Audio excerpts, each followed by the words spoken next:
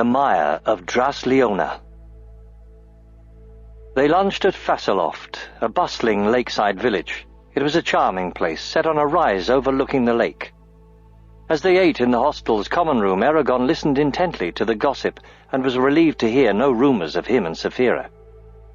The trail, now a road, had grown steadily worse over the past 2 days. Wagon wheels and iron-shod hooves had conspired to tear up the ground, making many sections impassable. An increase in travellers forced Saphira to hide during the day, and then catch up with Brom and Eragon at night. For days they continued south along Leona Lake's vast shore. Eragon began to wonder if they would ever get around it, so he was heartened when they met men who said that Drasleona was an easy day's ride ahead of them. Eragon rose early the following morning. His fingers twitched with anticipation at the thought of finally finding the Razak. "The two of you must be careful," said Saphira. "The Razak could have spies watching for travelers that fit your description." "We'll do our best to remain inconspicuous," he assured her. She lowered her head until their eyes met. "Perhaps, but realize that I won't be able to protect you as I did with the Urgles. I will be too far away to come to your aid, nor would I survive long in the narrow streets your kind favor. Follow Brom's lead in this hunt. He is sensible." "I know," he said somberly. "Will you go with Brom to the Varden? Once the Razak are killed, he will want to take you to them. And since Galbatorix will be enraged by the Razak's death, that may be the safest thing for us to do." Eragon rubbed his arms. "I don't want to fight the Empire all the time like the Varden do. Life is more than constant war. There'll be time to consider it once the Razak are gone." "Don't be too sure," she warned, then went to hide herself until night. The road was clogged with farmers taking their goods to market in Drasleona. Brom and Eragon were forced to slow their horses and wait for wagons that blocked the way. Although they saw smoke in the distance before noon, it was another league before the city was clearly visible. Unlike Tirm, a planned city, Drasleona was a tangled mess that sprawled next to Leona Lake. Ramshackled buildings sat on crooked streets, and the heart of the city was surrounded by a dirty, pale yellow wall of daubed mud. Several miles east, a mountain of bare rock speared the sky with spires and columns, a tenebrous nightmare ship. Near vertical sides rose out of the ground like a jagged piece of the earth's bone. Brom pointed. "That is Helgrind. It's the reason Drasleona was originally built. People are fascinated by it, even though it's an unhealthy and malevolent thing." He gestured at the buildings inside the city walls. "We should go to the center of the city first." As they crept along the road to Drasleona, Eragon saw that the highest building within the city was a cathedral that loomed behind the walls. It was strikingly similar to Helgrind, especially when its arches and flanged spires caught the light. "Who do they worship?" he asked. Brom grimaced in distaste. "Their prayers go to Helgrind. It's a cruel religion they practice. They drink human blood and make flesh offerings. Their priests often lack body parts because they believe that the more bone and sinew you give up, the less you're attached to the mortal world. They spend much of their time arguing about which of Helgrind's 3 peaks is the highest and most important, and whether the 4th, and lowest, should be included in their worship." "That's horrible," said Eragon, shuddering. "Yes," said Brom grimly. "But don't say that to a believer. You'll quickly lose a hand in penance." At Drasleona's enormous gates, they led the horses through the crush of people. 10 soldiers were stationed on either side of the gates, casually scanning the crowd. Eragon and Brom passed into the city without incident. The houses inside the city wall were tall and thin to compensate for the lack of space. Those next to the wall were braced against it. Most of the houses hung over the narrow, winding streets, covering the sky so that it was hard to tell if it was night or day.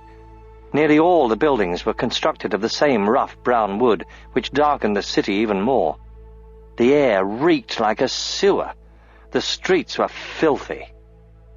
A group of ragged children ran between the houses, fighting over scraps of bread. Deformed beggars crouched next to the entrance gates, pleading for money. Their cries for help were like a chorus of the damned. "We don't even treat animals like this," thought Eragon, eyes wide with anger. "I won't stay here," he said, rebelling against the sight. "It gets better farther in," said Brom. "Right now we need to find an inn and form a strategy. Drasleona can be a dangerous place to even the most cautious. I don't want to remain on the streets any longer than necessary." They forged deeper into Drasleona, leaving the squalid entrance behind. As they entered wealthier parts of the city, Eragon wondered, how can these people live in ease when the suffering around them is so obvious? They found lodging at the Golden Globe, which was cheap but not decrepit. A narrow bed was crammed against one wall of the room with a rickety table and a basin alongside it. Eragon took one look at the mattress and said, "I'm sleeping on the floor. There are probably enough bugs in that thing to eat me alive." "Well, I wouldn't want to deprive them of a meal," said Brom, dropping his bags on the mattress. Eragon set his own on the floor and pulled off his bow. "What now?" he asked. "We find food and beer. After that, sleep. Tomorrow we can start looking for the Razak." Before they left the room, Brom warned, "No matter what happens, make sure that your tongue doesn't loosen. We'll have to leave immediately if we're given away." The inn's food was barely adequate, but its beer was excellent. By the time they stumbled back to the room, Eragon's head was buzzing pleasantly. He unrolled his blankets on the floor and slid under them as Brom tumbled onto the bed. Just before Eragon fell asleep, he contacted Saphira. "We're going to be here for a few days, but this shouldn't take as long as it did at Tiem. When we discover where the Razak are, you might be able to help us get them. I'll talk to you in the morning. Right now, I'm not thinking too clearly." "You've been drinking," came the accusing thought. Eragon considered it for a moment and had to agree that she was absolutely right. Her disapproval was clear, but all she said was, "I won't envy you in the morning." "No," groaned Eragon, "but Brom will. He drank twice as much as I did." Trail of Oil. "What was I thinking?" wondered Eragon in the morning. His head was pounding and his tongue felt thick and fuzzy. As a rat skittered under the floor, Eragon winced at the noise. "How are we feeling?" asked Saphira smugly. Eragon ignored her. A moment later, Brom rolled out of bed with a grumble. He doused his head in cold water from the basin, then left the room. Eragon followed him into the hallway. "Where are you going?" he asked. "To recover." "I'll come." At the bar, Eragon discovered that Brom's method of recovery involved imbibing copious amounts of hot tea and ice water and washing it all down with brandy. When they returned to the room, Eragon was able to function somewhat better. Brom belted on his sword and smoothed the wrinkles out of his robe. "The first thing we need to do is ask some discreet questions. I want to find out where the Seether oil was delivered in Drasleona and where it was taken from there. Most likely soldiers or workmen were involved in transporting it. We have to find those men and get one to talk." They left the Golden Globe and searched for warehouses where the Seether oil might have been delivered. Near the center of Drasleona, the streets began to slant upward toward a palace of polished granite. It was built on a rise, so that it towered above every building except the cathedral.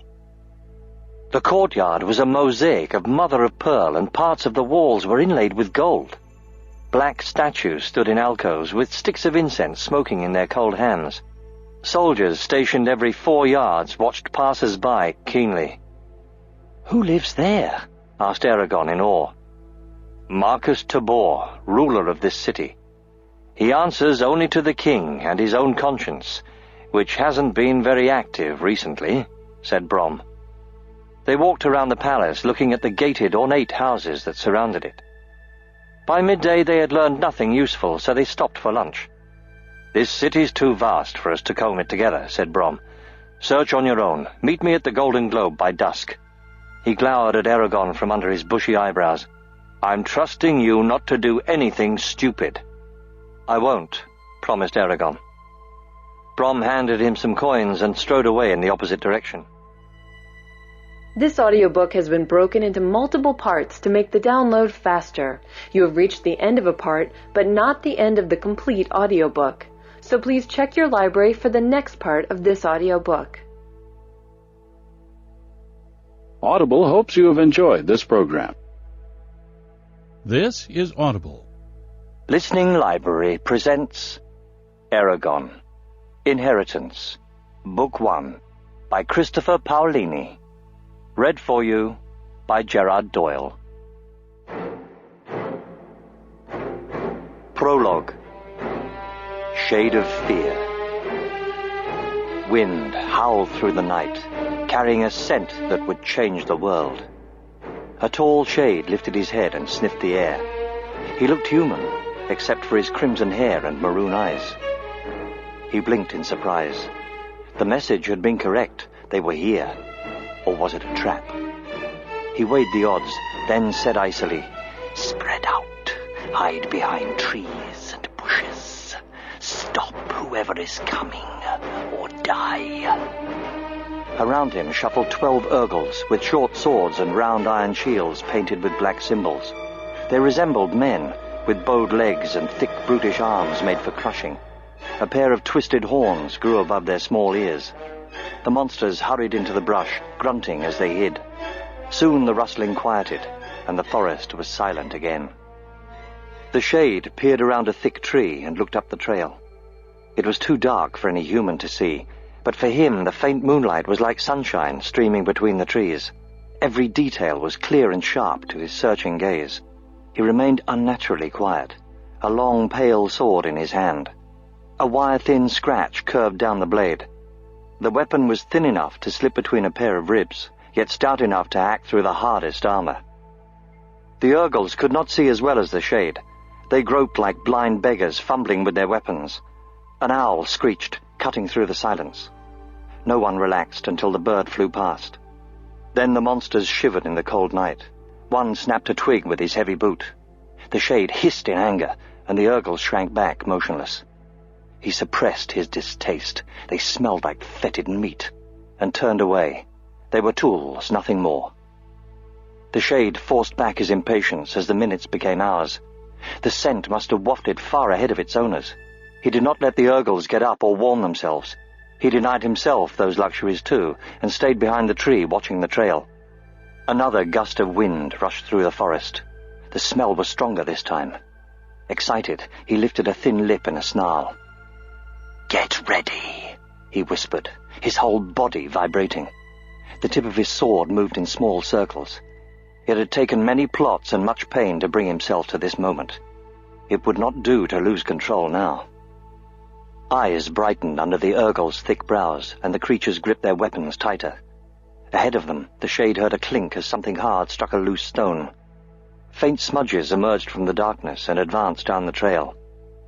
3 white horses with riders cantered toward the ambush, their heads held high and proud, their coats rippling in the moonlight like liquid silver. Throughout the rest of the day, Eragon talked with shopkeepers and workers, trying to be as pleasant and charming as he could. His questions led him from one end of the city to the other and back again. No one seemed to know about the oil. Wherever he went, the cathedral stared down at him. It was impossible to escape its tall spires. At last, he found a man who had helped ship the Seether oil and remembered to which warehouse it had been taken. Eragon excitedly went to look at the building, then returned to the Golden Globe. It was over an hour before Brom came back, slumped with fatigue. "Did you find anything?" asked Eragon. Brom brushed back his white hair. "I heard a great deal of interesting things today, not the least of which is that Galbatorix will visit Drasleona within the week." "What?" exclaimed Eragon. Brom slouched against the wall, the lines on his forehead deepening. "It seems that Tabor has taken a few too many liberties with his power, so Galbatorix has decided to come teach him a lesson in humility. It's the first time the king has left Urubane in over 10 years. Do you think he knows of us?" asked Eragon. "Of course he knows of us, but I'm sure he hasn't been told our location. If he had, we would already be in the Razak's grasp. However, this means that whatever we're going to do about the Razak must be accomplished before Galbatorix arrives. We don't want to be anywhere within 20 leagues of him. The one thing in our favor is that the Razak are sure to be here, preparing for his visit. I want to get the Razak, said Eragon, his fists tightening, but not if it means fighting the king. He could probably tear me to pieces. That seemed to amuse Brom. Very good. Caution. And you're right. You wouldn't stand a chance against Galbatorix. Now tell me what you learned today. It might confirm what I heard. Eragon shrugged. It was mostly drivel, but I did talk with a man who knew where the oil was taken. It's just an old warehouse. Other than that, I didn't discover anything useful. My day was a little more fruitful than yours. I heard the same thing you did, so I went to the warehouse and talked with the workers. It didn't take much cajoling before they revealed that the cases of Seether oil are always sent from the warehouse to the palace. And that's when you came back here, finished Eragon. No, it's not. Don't interrupt. After that, I went to the palace and got myself invited into the servants' quarters as a bard. For several hours I wandered about, amusing the maids and others with songs and poems, and asking questions all the while. Brom slowly filled his pipe with tobacco. It's really amazing all the things servants find out.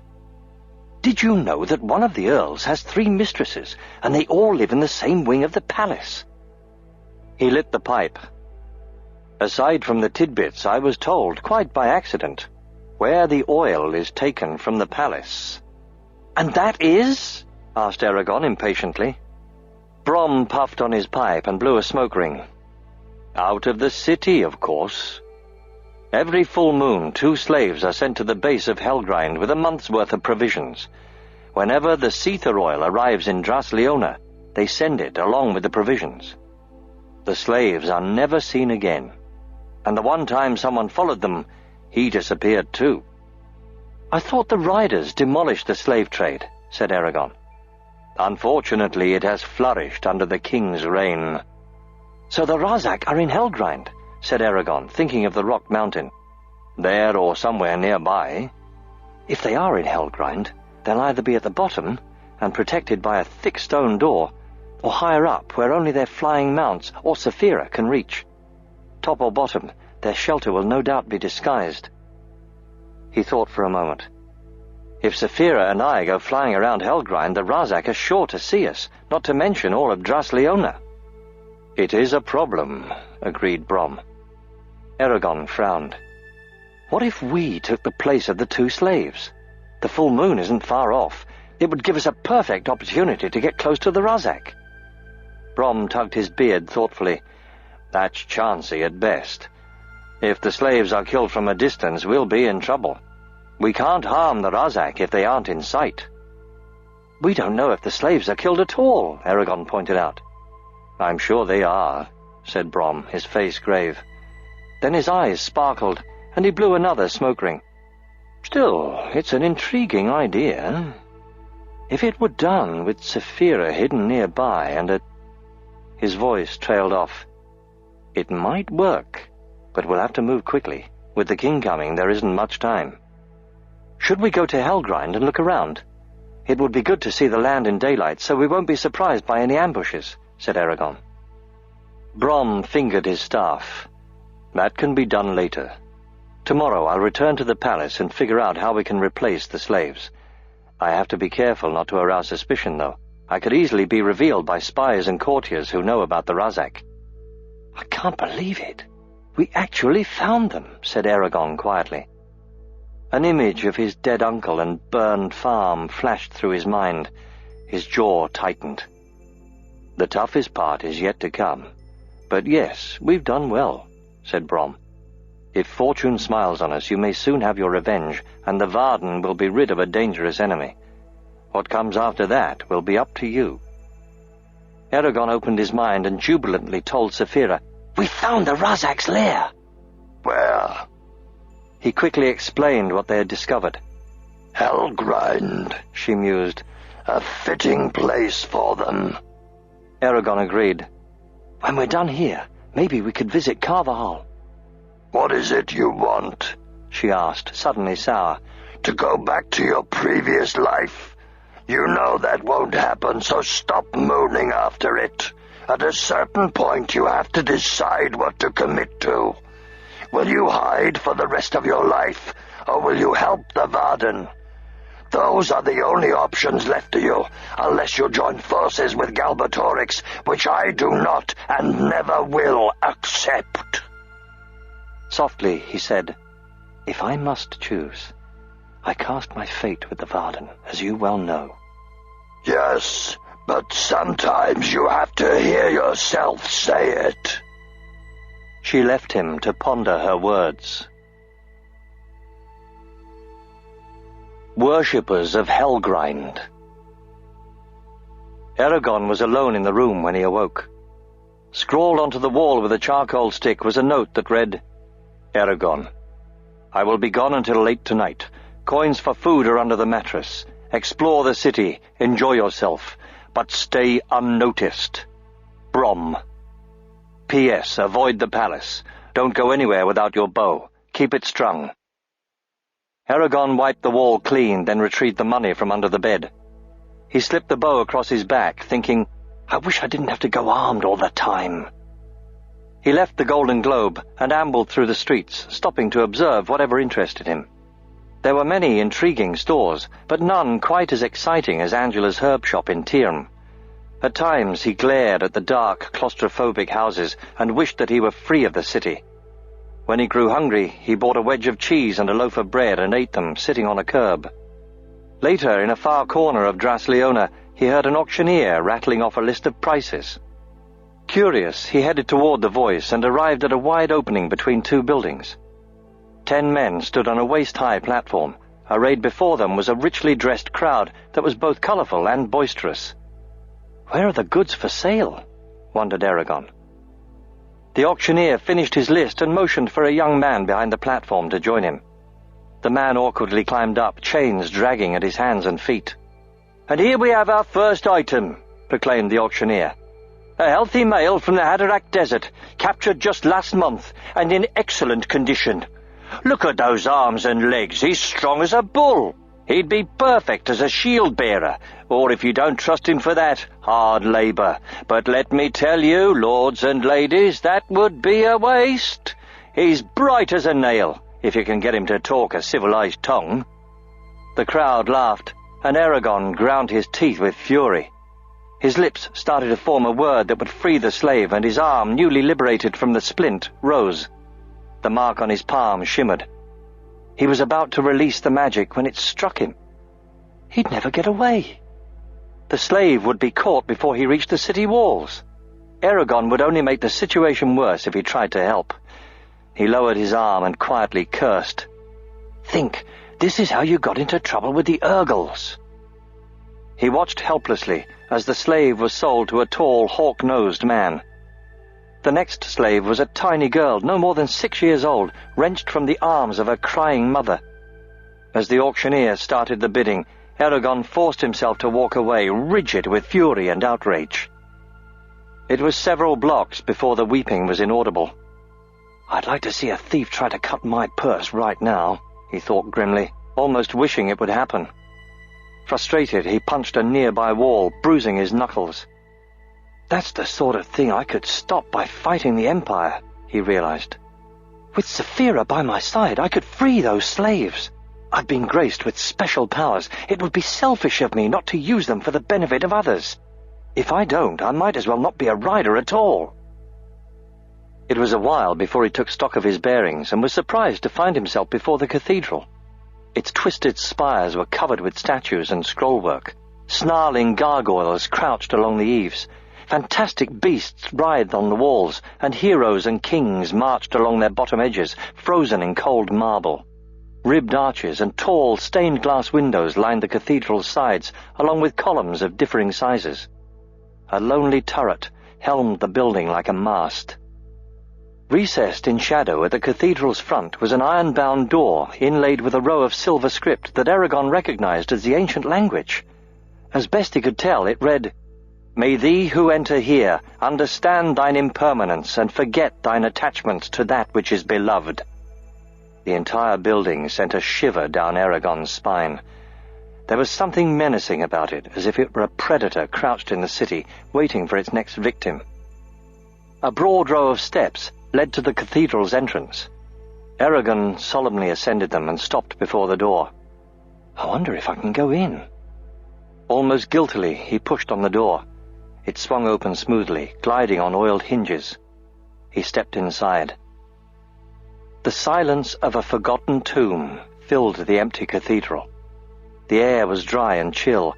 Bare walls extended to a vaulted ceiling that was so high Eragon felt no taller than an ant. Stained glass windows depicting scenes of anger, hate, and remorse pierced the walls, while spectral beams of light washed sections of the granite pews with transparent hues, leaving the rest in shadow. His hands were shaded a deep blue. Between the windows stood statues with rigid, pale eyes. He returned their stern gazes, then slowly trod up the center row, afraid to break the quiet. His leather boots padded noiselessly on the polished stone floor. The altar was a great slab of stone devoid of adornment. A solitary finger of light fell upon it, illuminating motes of golden dust floating in the air. Behind the altar, the pipes of a wind organ pierced the ceiling and opened themselves to the elements. The instrument would play its music only when a gale rocked Drasleona. Out of respect, Eragon knelt before the altar and bowed his head. He did not pray, but paid homage to the cathedral itself. The sorrows of the lives it had witnessed, as well as the unpleasantness of the elaborate pageantry that played out between its walls, emanated from the stones. It was a forbidding place, bare and cold. In that chilling touch, though, came a glimpse of eternity, and perhaps the powers that lay there. Finally, Eragon inclined his head and rose. Calm and grave, he whispered words to himself in the ancient language, then turned to leave. He froze. His heart jumped, hammering like a drum. The Razak stood at the cathedral's entrance, watching him. Their swords were drawn, keen edges bloody in a crimson light.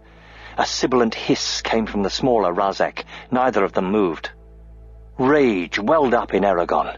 He had chased the Razak for so many weeks that the pain of their murderous deed had dulled within him.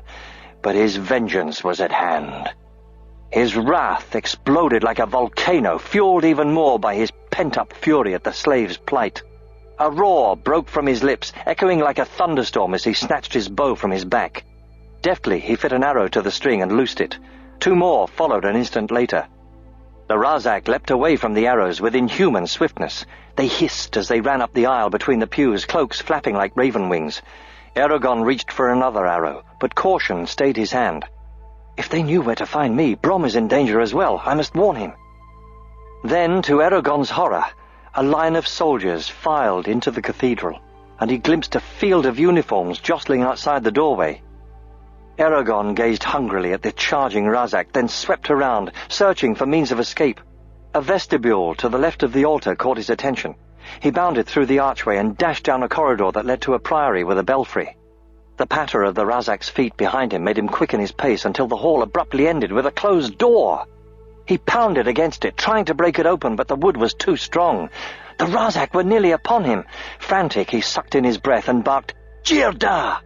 With a flash, the door splintered into pieces and fell to the floor. Eragon jumped into the small room and continued running.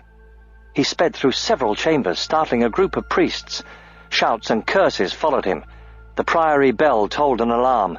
Eragon dodged through a kitchen, past a pair of monks, then slipped through a side door. He skidded to a stop in a garden surrounded by a high brick wall devoid of handholds. There were no other exits. Eragon turned to leave, but there was a low hiss as the Razak shouldered aside the door. Desperate, he rushed at the wall, arms pumping. Magic could not help him here. If he used it to break through the wall, he would be too tired to run. He jumped. Even with his arms outstretched, only his fingertips cleared the edge of the wall. The rest of his body smashed against the bricks, driving out his breath. Eragon gasped and hung there, struggling not to fall.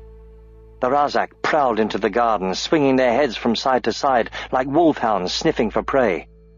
Eragon sensed their approach and heaved with his arms. His shoulders shrieked with pain as he scrambled onto the wall and dropped to the other side. He stumbled, then regained his balance and darted down an alley just as the Razak leapt over the wall. Galvanized, Eragon put on another burst of speed. He ran for over a mile before he had to stop and catch his breath. Unsure if he had lost the Razak, he found a crowded marketplace and dived under a parked wagon. How did they find me? He wondered, panting. They shouldn't have known where I was, unless something happened to Brom. He reached out with his mind to Saphira and said, "The Razak found me. We're all in danger. Check if Brom's all right. If he is, warn him and have him meet me at the inn. And be ready to fly here as fast as you can. We may need your help to escape." She was silent, then said curtly, "He'll meet you at the inn. Don't stop moving. You're in great danger." "Don't I know it?" muttered Eragon as he rolled out from under the wagon.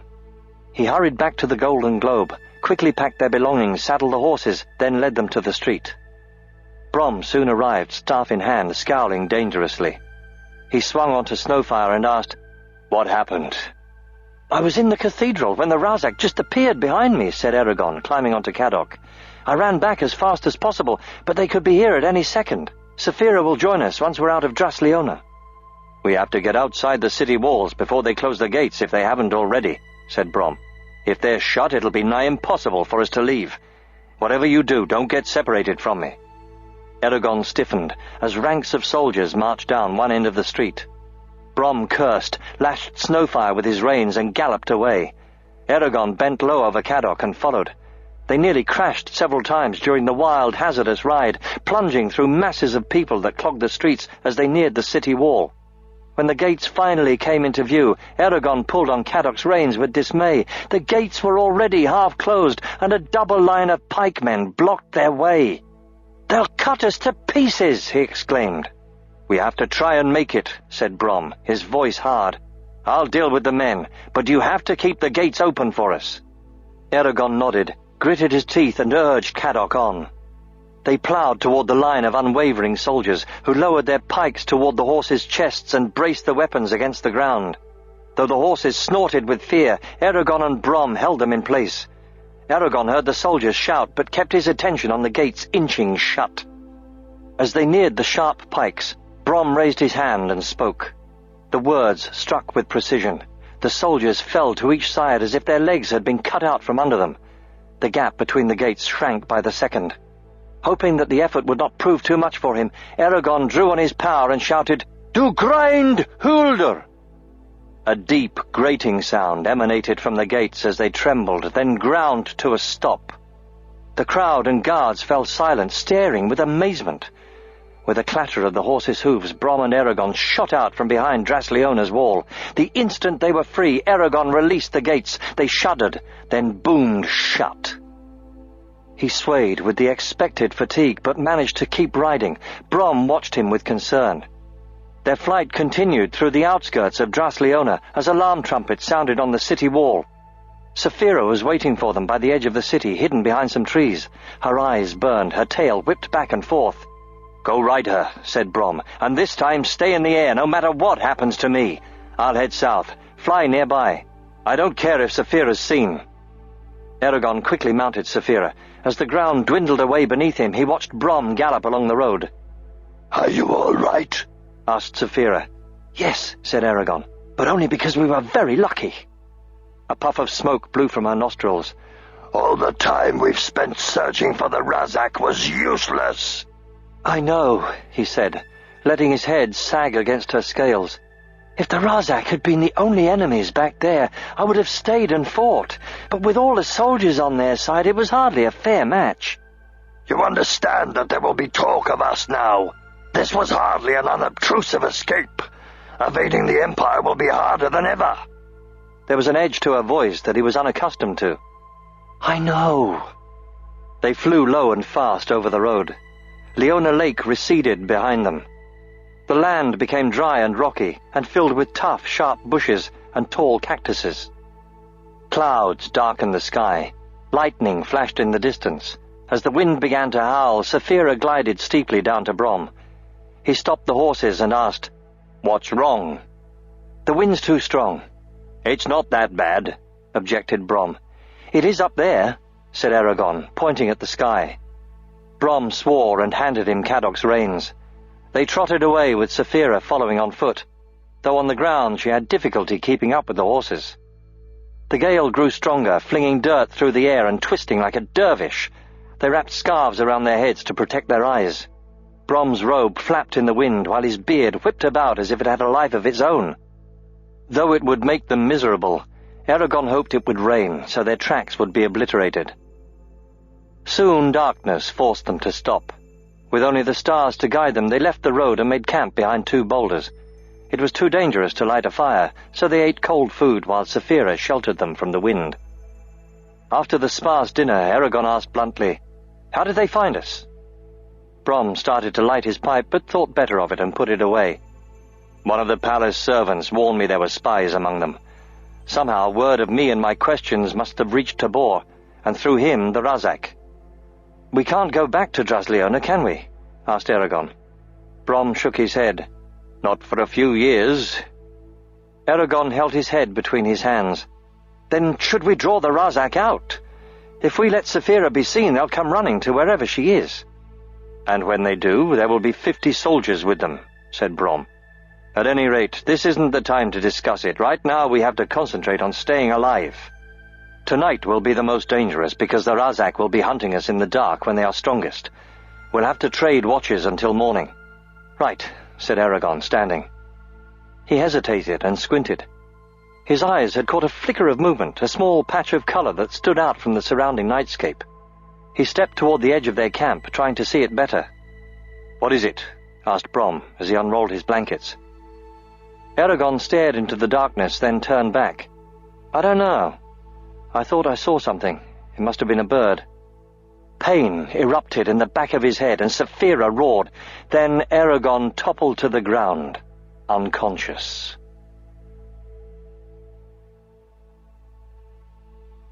The Razak's Revenge. A dull throbbing roused Eragon. Every time blood pulsed through his head, it brought a fresh wave of pain. He cracked his eyes open and winced. Tears rushed to his eyes as he looked directly into a bright lantern. He blinked and looked away. When he tried to sit up, he realized that his hands were tied behind his back. He turned lethargically and saw Brom's arms. Eragon was relieved to see that they were bound together. Why was that? He struggled to figure it out until the thought suddenly came to him. They wouldn't tie up a dead man. But then who were they? He swiveled his head further, then stopped as a pair of black boots entered his vision. Eragon looked up, right into the cowled face of a Razak. Fear jolted through him. He reached for the magic and started to voice a word that would kill the Razak, but then halted, puzzled. He could not remember the word. Frustrated, he tried again, only to feel it slip out of his grasp. Above him, the Razak laughed chillingly. "The drug is working, yes. I think you will not be bothering us again." There was a rattle off to the left, and Eragon was appalled to see the second Razak fit a muzzle over Saphira's head. Her wings were pinioned to her sides by black chains. There were shackles on her legs. Eragon tried to contact her, but felt nothing. "She was most cooperative once we threatened to kill you," hissed the Razak. Squatting by the lantern, he rummaged through Eragon's bags, examining and discarding various items until he removed Zarok. "What a pretty thing for one so insignificant. Maybe I will keep it." He leaned closer and sneered, "Or maybe if you behave, our master will let you polish it." His moist breath smelled like raw meat. Then he turned the sword over in his hands and screeched as he saw the symbol on the scabbard. His companion rushed over. They stood over the sword, hissing and clicking. At last they faced Eragon. "You will serve our master very well, yes." Eragon forced his thick tongue to form words. "If I do, I will kill you." They chuckled coldly. "Oh no, we are too valuable. But you are disposable." A deep snarl came from Saphira. Smoke roiled from her nostrils. The Razak did not seem to care. Their attention was diverted when Brom groaned and rolled onto his side. One of the Razak grabbed his shirt and thrust him effortlessly into the air. "It's wearing off. Give him more." "Let's just kill him," said the shorter Razak. "He has caused us much grief." The taller one ran his finger down his sword. "A good plan. But remember, the king's instructions were to keep them alive. We can say he was killed when we captured them." "And what of this one?" the Razak asked, pointing his sword at Eragon. "If he talks..." His companion laughed and drew a wicked dagger. "He would not dare." There was a long silence, then... "Agreed." They dragged Brom to the center of the camp and shoved him to his knees. Brom sagged to one side. Eragon watched with growing fear. "I have to get free." He wrenched at the ropes, but they were too strong to break. "None of that now," said the tall Razak, poking him with a sword. He nosed the air and sniffed. Something seemed to trouble him. The other Razak growled, yanked Brom's head back, and swept the dagger towards his exposed throat. At that very moment a low buzz sounded, followed by the Razak's howl. An arrow protruded from his shoulder. The Razak nearest Eragon dropped to the ground, barely avoiding a second arrow. He scuttled to his wounded companion, and they glared into the darkness, hissing angrily. They made no move to stop Brom as he blearily staggered upright. "Get down!" cried Eragon. Brom wavered, then tottered toward Eragon. As more arrows hissed into the camp from the unseen attackers, the Razak rolled behind some boulders. There was a lull, then arrows came from the opposite direction. Caught by surprise, the Razak reacted slowly. Their cloaks were pierced in several places, and a shattered arrow buried itself in one's arm. With a wild cry, the smaller Razak fled toward the road, kicking Eragon viciously in the side as he passed. His companion hesitated, then grabbed the dagger from the ground and raced after him. As he left the camp, he hurled the knife at Eragon. A strange light suddenly burned in Brom's eyes. He threw himself in front of Eragon, his mouth open in a soundless snarl. The dagger struck him with a soft thump, and he landed heavily on his shoulder. His head lolled limply. "No!" screamed Eragon, though he was doubled over in pain. He heard footsteps. Then his eyes closed, and he knew no more. Murtagh. For a long while, Eragon was aware only of the burning in his side. Each breath was painful. It felt as though he had been the one stabbed, not Brom. His sense of time was skewed. It was hard to tell if weeks had gone by or only a few minutes. When consciousness finally came to him, he opened his eyes and peered curiously at a campfire several feet away. His hands were still tied together, but the drug must have worn off because he could think clearly again. "Saphira, are you injured?" "No, but you and Brom are." She was crouched over Eragon, wings spread protectively on either side. "Saphira, you didn't make that fire, did you? And you couldn't have gotten out of those chains by yourself." "No." "I didn't think so." Eragon struggled to his knees and saw a young man sitting on the far side of the fire. The stranger, dressed in battered clothes, exuded a calm, assured air.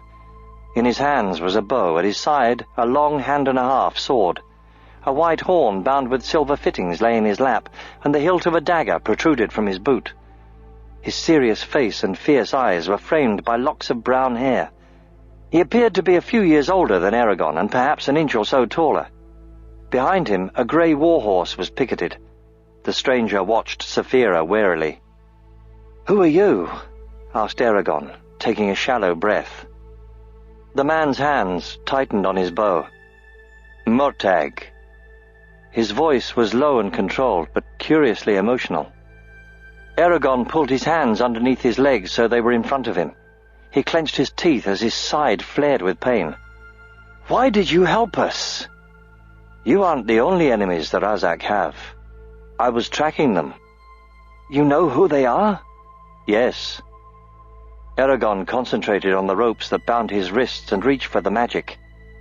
He hesitated, aware of Murtag's eyes on him, then decided it didn't matter. "Jirda," he grunted. The ropes snapped off his wrists. He rubbed his hands to get the blood flowing. Murtag sucked in his breath. Eragon braced himself and tried to stand, but his ribs seared with agony. He fell back, gasping between clenched teeth. Murtag tried to come to his aid, but Saphira stopped him with a growl. "I would have helped you earlier, but your dragon wouldn't let me near you." "Her name's Saphira," said Eragon tightly. "Now let him by. I can't do this alone. Besides, he saved our lives." Saphira growled again, but folded her wings and backed away. Murtag eyed her flatly as he stepped forward.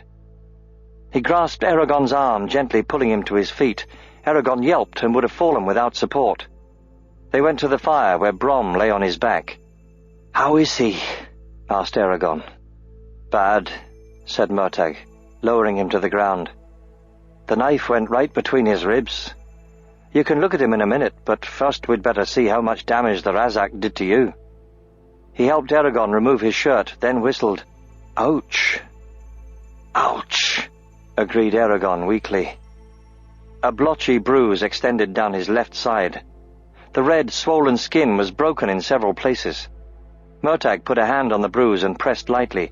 Eragon yelled, and Saphira growled a warning. Murtag glanced at Saphira as he grabbed a blanket. "I think you have some broken ribs. It's hard to tell. At least 2, maybe more. You're lucky you're not coughing up blood." He tore the blanket into strips and bound Eragon's chest. Eragon slipped the shirt back on. "Yes, I'm lucky." He took a shallow breath, sidled over to Brom and saw that Murtag had cut open the side of his robe to bandage the wound. With trembling fingers, he undid the bandage. "I wouldn't do that," warned Murtag. "He'll bleed to death without it." Eragon ignored him and pulled the cloth away from Brom's side. The wound was short and thin, belying its depth. Blood streamed out of it. As he had learned when Garrow was injured, a wound inflicted by the Razak was slow to heal. He peeled off his gloves while furiously searching his mind for the healing words Brom had taught him. "Help me, Saphira," he implored. "I am too weak to do this alone." Saphira crouched next to him, fixing her eyes on Brom. "I am here, Eragon." As her mind joined his, new strength infused his body. Eragon drew upon their combined power and focused it on the words. His hand trembled as he held it over the wound. "Waisa heal," he said. His palm glowed and Brom's skin flowed together as if it had never been broken. Murtag watched the entire process. It was over quickly. As the light vanished, Eragon sat feeling sick. "We've never done that before," he said. Saphira nodded. "Together we can cast spells that are beyond either of us."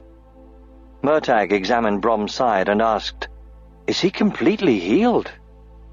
"I can only mend what is on the surface. I don't know enough to fix whatever's damaged inside. It's up to him now.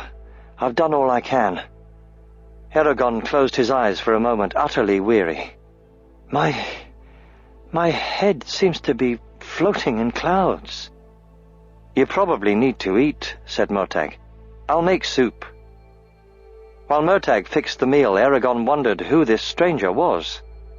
His sword and bow were of the finest make, as was his horn. Either he was a thief or accustomed to money, and lots of it. Why was he hunting the Razak? What have they done to make him an enemy? I wonder if he works for the Varden. Murtag handed him a bowl of broth. Eragon spooned it down and asked, "How long has it been since the Razak fled?" "A few hours." "We have to go before they return with reinforcements." "You might be able to travel," said Murtag, then gestured at Brom. "But he can't. You don't get up and ride away after being stabbed between the ribs." "If we make a litter, can you carry Brom with your claws like you did with Garrow?" Eragon asked Saphira. Yes, but landing will be awkward. As long as it can be done. Eragon said to Murtagh, Saphira can carry him, but we need a litter. Can you make one? I don't have the strength. Wait here. Murtagh left the camp, sword drawn. Eragon hobbled to his bags and picked up his bow from where it had been thrown by the Razak. He strung it, found his quiver, then retrieved Zarok, which lay hidden in shadow. Last, he got a blanket for the litter. Murtagh returned with 2 saplings. He laid them parallel on the ground, then lashed the blanket between the poles. After he carefully tied Brom to the makeshift litter, Saphira grasped the saplings and laboriously took flight. I never thought I would see a sight like that, Murtagh said, an odd note in his voice. As Saphira disappeared into the dark sky, Eragon limped to Caddock and hoisted himself painfully into the saddle. Thanks for helping us. You should leave now. Ride as far from us as you can. You'll be in danger if the Empire finds you with us. We can't protect you, and I wouldn't see harm come to you on our account. A pretty speech, said Murtagh, grinding out the fire. But where will you go? Is there a place nearby that you can rest in safety? No, admitted Eragon. Murtagh's eyes glinted as he fingered the hilt of his sword. In that case, I think I'll accompany you until you're out of danger. I've no better place to be. Besides, if I stay with you, I might get another shot at the Razak sooner than if I were on my own. Interesting things are bound to happen around a rider. Eragon wavered, unsure if he should accept help from a complete stranger. Yet he was unpleasantly aware that he was too weak to force the issue either way. If Murtagh proves untrustworthy, Saphira can always chase him away. Join us if you wish, he shrugged. Murtagh nodded and mounted his grey warhorse. Eragon grabbed Snowfire's reins and rode away from the camp into the wilderness. An oxbow moon provided one light, but he knew that it would only make it easier for the Razak to track them. Though Eragon wanted to question Murtagh further, he kept silent, conserving his energy for riding. Near dawn, Saphira said, I must stop. My wings are tired, and Brom needs attention. I discovered a good place to stay about 2 miles ahead of where you are. They found her sitting at the base of a broad sandstone formation that curved out of the ground like a great hill. Its sides were pocked with caves of varying sizes. Similar domes were scattered across the land. Saphira looked pleased with herself. I found a cave that can't be seen from the ground. It's large enough for all of us, including the horses. Follow me. She turned and climbed up the sandstone, her sharp claws digging into the rock. The horses had difficulty as their shod hooves could not grip the sandstone. Eragon and Murtagh had to pull and shove the animals for almost an hour before they managed to reach the cave. The cavern was a good 100 feet long and more than 20 feet wide, yet it had a small opening that would protect them from bad weather and prying eyes. Darkness swallowed the far end, clinging to the walls like mats of soft black wool. Impressive, said Murtagh. I'll gather wood for a fire. Eragon hurried to Brom. Saphira had set him on a small rock ledge at the rear of the cave. Eragon clasped Brom's limp hand and anxiously watched his craggy face. After a few minutes he sighed and went to the fire Murtagh had built. They ate quietly, then tried to give Brom water, but the old man would not drink. Stymied, they spread out their bedrolls and slept. Legacy of a Rider. Wake up, Eragon.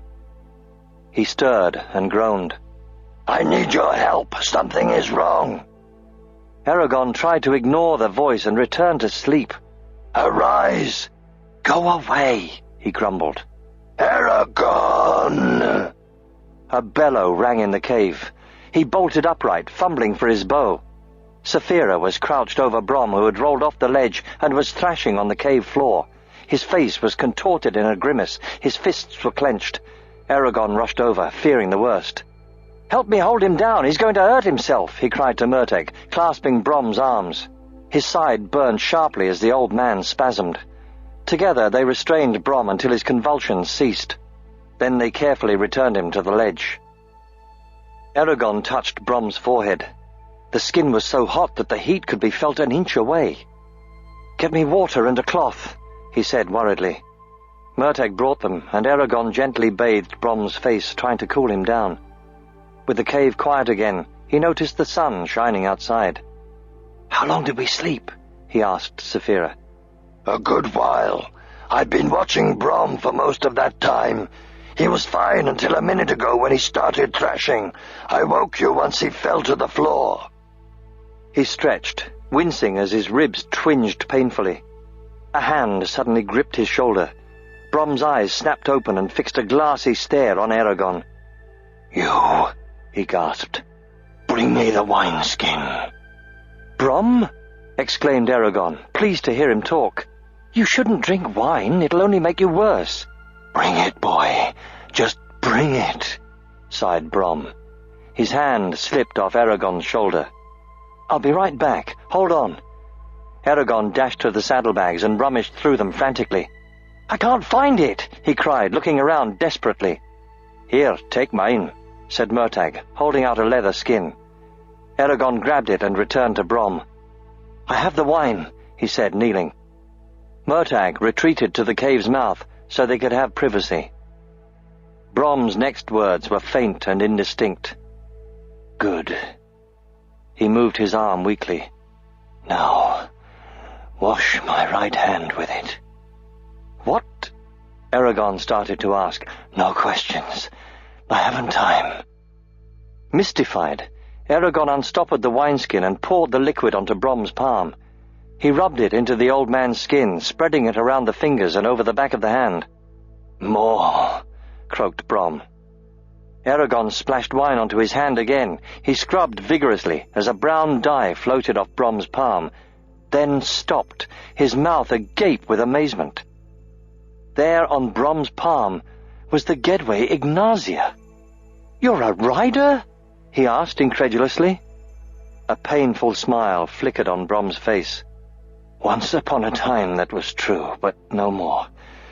When I was young, younger than you are now, I was chosen by the riders to join their ranks. While they trained me, I became friends with another apprentice, Morzan, before he was a forsworn." Eragon gasped. That had been over 100 years ago. "But then he betrayed us to Galbatorix, and in the fighting at Doru Ariba, Vroengard's city, my young dragon was killed. Her name was Saphira." "Why didn't you tell me this before?" asked Eragon softly. Brom laughed. "Because there was no need to." He stopped. His breathing was labored. His hands were clenched. "I am old, Eragon. So old. Though my dragon was killed, my life has been longer than most. You don't know what it is to reach my age. Look back and realize that you don't remember much of it. Then to look forward and know that many years still lie ahead of you. After all this time, I still grieve for my Saphira and hate Galbatorix for what he tore from me." His feverish eyes drilled into Eragon as he said fiercely, "Don't let that happen to you. Don't. Guard Saphira with your life, for without her, it's hardly worth living." "You shouldn't talk like this. Nothing's going to happen to her," said Eragon, worried. Brom turned his head to the side. "Perhaps I am rambling." His gaze passed blindly over Murtagh. Then he focused on Eragon. Brom's voice grew stronger. "Eragon, I cannot last much longer. This is a grievous wound. It saps my strength. I have not the energy to fight it. Before I go, will you take my blessing?" "Everything will be all right," said Eragon, tears in his eyes. "You don't have to do this." "It is the way of things. I must. Will you take my blessing?" Eragon bowed his head and nodded, overcome.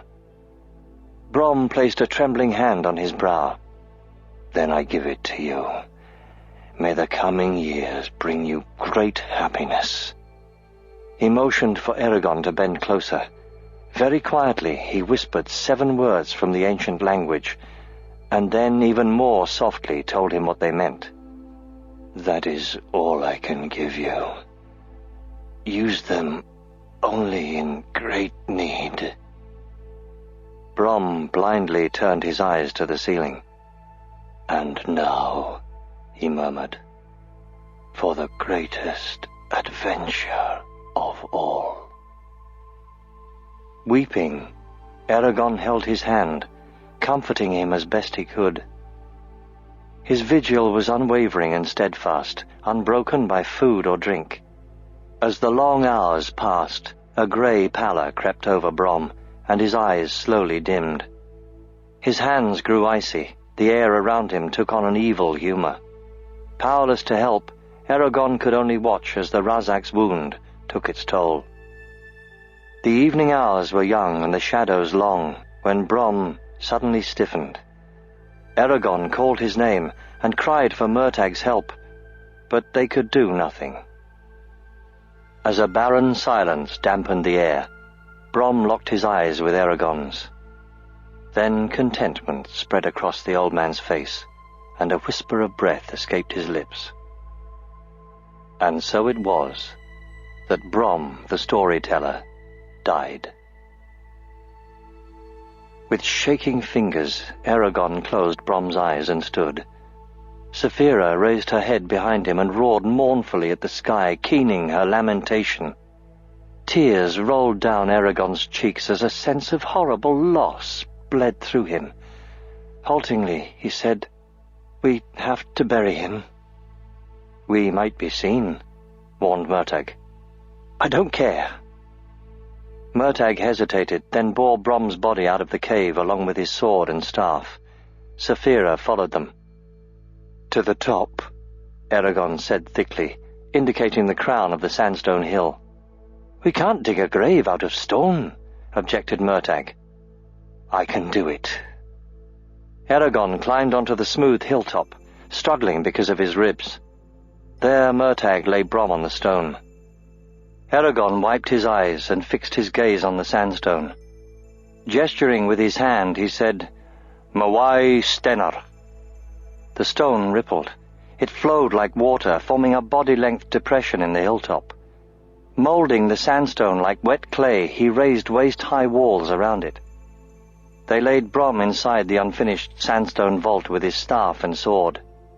Stepping back, Eragon again shaped the stone with magic.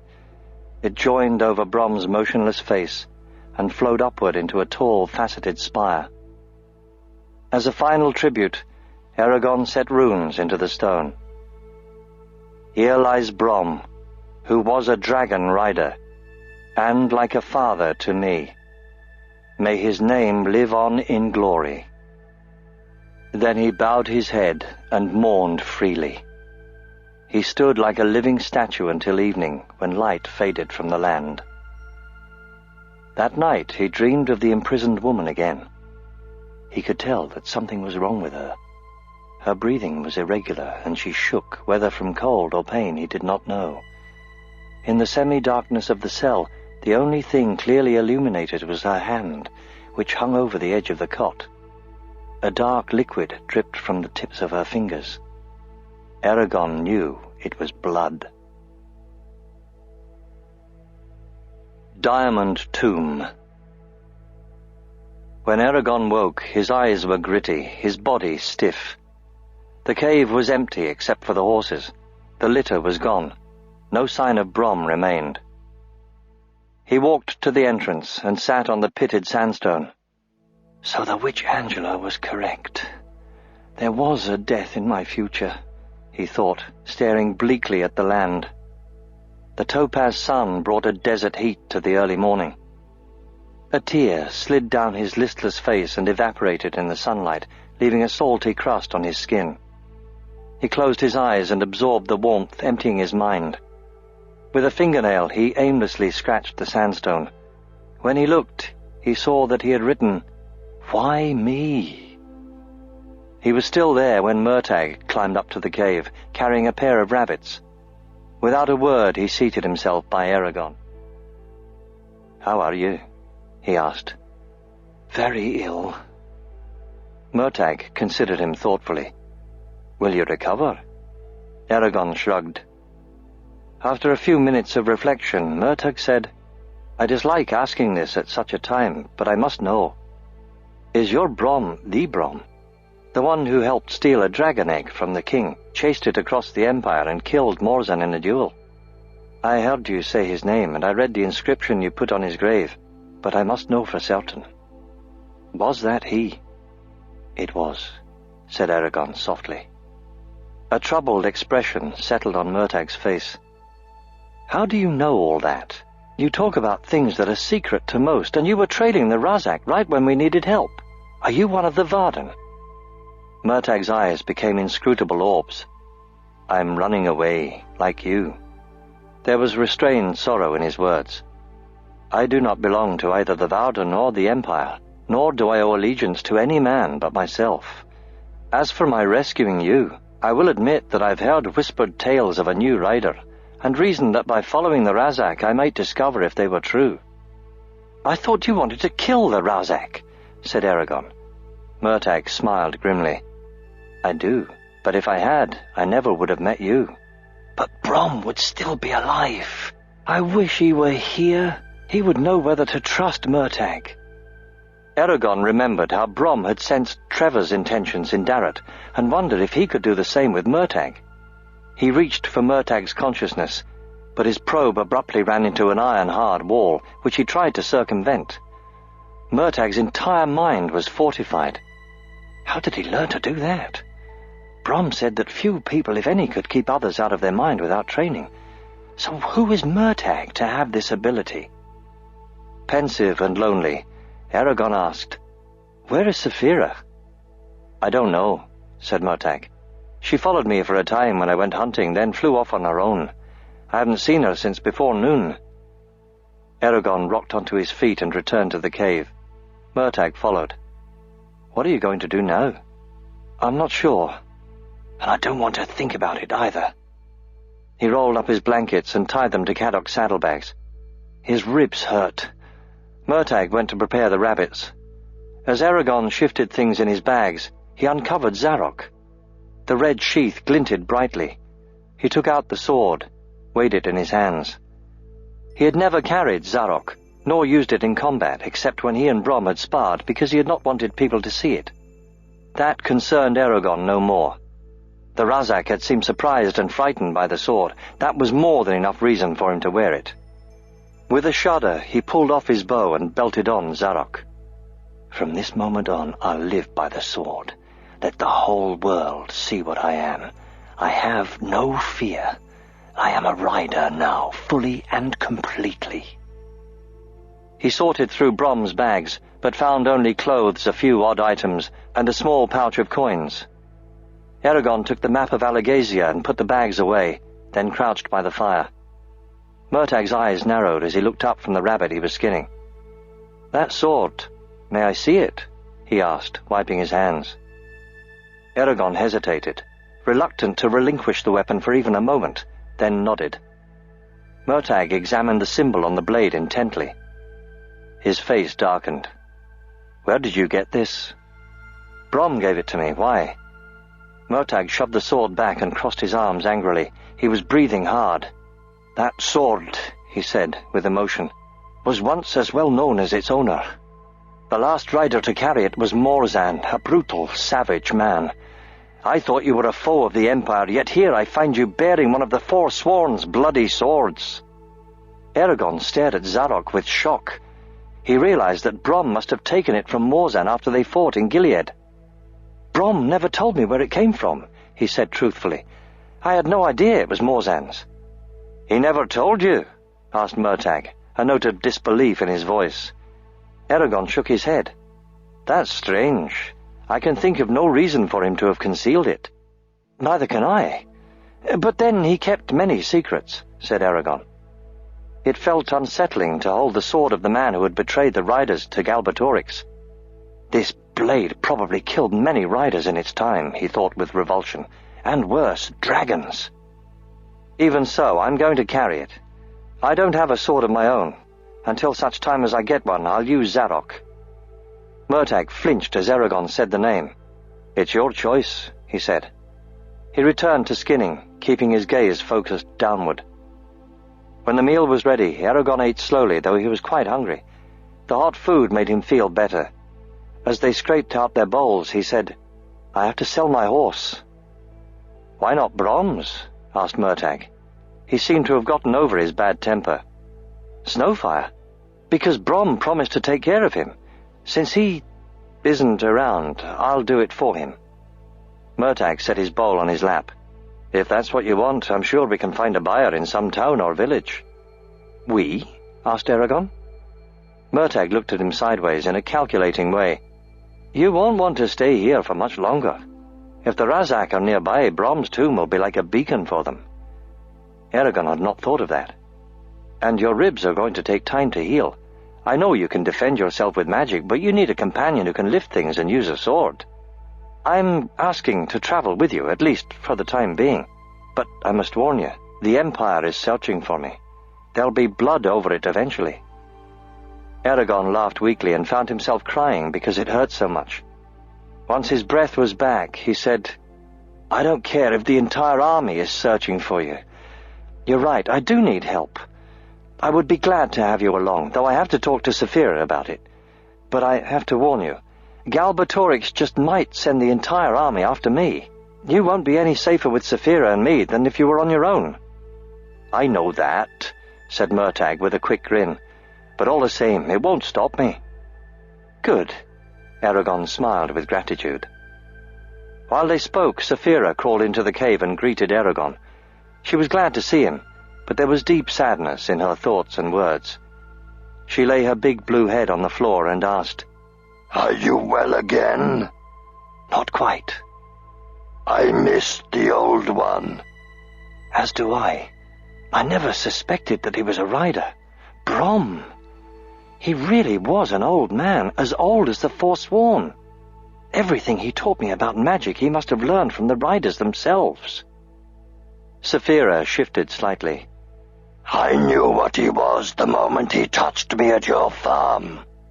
"And you didn't tell me? Why?" "He asked me not to," she said simply. Eragon decided not to make an issue of it.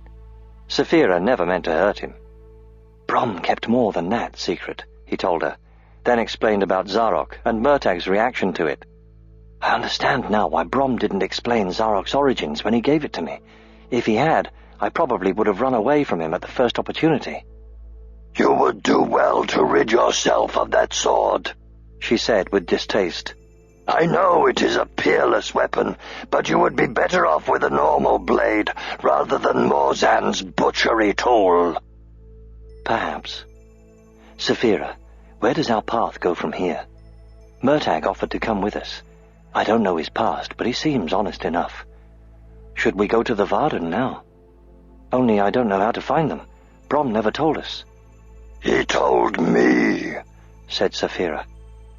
Eragon grew angry. "Why did he trust you but not me with all this knowledge?"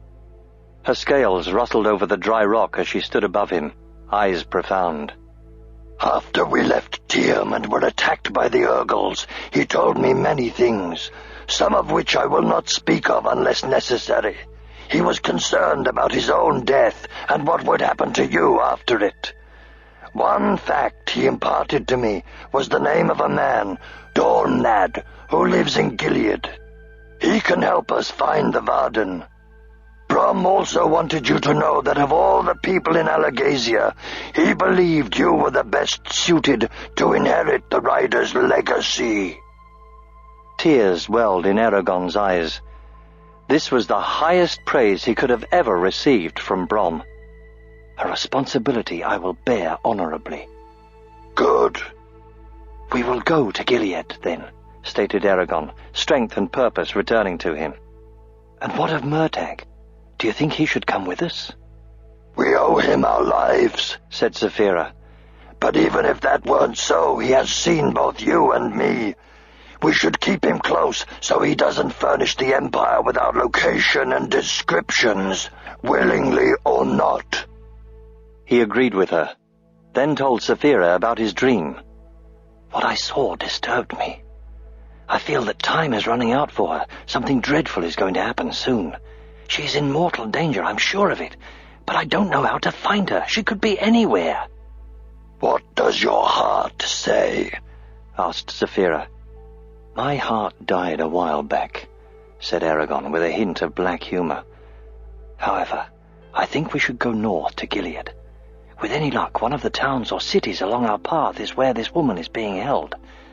I'm afraid that my next dream of her will show a grave. I couldn't stand that." "Why?" "I'm not sure," he said, shrugging. "It's just that when I see her, I feel as if she's precious and shouldn't be lost. It's very strange." Saphira opened her long mouth and laughed silently, fangs gleaming. "What is it?" snapped Eragon. She shook her head and quietly padded away. Eragon grumbled to himself, then told Murtagh what they had decided. Murtagh said, "If you find this Dornlad and then continue on to the Varden, I will leave you. Encountering the Varden would be as dangerous for me as walking unarmed into Urubane, with a fanfare of trumpets to announce my arrival." "We won't have to part any time soon," said Eragon. "It's a long way to Gilead." His voice cracked slightly, and he squinted at the sun to distract himself. "We should leave before the day grows any older."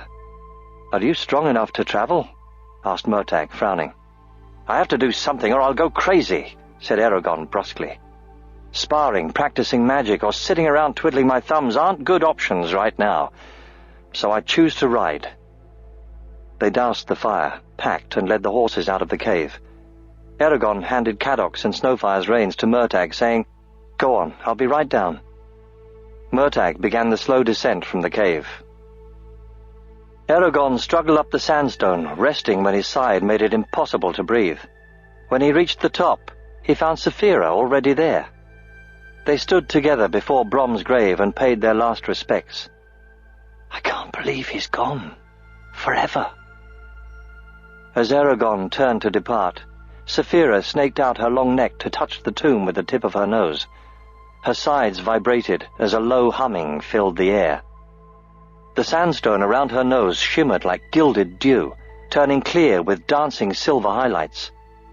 Eragon watched in wonder as tendrils of white diamond twisted over the tomb's surface in a web of priceless filigree. Sparkling shadows were cast on the ground, reflecting splashes of brilliant colors that shifted dazzlingly as the sandstone continued to change. With a satisfied snort, Saphira stepped back and examined her handiwork. The sculpted sandstone mausoleum of moments before had transformed into a sparkling gemstone vault under which Brom's untouched face was visible. Eragon gazed with yearning at the old man, who seemed to be only sleeping. "What did you do?" he asked Saphira with awe. "I gave him the only gift I could. Now time will not ravage him. He can rest in peace for eternity." "Thank you." Eragon put a hand on her side, and they left together. Capture at Gilead. Riding was extremely painful for Eragon. His broken ribs prevented them from going faster than a walk, and it was impossible for him to breathe deeply without a burst of agony. Nevertheless, he refused to stop. Saphira flew close by, her mind linked with his for solace and strength. Murtagh rode confidently beside Cadoc, flowing smoothly with his horse's movements. Eragon watched the grey animal for a while. "You have a beautiful horse. What's his name?" "Dornak, after the man who taught me how to fight." Murtagh patted the horse's side. "He was given to me when he was just a foal. You'd be hard-pressed to find a more courageous and intelligent animal in all of Alagasia. Saphira excepted, of course." "He is a magnificent beast," said Eragon admiringly. Murtagh laughed. "Yes, but Snowfire is as close to his match as I've ever seen." They covered only a short distance that day, yet Eragon was glad to be on the move again. It kept his mind off other, more morbid matters. They were riding through unsettled land. The road to Drasleona was several leagues to their left. They would skirt the city by a wide margin on the way to Gilead, which was almost as far to the north as Carvahal. They sold Cadoc in a small village. As the horse was led away by his new owner, Eragon regretfully pocketed the few coins he had gained from the transaction. It was difficult to relinquish Caddoc after crossing half of Alagasia and outracing Urgles on him. The days rolled by unnoticed as their small group travelled in isolation. Eragon was pleased to find that he and Murtagh shared many of the same interests. They spent hours debating the finer points of archery and hunting. There was one subject, however, they avoided discussing by unspoken consent: their pasts. Eragon did not explain how he had found Saphira, met Brom, or where he came from. Murtagh was likewise mute as to why the Empire was chasing him. It was a simple arrangement, but it worked. Yet because of their proximity, it was inevitable that they learned about each other. Eragon was intrigued by Murtagh's familiarity with the power struggles and politics within the Empire. He seemed to know what every noble and courtier was doing and how it affected everyone else. Eragon listened carefully, suspicions whirling through his mind. The first week went by without any sign of the Razak, which allayed some of Eragon's fears. Even so, they still kept watches at night. Eragon had expected to encounter Urgles on the way to Gilead, but they found no trace of them. "I thought these remote places would be teeming with monsters," he mused. "Still, I'm not one to complain if they've gone elsewhere." He dreamed of the woman no more, and though he tried to scry her, he saw only an empty cell. Whenever they passed a town or city, he checked to see if it had a jail. If it did, he would disguise himself and visit it, but she was not to be found. His disguises became increasingly elaborate as he saw notices featuring his name and description, and offering a substantial reward for his capture, posted in various towns. Their travels north forced them toward the capital, Urubane. It was a heavily populated area, which made it difficult to escape notice. Soldiers patrolled the roads and guarded the bridges. It took them several tense, irritable days to skirt the capital. Once they were safely past Urubane, they found themselves on the edge of a vast plain. It was the same one that Eragon had crossed after leaving Palancar Valley, except now he was on the opposite side. They kept to the perimeter of the plain and continued north, following the Rama River. Eragon's 16th birthday came and went during this time. At Carval, a celebration would have been held for his entrance into manhood, but in the wilderness he did not even mention it to Murtagh. At nearly 6 months of age, Saphira was much larger. Her wings were massive. Every inch of them was needed to lift her muscular body and thick bones. The fangs that jutted from her jaw were nearly as thick around as Eragon's fist, their points as sharp as Zarok. The day finally came when Eragon unwrapped his side for the last time. His ribs had healed completely, leaving him with only a small scar where the Razak's boot had cut his side. As Saphira watched, he stretched slowly, then with increasing vigor when there was no pain. He flexed his muscles, pleased. In an earlier time he would have smiled, but after Brom's death, such expressions did not come easily. He tugged his tunic on and walked back to the small fire they had made. Murtagh sat next to it, whittling a piece of wood. Eragon drew Zarok. Murtagh tensed, though his face remained calm. "Now that I am strong enough, would you like to spar?"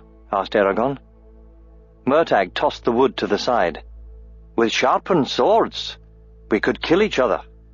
"Here, give me your sword," said Eragon. Murtagh hesitated, then handed over his long hand-and-a-half sword. Eragon blocked the edges with magic, the way Brom had taught him. While Murtagh examined the blade, Eragon said, "I can undo that once we're finished." Murtagh checked the balance of his sword. Satisfied, he said, "It will do."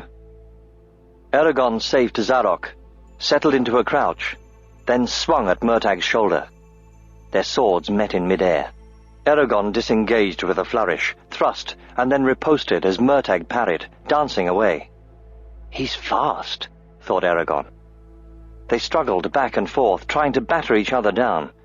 After a particularly intense series of blows, Murtagh started laughing.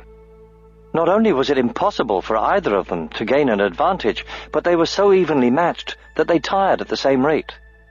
Acknowledging with grins each other's skill, they fought on until their arms were leaden and sweat poured off their sides. Finally, Eragon called, "Enough! Halt!" Murtagh stopped in mid-blow and sat down with a gasp. Eragon staggered to the ground, his chest heaving. None of his fights with Brom had been this fierce. As he gulped air, Murtagh exclaimed, "You're amazing! I've studied swordplay all my life, but never have I fought one like you. You could be the king's weapon master if you wanted to." "You're just as good," observed Eragon, still panting. "The man who taught you, Tornak, could make a fortune with a fencing school. People would come from all parts of Alagasia to learn from him." "He's dead," said Murtagh shortly. "I'm sorry." Thus it became their custom to fight in the evening, which kept them lean and fit like a pair of matched blades. With his return to health, Eragon also resumed practicing magic. Murtagh was curious about it and soon revealed that he knew a surprising amount about how it worked, though he lacked the precise details and could not use it himself. Whenever Eragon practiced speaking in the ancient language, Murtagh would listen quietly, occasionally asking what a word meant. On the outskirts of Gilead, they stopped the horses side by side. It had taken them nearly a month to reach it, during which time spring had finally nudged away the remnants of winter. Eragon had felt himself changing during the trip, growing stronger and calmer. He still thought about Brom and spoke about him with Saphira, but for the most part he tried not to awaken painful memories. From a distance they could see the city was a rough, barbaric place, filled with log houses and yapping dogs. There was a rambling stone fortress at its center. The air was hazy with blue smoke. The place seemed more like a temporary trading post than a permanent city. 5 miles beyond it was the hazy outline of Izenstar Lake. They decided to camp 2 miles from the city for safety. While their dinner simmered, Murtagh said, "I'm not sure you should be the one to go into Gilead." "Why? I can disguise myself well enough," said Eragon. "And Dornad will want to see the Gedway Ignazia as proof that I really am a rider." "Perhaps," said Murtagh. "But the Empire wants you much more than me. If I'm captured, I could eventually escape. But if you are taken, they'll drag you to the king, where you'll be in for a slow death by torture, unless you join him. Plus, Gilead is one of the army's major staging points. Those aren't houses out there, they're barracks. Going in there would be like handing yourself to the king on a gilded platter." Eragon asked Saphira for her opinion. She wrapped her tail around his legs and lay next to him. "You shouldn't have to ask me. He speaks sense. There are certain words I can give him that will convince Dornad of his truthfulness. And Murtagh's right. If anyone is to risk capture, it should be him, because he would live through it." He grimaced. "I don't like letting him put himself in danger for us." "All right, you can go," he said reluctantly. "But if anything goes wrong, I'm coming after you." Murtagh laughed. "That would be fit for a legend, how a lone rider took on the king's army single-handedly." He chuckled again and stood. "Is there anything I should know before going?" "Shouldn't we rest and wait until tomorrow?" asked Eragon cautiously. "Why? The longer we stay here, the greater the chance that we'll be discovered. If this Dornad can take you to the Varden, then he needs to be found as quickly as possible. Neither of us should remain near Gilead longer than a few days." "Again, wisdom flies from his mouth," commented Saphira dryly. She told Eragon what should be said to Dornad, and he relayed the information to Murtagh. "Very well," said Murtagh, adjusting his sword. "Unless there's trouble, I'll be back within a couple of hours. Make sure there's some food left for me." With a wave of his hand, he jumped onto Tornak and rode away. Eragon sat by the fire, tapping Zarok's pommel apprehensively. Hours passed, but Murtagh did not return. Eragon paced around the fire, Zarok in hand, while Saphira watched Gilead attentively. Only her eyes moved. Neither of them voiced their worries, though Eragon unobtrusively prepared to leave, in case a detachment of soldiers left the city and headed toward their camp. "Look," snapped Saphira. Eragon swiveled toward Gilead, alert. He saw a distant horseman exit the city and ride furiously toward their camp. "I don't like this," he said, as he climbed onto Saphira. "Be ready to fly." "I'm prepared for more than that." As the rider approached, Eragon recognized Murtagh bent low over Tornak. No one seemed to be pursuing him, but he did not slow his reckless pace. He galloped into the camp and jumped to the ground, drawing his sword. "What's wrong?" asked Eragon. Murtagh scowled. "Did anyone follow me from Gilead?" "We didn't see anyone." "Good. Then let me eat before I explain. I'm starving. He seized a bowl and began eating with gusto. After a few sloppy bites, he said through a full mouth, "Dornmad has agreed to meet us outside Gilead at sunrise tomorrow. If he's satisfied you really are a rider and that it's not a trap, he'll take you to the Varden." "Where are we supposed to meet him?" asked Eragon. Murtagh pointed west, on a small hill across the road. "So what happened?" Murtagh spooned more food into his bowl. "It's a rather simple thing, but all the more deadly because of it. I was seen in the street by someone who knows me. I did the only thing I could and ran away. It was too late, though. He recognized me." It was unfortunate, but Eragon was unsure how bad it really was. "Since I don't know your friend, I have to ask, will he tell anyone?" Murtagh gave a strained laugh. "If you had met him, that wouldn't need answering. His mouth is loosely hinged and hangs open all the time, vomiting whatever happens to be in his mind. The question isn't whether he will tell people, but whom he will tell. If word of this reaches the wrong ears, we'll be in trouble." "I doubt that soldiers will be sent to search for you in the dark," Eragon pointed out. "We can at least count on being safe until morning, and by then, if all goes well, we'll be leaving with Dornmad." Murtagh shook his head. "No. Only you will accompany him. As I said before, I won't go to the Varden." Eragon stared at him unhappily.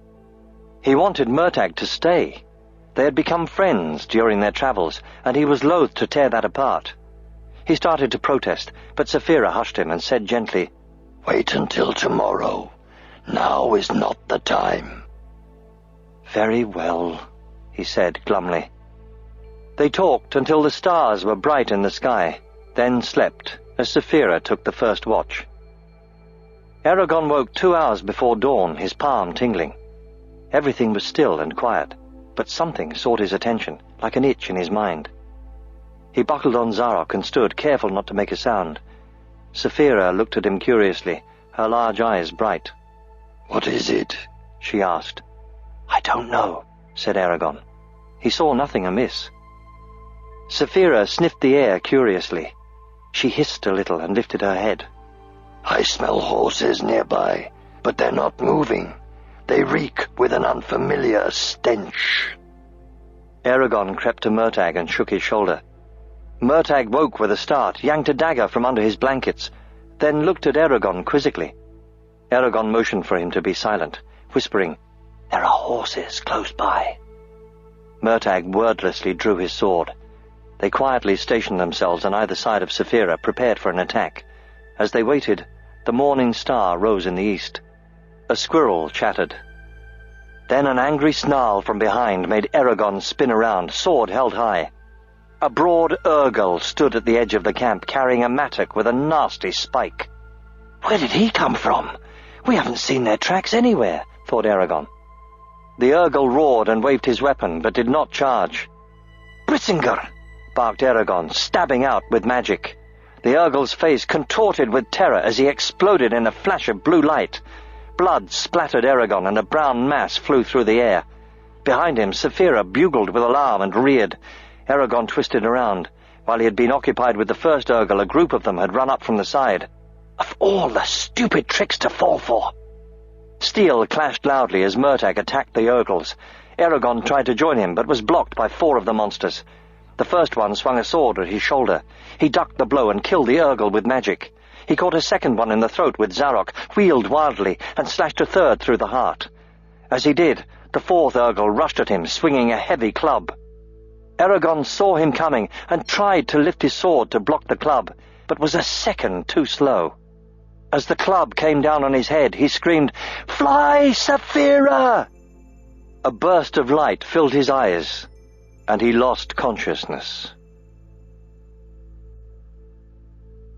Dusundavar Frior. The first things Eragon noticed were that he was warm and dry, his cheek was pressed against rough fabric, and his hands were unbound. He stirred, but it was minutes before he was able to push himself upright and examine his surroundings. He was sitting in a cell on a narrow, bumpy cot. A barred window was set high in the wall. The iron-bound door, with a small window in its top half, barred like the one in the wall, was shut securely. Dried blood cracked on Eragon's face when he moved. It took him a moment to remember that it was not his. His head hurt horribly, which was to be expected considering the blow he had taken, and his mind was strangely fuzzy. He tried to use magic, but could not concentrate well enough to remember any of the ancient words. "They must have drugged me," he finally decided. With a groan, he got up, missing the familiar weight of Zarok on his hip, and lurched to the window in the wall. He managed to see out of it by standing on his toes. It took a minute for his eyes to adjust to the bright light outside. The window was level with the ground. A street full of busy people ran past the side of his cell, beyond which were rows of identical log houses. Feeling weak, Eragon slid to the floor and stared at it blankly. What he had seen outside disturbed him, but he was unsure why. Cursing his sluggish thinking, he leaned back his head and tried to clear his mind. A man entered the room and set a tray of food and a pitcher of water on the cot. Wasn't that nice of him, thought Eragon, smiling pleasantly. He took a couple of bites of the thin cabbage soup and stale bread, but was barely able to stomach it. "I wish he had brought me something better," he complained, dropping the spoon. He suddenly realized what was wrong. I was captured by Urgles, not men. How did I end up here? His befuddled brain grappled with the paradox unsuccessfully. With a mental shrug, he filed the discovery away for a time when he would know what to do with it. He sat on the cot and gazed into the distance. Hours later, more food was brought in. And I was just getting hungry, he thought thickly. This time he was able to eat without feeling sick. When he finished, he decided it was time for a nap. After all, he was on a bed. What else was he going to do? His mind drifted off. Sleep began to envelop him. Then a gate clanged open somewhere, and the din of steel-shod boots marching on a stone floor filled the air. The noise grew louder and louder until it sounded like someone banging a pot inside Eragon's head. He grumbled to himself, "Can't they let me rest in peace?" Fuzzy curiosity slowly overcame his exhaustion, so he dragged himself to the door, blinking like an owl. Through the window he saw a wide hallway nearly 10 yards across. The opposing wall was lined with cells similar to his own. A column of soldiers marched through the hall, their swords drawn and ready. Every man was dressed in matching armor, their faces bore the same hard expression, and their feet came down on the floor with mechanical precision, never missing a beat. The sound was hypnotic. It was an impressive display of force. Eragon watched the soldiers until he grew bored. Just then he noticed a break in the middle of the column. Carried between two burly men was an unconscious woman. Her long, midnight black hair obscured her face, despite a leather strip bound around her head to hold the tresses back. She was dressed in dark leather pants and shirt. Wrapped around her slim waist was a shiny belt, from which hung an empty sheath on her right hip. Knee-high boots covered her calves and small feet. Her head lolled to the side. Eragon gasped, feeling like he'd been struck in the stomach. She was the woman from his dreams. Her sculpted face was as perfect as a painting. Her round chin, high cheekbones, and long eyelashes gave her an exotic look. The only mar in her beauty was a scrape along her jaw. Nevertheless, she was the fairest woman he had ever seen. Eragon's blood burned as he looked at her. Something awoke in him, something he had never felt before. It was like an obsession, except stronger, almost a fevered madness. Then the woman's hair shifted, revealing pointed ears. A chill crept over him. She was an elf. The soldiers continued marching, taking her from his sight. Next stood a tall, proud man, a sable cape billowing behind him. His face was deathly white. His hair was red. Red like blood. As he walked by Eragon's cell, the man turned his head and looked squarely at him with maroon eyes. His upper lip pulled back in a feral smile, revealing teeth filed to points. Eragon shrank back. He knew what the man was. A shade! So help me, a shade! The procession continued, and the shade vanished from view. Eragon sank to the floor, hugging himself. Even in his bewildered state, he knew that the presence of a shade meant that evil was loose in the land. Whenever they appeared, rivers of blood were sure to follow. What is a shade doing here? The soldiers should have killed him on sight. Then his thoughts returned to the elf woman, and he was grasped by strange emotions again. I have to escape. But with his mind clouded, his determination quickly faded. He returned to the cot. By the time the hallway fell silent, he was fast asleep. As soon as Eragon opened his eyes, he knew something was different. It was easier for him to think. He realized that he was in Gilead. They made a mistake. The drug's wearing off. Hopeful, he tried to contact Saphira and use magic, but both activities were still beyond his reach. A pit of worry twisted inside him as he wondered if she and Murtagh had managed to escape. He stretched his arms and looked out the window. The city was just awakening. The street was empty except for 2 beggars. He reached for the water pitcher, ruminating about the elf and shade. As he started to drink, he noticed that the water had a faint odor, as if it contained a few drops of rancid perfume. Grimacing, he set the pitcher down. The drug must be in there, and maybe in the food as well. He remembered that when the Razak had drugged him, it had taken hours to wear off. If I can keep from drinking and eating for long enough, I should be able to use magic. Then I can rescue the elf. The thought made him smile. He sat in a corner, dreaming about how it could be done. The portly jailer entered the cell an hour later with a tray of food. Eragon waited until he departed, then carried the tray to the window. The meal was composed only of bread, cheese, and an onion, but the smell made his stomach grumble hungrily. Resigning himself to a miserable day, he shoved the food out the window and onto the street, hoping that no one would notice. Eragon devoted himself to overcoming the drug's effects.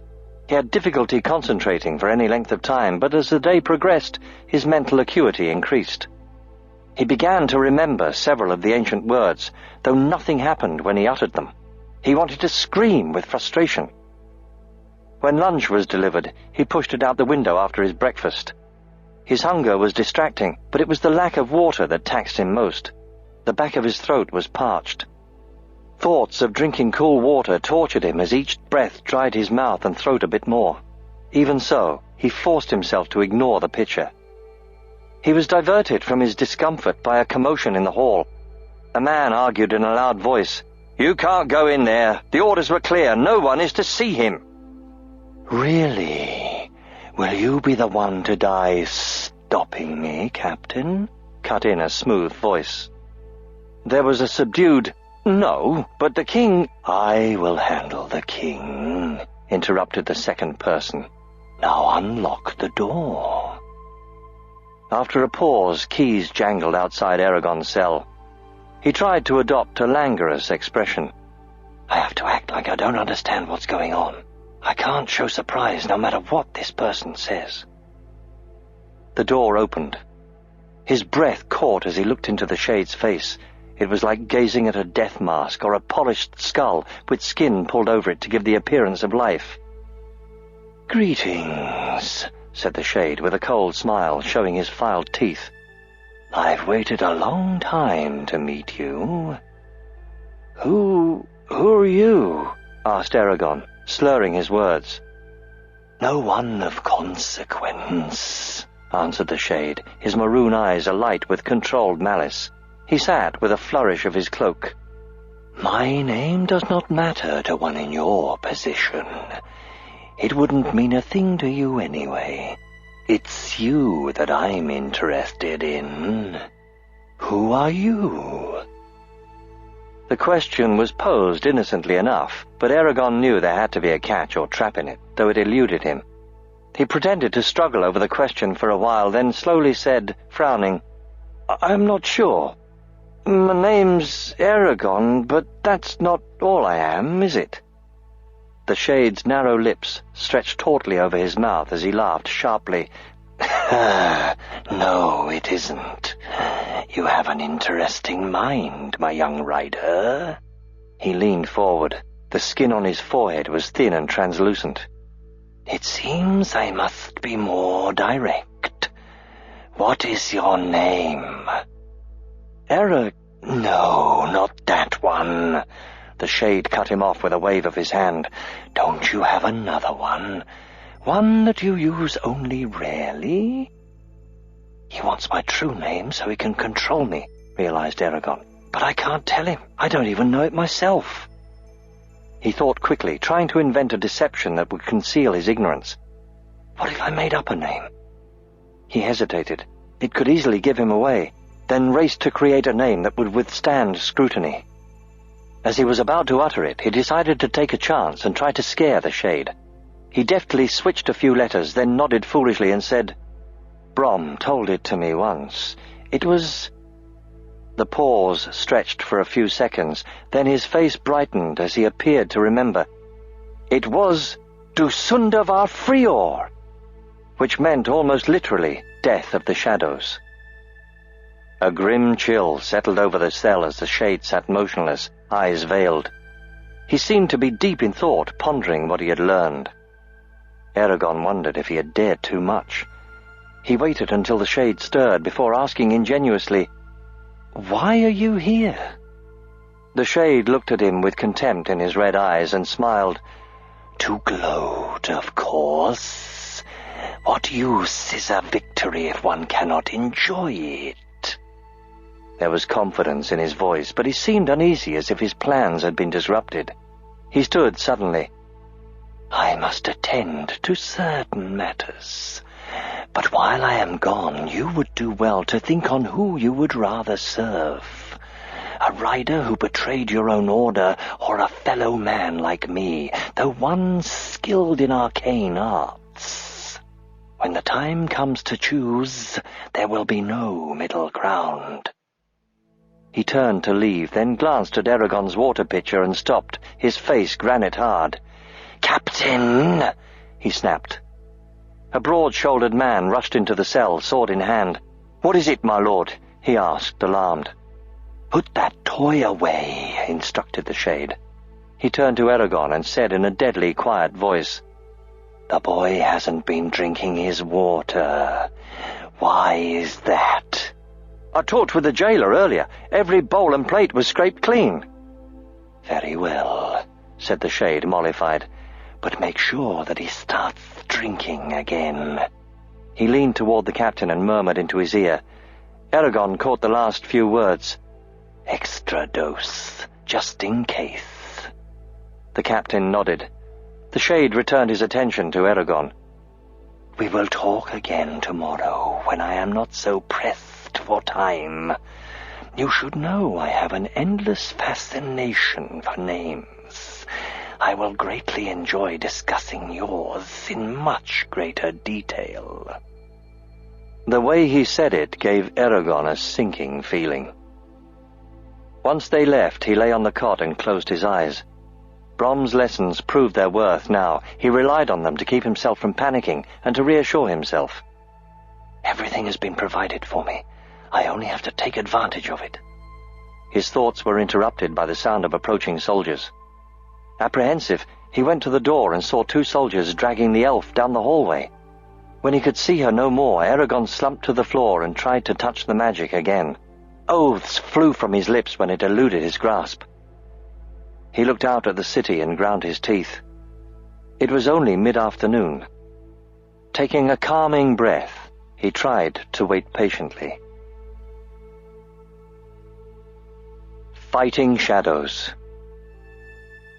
It was dark in Eragon's cell when he sat up with a start, electrified. The wrinkle had shifted. He had felt the magic at the edge of his consciousness for hours, but every time he tried to use it, nothing happened. Eyes bright with nervous energy, he clenched his hands and said, Nags Riza! With a flap, the cot's blanket flew into the air and crumpled into a ball the size of his fist. It landed on the floor with a soft thump. Exhilarated, Eragon stood. He was weak from his enforced fast, but his excitement overcame his hunger. Now for the real test. He reached out with his mind and felt the lock on the door. Instead of trying to break or cut it, he simply pushed its internal mechanism into the unlocked position. With a click, the door creaked inward. When he had first used magic to kill the Urgles in Yazwak, it had consumed nearly all of his strength, but he had grown much stronger since then. What once would have exhausted him now only tired him slightly. He cautiously stepped into the hall. I have to find Zarok and the elf. She must be in one of these cells, but there isn't time to look in them all. As for Zarok, the Shade might have it with him. He realized that his thinking was still muddled. Why am I out here? I could escape right now if I went back into the cell and opened the window with magic. But then I wouldn't be able to rescue the elf. Saphira, where are you? I need your help. He silently berated himself for not contacting her sooner. That should have been the first thing he did after getting his power back. Her reply came with surprising alacrity. Eragon, I'm over Gilead. Don't do anything. Murtagh is on the way. What a... Footsteps interrupted him. He spun around, crouching as a squad of 6 soldiers marched into the hall. They halted abruptly, eyes flickering between Eragon and the open cell door. Blood drained from their faces. Good. They know who I am. Maybe I can scare them off so we won't have to fight. Charge! Yelled one of the soldiers, running forward.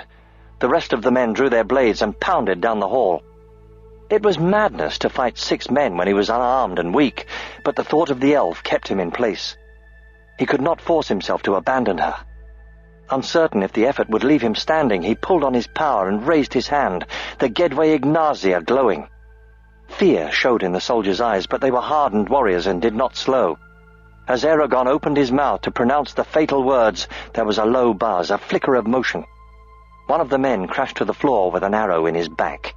2 more were struck before anyone understood what was happening. At the end of the hall where the soldiers had entered stood a ragged, bearded man with a bow. A crutch lay on the floor by his feet, apparently unneeded, for he stood tall and straight. The 3 remaining soldiers turned to face this new threat. Eragon took advantage of the confusion. "Thristar!" he shouted. One of the men clutched his chest and fell. Eragon staggered as the magic took its toll. Another soldier fell, pierced through the neck with an arrow. "Don't kill him!" called Eragon, seeing his rescuer take aim at the last soldier. The bearded man lowered his bow. Eragon concentrated on the soldier before him. The man was breathing hard, the whites of his eyes showed. He seemed to understand that his life was being spared. "You've seen what I can do," said Eragon harshly. "If you don't answer my questions, the rest of your life will be spent in utter misery and torment. Now, where's my sword? Its sheath and blade are red. And what cell is the elf in?" The man clamped his mouth shut. Eragon's palm glowed ominously as he reached for the magic. "That was the wrong answer," he snapped. "Do you know how much pain a grain of sand can cause you when it's embedded red-hot in your stomach? Especially when it doesn't cool off for the next 20 years and slowly burns its way down to your toes. By the time it gets out of you, you'll be an old man." He paused for effect. "Unless you tell me what I want." The soldier's eyes bulged, but he remained silent. Eragon scraped some dirt off the stone floor and observed dispassionately, "This is a bit more than a piece of sand, but be comforted. It'll burn through you faster. Still, it'll leave a bigger hole." At his word, the dirt shone cherry red, though it did not burn his hand. "All right, just don't put that in me," yelped the soldier. "The elf's in the last cell to the left. I don't know about your sword, but it's probably in the guard room upstairs. All the weapons are there." Eragon nodded, then murmured, "Slither." The soldier's eyes rolled up in his head, and he collapsed limply. "Did you kill him?" Eragon looked at the stranger, who was now only a few paces away. He narrowed his eyes, trying to see past the beard. "Murtagh, is that you?" he exclaimed. "Yes," said Murtagh, briefly lifting the beard from his shaven face. "I don't want my face seen. Did you kill him?" "No, he's only asleep." "How did you get in?" "There's no time to explain. We have to get up to the next floor before anyone finds us. There'll be an escape route for us in a few minutes. We don't want to miss it." "Didn't you hear what I said?" asked Eragon, gesturing at the unconscious soldier. "There's an elf in the prison. I saw her. We have to rescue her. I need your help." "An elf." Murtagh hurried down the hall, growling, "This is a mistake. We should flee while we still have the chance." He stopped before the cell the soldier had indicated and produced a ring of keys from under his ragged cloak. "I took it from one of the guards," he explained. Eragon motioned for the keys. Murtagh shrugged and handed them to him. Eragon found the right one and swung the door open. A single beam of moonlight slanted through the window, illuminating the elf's face with cool silver. She faced him, tense and coiled, ready for whatever would happen next. She held her head high with a queen's demeanor, her eyes dark green, almost black, and slightly angled like a cat's, lifted to Eragon's. Chills shot through him. Their gaze held for a moment, then the elf trembled and collapsed soundlessly. Eragon barely caught her before she struck the floor. She was surprisingly light. The aroma of freshly crushed pine needles surrounded her. Murtagh entered the cell. "She's beautiful, but hurt. We can tend to her later. Are you strong enough to carry her?" Eragon shook his head. "Then I'll do it," said Murtagh, as he slung the elf across his shoulders.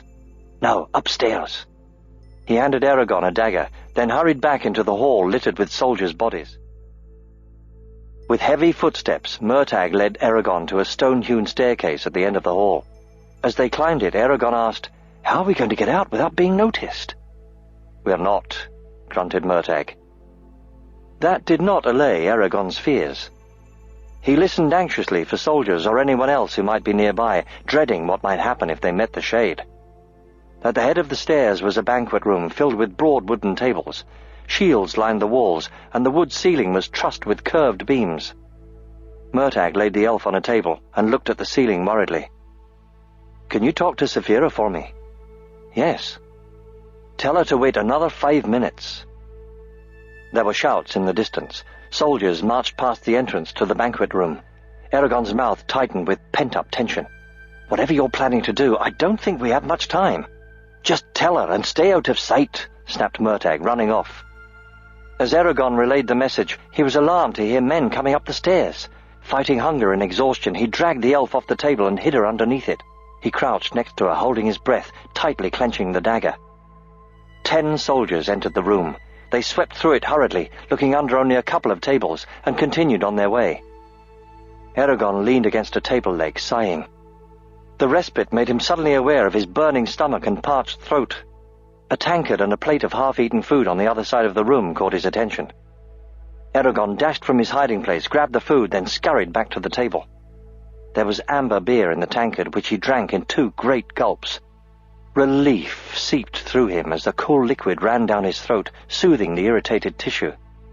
He suppressed a belch before ravenously tearing into a hunk of bread. Murtagh returned, carrying Zarok, a strange bow, and an elegant sword without a sheath. Murtagh gave Zarok to Eragon. "I found the other sword and bow in the guardroom. I've never seen weapons like them before, so I assumed they were the elves."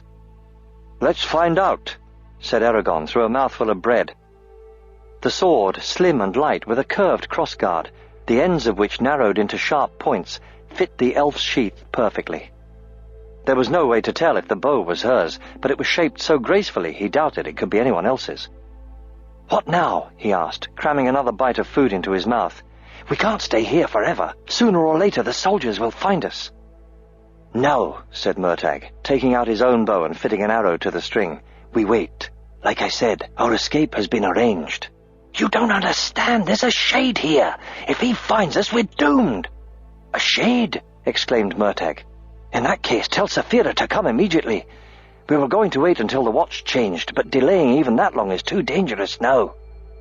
Eragon relayed the message succinctly, refraining from distracting Saphira with questions. "You messed up my plans by escaping yourself," groused Murtagh, watching the room's entrances for soldiers. Eragon smiled. "In that case, perhaps I should have waited. Your timing was perfect, though. I wouldn't have been able to even crawl if I'd been forced to fight all those soldiers with magic." "Glad to be of some use," remarked Murtagh. He stiffened as they heard men running nearby. "Let's just hope the shade doesn't find us." A cold chuckle filled the banquet room. "I'm afraid it's far too late for that." Murtagh and Eragon spun around. The shade stood alone at the end of the room.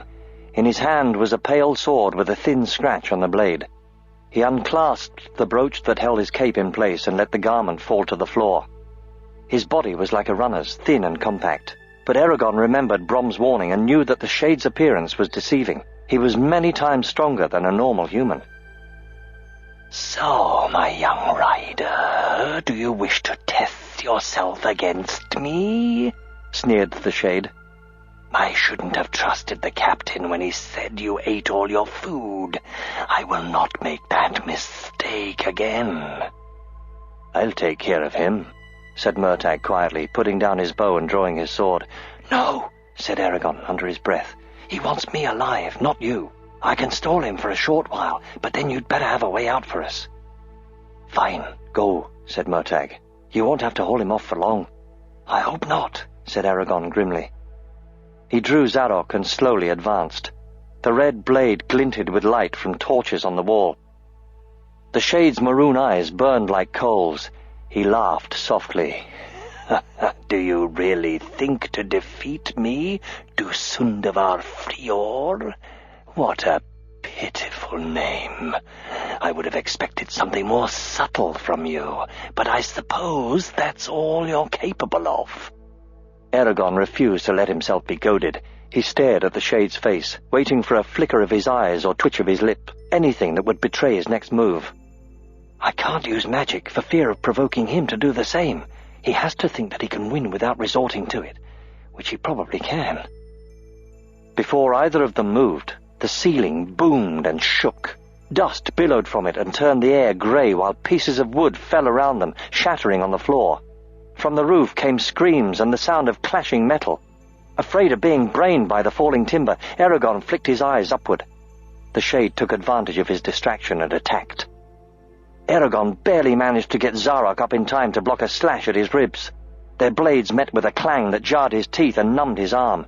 Hellfire, he's strong! He grasped Zarok with both hands and swung with all of his might at the Shade's head. The Shade blocked him with ease, whipping his sword through the air faster than Eragon had thought possible. Terrible screeches sounded above them like iron spikes being drawn across rock. 3 long cracks split the ceiling. Shingles from the slate roof fell through the fissures. Eragon ignored them, even when one smashed into the floor next to him. Though he had trained with a master of the blade, Brom, and with Murtagh, who was also a deadly swordsman, he had never been this outclassed. The Shade was playing with him. Eragon retreated toward Murtagh, arms trembling as he parried the Shade's blows. Each one seemed more powerful than the last. Eragon was no longer strong enough to call upon magic for help, even if he had wanted to. Then, with a contemptuous flick of his wrist, the Shade knocked Zarok out of Eragon's hand. The force of the blow sent him to his knees, where he stayed, panting. The screeching was louder than ever. Whatever was happening, it was getting closer. The Shade stared down at him haughtily. A powerful piece you may be in the game that is being played, but I'm disappointed that this is your best. If the other riders were this weak, they must have controlled the Empire only through sheer numbers.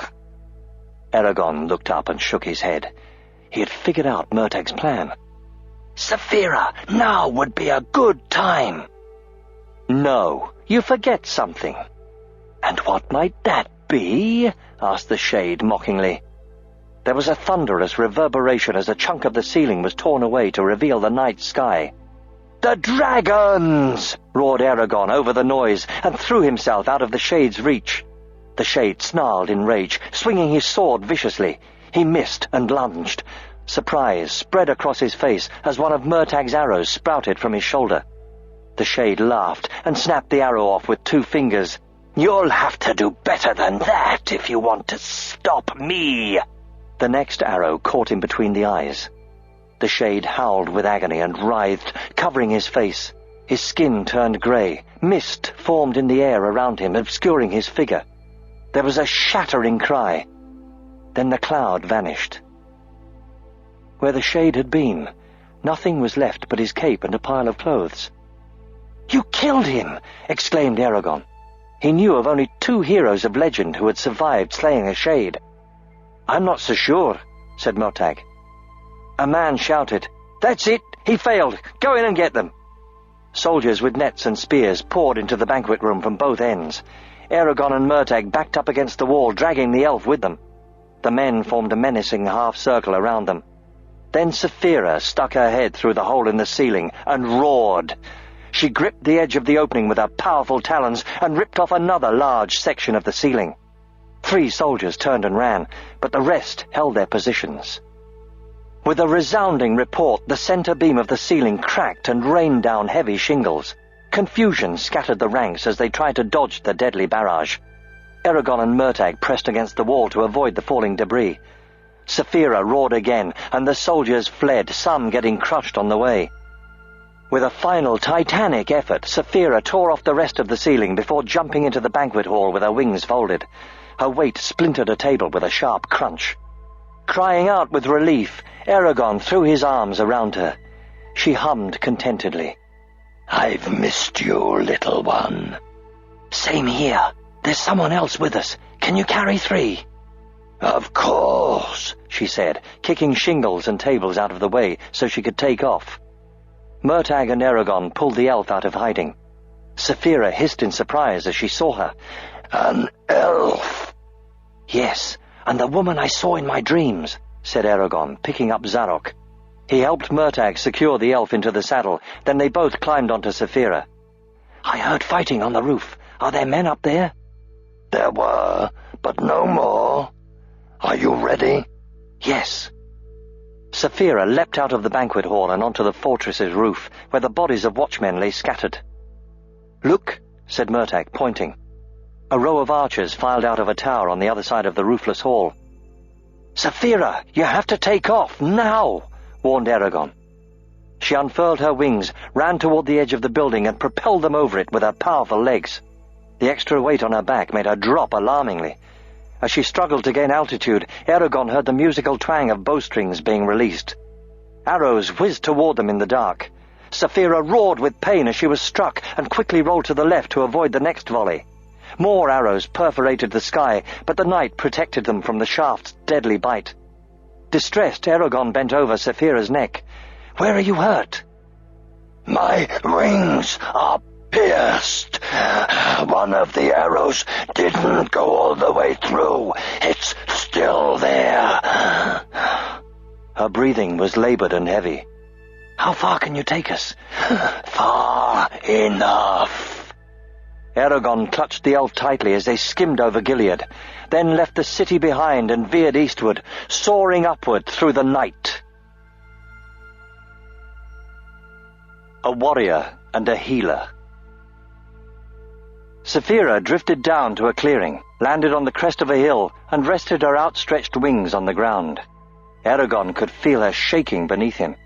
They were only a half-league from Gilead. Picketed in the clearing were Snowfire and Tornak, who snorted nervously at Saphira's arrival. Eragon slid to the ground and immediately turned to Saphira's injuries, while Murtagh readied the horses. Unable to see well in the darkness, Eragon ran his hands blindly over Saphira's wings. He found 3 places where arrows had punctured the thin membrane, leaving bloody holes as thick around as his thumb. A small piece had also been torn out of the back edge of her left wing. She shivered when his fingers brushed the injuries. He tiredly healed the wounds with words from the ancient language. Then he went to the arrow that was embedded in one of the large muscles of her flying arm. The arrowhead poked through its underside. Warm blood dripped off it. Eragon called Murtagh over and instructed, "Hold her wing down. I have to remove this arrow."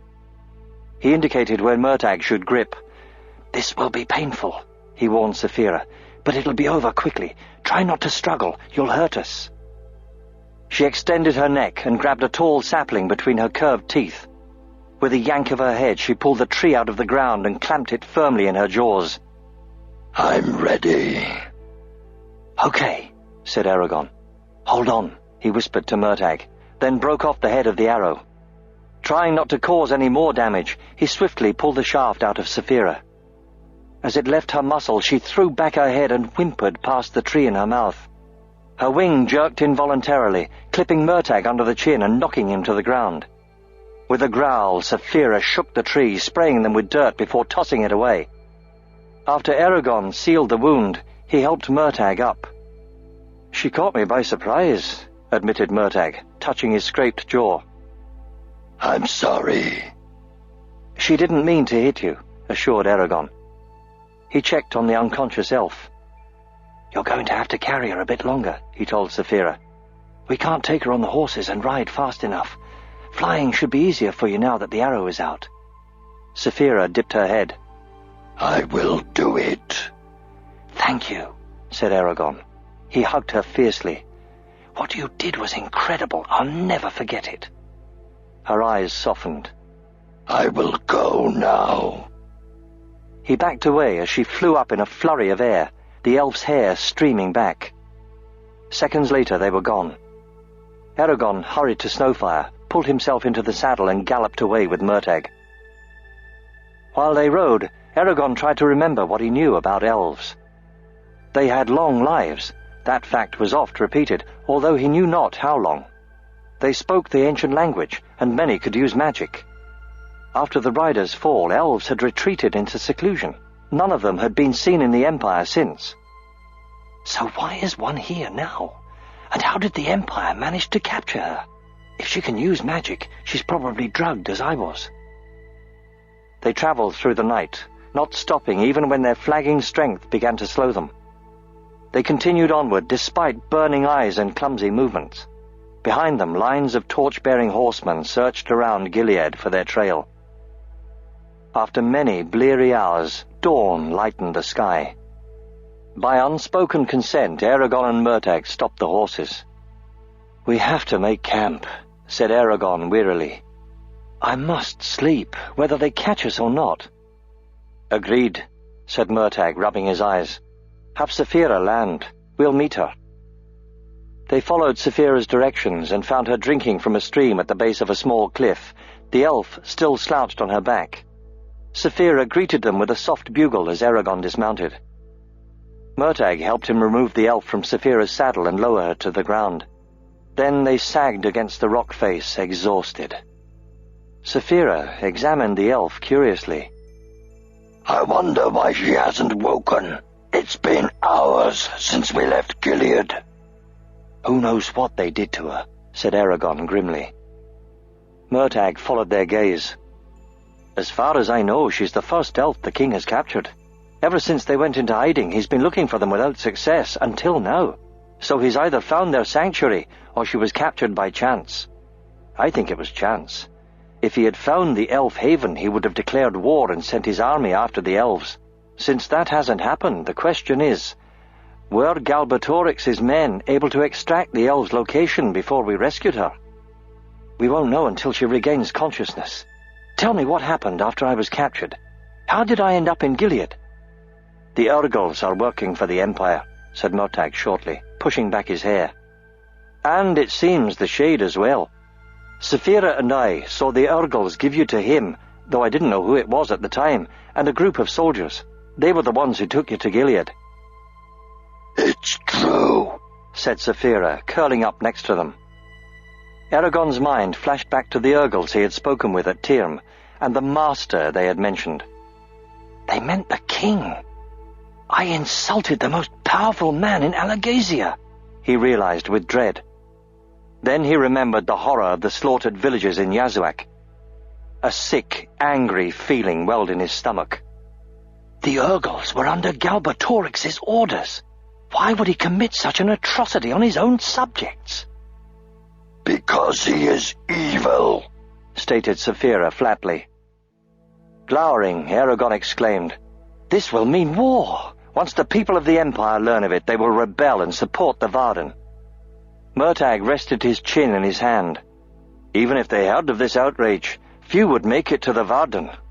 With the Urgles under his command, the king has enough warriors to close the Empire's borders and remain in control no matter how disruptive people are.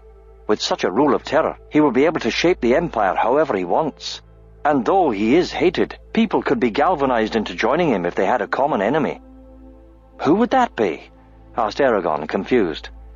The elves and the Varden. With the right rumors, they can be portrayed as the most despicable monsters in Alagasia, fiends who are waiting to seize your land and wealth. The Empire could even say that the Urgles have been misunderstood all this time, and that they are really friends and allies against such terrible enemies. I only wonder what the king promised them in return for their services. It wouldn't work, said Eragon, shaking his head. No one could be deceived that easily about Galbatorix and the Urgles. Besides, why would he want to do that? He's already in power. But his authority is challenged by the Varden, with whom people sympathize. There is also Sudda. which has defied him since it seceded from the Empire. Galbatorix is strong within the Empire, but his arm is weak outside of it. As for people seeing through his deceptions, they'll believe whatever he wants them to. It's happened before." Murtagh fell silent and gazed moodily into the distance. His words troubled Eragon. Saphira touched him with her mind. "Where is Galbatorix sending the Urgles?" "What?" "In both Carvajal and Tiam, you heard that Urgles were leaving the area and migrating southeast as if to brave the Haderach Desert. If the king truly does control them, why is he sending them in that direction? Maybe an Urgle army is being gathered for his private use, or an Urgle city is being formed." Eragon shuddered at the thought. "I'm too tired to figure it out. Whatever Galbatorix's plans, they'll only cause us trouble. I just wish that we knew where the Varden are. That's where we should be going, but we're lost without Dormned. It doesn't matter what we do, the Empire will find us." "Don't give up," she said encouragingly, then added dryly, "though you're probably right." "Thanks." He looked at Murtagh. "You risked your life to rescue me. I owe you for that. I couldn't have escaped on my own." It was more than that, though. There was a bond between them now, welded in the brotherhood of battle and tempered by the loyalty Murtagh had shown. "I'm just glad I could help. Murtagh faltered and rubbed his face. "My main worry now is how we're going to travel with so many men searching for us. Gilead's soldiers will be hunting us tomorrow. Once they find the horses' tracks, they'll know you didn't fly away with Saphira." Eragon glumly agreed. "How did you manage to get into the castle?" Murtagh laughed softly. "By paying a steep bribe and crawling through a filthy scullery chute. But the plan wouldn't have worked without Saphira. He stopped and directed his words at her. "That is, you are the only reason we escaped alive." Eragon solemnly put a hand on her scaly neck. As she hummed contentedly, he gazed at the elf's face, captivated. Reluctantly, he dragged himself upright. "We should make a bed for her." Murtagh got to his feet and stretched out a blanket for the elf. When they lifted her onto it, the cuff of her sleeve tore on a branch. Eragon began to pinch the fabric together, then gasped. The elf's arm was mottled with a layer of bruises and cuts. Some were half-healed, while others were fresh and oozing. Eragon shook his head with anger and pulled the sleeve up higher. The injuries continued to her shoulder. With trembling fingers, he unlaced the back of her shirt, dreading what might be under it. As the leather slipped off, Murtagh cursed. The elf's back was strong and muscled, but it was covered with scabs that made her skin look like dry, cracked mud. She had been whipped mercilessly and branded with hot irons in the shape of claws. Where her skin was still intact, it was purple and black from numerous beatings. On her left shoulder was a tattoo inscribed with indigo ink. It was the same symbol that had been on the sapphire of Brom's ring. Eragon silently swore an oath that he would kill whoever was responsible for torturing the elf. "Can you heal this?" asked Murtagh. I don't know," said Eragon. He swallowed back sudden queasiness. "There's so much." "Eragon," said Saphira sharply. "This is an elf. She cannot be allowed to die. Tired or not, hungry or not, you must save her. I will meld my strength with yours, but you are the one who must wield the magic." "Yes, you are right," he murmured, unable to tear his eyes from the elf. Determined, he pulled off his gloves and said to Murtagh, "This is going to take some time. Can you get me food? Also, boil rags for bandages. I can't heal all her wounds." "We can't make a fire without being seen," objected Murtagh. "You'll have to use unwashed cloths, and the food will be cold." Eragon grimaced, but acquiesced. As he gently laid a hand on the elf's spine, Saphira settled next to him, her glittering eyes fixed on the elf. He took a deep breath, then reached for the magic and started working. He spoke the ancient words. "Wei-Zhe heal!" A burn shimmered under his palm, and new unmarked skin flowed over it, joining together without a scar. He passed over bruises or other wounds that were not life-threatening. Healing them all would consume the energy he needed for more serious injuries. As Eragon toiled, he marveled that the elf was still alive. She had been repeatedly tortured to the edge of death with a precision that chilled him. Although he tried to preserve the elf's modesty, he could not help but notice that underneath the disfiguring marks her body was exceptionally beautiful. He was exhausted and did not dwell on it, though his ears turned red at times, and he fervently hoped that Saphira did not know what he was thinking. He labored through dawn, pausing only at brief intervals to eat and drink, trying to replenish himself from his fast, the escape, and now healing the elf. Saphira remained by his side, lending her strength where she could. The sun was well into the sky when he finally stood, groaning as his cramped muscles stretched. His hands were grey and his eyes felt dry and gritty. He stumbled to the saddlebags and took a long drink from the wineskin. "Is it done?" asked Murtagh.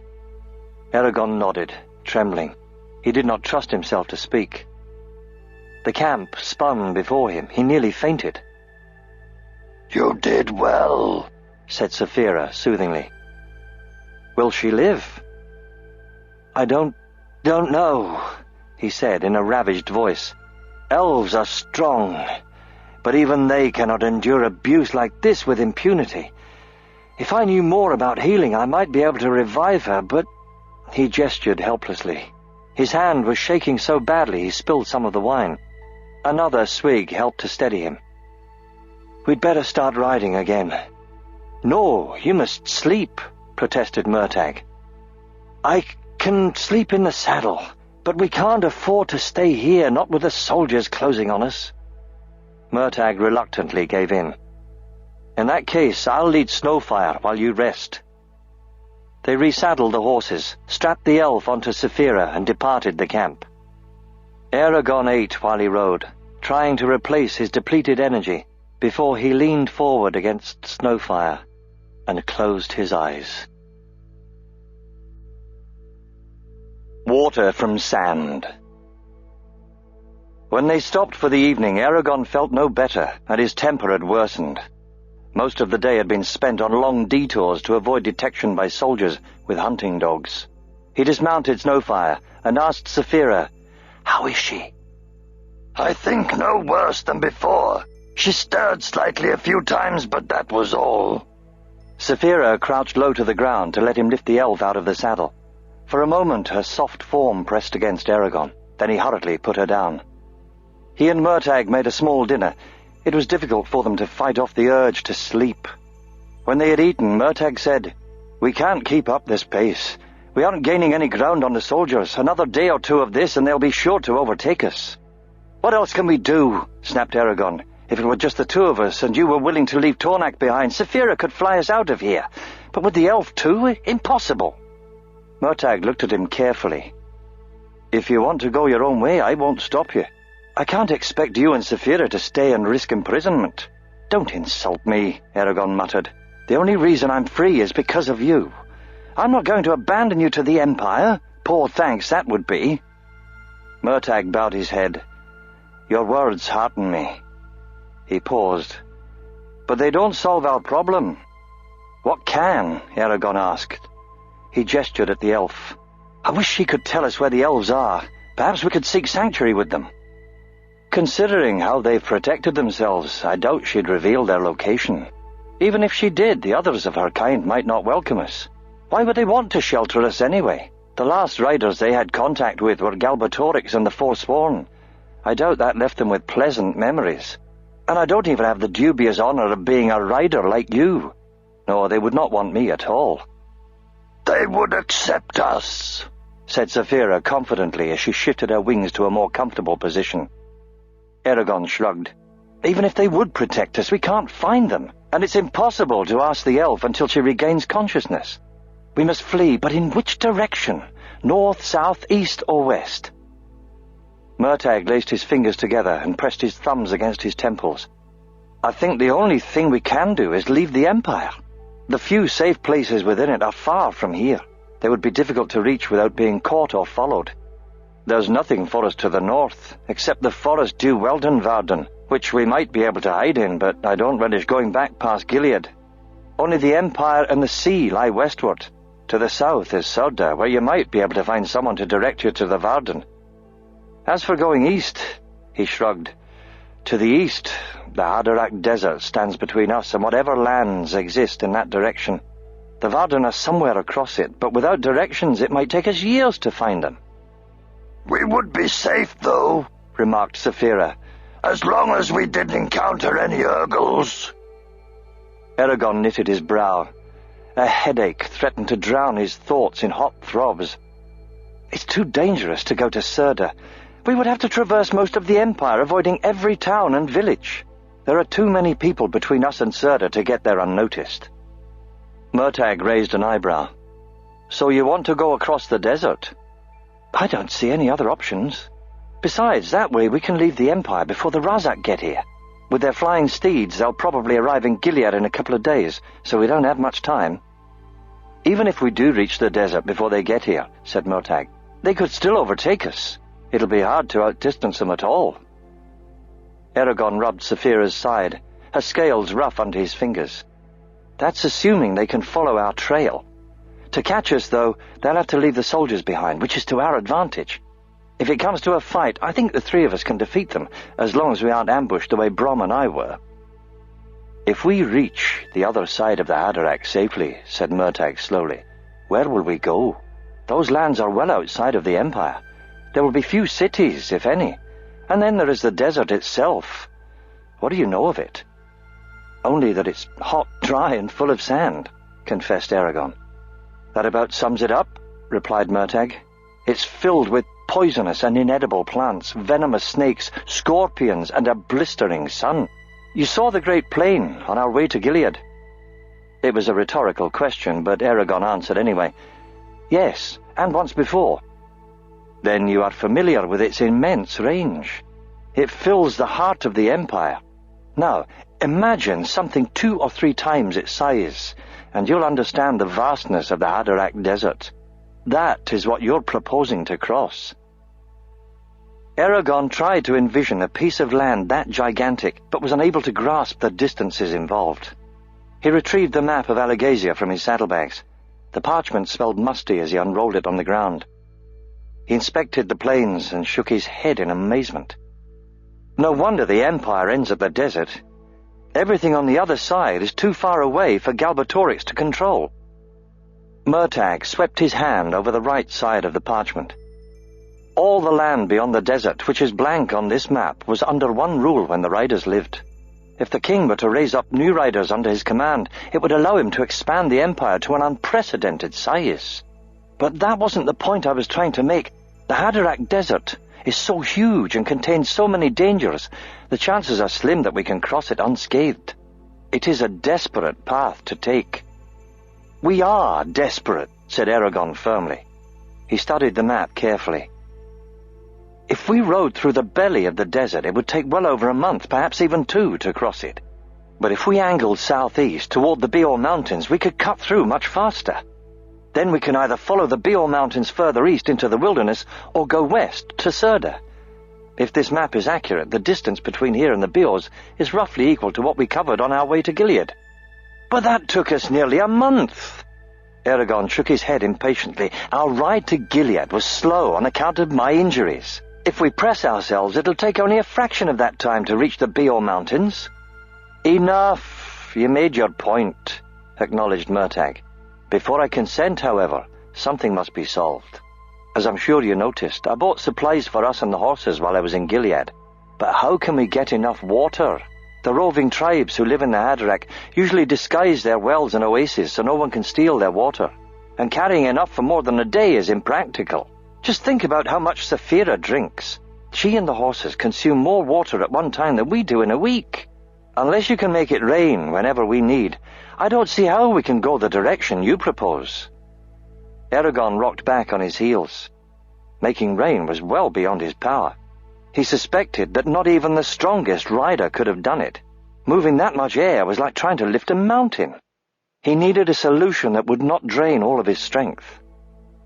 I wonder if it's possible to convert sand into water. That would solve our problem. but only if it doesn't take too much energy. "I have an idea," he said. "Let me experiment, then I'll give you an answer." Eragon strode out of the camp, with Saphira following closely. "What are you going to try?" she asked. "I don't know," he muttered. "Saphira, could you carry enough water for us?" She shook her enormous head. "No, I wouldn't even be able to lift that much weight, let alone fly with it." Too bad. He knelt and picked up a stone with a cavity large enough for a mouthful of water. He pressed a clump of dirt into the hollow and studied it thoughtfully. Now came the hard part. Somehow he had to convert the dirt into water. But what word should I use? He puzzled over it for a moment, then picked two he hoped would work. The icy magic rushed through him as he breached the familiar barrier in his mind and commanded, "Deloi moi!" Immediately the dirt began to absorb his strength at a prodigious rate. Eragon's mind flashed back to Brom's warning that certain tasks could consume all of his power and take his life. Panic blossomed in his chest. He tried to release the magic, but could not. It was linked to him until the task was complete, or he was dead. All he could do was remain motionless, growing weaker every moment. Just as he became convinced that he would die kneeling there, the dirt shimmered and morphed into a thimbleful of water. Relieved, Eragon sat back, breathing hard. His heart pounded painfully, and hunger gnawed at his innards. "What happened?" asked Saphira. Eragon shook his head, still in shock from the drain on his body's reserves. He was glad that he had not tried to transmute anything larger. This won't work," he said. "I don't even have the strength to give myself a drink." "You should have been more careful," she chided. "Magic can yield unexpected results when the ancient words are combined in new ways." He glared at her. "I know that, but this was the only way I could test my idea. I wasn't going to wait until we were in the desert." He reminded himself that she was only trying to help. "How did you turn Brom's grave into a diamond without killing yourself? I can barely handle a bit of dirt, much less all that sandstone." "I don't know how I did it," she stated calmly. "It just happened." "Could you do it again? But this time make water?" "Eragon," she said, looking him squarely in the face, "I've no more control over my abilities than a spider does. Things like that occur whether I will them or not. Brom told you that unusual events happen around dragons. He spoke truly. He gave no explanation for it, nor do I have one. Sometimes I can work changes just by feel, almost without thought. The rest of the time, like right now, I'm as powerless as Snowfire." "You're never powerless," he said softly, putting a hand on her neck. For a long period they were both quiet. Eragon remembered the grave he had made and how Brom lay within it. He could still see the sandstone flowing over the old man's face. "At least we gave him a decent burial," he whispered. He idly swirled a finger in the dirt, making twisting ridges. Two of the ridges formed a miniature valley, so he added mountains around it. With his fingernail, he scratched a river down the valley, then deepened it because it seemed too shallow. He added a few more details until he found himself staring at a passable reproduction of Palancar Valley. Homesickness welled up within him, and he obliterated the valley with a swipe of his hand. "I don't want to talk about it," he muttered angrily, staving off Saphira's questions. He crossed his arms and glared at the ground. Almost against his will, his eyes flicked back to where he had gouged the earth. He straightened, surprised. Though the ground was dry, the furrow he had made was lined with moisture. Curious, he scraped away more dirt and found a damp layer a few inches under the surface. "Look at this," he said excitedly. Saphira lowered her nose to his discovery. "How does this help us? Water in the desert is sure to be buried so deeply we would have to dig for weeks to find it." "Yes," said Eragon delightedly. "But as long as it's there, I can get it. Watch." He deepened the hole, then mentally accessed the magic. Instead of changing the dirt into water, he simply summoned forth the moisture that was already in the earth. With a faint trickle, water rushed into the hole. He smiled and sipped from it. The liquid was cool and pure, perfect for drinking. "See, we can get all we need." Saphira sniffed the pool. "Here, yes, but in the desert, there may not be enough water in the ground for you to bring to the surface." "It will work," Eragon assured her. "All I'm doing is lifting the water, an easy enough task. As long as it's done slowly, my strength will hold. Even if I have to draw the water from 50 paces down, it won't be a problem, especially if you help me." Saphira looked at him dubiously. "Are you sure? Think carefully upon your answer, for it will mean our lives if you are wrong." Eragon hesitated, then said firmly, "I'm sure."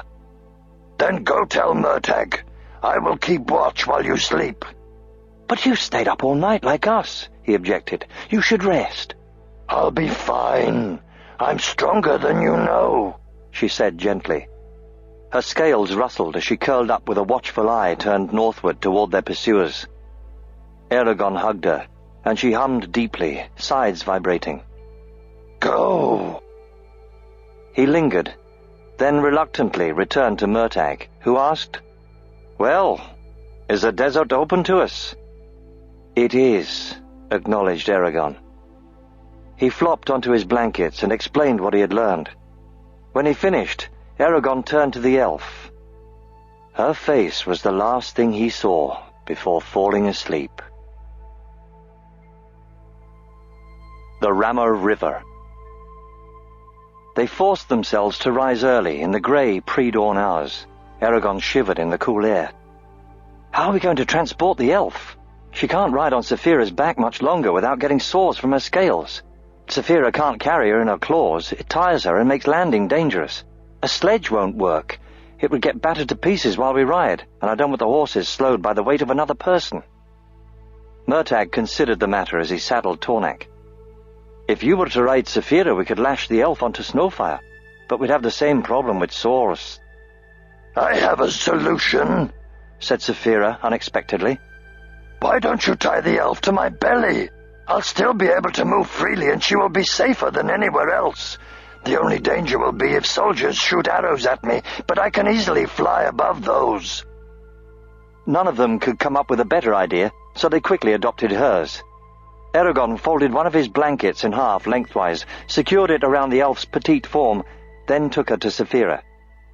Blankets and spare clothes were sacrificed to form ropes long enough to encircle Saphira's girth. With those ropes, the elf was tied back first against Saphira's belly, her head between Saphira's front legs. Eragon looked critically at their handiwork. "I'm afraid your scales may rub through the ropes." "We'll have to check them occasionally for fraying," commented Murtagh. "Shall we go now?" Saphira asked, and Eragon repeated the question. Murtagh's eyes sparked dangerously, a tight smile lifting his lips. He glanced back the way they had come, where smoke from soldiers' camps was clearly visible, and said, "I always did like races. And now we are in one for our lives." Murtagh swung onto Tornak's saddle and trotted out of the camp. Eragon followed close behind on Snowfire. Saphira jumped into the air with the elf. She flew low to the ground to avoid being seen by the soldiers. In this fashion, the three of them made their way southeast, toward the distant Hatterack Desert. Eragon kept a quick eye out for pursuers as he rode. His mind repeatedly wandered back to the elf. An elf! He had actually seen one, and she was with them. He wondered what Roram would think of that. It struck him that if he ever returned to Carvajal, he would have a hard time convincing anyone that his adventures had actually occurred. For the rest of the day, Eragon and Murtagh sped through the land, ignoring discomfort and fatigue. They drove the horses as hard as they could without killing them. Sometimes they dismounted and ran on foot to give Tornak and Snowfire a rest. Only twice did they stop, both times to let the horses eat and drink. Though the soldiers of Gilead were far behind now, Eragon and Murtagh found themselves having to avoid new soldiers every time they passed a town or village. Somehow the alarm had been sent ahead of them. Twice they were nearly ambushed along the trail, escaping only because Saphira happened to smell the men ahead of them. After the second incident, they avoided the trail entirely. Dusk softened the countryside as evening drew a black cloak across the sky. Through the night they travelled, relentlessly pacing out the miles. In the deepest hours of night, the ground rose beneath them to form low cactus-dotted hills. Murtagh pointed forward. "There is a town, Bullridge, some leagues ahead that we must bypass.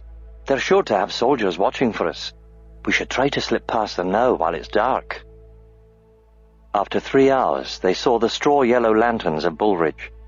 A web of soldiers patrolled between watchfires scattered around the town. Eragon and Murtagh muffled their sword sheaths and carefully dismounted. They led the horses in a wide detour around Bullridge, listening attentively to avoid stumbling on an encampment. With the town behind them, Eragon relaxed slightly. Daybreak finally flooded the sky with a delicate blush and warmed the chilly night air. They halted on the crest of a hill to observe their surroundings. The Rama River was to their left, but it was also 5 miles to their right. The river continued south for several leagues, then doubled back on itself in a narrow loop before curving west. They had covered over 16 leagues in 1 day. Eragon leaned against Snowfire's neck, happy with the distance they had gone. "Let's find a gully or hollow where we can sleep undisturbed." They stopped at a small stand of juniper trees and laid their blankets beneath them. Saphira waited patiently as they untied the elf from her belly. "I'll take the first watch and wake you at mid-morning," said Murtagh, setting his bare sword across his knees. Eragon mumbled his assent and pulled the blankets over his shoulders. Nightfall found them worn and drowsy, but determined to continue. As they prepared to leave, Saphira observed to Eragon, "This is the 3rd night since we rescued you from Gilead, and the elf still hasn't woken. I'm worried. And," she continued, "she has neither drunk nor eaten in that time. I know little of elves, but she is slender, and I doubt she can survive much longer without nourishment." "What's wrong?" asked Murtagh over Tornek's back. "The elf," said Eragon, looking down at her. "Saphira is troubled that she hasn't woken or eaten. It disturbs me, too. I healed her wounds, at least on the surface, but it doesn't seem to have done her any good." "Maybe the shade tampered with her mind," suggested Murtagh. "Then we have to help her." Murtagh knelt by the elf. He examined her intently, then shook his head and stood. "As far as I can tell, she's only sleeping. It seems as if I could wake her with a word or a touch, yet she slumbers on. Her coma might be something elves self-induced to escape the pain of injury, but if so, why doesn't she end it? There's no danger to her now." "But does she know that?" asked Eragon quietly. Murtagh put a hand on his shoulder. "This must wait. We have to leave now, or risk losing our hard-won lead. You can tend to her later when we stop." "One thing first," said Eragon. He soaked a rag, then squeezed the cloth, so water dripped between the elf's sculpted lips. He did that several times, and dabbed above her straight, angled eyebrows, feeling oddly protective. They headed through the hills, avoiding the tops for fear of being spotted by sentries. Saphira stayed with them on the ground for the same reason. Despite her bulk, she was stealthy. Only her tail could be heard scraping over the ground like a thick blue snake. Eventually the sky brightened in the east. The morning star Adale appeared as they reached the edge of a steep bank covered with mounds of brush. Water roared below as it tore over boulders and sluiced through branches. "The rammer," said Eragon over the noise. Murtagh nodded. "Yes, we have to find a place to ford safely." "That isn't necessary," said Saphira. "I can carry you across no matter how wide the river is." Eragon looked up at her blue-grey form. "What about the horses? We can't leave them behind. They're too heavy for you to lift." "As long as you're not on them and they don't struggle too much, I'm sure that I can carry them. If I can dodge arrows with 3 people on my back, I can certainly fly a horse in a straight line over a river." "I believe you, but let's not attempt it unless we have to. It's too dangerous." She clambered down the embankment. "We can't afford to squander time here." Eragon followed her, leading Snowfire. The bank came to an abrupt end at the rammer, where the river ran dark and swift. White mist wafted up from the water like blood steaming in winter. It was impossible to see the far side. Murtagh tossed a branch into the torrent and watched it race away, bobbing on the rough water. "How deep do you think it is?" asked Eragon. "I can't tell," said Murtagh, worry colouring his voice. "Can you see how far across it is with magic?" "I don't think so, not without lighting up this place like a beacon." With a gust of air, Saphira took off and soared over the rammer. After a short time, she said, "I'm on the other bank. The river is over a half-mile wide. You couldn't have chosen a worse place to cross. The rammer bends at this point and is at its widest." "A half-mile!" exclaimed Eragon. He told Murtagh about Saphira's offer to fly them. "I'd rather not try it for the horse's sake. Tornak isn't as accustomed to Saphira as Snowfire. He might panic and injure them both. Ask Saphira to look for shallows where we can swim over safely. If there aren't any within a mile in either direction, then I suppose she can ferry us." At Eragon's request, Saphira agreed to search for a ford. While she explored, they hunkered next to the horses and ate dry bread. It was not long before Saphira returned, her velvet wings whispering in the early dawn sky. "The water is both deep and strong, upstream as well as downstream." Once he was told, Murtagh said, "I'd better go over first, so I can watch the horses." He scrambled onto Saphira's saddle. "Be careful with Tornak. I've had him for many years. I don't want anything to happen to him." Then Saphira took off. When she returned, the unconscious elf had been untied from her belly. Eragon led Tornak to Saphira, ignoring the horse's low whinnies. Saphira reared back on her haunches to grasp the horse around the belly with her forelegs. Eragon eyed her formidable claws and said, "Wait." He repositioned Tornak's saddle blanket, strapping it to the horse's belly so it protected his soft underside, then gestured for Saphira to proceed. Tornak snorted in fright and tried to bolt when Saphira's forelegs clamped around his sides, but she held him tightly. The horse rolled his eyes wildly, the whites rimming his dilated pupils. Eragon tried to gentle Tornak with his mind, but the horse's panic resisted his touch. Before Tornak could try to escape again, Saphira jumped skyward, her hind legs thrusting with such force that her claws gouged the rocks underneath. Her wings strained furiously, struggling to lift the enormous load. For a moment it seemed she would fall back to the ground. Then with a lunge, she shot into the air. Tornak screamed in terror, kicking and tossing. It was a terrible sound, like screeching metal. Eragon swore, wondering if anyone was close enough to hear. "You'd better hurry, Saphira." He listened for soldiers as he waited, scanning the inky landscape for the telltale flash of torches. It soon met his eye in a line of horsemen sliding down a bluff almost a league away.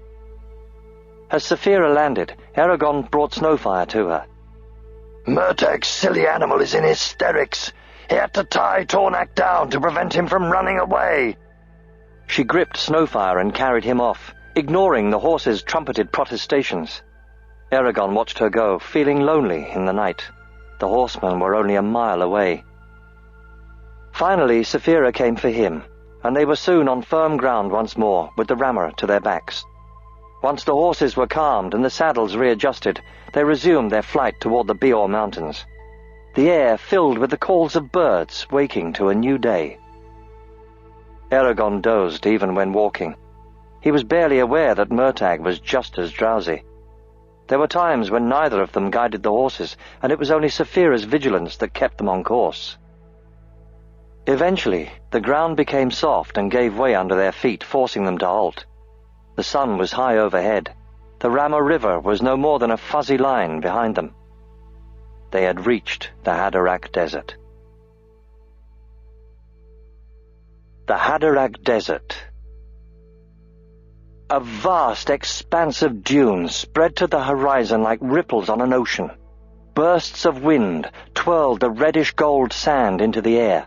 Scraggy trees grew on scattered patches of solid ground any farmer would have declared unfit for crops. Rising in the distance was a line of purple crags. The imposing desolation was barren of any animals, except for a bird gliding on the zephyrs. "You're sure we'll find food for the horses out there?" queried Eragon, slurring his words. The hot, dry air stung his throat. "See those?" asked Murtagh, indicating the crags. "Grass grows around them. It's short and tough, but the horses will find it sufficient." "I hope you're right," said Eragon, squinting at the sun. "Before we continue, let's rest. My mind is slow as a snail, and I can barely move my legs." They untied the elf from Saphira, ate, then lay in the shadow of a dune for a nap. As Eragon settled into the sand, Saphira coiled up next to him and spread her wings over them.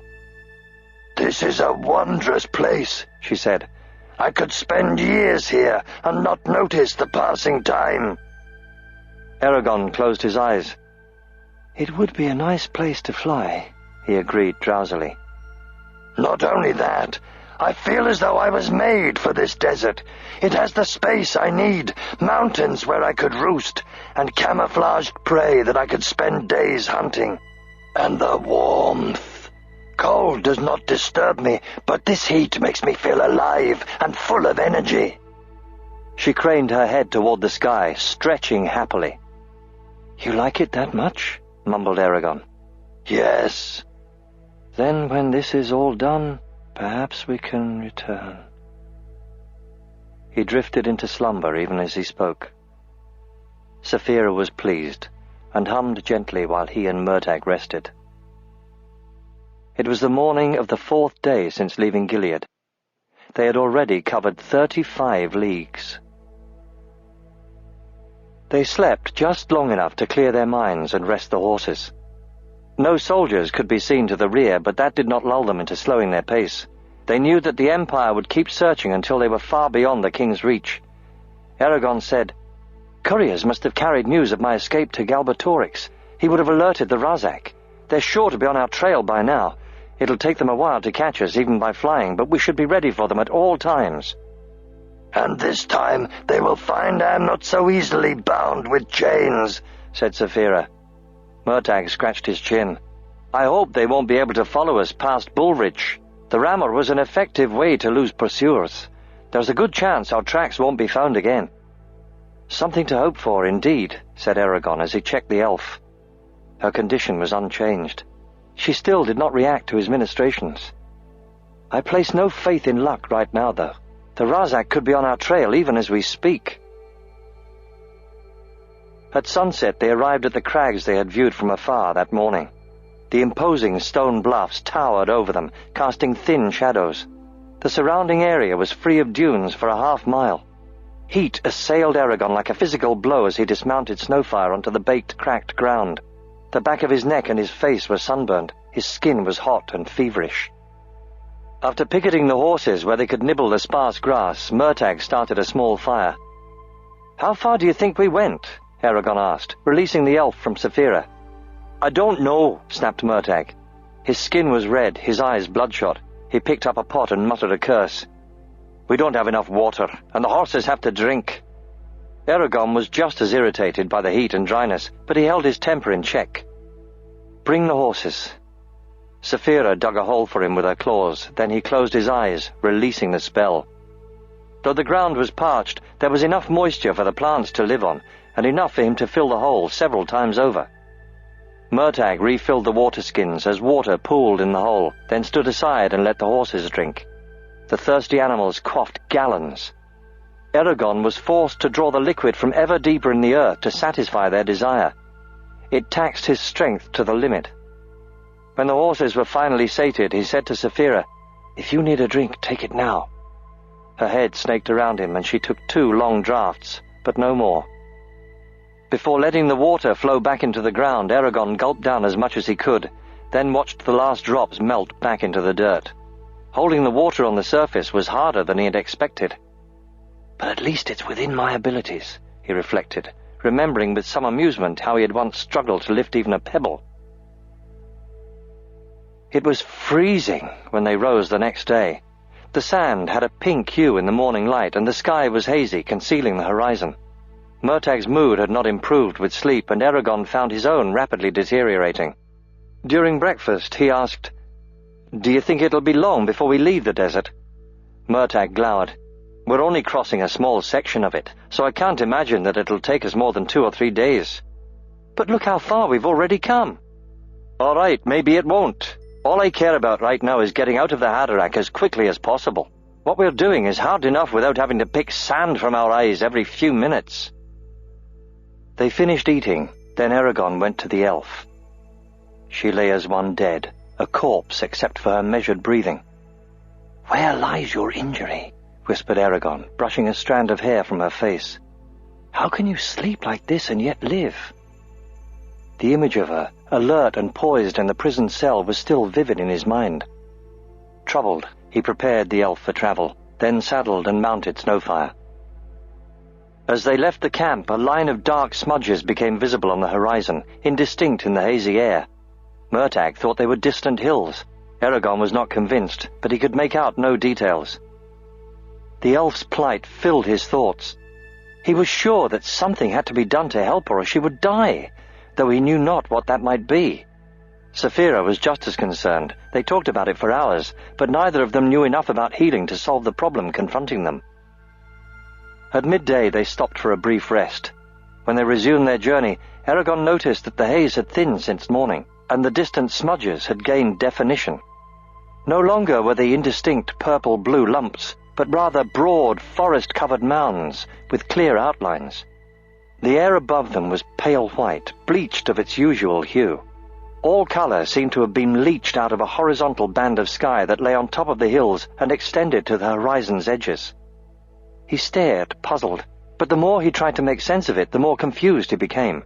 He blinked and shook his head, thinking that it must be some illusion of the desert air. Yet when he opened his eyes, the annoying incongruity was still there. Indeed, the whiteness blanketed half the sky before them. Sure that something was terribly wrong, he started to point this out to Murtagh and Saphira when he suddenly understood what he was seeing. What they had taken to be hills were actually the bases of gigantic mountains, scores of miles wide. Except for the dense forest along their lower regions, the mountains were entirely covered with snow and ice. It was this that had deceived Eragon into thinking the sky white. He craned back his neck, searching for the peaks, but they were not visible. The mountains stretched up into the sky until they faded from sight. Narrow, jagged valleys with ridges that nearly touched split the mountains like deep gorges. It was like a ragged, toothy wall linking Alagasia with the heavens. "There's no end to them," he thought, awestruck. Stories that mentioned the Bior Mountains always noted their size, but he had discounted such reports as fanciful embellishments. Now, however, he was forced to acknowledge their authenticity. Sensing his wonder and surprise, Saphira followed his gaze with her own. Within a few seconds, she recognized the mountains for what they were. "I feel like a hatchling again. Compared to them, even I feel small." "We must be near the edge of the desert," said Eragon. "It's only taken 2 days, and we can already see the far side and beyond." Saphira spiraled above the dunes. "Yes, but considering the size of those peaks, they could still be 50 leagues from here. It's hard to gauge distances against something so immense. Wouldn't they be a perfect hiding place for the elves or the Varden?" "You could hide more than the elves and Varden," he stated. "Entire nations could exist in secret there, hidden from the Empire. Imagine living with those behemoths looming over you." He guided Snowfire to Murtagh and pointed, grinning. "What?" grunted Murtagh, scanning the land. "Look closely," urged Eragon. Murtagh peered closely at the horizon. He shrugged. "What I don't—" The words died in his mouth and gave way to slack-jawed wonder. Murtagh shook his head, muttering, "That's impossible." He squinted so hard that the corners of his eyes crinkled. He shook his head again. "I knew the Bior Mountains were large, but not that monstrous size."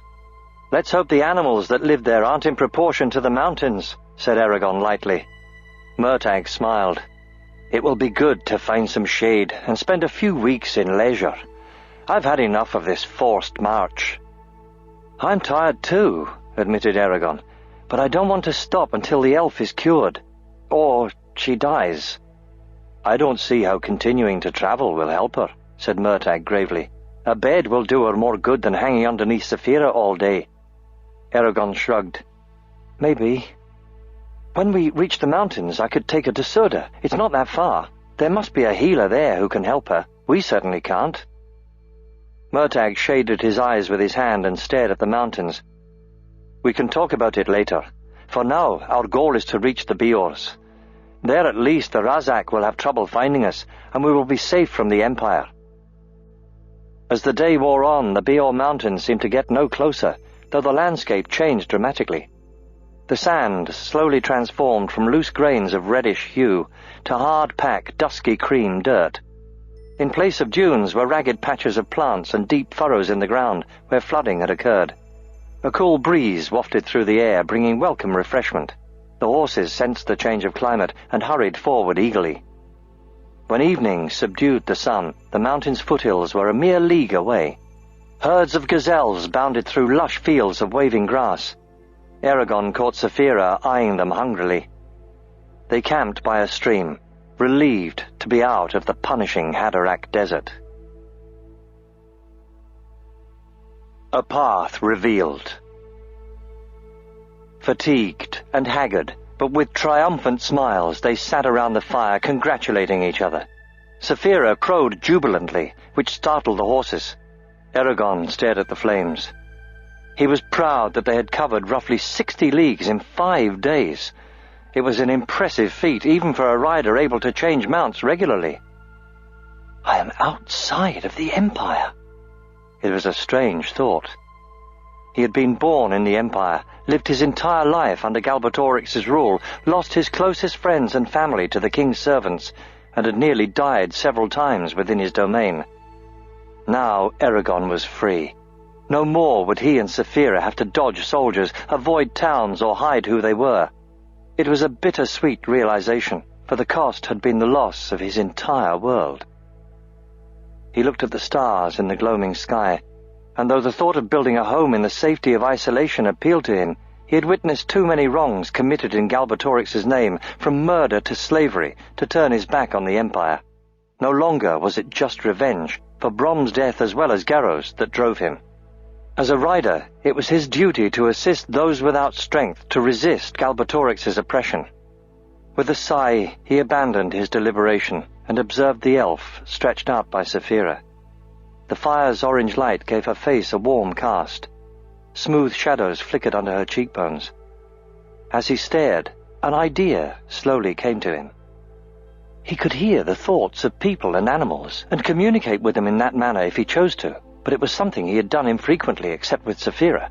He always remembered Brom's admonishment not to violate someone's mind unless absolutely necessary. Save for the one time he had tried to probe Murtag's consciousness, he had refrained from doing so.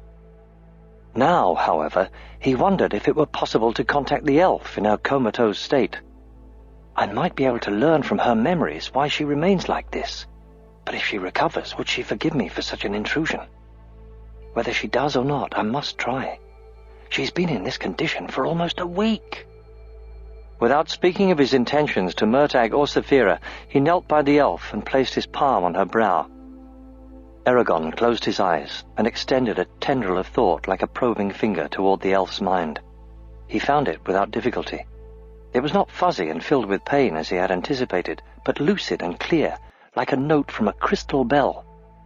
Suddenly, an icy dagger drove into his mind. Pain exploded behind his eyes with splashes of color. He recoiled from the attack, but found himself held in an iron grip, unable to retreat. Eragon fought as hard as he could and used every defense he could think of. The dagger stabbed into his mind again. He frantically threw his own barriers before it, blunting the attack. The pain was less excruciating than the first time, but it jarred his concentration. The elf took the opportunity to ruthlessly crush his defenses. A stifling blanket pressed down on Eragon from all directions, smothering his thoughts. The overpowering force slowly contracted, squeezing the life out of him bit by bit, though he held on, unwilling to give up. The elf tightened her relentless grip even more, so as to extinguish him like a snuffed candle. He desperately cried in the ancient language, "Eke frike unshurtagal! I'm a rider and a friend." The deadly embrace did not loosen its hold, but its constriction halted, and surprise emanated from her. Suspicion followed a second later, but he knew she would believe him. He could not have lied in the ancient language. However, while he had said he was a friend, that did not mean he meant her no harm.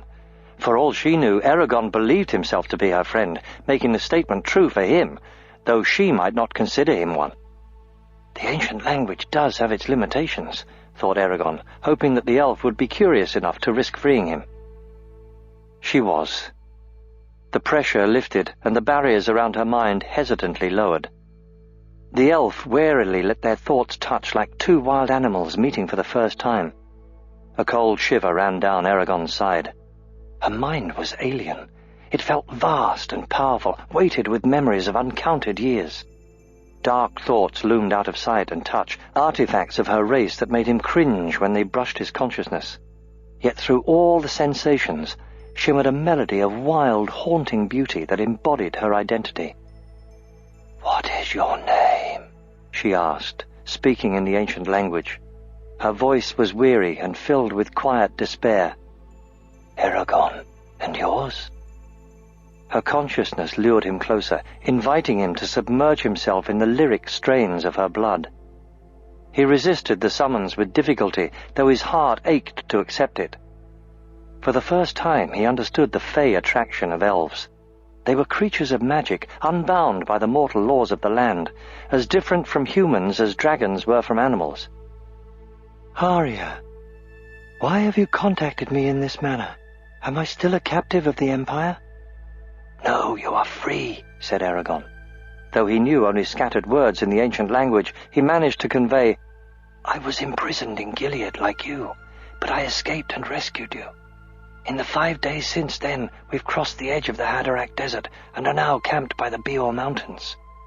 You've not stirred nor said a word in all that time." "Ah, so it was Gilead." She paused. "I know that my wounds were healed. At the time I did not understand why. Preparation for some new torture, I was certain. Now I realize it was you." Softly she added, "Even so, I have not risen, and you are puzzled." "Yes." "During my captivity, a rare poison, the Skilna Brach, was given to me, along with the drug to suppress my power. Every morning, the antidote for the previous day's poison was administered to me by force if I refused to take it. Without it, I will die within a few hours. That is why I lie in this trance. It slows the Skilna Brach's progress, though does not stop it. I contemplated waking for the purpose of ending my life and denying Galbatorix, but I refrained from doing so out of hope that you might be an ally." Her voice dwindled off weakly. "How long can you remain like this?" asked Eragon. "For weeks, but I'm afraid I haven't that much time. This dormancy cannot restrain death forever. I can feel it in my veins even now. Unless I receive the antidote, I will succumb to the poison in 3 or 4 days." "Where can the antidote be found?" "It exists in only 2 places outside of the Empire, with my own people and with the Varden. However, my home is beyond the reach of Dragonback." "What about the Varden? We would have taken you straight to them, but we don't know where they are." "I will tell you, if you give me your word that you will never reveal their location to Galbatorix or to anyone who serves him. In addition, you must swear that you have not deceived me in some manner, and that you intend no harm to the elves, dwarves, Varden, or the race of dragons." What Arya asked for would have been simple enough if they had not been conversing in the ancient language. Eragon knew she wanted oaths more binding than life itself. Once made, they could never be broken. That weighed heavily on him, as he gravely pledged his word in agreement. "It is understood." A series of vertigo-inducing images suddenly flashed through his mind. He found himself riding along the Beor mountain range, traveling eastward many leagues. Eragon did his best to remember the route as craggy mountains and hills flashed past. He was heading south now, still following the mountains. Then everything wheeled abruptly and he entered a narrow, winding valley. It snaked through the mountains to the base of a frothy waterfall that pounded into a deep lake. The images stopped. "It is far," said Arya, "but do not let the distance dissuade you. When you arrive at the lake Kostamirna at the end of the Beartooth River, take a rock, bang on the cliff next to the waterfall, and cry, 'Ei Varden Aberdushurtaguls Gatavanta.' You will be admitted. You will be challenged, but do not falter, no matter how perilous it seems." "What should they give you for the poison?" he asked. Her voice quavered, but then she regained her strength.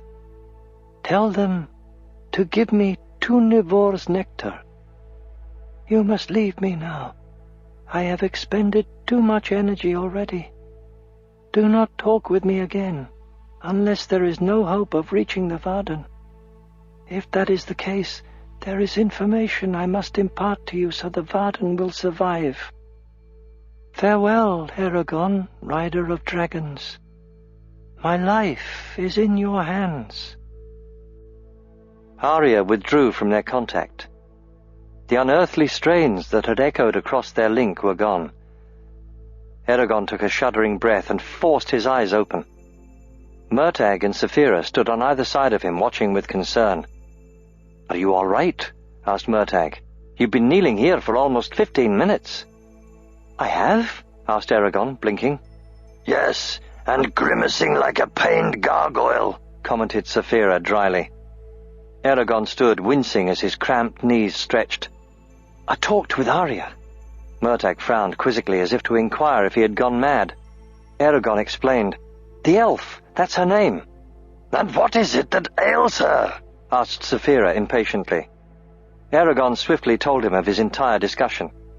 "How far away are the Varden?" asked Murtagh. "I'm not exactly sure," confessed Eragon.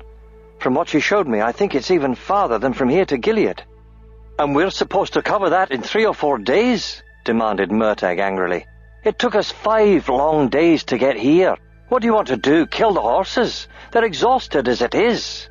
"But if we do nothing, she'll die." "If it's too much for the horses, Saphira can fly ahead with Arya and me. At least we will get to the Varden in time. You could catch up with us in a few days." Murtagh grunted and crossed his arms. "Of course. Murtagh, the pack animal. Murtagh, the horse leader. I should have remembered. That's all I'm good for nowadays. Oh, and let's not forget, every soldier in the Empire is searching for me now because you couldn't defend yourself and I had to go and save you. Yes, I suppose I'll just follow your instructions and bring up the horses in the rear like a good servant." Eragon was bewildered by the sudden venom in Murtagh's voice. "What's wrong with you? I'm grateful for what you did. There's no reason to be angry with me. I didn't ask you to accompany me or to rescue me from Gilead. You chose that. I haven't forced you to do anything." "Oh, not openly, no. What else could I do but help you with the Razak? And then later at Gilead, how could I have left with a clear conscience? The problem with you," said Murtagh, poking Eragon in the chest, "is that you're so totally helpless you force everyone to take care of you." The words stung Eragon's pride. He recognized a grain of truth in them. "Don't touch me," he growled. Murtagh laughed, a harsh note in his voice. "Or what? You'll punch me? You couldn't hit a brick wall." He went to shove Eragon again, but Eragon grabbed his arm and struck him in the stomach. "I said, don't touch me!" Murtagh doubled over, swearing. Then he yelled and launched himself at Eragon. They fell in a tangle of arms and legs, pounding on each other. Eragon kicked at Murtagh's right hip, missed, and grazed the fire. Sparks and burning embers scattered through the air. They scrabbled across the ground, trying to get leverage. Eragon managed to get his feet under Murtagh's chest and kicked mightily. Murtagh flew upside down over Eragon's head, landing flat on his back with a solid thump. Murtagh's breath whooshed out. He rolled stiffly to his feet, then wheeled to face Eragon, panting heavily. They charged each other once more. Saphira's tail slapped between them, accompanied by a deafening roar. Eragon ignored her and tried to jump over her tail, but a taloned paw caught him in midair and flung him back to the ground. "Enough!" He futilely tried to push Saphira's muscled leg off his chest and saw that Murtagh was likewise pinned. Saphira roared again, snapping her jaws. She swung her head over Eragon and glared at him. "You, of all people, should know better. Fighting like starving dogs over a scrap of meat. What would Brom say?" Eragon felt his cheeks burn and averted his gaze. He knew what Brom would have said. Saphira held them on the ground, letting them simmer, then said to Eragon pointedly, "Now if you don't want to spend the night under my foot, you will politely ask Murtagh what is troubling him." She snaked her head over to Murtagh and stared down at him with an impassive blue eye. "And tell him that I won't stand for insults from either of you." "Won't you let us up?" complained Eragon. "No." Eragon reluctantly turned his head toward Murtagh, tasting blood in the side of his mouth. Murtagh avoided his eyes and looked up at the sky. "Well, is she going to get off us?" "No, not unless we talk. She wants me to ask you what's really the problem," said Eragon, embarrassed. Saphira growled an affirmative and continued to stare at Murtagh. It was impossible for him to escape her piercing glare. Finally he shrugged, muttering something under his breath. Saphira's claws tightened on his chest and her tail whistled through the air. Murtagh shot her an angry glance, then grudgingly said louder, "I told you before, I don't want to go to the Varden." Eragon frowned. Was that all that was the matter? Don't want to or can't? Murtagh tried to shove Saphira's leg off him, then gave up with a curse. "Don't want to. They'll expect things from me that I can't deliver. Did you steal something from them? I wish it were that simple." Eragon rolled his eyes, exasperated. "Well, what is it, then? Did you kill someone important or bed the wrong woman?" "No. I was born," said Murtagh cryptically. He pushed at Saphira again. This time she released them both. They got to their feet under her watchful eye and brushed dirt from their backs. "You're avoiding the question," Eragon said, dabbing his split lip. "So what?" spat Murtagh as he stomped to the edge of the camp. After a minute he sighed. "It doesn't matter why I'm in this predicament, but I can tell you that the Varden wouldn't welcome me even if I came bearing the king's head. Oh, they might greet me nicely enough and let me into their councils, but trust me, never. And if I were to arrive under less fortuitous circumstances like the present ones, they'd likely clap me in irons." "Won't you tell me what this is about?" asked Eragon.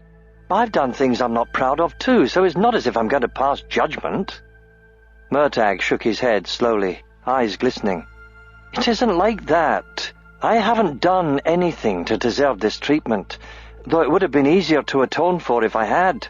No, my only wrongdoing is existing in the first place." He stopped and took a shaky breath. "You see, my father—" A sharp hiss from Saphira cut him off abruptly. "Look!" They followed her gaze westward. Murtagh's face paled. "Demons above and below!" A league or so away, parallel to the mountain range, was a column of figures marching east. The line of troops, hundreds strong, stretched for nearly a mile. Dust billowed from their heels, their weapons glinted in the dying light. A standard-bearer rode before them in a black chariot, holding aloft a crimson banner. "It's the Empire," said Eragon tiredly. "They've found us somehow." Saphira poked her head over his shoulder and gazed at the column. "Yes, but those are Urgles, not men," said Murtagh. "How can you tell?" Murtagh pointed at the standard. "That flag bears the personal symbol of an Urgle chieftain. He's a ruthless brute given to violent fits and insanity." "You've met him?" Murtagh's eyes tightened. "Once, briefly. I still have scars from that encounter. These Urgles might not have been sent here for us, but I'm sure we've been seen by now and that they will follow us. Their chieftain isn't the sort to let a dragon escape his grasp, especially if he's heard about Gilead." Eragon hurried to the fire and covered it with dirt. "We have to flee. You don't want to go to the Varden, but I have to take Arya to them before she dies. Here's a compromise. Come with me until I reach the lake coast of Myrna, then go your own way." Murtagh hesitated. Eragon added quickly, "If you leave now, in sight of the columns, Urgles will follow you. And then where will you be, facing them alone?" "Very well," said Murtagh, tossing his saddlebags over Tornak's flanks. "But when we neared the Varden, I will leave." Eragon burned to question Murtagh further, but not with Urgles so near. He gathered his belongings and saddled Snowfire. Saphira fanned her wings, took off in a rush, and circled above. She kept guard over Murtagh and Eragon as they left camp. "What direction shall I fly?" she asked. "East, along the Biors." Stilling her wings, Saphira rose on an updraft and teetered on the pillar of warm air, hovering in the sky over the horses. "I wonder why the Urgles are here. Maybe they were sent to attack the Varden." "Then we should try to warn them," he said, guiding Snowfire past half-visible obstacles. As the night deepened, The Urgles faded into the gloom behind them. A clash of wills. When morning came, Eragon's cheek was raw from chafing against Snowfire's neck, and he was sore from his fight with Murtagh. They had alternated sleeping in their saddles throughout the night. It had allowed them to outdistance the Urgle troops, but neither of them knew if the lead could be retained. The horses were exhausted to the point of stopping, yet they still maintained a relentless pace. Whether it would be enough to escape depended on how rested the monsters were, and if Eragon and Murtagh's horses survived. The Beor Mountains cast great shadows over the land, stealing the sun's warmth. To the north was the Haderach Desert, a thin white band, as bright as noonday snow. "I must eat," said Saphira. "Days have passed since I last hunted. Hunger claws my belly. If I start now, I might be able to catch enough of those bounding deer for a few mouthfuls." Eragon smiled at her exaggeration. "Go if you must, but leave Arya here." "I will be swift." He untied the elf from her belly and transferred her to Snowfire's saddle. Saphira soared away, disappearing in the direction of the mountains. Eragon ran beside the horses, close enough to Snowfire to keep Arya from falling. Neither he nor Murtagh intruded on the silence. Yesterday's fight no longer seemed as important because of the Urgles, but the bruises remained. Saphira made her kills within the hour and notified Eragon of her success. Eragon was pleased that she would soon return. Her absence made him nervous. They stopped at a pond to let the horses drink. Eragon idly plucked a stalk of grass, twirling it while he stared at the elf. He was startled from his reverie by the steely rasp of a sword being unsheathed. He instinctively grasped Zarok and spun around in search of the enemy. There was only Murtagh, his long sword held ready. He pointed at a hill ahead of them, where a tall, brown-cloaked man sat on a sorrel horse, mace in hand. Behind him was a group of 20 horsemen. No one moved. "Could they be Varden?" asked Murtagh. Eragon surreptitiously strung his bow. "According to Arya, they're still scores of leagues away. This might be one of their patrols or raiding groups. Assuming they're not bandits." Murtagh swung onto Tornak and readied his own bow. "Should we try to outrun them?" asked Eragon, draping a blanket over Arya. The horsemen must have seen her, but he hoped to conceal the fact that she was an elf. "It wouldn't do any good," said Murtagh, shaking his head. "Tornak and Snowfire are fine war horses, but they're tired, and they aren't sprinters. Look at the horses those men have. They're meant for running. They would catch us before we had gone a half-mile. Besides, they may have something important to say. You'd better tell Saphira to hurry back." Eragon was already doing that. He explained the situation, then warned, "Don't show yourself unless it's necessary. We're not in the Empire, but I still don't want anyone to know about you." "Never mind that," she replied. "Remember, magic can protect you where speed and luck fail." He felt her take off and raced toward them, skimming close to the ground. The band of men watched them from the hill. Eragon nervously gripped Zarok. The wire-wrapped hilt was secure under his glove. He said in a low voice, "If they threaten us, I can frighten them away with magic. If that doesn't work, there's Saphira.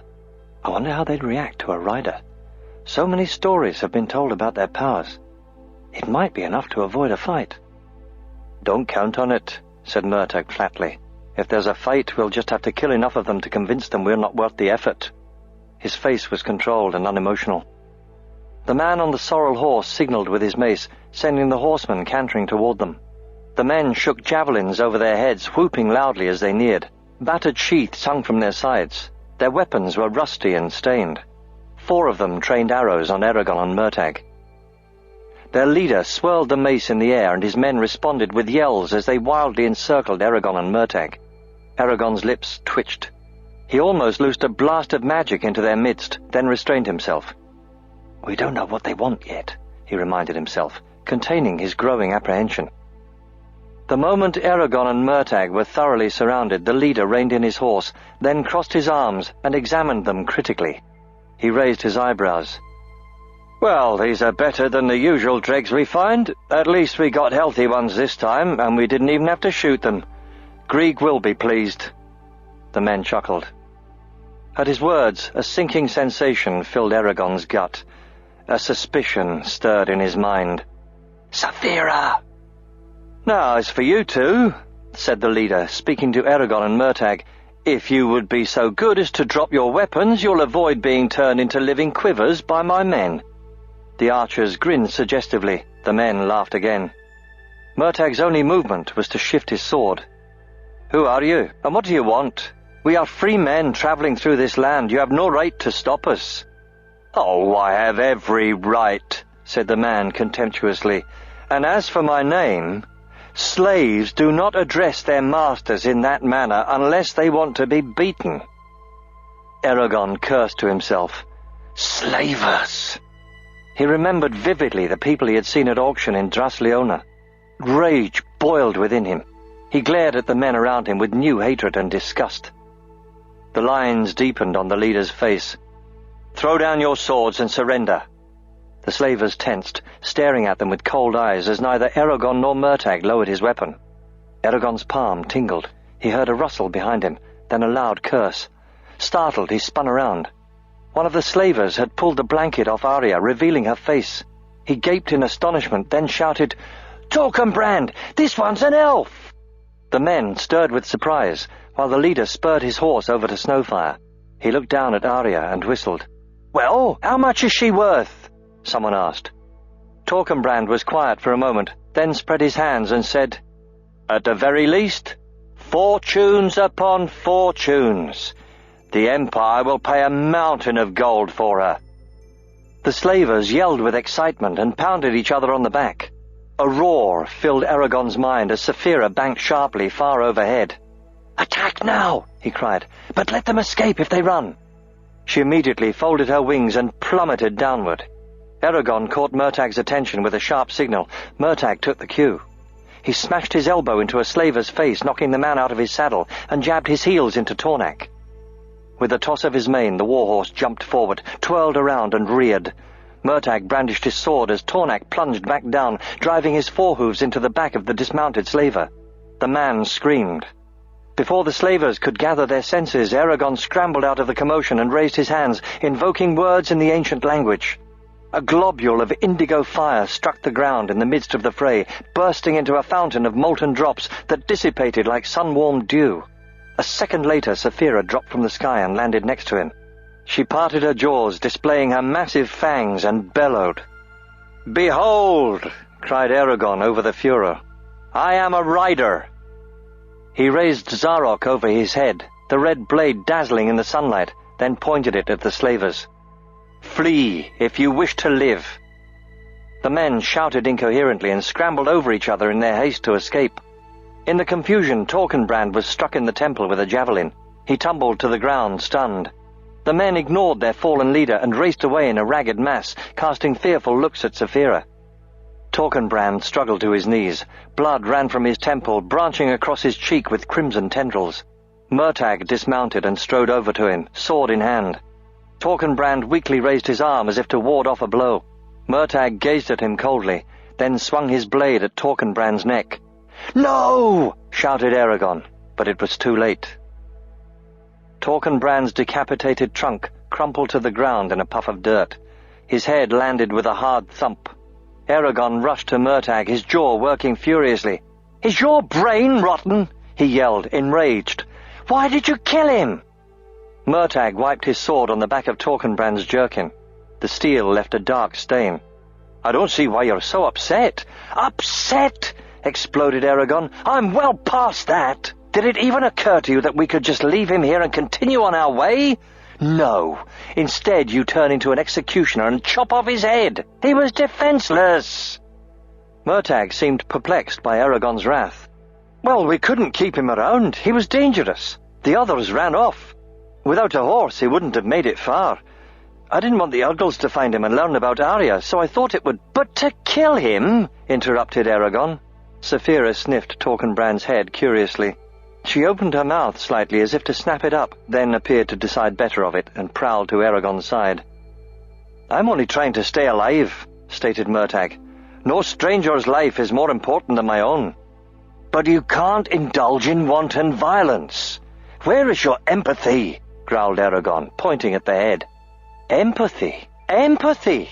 What empathy can I afford my enemies? Shall I dither about whether to defend myself because it will cause someone pain? If that had been the case, I would have died years ago. You must be willing to protect yourself and what you cherish, no matter what the cost. Eragon slammed Zarok back into its sheath, shaking his head savagely. You can justify any atrocity with that reasoning. Do you think I enjoy this? Murtagh shouted. My life has been threatened from the day I was born. All of my waking hours have been spent avoiding danger in one form or another, and sleep never comes easily because I always worry if I'll live to see the dawn. If there ever was a time I felt secure, it must have been in my mother's womb, though I wasn't safe even there. You don't understand. If you lived with this fear, you would have learned the same lesson I did. Do not take chances. He gestured at Torkenbrand's body. He was a risk that I removed.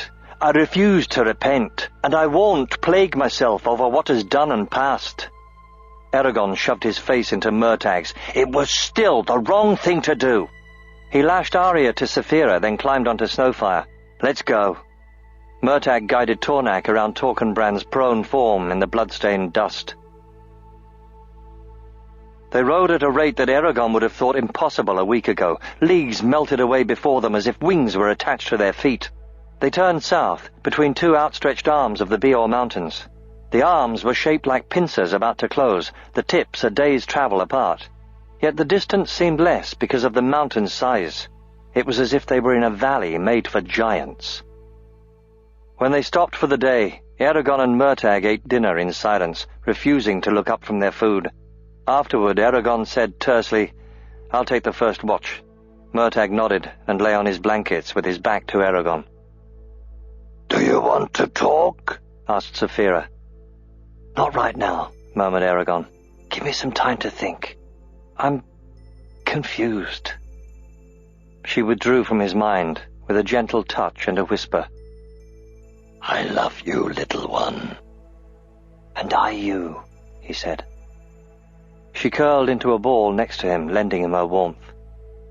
He sat motionless in the dark, wrestling with his disquiet. Flight through the valley. In the morning, Saphira took off with both Eragon and Arya. Eragon wanted to get away from Murtagh for a time. He shivered, pulling his clothes tighter. It looked like it might snow. Saphira ascended lazily on an updraft and asked, What are you thinking? Eragon contemplated the Beor Mountains, which towered above them, even though Saphira flew far above the ground. That was murder yesterday. I've no other word for it. Saphira banked to the left. It was a hasty deed and ill-considered, but Murtagh tried to do the right thing. The men who buy and sell other humans deserve every misfortune that befalls them. If we weren't committed to helping Arya, I would hunt down every slaver and tear them apart. Yes, said Eragon miserably, but Torkenbrand was helpless. He couldn't shield himself or run. A moment more and he probably would have surrendered. Murtagh didn't give him that chance. If Torkenbrand had at least been able to fight, it wouldn't have been so bad. Eragon, even if Torkenbrand had fought, the results would have been the same. You know as well as I do that few can equal you or Murtagh with the blade. Torkenbrand would still have died, though you seem to think it would have been more just or honorable in a mismatched duel. I don't know what's right, admitted Eragon, distressed. There aren't any answers that make sense. Sometimes, said Saphira gently, there are no answers. Learn what you can about Murtagh from this, then forgive him. And if you can't forgive, at least forget, for he meant you no harm, however rash the act was. Your head is still attached, yes? Frowning, Eragon shifted in the saddle. He shook himself like a horse trying to rid itself of a fly and checked Murtagh's position over Saphira's shoulder. A patch of colour farther back along their route caught his attention. Camped by a stream bed they had crossed late yesterday were the Urgles. Eragon's heartbeat quickened. How could the Urgles be on foot yet still gain on them? Saphira saw the monsters as well and tilted her wings, brought them close to her body and slipped into a steep dive, splitting the air. "I don't think they spotted us," she said. Eragon hoped not. He squinted against the blast of air as she increased the angle of their dive. "Their chieftain must be driving them at a breakneck pace," he said. "Yes, maybe they'll all die of exhaustion." When they landed, Murtagh asked curtly, "What now?" "The Urgles are overtaking us," said Eragon. He pointed back toward the column's camp. "How far do we still have to go?" asked Murtagh, putting his hands against the sky and measuring the hours until sunset. "Normally, I would guess another 5 days. At the speed we've been traveling, only 3. But unless we get there tomorrow, the Urgles will probably catch us, and Arya will certainly die. She might last another day." "We can't count on it," objected Eragon. "The only way we can get to the Varden in time is if we don't stop for anything, least of all sleep. That's our only chance." Murtagh laughed bitterly. "How can you expect to do that? We've already gone days without adequate sleep. Unless riders are made of different stuff than us mortals, you're as tired as I am. We've covered a staggering distance, and the horses, in case you haven't noticed, are ready to drop. Another day of this might kill us all." Eragon shrugged. "So be it. We don't have a choice." Murtagh gazed at the mountains. "I could leave and let you fly ahead with Saphira. That would force the Urgles to divide their troops and would give you a better chance of reaching the Varden." "It would be suicide," said Eragon, crossing his arms. "Somehow those Urgles are faster on foot than we are on horseback. They would run you down like a deer. The only way to evade them is to find sanctuary with the Varden." Despite his words, he was unsure if he wanted Murtagh to stay. "I like him," Eragon confessed to himself, "but I'm no longer certain if that's a good thing." "I'll escape later," said Murtagh abruptly. "When we get to the Varden, I can disappear down a side valley and find my way to Surda, where I can hide without attracting too much attention." "So you're staying?" "Sleep or no sleep, I'll see you to the Varden," promised Murtagh. With newfound determination they struggled to distance themselves from the Urgles, yet their pursuers continued to creep nearer. At nightfall the monsters were a third closer than they had been that morning. As fatigue eroded his and Murtagh's strength, they slept in turns on the horses, while whoever was awake led the animals in the right direction. Eragon relied heavily on Arya's memories to guide them. Because of the alien nature of her mind, he sometimes made mistakes as to the route, costing them precious time. They gradually angled toward the foothills of the eastern arm of mountains, looking for the valley that would lead them to the Varden. Midnight arrived and passed without any sign of it.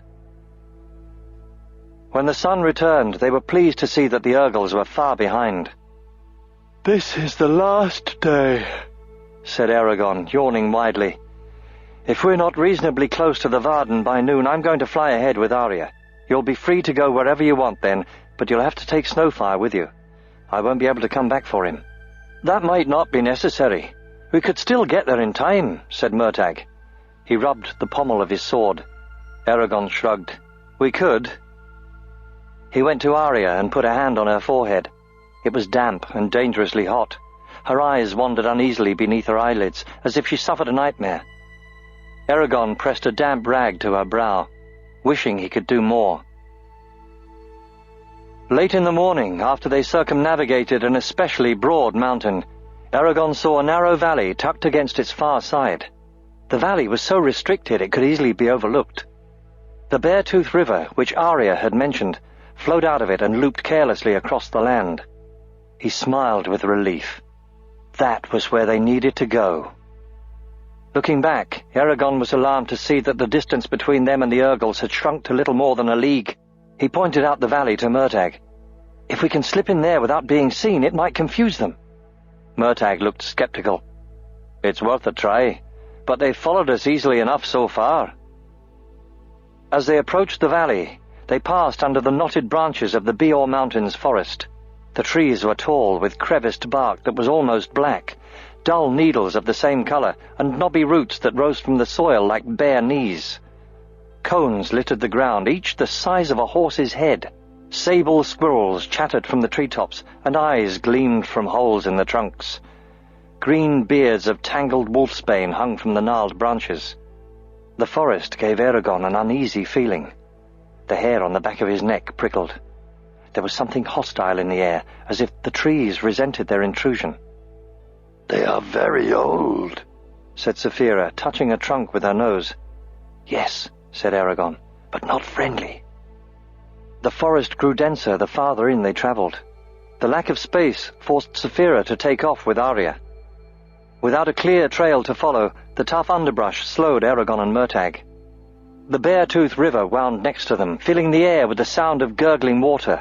A nearby peak obscured the sun, casting them into premature dusk. At the valley's mouth, Eragon realized that although it looked like a slim gash between the peaks, the valley was really as wide as many of the spine's vales. It was only the enormous size of the ridged and shadowy mountains that made it appear so confined. Waterfalls dotted its sheer sides. The sky was reduced to a thin strip winding overhead, mostly hidden by grey clouds.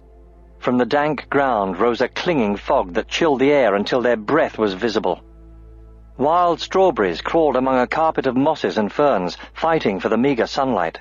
Sprouting on piles of rotting wood were red and yellow toadstools. All was hushed and quiet, sounds dampened by the heavy air. Saphira landed by them in a nearby glade, the rush of her wings strangely muted. She took in the view with a swing of her head. "I just passed a flock of birds that were black and green with red markings on their wings. I've never seen birds like that before." "Everything in these mountains seems unusual," replied Eragon. "Do you mind if I ride you a while? I want to keep an eye on the Urgles." "Of course." He turned to Murtagh. "The Varden are hidden at the end of this valley. If we hurry, we might get there before nightfall." Murtagh grunted, hands on his hips. "How am I going to get out of here? I don't see any valleys joining this one, and the Urgles are going to hem us in pretty soon. I need an escape route." "Don't worry about it," said Eragon impatiently. "This is a long valley. There's sure to be an exit farther in." He released Arya from Saphira and lifted the elf onto Snowfire. "Watch Arya. I'm going to fly with Saphira. We'll meet you up ahead." He scrambled onto Saphira's back and strapped himself onto her saddle. "Be careful," Murtagh warned, his brow furrowed in thought. Then he clucked to the horses and hurried back into the forest. As Saphira jumped toward the sky, Eragon said, "Do you think you could fly up to one of those peaks? We might be able to spot our destination, as well as a passage for Murtagh. I don't want to listen to him griping through the entire valley." "We can try," agreed Saphira. "but it will get much colder." "I'm dressed warmly." "Hold on, then." Saphira suddenly swooped straight up, throwing him back in the saddle. Her wings flapped strongly, driving their weight upward. The valley shrank to a green line below them. The Beartooth River shimmered like braided silver where light struck it. They rose to the cloud layer, and icy moisture saturated the air. A formless grey blanket engulfed them, limiting their vision to an arm's length. Eragon hoped they would not collide with anything in the murk. He stuck out a hand experimentally, swinging it through the air. Water condensed on it and ran down his arm, soaking his sleeve.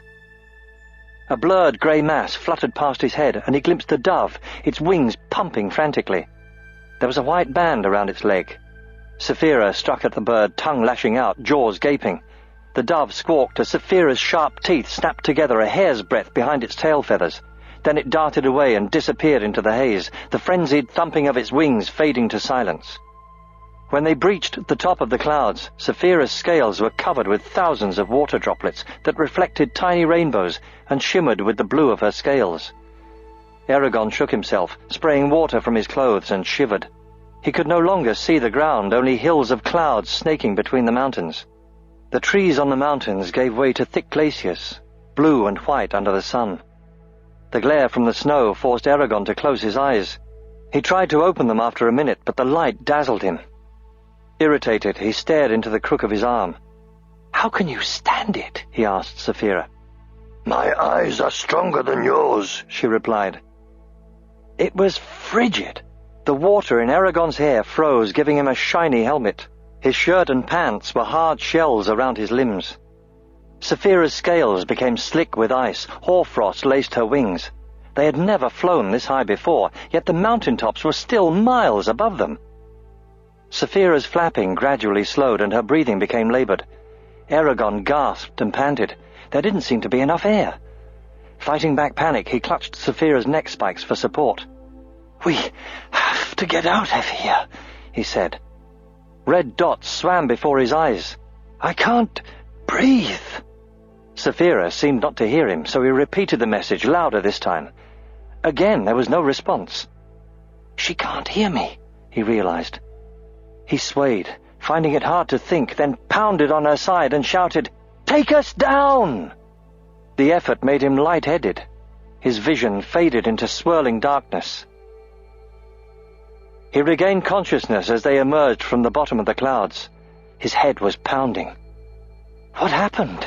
he asked, pushing himself upright and looking around with confusion. "You blacked out," answered Saphira. He tried to run his fingers through his hair, but stopped when he felt icicles. "Yes, I know that, but why didn't you answer me?" "My brain was confused. Your words didn't make any sense. When you lost consciousness, I knew something was wrong and descended. I didn't have to sink far before I realized what had occurred." "It's a good thing you didn't pass out as well," said Eragon with a nervous laugh. Saphira only swished her tail. He looked wistfully at where the mountain peaks were now concealed by clouds. "A pity we couldn't stand upon one of those summits." "Well, now we know. We can only fly out of this valley the way we came in. Why did we run out of air? How can we have it down here but not up above?" "I don't know, but I'll never dare to fly so close to the sun again. We should remember this experience. The knowledge may be useful if we ever have to fight another rider." "I hope that never happens," said Eragon.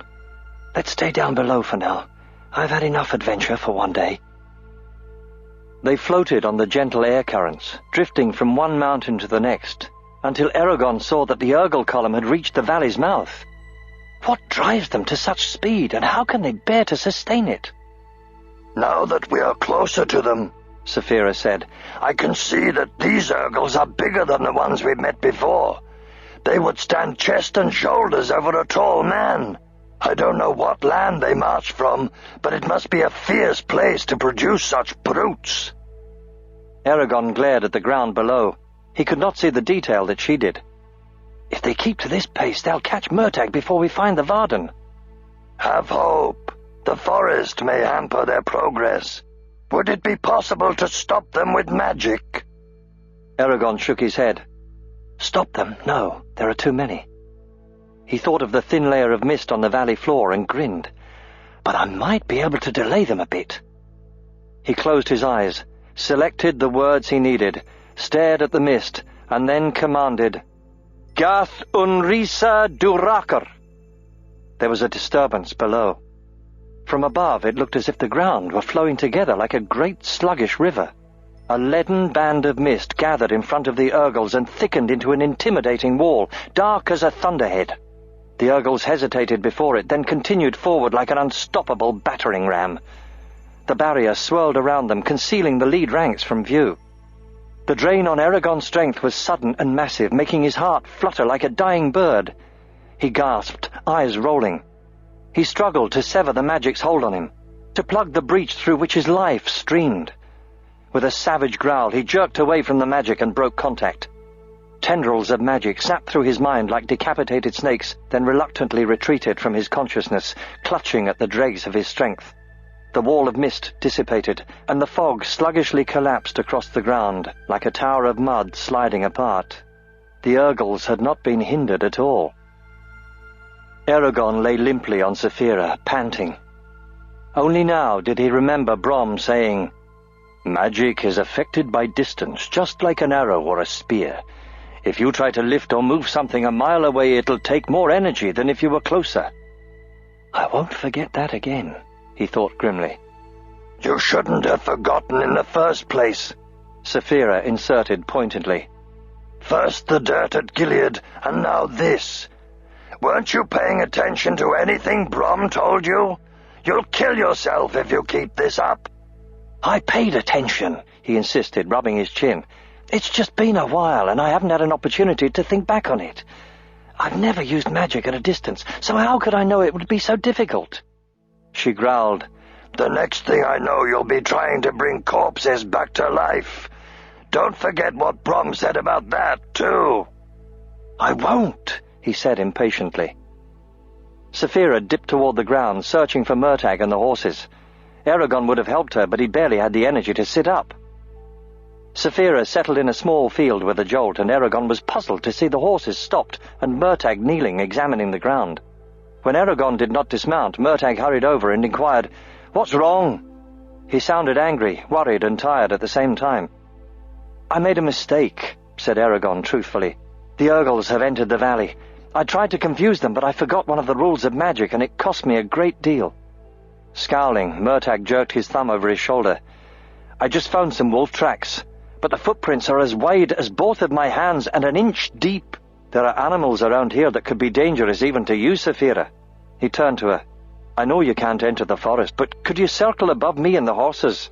That should keep these beasts away. Otherwise there may only be enough left of me to roast in a thimble." "Humour, Murtagh?" asked Eragon, a quick smile coming to his face. His muscles trembled, making it hard for him to concentrate. "Only on the gallows." Murtagh rubbed his eyes. "I can't believe that the same Urgles have been following us the whole time. They would have to be birds to catch up with us." "Saphira said they're larger than any we've seen," remarked Eragon. Murtagh cursed, clenching the pommel of his sword. "That explains it. Saphira, if you're right, then those are Cull, elite of the Urgles. I should have guessed that the chieftain had been put in charge of them. They don't ride because horses can't carry their weight. Not one of them is under 8 feet tall, and they can run for days without sleep and still be ready for battle. It can take 5 men to kill one. Cull never leave their caves except for war, so they must expect a great slaughter if they are out in such force. Can we stay ahead of them?" "Who knows?" said Murtagh. "They're strong, determined, and large in numbers. It's possible that we may have to face them. If that happens, I only hope that the Varden have men posted nearby who'll help us. Despite our skill and Saphira, we can't hold off Cull." Eragon swayed. "Could you get me some bread? I need to eat." Murtagh quickly brought him part of a loaf. It was old and hard, but Eragon chewed on it gratefully. Murtagh scanned the valley walls, worry in his eyes.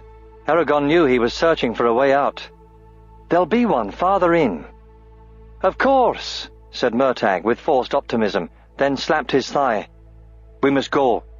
"How is Arya?" asked Eragon. Murtagh shrugged. "The fever's worse. She's been tossing and turning. What do you expect? Her strength is failing. You should fly her to the Varden before the poison does any more damage." "I won't leave you behind," insisted Eragon, gaining strength with each bite. "Not with the Urgles so near." Murtagh shrugged again. "As you wish. But I'm warning you, she won't live if you stay with me." "Don't say that," insisted Eragon, pushing himself upright in Saphira's saddle. "Help me save her. We can still do it. Consider it a life for a life, atonement for Torkenbrand's death." Murtagh's face darkened instantly. "It's not a debt owed. You—" He stopped as a horn echoed through the dark forest. "I'll have more to say to you later," he said shortly, stomping to the horses. He grabbed their reins and trotted away, shooting an angry glare at Eragon. Eragon closed his eyes as Saphira took flight. He wished that he could lie on a soft bed and forget all their troubles. "Saphira," he said at last, cupping his ears to warm them. "What if we did take Arya to the Varden? Once she was safe, we could fly back to Murtagh and help him out of here." "The Varden wouldn't let you," said Saphira. "For all they know, you might be returning to inform the Urgles of their hiding place. We aren't arriving under the best conditions to gain their trust. They'll want to know why we brought an entire company of Cull to their very gates." "We'll just have to tell them the truth and hope they believe us," said Eragon. "And what will we do if the Cull attack Murtagh?" "Fight them, of course. I won't let him and Arya be captured or killed," said Eragon indignantly. There was a touch of sarcasm in her words. "How noble! Oh, we would fell many of the Urgles, you with magic and blade, whilst my weapons would be tooth and claw, but it would be futile in the end. They are too numerous. We cannot defeat them, only be defeated. What then? He demanded. I'll not leave Arya or Murtagh to their mercy. Saphira waved her tail, the tip whistling loudly. I'm not asking you to. However, if we attack first, we may gain the advantage. Have you gone crazy? They'll... Eragon's voice trailed off as he thought about it. They won't be able to do a thing, he concluded, surprised. Exactly, said Saphira. We can inflict lots of damage from a safe height. Let's drop rocks on them, proposed Eragon. That should scatter them, if their skulls aren't thick enough to protect them. Saphira banked to the right and quickly descended to the Beartooth River. She grasped a mid-sized boulder with her strong talons, while Eragon scooped up several fist-sized rocks. Laden with the stones, Saphira glided on silent wings until they were over the Urgle host. No! She exclaimed, releasing the boulder. There were muffled cracks as the missiles plummeted through the forest top, smashing branches. A second later, howls echoed through the valley. Eragon smiled tightly as he heard the Urgles scramble for cover. Let's find more ammunition, he suggested, bending low over Saphira. She growled in agreement and returned to the riverbed. It was hard work, but they were able to hinder the Urgles' progress, though it was impossible to stop them altogether. The Urgles gained ground whenever Saphira went for stones. Despite that, their efforts allowed Murtagh to stay ahead of the advancing column. The valley darkened as the hours slipped by. Without the sun to provide warmth, the sharp bite of frost crept into the air, and the ground mist froze on the trees, coating them white.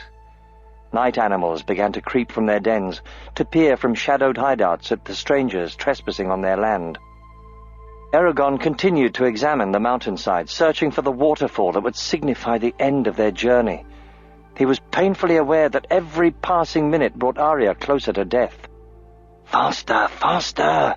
he muttered to himself, looking down at Murtagh. Before Saphira scooped up more rocks, he said, "Let's take a respite and check on Arya. The day is almost over, and I'm afraid her life is measured in hours, if not minutes." Arya's life is in fate's hands now. You made your choice to stay with Murtagh. It's too late to change that, so stop agonizing over it. You're making my scales itch. The best thing we can do right now is to keep bombarding the Urgles. Eragon knew she was right, yet her words did nothing to calm his anxiety. He resumed his search for the waterfall, but whatever lay before them was hidden by a thick mountain ridge. True darkness began to fill the valley, settling over the trees and mountains like an inky cloud. Even with her keen hearing and delicate sense of smell, Saphira could no longer locate the Urgles through the dense forest. There was no moon to help them. It would be hours before it rose over the mountains. Saphira made a long, gentle left turn and glided around the mountain ridge. Eragon vaguely sensed it pass by them, then squinted as he saw a faint white line ahead. Could that be the waterfall? He wondered. He looked at the sky, which still held the afterglow of sunset. The mountain's dark silhouettes curved together and formed a rough bowl that closed off the valley. "The head of the valley isn't much farther," he exclaimed, pointing at the mountains. "Do you think that the Varden know we're coming? Maybe they'll send men out to help us." I doubt they'll assist us until they know if we are friend or foe, Saphira said, as she abruptly dropped toward the ground. I'm returning to Murtagh. We should stay with him now. Since I can't find the Urgles, they could sneak up on him without us knowing. Eragon loosened Zarok in its sheath, wondering if he was strong enough to fight. Saphira landed to the left of the Beartooth River, then crouched expectantly. The waterfall rumbled in the distance. He comes, she said. Eragon strained his ears and caught the sound of pounding hooves. Murtagh ran out of the forest, driving the horses before him. He saw them, but did not slow. Eragon jumped off Saphira, stumbling a bit as he matched Murtagh's pace. Behind him, Saphira went to the river so she could follow them without being hindered by the trees. Before Eragon could relay his news, Murtagh said, I saw you dropping rocks with Saphira. Ambitious. Have the cull stopped or turned back? They're still behind us, but we're almost to the head of the valley. How's Arya? She hasn't died, Murtagh said harshly. His breath came in short bursts. His next words were deceptively calm, like those of a man concealing a terrible passion. Is there a valley or gorge ahead that I can lead through?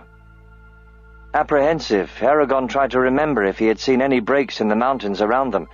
He had not thought about Murtag's dilemma for a while. "It's dark," he began evasively, dodging a low branch, "so I might have missed something, but no." Murtagh swore explosively and came to an abrupt stop, dragging on the horse's reins until they halted as well. "Are you saying that the only place I can go is to the Varden?" "Yes, but keep running. The Urgles are almost upon us." "No," said Murtagh angrily. He stabbed a finger at Eragon. "I warned you that I wouldn't go to the Varden, but you went ahead and trapped me between a hammer and an anvil. You're the one with the elves' memories. Why didn't you tell me this was a dead end?" Eragon bristled at the barrage and retorted, "All I knew was where we had to go, not what lay in between. Don't blame me for choosing to come." Murtagh's breath hissed between his teeth as he furiously spun away. All Eragon could see of him was a motionless, bowed figure. His own shoulders were tense, and a vein throbbed on the side of his neck. He put his hands on his hips, impatience rising. "Why have you stopped?" asked Saphira, alarmed. "Don't distract me. What's your quarrel with the Varden? It can't be so terrible that you must keep it hidden even now. Would you rather fight the Cull than reveal it? How many times will we go through this before you trust me?" There was a long silence. "The Urgles!" reminded Saphira urgently. "I know," said Eragon, pushing back his temper, "but we have to resolve this." "Quickly, quickly!" "Murtagh," said Eragon earnestly, "unless you wish to die, we must go to the Varden. Don't let me walk into their arms without knowing how they will react to you. It's going to be dangerous enough without unnecessary surprises." Finally Murtagh turned to Eragon. His breathing was hard and fast, like that of a cornered wolf. He paused, then said with a tortured voice, "You have a right to know. I am the son of Morzan, first and last of the Forsworn." The Horns of a Dilemma. Eragon was speechless. Disbelief roared through his mind as he tried to reject Murtagh's words. The Forsworn never had any children, least of all Morzan. Morzan, the man who betrayed the riders to Galbatorix and remained the king's favorite servant for the rest of his life. Could it be true? Saphira's own shock reached him a second later. She crashed through the trees and brush as she barreled from the river to his side, fangs bared, tail raised threateningly. "Be ready for anything," she warned. "He may be able to use magic." "You are his heir?" asked Eragon, surreptitiously reaching for Zarok. "What could he want with me? Is he really working for the king?" "I didn't choose this," cried Murtagh, anguish twisting his face. He ripped at his clothes with a desperate air, tearing off his tunic and shirt to bare his torso. "Look," he pleaded, and turned his back to Eragon. Unsure, Eragon leaned forward, straining his eyes in the darkness. There, against Murtagh's tanned and muscled skin, was a knotted white scar that stretched from his right shoulder to his left hip, a testament to some terrible agony. "See that?" demanded Murtagh bitterly. He talked quickly now, as if relieved to have his secret finally revealed. "I was only 3 when I got it. During one of his many drunken rages, Morzan threw his sword at me as I ran by. My back was laid open by the very sword you now carry, the only thing I expected to receive as inheritance until Brom stole it from my father's corpse. I was lucky, I suppose. There was a healer nearby who kept me from dying. You must understand, I don't love the Empire or the King. I have no allegiance to them, nor do I mean you harm." His pleas were almost frantic. Eragon uneasily lifted his hand from Zarok's pommel. "Then your father," he said in a faltering voice, "was killed by—" "Yes, Brom," said Murtagh. He pulled his tunic back on with a detached air. A horn rang out behind them, prompting Eragon to cry, "Come, run with me!" Murtagh shook the horse's reins and forced them into a tired trot, eyes fixed straight ahead, while Arya bounced limply in Snowfire's saddle. Saphira stayed by Eragon's side, easily keeping pace with her long legs. "You could walk unhindered in the riverbed," he said as she was forced to smash through a dense web of branches. "I'll not leave you with him." Eragon was glad for her protection. "Morzan's son," he said between strides. "Your tale is hard to believe. How do I know you aren't lying?" "Why would I lie?" "You could be—" Murtagh interrupted him quickly. "I can't prove anything to you now. Keep your doubts until we reach the Varden. They'll recognize me quickly enough." "I must know," pressed Eragon. "Do you serve the Empire?" "No, and if I did, what would I accomplish by traveling with you? If I were trying to capture or kill you, I would have let you in prison." Murtagh stumbled as he jumped over a fallen log. "You could be leading the Urgles to the Varden." "Then," said Murtagh shortly, "why am I still with you? I know where the Varden are now. What reason could I have for delivering myself to them? If I were going to attack them, I'd turn around and join the Urgles." "Maybe you're an assassin," stated Eragon flatly. "Maybe. You can't really know, can you?" "Saphira?" Eragon asked simply. Her tail swished over his head. "If he wanted to harm you, he could have done it long ago." A branch whipped Eragon's neck, causing a line of blood to appear on his skin. The waterfall was growing louder. "I want you to watch Murtagh closely when we get to the Varden. He may do something foolish, and I don't want him killed by accident." "I'll do my best," she said as she shouldered her way between two trees, scraping off slabs of bark. The horn sounded behind them again. Eragon glanced over his shoulder, expecting Urgles to rush out of the darkness. The waterfall throbbed dully ahead of them, drowning out the sounds of the night. The forest ended, and Murtagh pulled the horses to a stop. They were on a pebble beach directly to the left of the mouth of the Beartooth River. The deep lake Costa Mirna filled the valley, blocking their way. The water gleamed with flickering starlight. The mountain walls restricted passage around Costa Mirna to a thin strip of shore on either side of the lake, both no more than a few steps wide. At the lake's far end, a broad sheet of water tumbled down a black cliff into boiling mounds of froth. "Do we go to the falls?" asked Murtagh tightly. "Yes." Eragon took the lead and picked his way along the lake's left side. The pebbles underfoot were damp and slime-covered. There was barely enough room for Saphira between the sheer valley wall and the lake. She had to walk with 2 feet in the water. They were halfway to the waterfall when Murtagh warned, "Urgles!" Eragon whirled around, rocks spraying from under his heel. By the shore of Costa Mirna, where they had been only minutes before, hulking figures streamed out of the forest. The Urgles massed before the lake. One of them gestured at Saphira. Guttural words drifted over the water. Immediately the horde split and started around both sides of the lake, leaving Eragon and Murtagh without an escape route. The narrow shore forced the bulky Kull to march single file. "Run!" barked Murtagh, drawing his sword and slapping the horses on their flanks. Saphira took off without warning and wheeled back toward the Urgles. "No!" cried Eragon, shouting with his mind. "Come back!" But she continued, heedless to his pleas.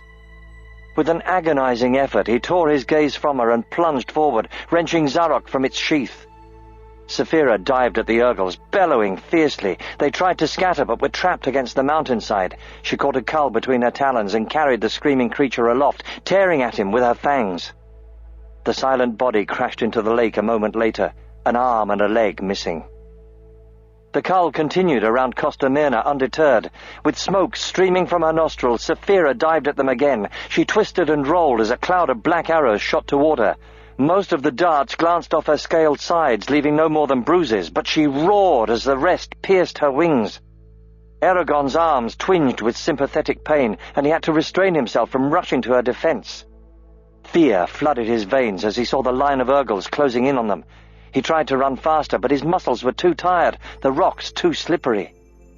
Then, with a loud splash, Saphira plunged into Costa Mirna. She submerged completely, sending ripples across the lake.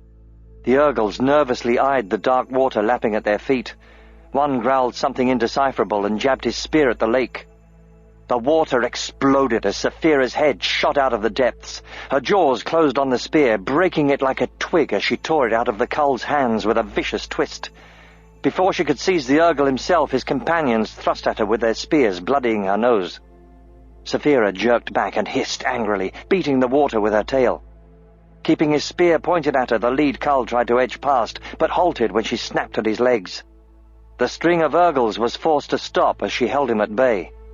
Meanwhile, the cull on the other side of the lake still hurried toward the falls. "I've trapped them," she told Eragon tersely. "But hurry, I cannot hold them long." Archers on the shore were already taking aim at her. Eragon concentrated on going faster, but a rock gave under his boot and he pitched forward. Murtag's strong arm kept him on his feet, and clasping each other's forearms, they urged the horses forward with shouts. They were almost to the waterfall. The noise was overwhelming, like an avalanche. A white wall of water gushed down the cliff, pounding the rocks below with a fury that sent mist spraying through the air to run down their faces. 4 yards from the thunderous curtain, the beach widened, giving them room to maneuver. Saphira roared as an Urgle's spear grazed her haunch, then retreated underwater. With her withdrawal, the cull rushed forward with long strides. They were only a few hundred feet away. "What do we do now?" Murtagh demanded coldly. "I don't know. Let me think," cried Eragon, searching Arya's memories for her final instructions. He scanned the ground until he found a rock the size of an apple, grabbed it, then pounded on the cliff next to the falls, shouting, "Hey Varden, aber du Schottegels, gata vanta!" Nothing happened. He tried again, shouting louder than before, but only succeeded in bruising his hand. He turned in despair to Murtagh. "We're trapped!" His words were cut off as Saphira leapt out of the lake, dousing them with icy water. She landed on the beach and crouched, ready to fight. The horses backpedaled wildly, trying to bolt. Eragon reached out with his mind to steady them. "Behind you!" cried Saphira. He turned and glimpsed the lead Urgle running at him, heavy spear raised. Up close, a cull was as tall as a small giant, with legs and arms as thick as tree trunks. Murtagh drew back his arm and threw his sword with incredible speed. The long weapon revolved once, then struck the cull point first in the chest with a dull crunch. The huge Urgle toppled to the ground with a strangled gurgle. Before another cull could attack, Murtagh dashed forward and yanked his sword out of the body. Eragon raised his palm, shouting, "Gir da thera calfis!" Sharp cracks resounded off the cliff. 20 of the charging Urgles fell into Costa Mirna, howling and clutching their legs where shards of bone protruded. Without breaking stride, the rest of the Urgles advanced over their fallen companions. Eragon struggled against his weariness, putting a hand on Saphira for support. A flight of arrows, impossible to see in the darkness, brushed past them and clattered against the cliff. Eragon and Murtagh ducked, covering their heads. With a small growl, Saphira jumped over them so that her armored side shielded them and the horses. A chorus of clinks sounded as a second volley of arrows bounced off her scales. "What now?" shouted Murtagh. There was still no opening in the cliff. "We can't stay here!" Eragon heard Saphira snarl as an arrow caught the edge of her wing, tearing the thin membrane. He looked around wildly, trying to understand why Arya's instructions had not worked. "I don't know. This is where we're supposed to be." "Why don't you ask the elf to make sure?" demanded Murtagh. He dropped his sword, snatched his bow from Tornak's saddlebags, and with a swift motion loosed an arrow from between the spikes on Saphira's back. A moment later, an Urgle toppled into the water. "Now? She's barely alive. How's she going to find the energy to say anything?" "I don't know," shouted Murtagh. "But you'd better think of something, because we can't stave off an entire army." "Eragon!" growled Saphira urgently. "What?" "We're on the wrong side of the lake. I've seen Arya's memories through you, and I just realized that this isn't the right place." She tucked her head against her breast as another flight of arrows sped toward them. Her tail flicked in pain as they struck her. "I can't keep this up. They're tearing me to pieces." Eragon slammed Zarok back into its sheath and exclaimed, "The Varden are on the other side of the lake. We have to go through the waterfall."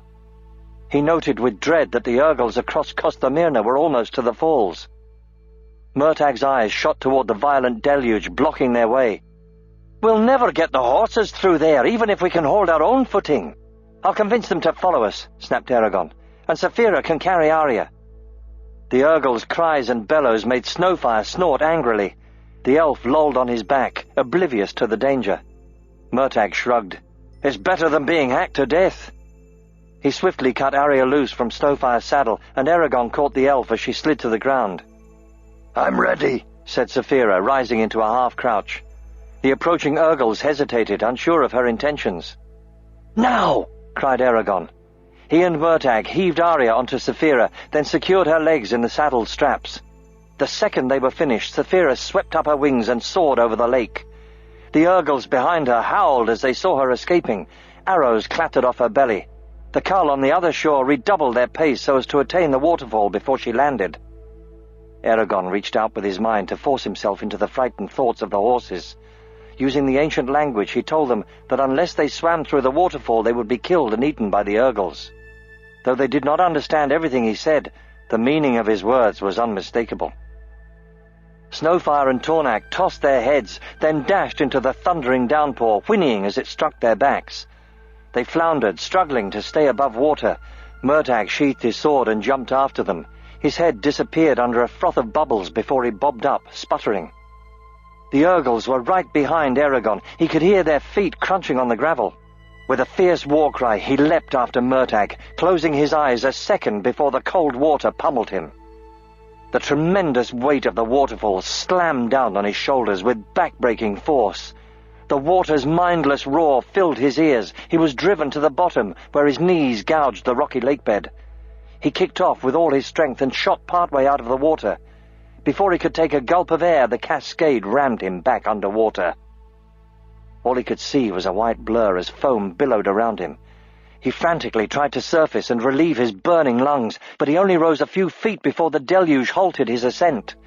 He panicked, thrashing his arms and legs, fighting the water.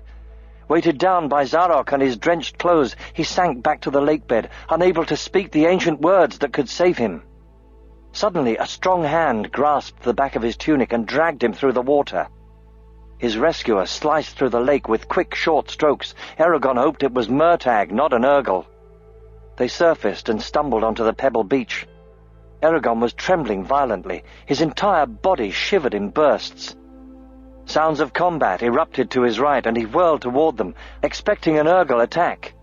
The monsters on the opposite shore, where he had stood only moments before, fell beneath a withering hail of arrows from crevasses that pockmarked the cliff. Scores of Urgles already floated belly up in the water, riddled with shafts. The ones on Eragon's shore were similarly engaged. Neither group could retreat from their exposed positions, for rows of warriors had somehow appeared behind them, where the lake met the mountainsides.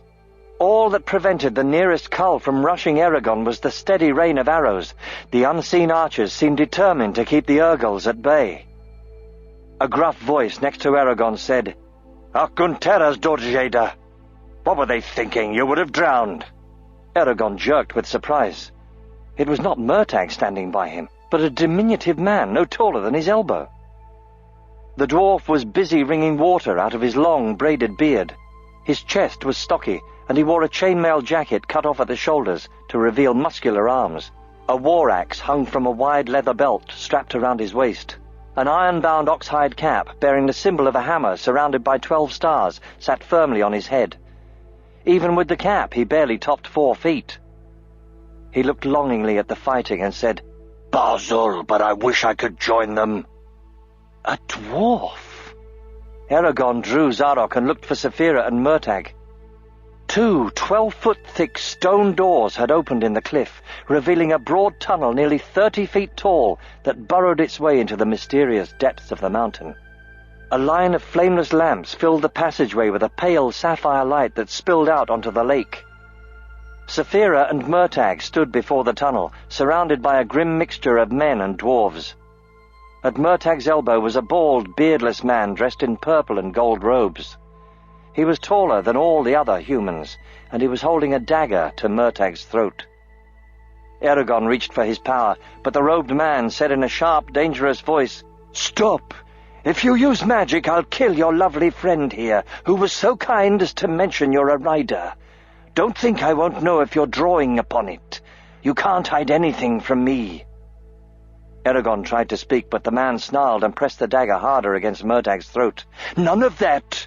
If you say or do anything I don't tell you to, he will die. Now everyone inside!"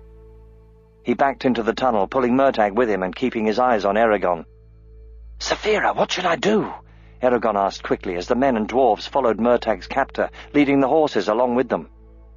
Go with them, she counseled, and hope that we live. She entered the tunnel herself, eliciting nervous glances from those around her. Reluctantly, Eragon followed her, aware that the warrior's eyes were upon him. His rescuer, the dwarf, walked alongside him with a hand on the haft of his war axe. Utterly exhausted, Eragon staggered into the mountain. The stone doors swung shut behind them with only a whisper of sound. He looked back and saw a seamless wall where the opening had been. They were trapped inside. But were they any safer? Hunting for answers. "This way," snapped the bald man. He stepped back, keeping the dagger pressed under Murtag's chin, then wheeled to the right, disappearing through an arched doorway. The warriors cautiously followed him, their attention centered on Eragon and Saphira. The horses were led into a different tunnel. Dazed by the turn of events, Eragon started after Murtag. He glanced at Saphira to confirm that Arya was still tied to her back. She has to get the antidote, he thought frantically, knowing that even then the Skilna Brach was fulfilling its deadly purpose within her flesh. He hurried through the arched doorway and down a narrow corridor after the bald man. The warriors kept their weapons pointed at him. They swept past the sculpture of a peculiar animal with thick quills. The corridor curved sharply to the left, then to the right. A door opened and they entered a bare room large enough for Saphira to move around with ease.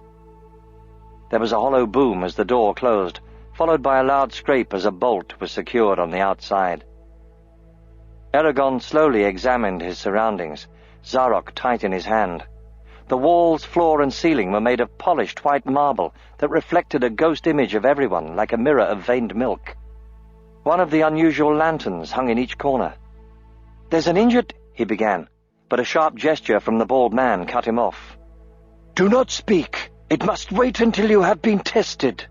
He shoved Murtag over to one of the warriors, who pressed a sword against Murtag's neck. The bald man clasped his hands together softly.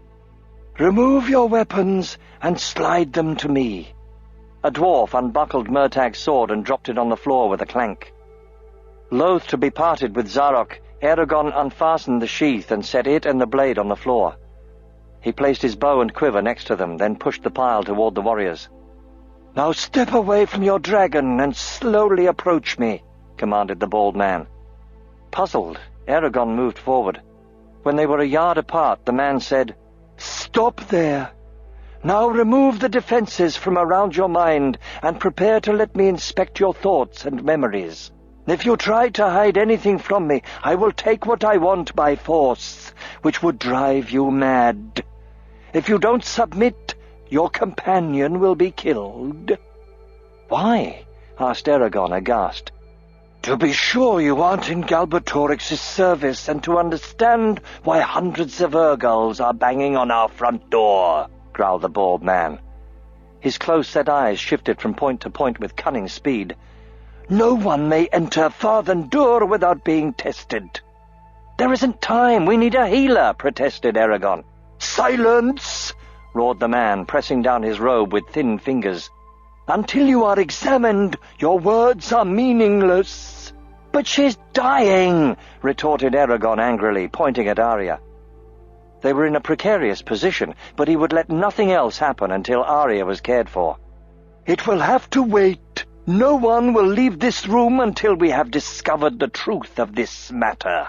Unless you wish—" The dwarf who had saved Eragon from the lake jumped forward. "Are you blind, Egres Khan? Can't you see that it's an elf on the dragon? We cannot keep her here if she's in danger. Our jihad and the king will have our heads if she's allowed to die." The man's eyes tightened with anger. After a moment he relaxed and said smoothly, "Of course, Orik. We wouldn't want that to happen." He snapped his fingers and pointed at Arya. "Remove her from the dragon." Two human warriors sheathed their swords and hesitantly approached Saphira, who watched them steadily.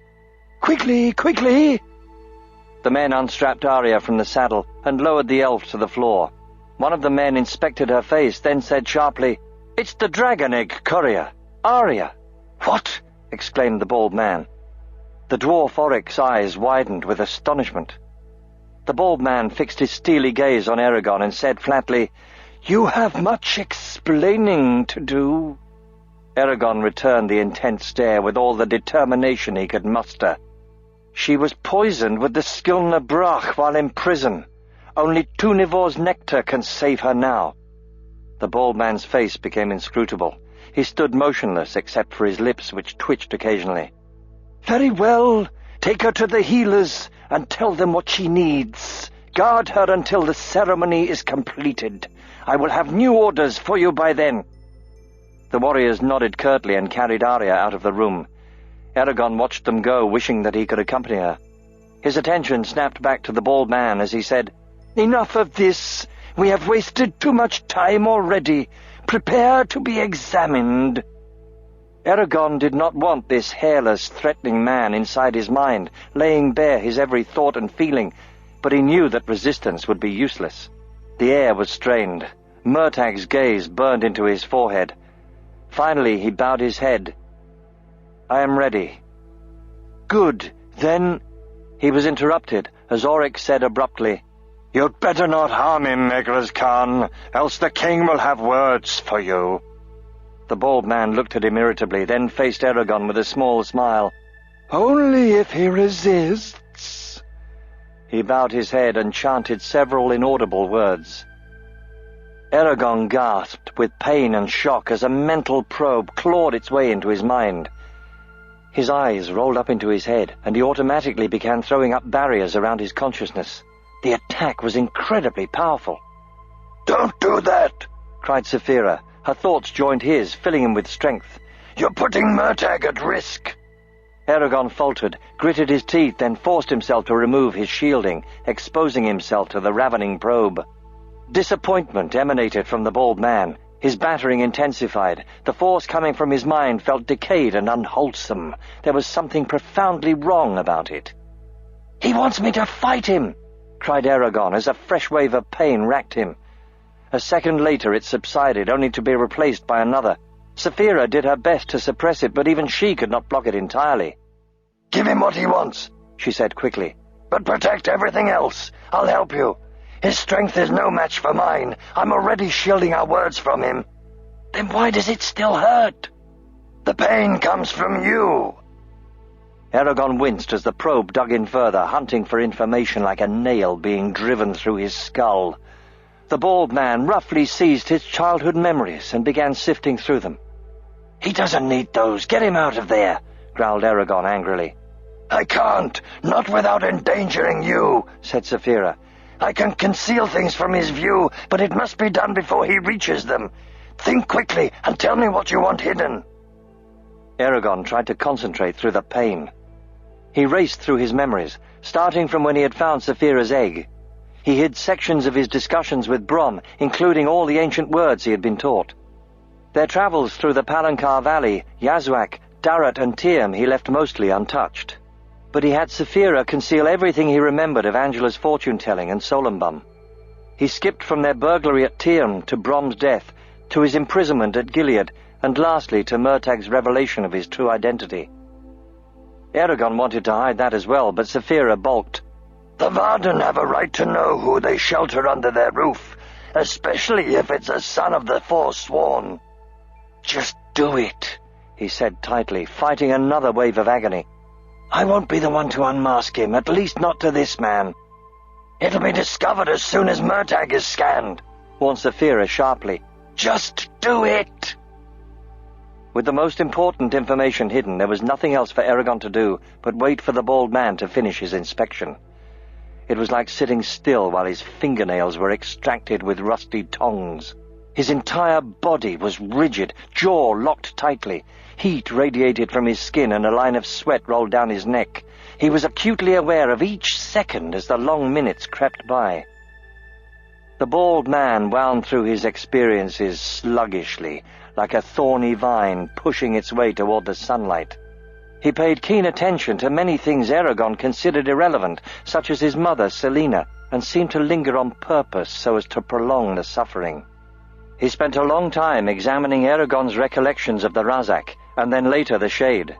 It was not until his adventures had been exhaustively analyzed that the bald man began to withdraw from Eragon's mind. The probe was extracted like a splinter being removed. Eragon shuddered, swayed, then fell toward the floor. Strong arms caught him at the last second, lowering him to the cool marble. He heard Auric exclaim from behind him, "You went too far. He wasn't strong enough for this."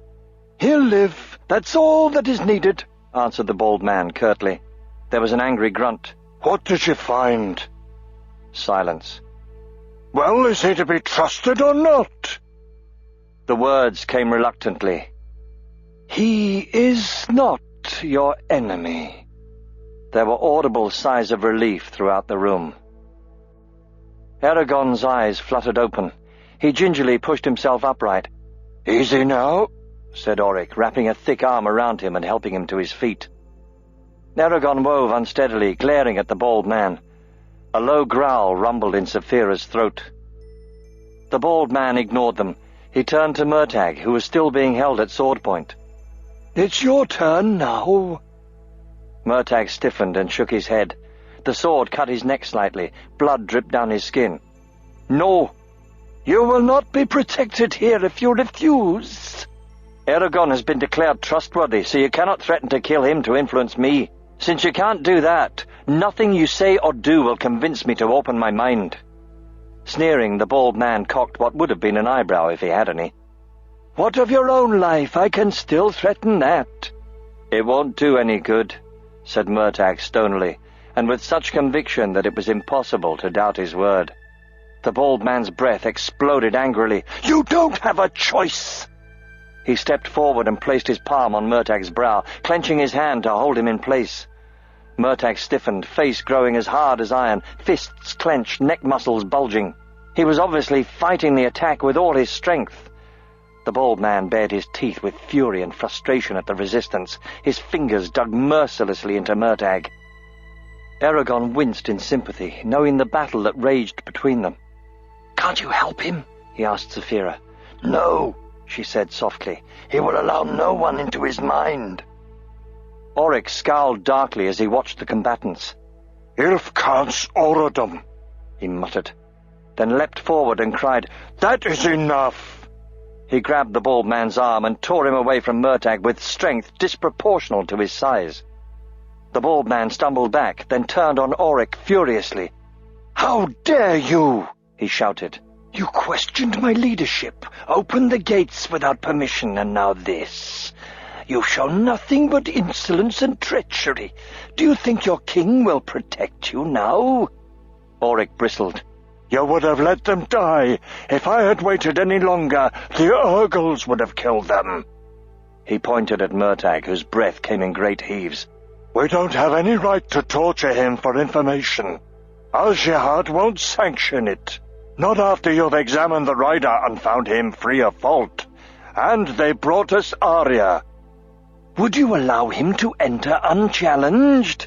Are you so great a fool as to put us all at risk?" demanded the bald man. His eyes were feral with loosely chained rage. He looked ready to tear the dwarf into pieces. "Can he use magic?" "That is—" "Can he use magic?" roared Auric, his deep voice echoing in the room. The bald man's face suddenly grew expressionless. He clasped his hands behind his back. "No." "Then what do you fear? It's impossible for him to escape, and he can't work any devilry with all of us here, especially if your powers are as great as you say. But don't listen to me. Ask Al-Jihad what he wants done." The bald man stared at Auric for a moment, his face indecipherable, then looked at the ceiling and closed his eyes. A peculiar stiffness set into his shoulders while his lips moved soundlessly. An intense frown wrinkled the pale skin above his eyes, and his fingers clenched as if they were throttling an invisible enemy. For several minutes he stood thus, wrapped in silent communication. When his eyes opened, he ignored Auric and snapped at the warriors. "Leave now." As they filed through the doorway, he addressed Eragon coldly. "Because I was unable to complete my examination, you and your friend will remain here for the night. He will be killed if he attempts to leave." With those words, he turned on his heel and stalked out of the room, pale scalp gleaming in the lantern light. Thank you, whispered Eragon to Auric. The dwarf grunted. I'll make sure some food is brought. He muttered a string of words under his breath, then left, shaking his head. The bolt was secured on the outside of the door. Eragon sat, feeling strangely dreamy from the day's excitement and their forced march. His eyelids were heavy. Saphira settled next to him. We must be careful. It seems we have as many enemies here as we did in the Empire. He nodded, too tired to talk. Murtagh, eyes glazed and empty, leaned against the far wall and slid to the shiny floor. He held his sleeve against the cut on his neck to stop the bleeding. "Are you all right?" asked Eragon. Murtagh nodded jerkily. "Did he get anything from you?" "No."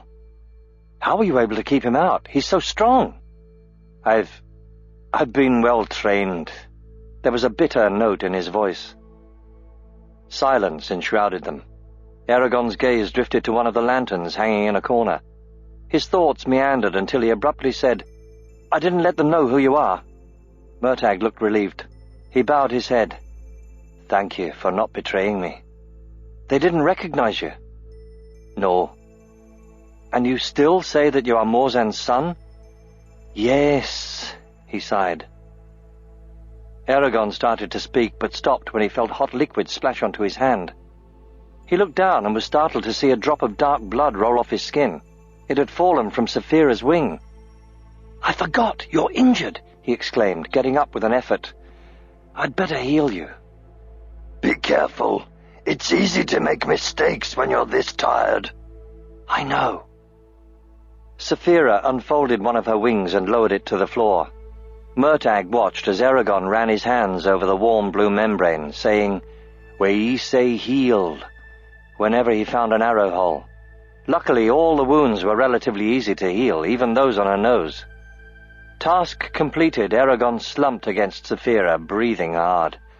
He could feel her great heart beating with the steady throb of life. "I hope they bring food soon," said Murtagh. Eragon shrugged. He was too exhausted to be hungry. He crossed his arms, missing Zarok's weight by his side. "Why are you here?" "What?" "If you really are Morzan's son, Galbatorix wouldn't let you wander around Alagasia freely. How is it that you managed to find the Razak by yourself? Why is it I've never heard of any of the Forsworn having children? And what are you doing here?" His voice rose to a near shout at the end. Murtagh ran his hands over his face. "It's a long story. We're not going anywhere," rebutted Eragon. "It's too late to talk. There probably won't be time for it tomorrow." Murtagh wrapped his arms around his legs and rested his chin on his knees, rocking back and forth as he stared at the floor. "It's not a—" he said, then interrupted himself. "I don't want to stop, so make yourself comfortable. My story will take a while." Eragon shifted against Saphira's side and nodded. Saphira watched both of them intently. Murtagh's first sentence was halting, but his voice gained strength and confidence as he spoke. "As far as I know, I am the only child of the 13 servants, or the Forsworn as they're called. There may be others, for the 13 had the skill to hide whatever they wanted, but I doubt it, for reasons I'll explain later. My parents met in a small village I never learned where, while my father was travelling on the king's business. Morzan showed my mother some small kindness, no doubt to ploy to gain her confidence, and when he left, she accompanied him. They travelled together for a time, and as is the nature of these things, she fell deeply in love with him. Morzan was delighted to discover this, not only because it gave him numerous opportunities to torment her, but also because he recognized the advantage of having a servant who wouldn't betray him. Thus, when Morzan returned to Galbatorix's court, my mother became the tool he relied upon most. He used her to carry his secret messages, and he taught her rudimentary magic which helped her remain undiscovered, and on occasion extract information from people. He did his best to protect her from the rest of the 13, not out of any feelings for her, but because they would have used her against him, given the chance. For 3 years things proceeded in this manner, until my mother became pregnant." Murtagh paused for a moment, fingering a lock of his hair. He continued in a clipped tone. My father was, if nothing else, a cunning man. He knew that the pregnancy put both him and my mother in danger, not to mention the baby, that is me. So in the dead of night he spirited her away from the palace and took her to his castle. Once there, he laid down powerful spells that prevented anyone from entering his estate, except for a few chosen servants. In this way, the pregnancy was kept secret from everyone but Galbatorix. Galbatorix knew the intimate details of the 13's lives, their plots, their fights, and most importantly, their thoughts. He enjoyed watching them battle against each other, and often helped one or the other for his own amusement, but for some reason he never revealed my existence. I was born in due time and given to a wet nurse so my mother could return to Morzan's side. She had no choice in the matter. Morzan allowed her to visit me every few months, but otherwise we were kept apart. Another 3 years passed like this, during which time he gave me the scar on my back. Murtagh brooded a minute before continuing. I would have grown to manhood in this fashion if Morzan hadn't been summoned away to hunt for Saphira's egg. As soon as he departed, my mother, who had been left behind, vanished. No one knows where she went or why. The king tried to hunt her down, but his men couldn't find her trail. No doubt because of Morzan's training. At the time of my birth, only 5 of the 13 were still alive. By the time Morzan left, that number had been reduced to 3. When he finally faced Brom in Gilead, he was the only one remaining. The Forsworn died through various means, suicide, ambush, overuse of magic, but it was mostly the work of the Varden. I'm told that the king was in a terrible rage because of those losses. However, before word of Morzan's and the others' deaths reached us, my mother returned. Many months had passed since she had disappeared. Her health was poor, as if she had suffered a great illness, and she grew steadily worse. Within a fortnight, she died. What happened then? Prompted Eragon. Murtagh shrugged. I grew up.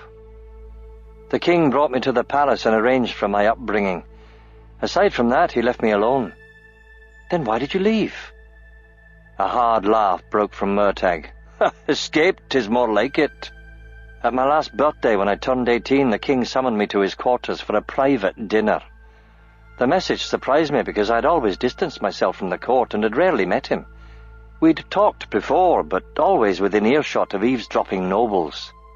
I accepted the offer, of course, aware that it would be unwise to refuse. The meal was sumptuous, but throughout it his black eyes never left me. His gaze was disconcerting.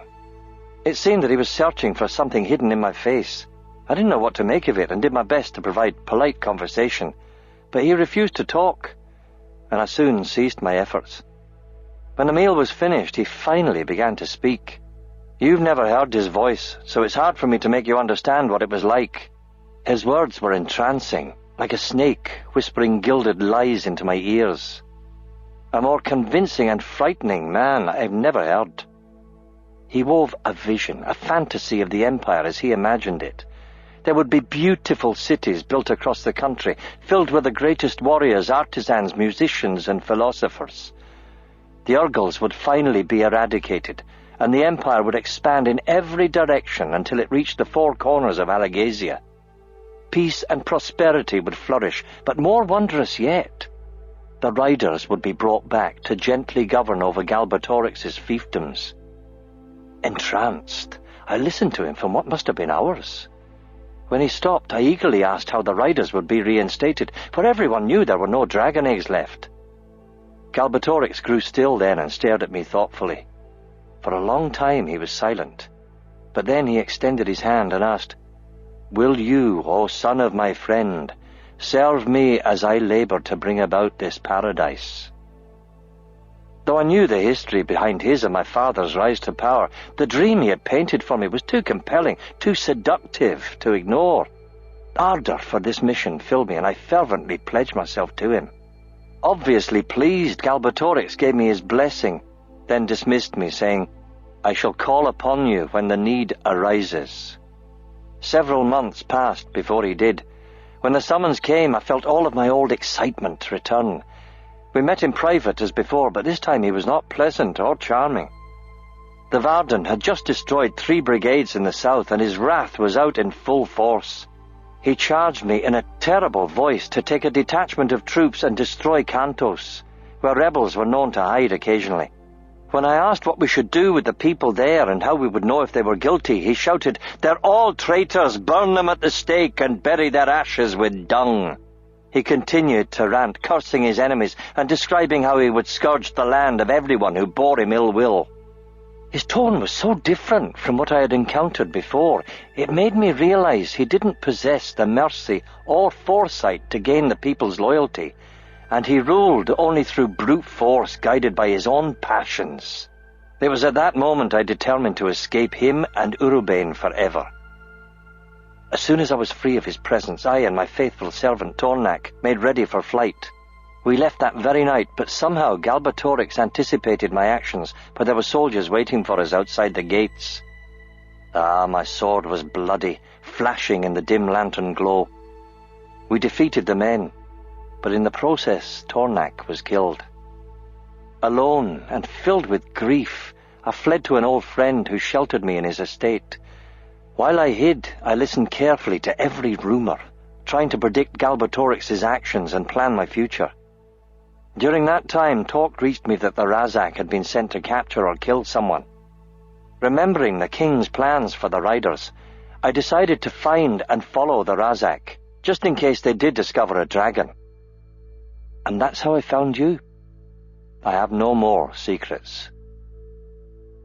We still don't know if he's telling the truth, warned Saphira. I know, said Eragon.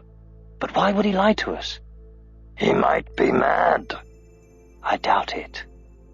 Eragon ran a finger over Saphira's hard scales, watching the light reflect off them. So why don't you join the Varden? They'll distrust you for a time, but once you prove your loyalty, they'll treat you with respect. And aren't they in a sense your allies? They strive to end the king's reign. Isn't that what you want? Must I spell everything out for you? Demanded Murtagh. I don't want Galbatorix to learn where I am, which is inevitable if people start saying that I've sided with his enemies, which I've never done. These, he paused, then said with distaste, rebels are not trying to only overthrow the king, but to destroy the empire, and I don't want that to happen. It would sow mayhem and anarchy. The king is flawed, yes, but the system itself is sound. As for earning the Varden's respect, once I'm exposed, they'll treat me like a criminal or worse. Not only that, suspicion will fall upon you because we travel together. He's right, said Saphira. Eragon ignored her. It isn't that bad, he said, trying to sound optimistic. Murtagh snorted derisively and looked away. I'm sure that they won't be... His words were cut short as the door opened a hand's breadth and 2 bowls were pushed through the space. A loaf of bread and a hunk of raw meat followed, then the door was shut again. Finally, grumbled Murtagh, going to the food. He tossed the meat to Saphira, who snapped it out of the air and swallowed it whole. Then he tore the loaf in 2, gave half to Eragon, picked up his bowl, and retreated to a corner. They ate silently. Murtagh jabbed at his food. I'm going to sleep, he announced, putting down his bowl without another word. Good night, said Eragon. He lay next to Saphira, his arms under his head. She curled her long neck around him like a cat wrapping its tail around itself and laid her head alongside his. One of her wings extended over him like a blue tent, enveloping him in darkness. Good night, little one. A small smile lifted Eragon's lips, but he was already asleep. The glory of Trondheim. Eragon jolted upright as a growl sounded in his ear. Saphira was still asleep, her eyes wandering sightlessly under her eyelids, and her upper lip trembled, as if she were going to snarl. He smiled, then jerked as she growled again. She must be dreaming, he realized. He watched her for a minute, then carefully slid out from under her wing. He stood and stretched. The room was cool, but not unpleasantly so. Murtagh lay on his back in the far corner, his eyes closed. As Eragon stepped around Saphira, Murtagh stirred.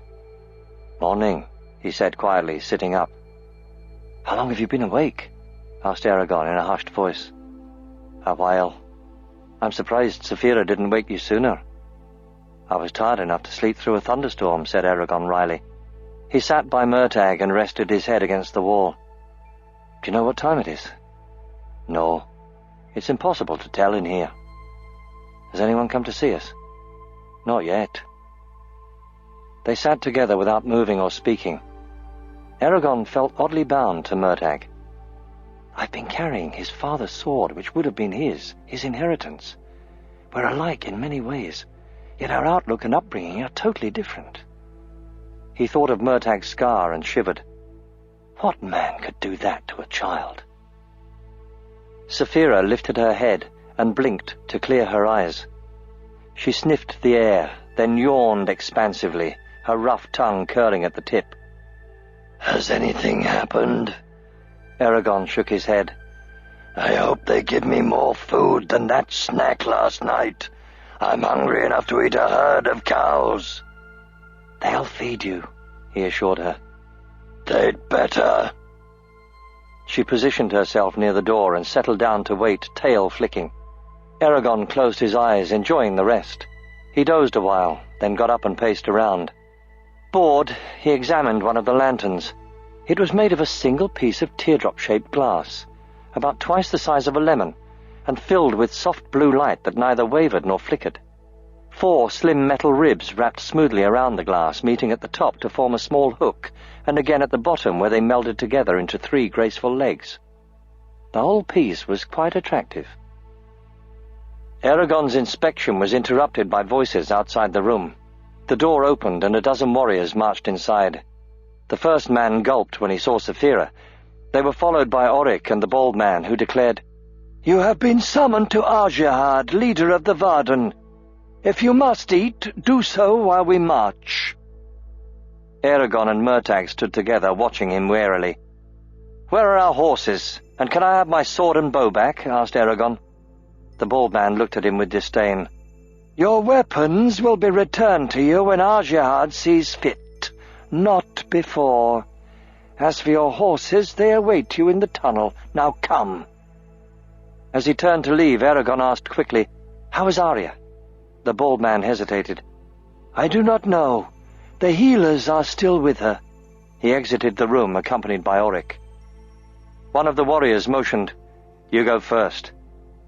Eragon went through the doorway, followed by Saphira and Murtagh. They returned through the corridor they had traversed the night before, passing the statue of the quilled animal. When they reached the huge tunnel through which they had first entered the mountain, the bald man was waiting with Oryk, who held Tornax and Snowfire's reins. You will ride single file down the center of the tunnel, instructed the bald man. If you attempt to go anywhere else, you will be stopped.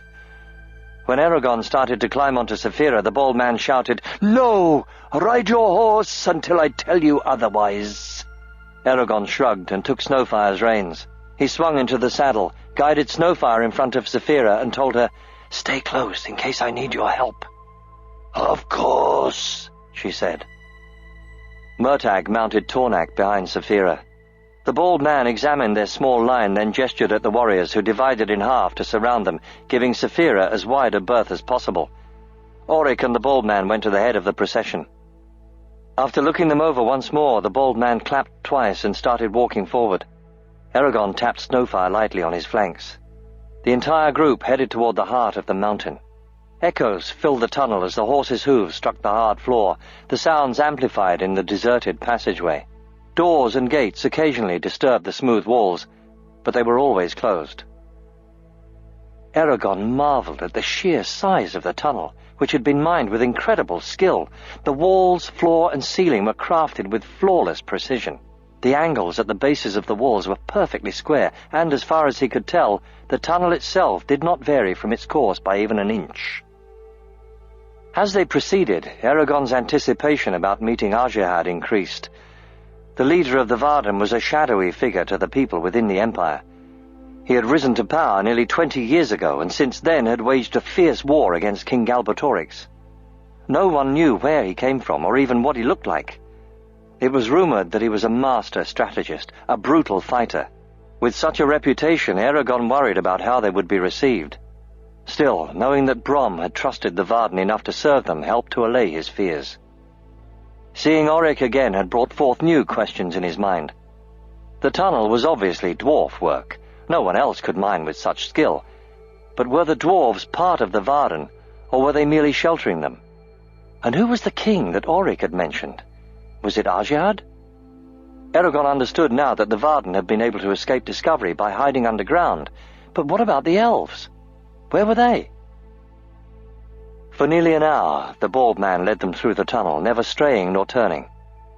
"We've probably already gone a league," Eragon realized. "Maybe they're taking us all the way through the mountain." At last, a soft white glow became visible ahead of them. He strained his eyes, trying to discern its source, but it was still too far away to make out any details. The glow increased in strength as they neared it. Now he could see thick marble pillars laced with rubies and amethysts standing in rows along the walls. Scores of lanterns hung between the pillars, suffusing the air with liquid brilliance. Gold tracery gleamed from the pillars' bases like molten thread. Arching over the ceiling were carved raven heads, their beaks open in mid-screech. At the end of the hallway rested two colossal black doors accented by shimmering silver lines that depicted a seven-pointed crown that spanned both sides. The bald man stopped and raised a hand. He turned to Eragon. "You will ride upon your dragon now. Do not attempt to fly away. There will be people watching, so remember who and what you are." Eragon dismounted Snowfire and then clambered onto Saphira's back. "I think they want to show us off," she said as he settled into the saddle. "We'll see. I wish I had Zarok," he replied, tightening the straps around his legs. "It might be better that you aren't wearing Morzan's sword when the Varden first see you." "True." "I'm ready," Eragon said, squaring his shoulders. "Good," said the bald man. He and Auric retreated to either side of Saphira, staying far enough back so she was clearly in the lead. "Now walk to the doors, and once they open, follow the path. Go slowly." "Ready?" asked Eragon. "Of course." Saphira approached the doors at a measured pace. Her scales sparkled in the light, sending glints of color dancing over the pillars. Eragon took a deep breath to steady his nerves. Without warning, the doors swung outward on hidden joints. As the rift widened between them, rays of sunlight streamed into the tunnel, falling on Saphira and Eragon. Temporarily blinded, Eragon blinked and squinted. When his eyes adjusted to the light, he gasped. They were inside a massive volcanic crater. Its walls narrowed to a small, ragged opening so high above that Eragon could not judge the distance. It might have been more than a dozen miles. A soft beam of light fell through the aperture, illuminating the crater's center, though it left the rest of the cavernous expanse in hushed twilight. The crater's far side, hazy blue in the distance, looked to be nearly 10 miles away. Giant icicles, hundreds of feet thick and thousands of feet long, hung leagues above them like glistening daggers. Eragon knew from his experience in the valley that no one, not even Saphira, could reach those lofty points. Farther down the crater's inner walls, dark mats of moss and lichen covered the rock. He lowered his gaze and saw a wide cobblestone path extending from the door's threshold. The path ran straight to the center of the crater, where it ended at the base of a snowy white mountain that glittered like an uncut gem with thousands of colored lights. It was less than a tenth of the height of the crater that loomed over and around it, but its diminutive appearance was deceiving, for it was slightly higher than a mile. Long as it was, the tunnel had only taken them through one side of the crater wall. As Eragon stared, he heard Auric say deeply, "Look well, human, for no rider has set eyes upon this for nigh over 100 years. The airy peak under which we stand is Fathan Dur, discovered thousands of years ago by the father of our race, Korgan, while he tunneled for gold. And in the center stands our greatest achievement, Tronjheim, the city mountain built from the purest marble." The doors grated to a halt. A city! Then Eragon saw the crowd. He had been so engrossed by the sights that he had failed to notice a dense sea of people clustered around the tunnel's entrance. They lined the cobblestone pathway, dwarves and humans packed together like trees in a thicket. There were hundreds, thousands of them. Every eye, every face was focused on Eragon, and every one of them was silent. Eragon gripped the base of one of Saphira's neck spikes. He saw children in dirty smocks, hardy men with scarred knuckles, women in homespun dresses, and stout, weathered dwarves who fingered their beards. All of them bore the same taut expression, that of an injured animal when a predator is nearby and escape is impossible. A bead of sweat rolled down Eragon's face, but he dared not move to wipe it away. "What should I do?" he asked frantically. "Smile, raise your hand, anything," replied Saphira sharply. Eragon tried to force out a smile, but his lips only twitched. Gathering his courage, he pushed his hand into the air, jerking it in a little wave. When nothing happened, he flushed with embarrassment, lowered his arm, and ducked his head. A single cheer broke the silence. Someone clapped loudly. For a brief second, the crowd hesitated. Then a wild roar swept through it, and a wave of sound crashed over Eragon. "Very good," said the bald man from behind him. "Now start walking." Relieved, Eragon sat straighter and playfully asked Saphira, "Shall we go?" She arched her neck and stepped forward. As they passed the first row of people, she glanced to each side and exhaled a puff of smoke. The crowd quieted and shrank back, then resumed cheering, their enthusiasm only intensified. "Show off," chided Eragon. Saphira flicked her tail and ignored him. He stared curiously at the jostling crowd as she proceeded along the path. Dwarves greatly outnumbered humans, and many of them glared at him resentfully. Some even turned their backs and walked away with stony faces. The humans were hard, tough people.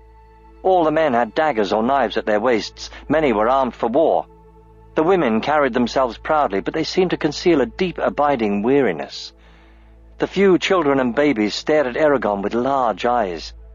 He felt certain that these people had experienced much hardship, and that they would do whatever necessary to defend themselves. The Varden had found the perfect hiding place. Fathen Dur's walls were too high for a dragon to fly over, and no army could break through the entranceway, even if it managed to find the hidden doors. The crowd followed close behind them, giving Saphira plenty of room. Gradually the people quieted, though their attention remained on Eragon. He looked back and saw Murtagh riding stiffly, his face pale. They neared the city mountain, and Eragon saw that the white marble of Trondheim was highly polished and shaped into flowing contours as if it had been poured into place. It was dotted with countless round windows framed by elaborate carvings. A coloured lantern hung in each window, casting a soft glow on the surrounding rock. No turrets or smokestacks were visible. Directly ahead, two 30-foot-high gold griffins guarded a massive timber gate recessed 20 yards into the base of Trondheim, which was shadowed by thick trusses that supported an arched vault far overhead. When they reached Trondheim's base, Saphira paused to see if the bald man had any instructions. When none were forthcoming, she continued to the gate. The walls were lined with fluted pillars of blood-red jasper. Between the pillars hulked statues of outlandish creatures captured forever by the sculptor's chisel. The heavy gate rumbled open before them as hidden chains slowly raised the mammoth beams. A 4-story high passageway extended straight toward the center of Trondheim. The top 3 levels were pierced by rows of archways that revealed grey tunnels curving off into the distance. Clumps of people filled the arches, eagerly watching Eragon and Saphira. On ground level, however, the archways were barred by stout doors. Rich tapestries hung between the different levels, embroidered with heroic figures and tumultuous battle scenes. A cheer rang in their ears as Saphira stepped into the hall and paraded down it. Eragon raised his hand, eliciting another roar from the throng, though many of the dwarves did not join the welcoming shout. The mile-long hall ended in an arch flanked by black onyx pillars. Yellow zircons 3 times the size of a man capped the dark columns, coruscating piercing gold beams along the hall. Saphira stepped through the opening, then stopped and craned back her neck, humming deeply in her chest. They were in a circular room, perhaps 1,000 feet across, that reached up to Trondheim's peak a mile overhead, narrowing as it rose. The walls were lined with arches, one row for each level of the city mountain, and the floor was made of polished carnelian, upon which was etched a hammer girdled by 12 silver pentacles, like on Oric's helm. The room was a nexus for 4 hallways, including the one they had just exited, that divided Trondheim into quarters. The halls were identical, except for the one opposite Eragon. To the right and left of that hall were tall arches that opened to descending stairs, which mirrored each other as they curved underground. The ceiling was capped by a dawn-red star sapphire of monstrous size. The jewel was 20 yards across and nearly as thick. Its face had been carved to resemble a rose in full bloom, and so skilled was the craftsmanship the flower almost seemed to be real. A wide belt of lanterns wrapped around the edge of the sapphire, which cast striated bands of blushing light over everything below. The flashing rays of the star within the gem made it appear as if a giant eye gazed down at them. Eragon could only gape with wonder. Nothing had prepared him for this. It seemed impossible that Trondheim had been built by mortal beings. The city mountain shamed everything he had seen in the Empire. He doubted even if Urubane could match the wealth and grandeur displayed here. Trondheim was a stunning monument to the dwarf's power and perseverance.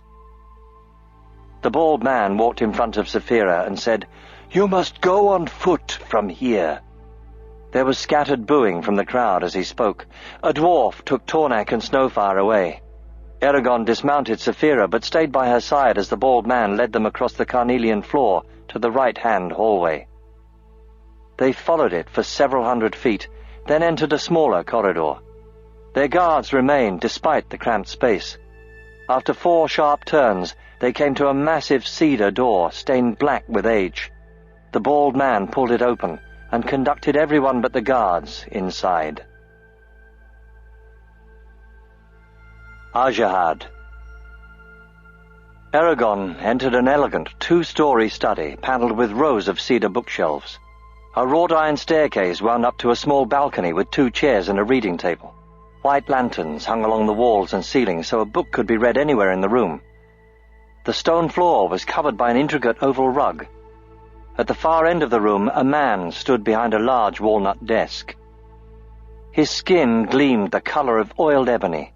The dome of his head was shaved bare, but a closely trimmed black beard covered his chin and upper lip. Strong features shadowed his face, and grave, intelligent eyes lurked under his brow. His shoulders were broad and powerful, emphasized by a tapered red vest embroidered with gold thread and clasped over a rich purple shirt. He bore himself with great dignity, exuding an intense, commanding air. When he spoke, his voice was strong and confident. "Welcome to Trondheim, Eragon and Saphira. I am Ajahad. Please, seat yourselves." Eragon slipped into an armchair next to Murtagh while Saphira settled protectively behind them. Ajahad raised his hand and snapped his fingers. A man stepped out from behind the staircase. He was identical to the bald man beside him. Eragon stared at the 2 of them with surprise, and Murtagh stiffened. "Your confusion is understandable. They are twin brothers," said Ajahad with a small smile. "I would tell you their names, but they have none." Saphira hissed with distaste.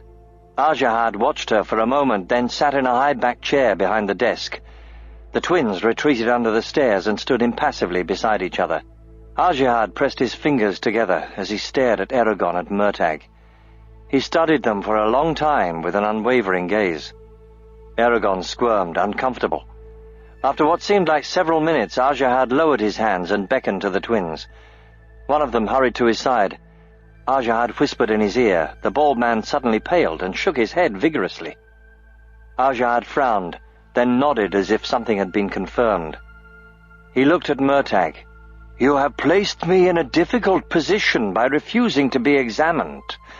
You have been allowed into Tharthandur because the twins have assured me that they can control you, and because of your actions on behalf of Eragon and Arya.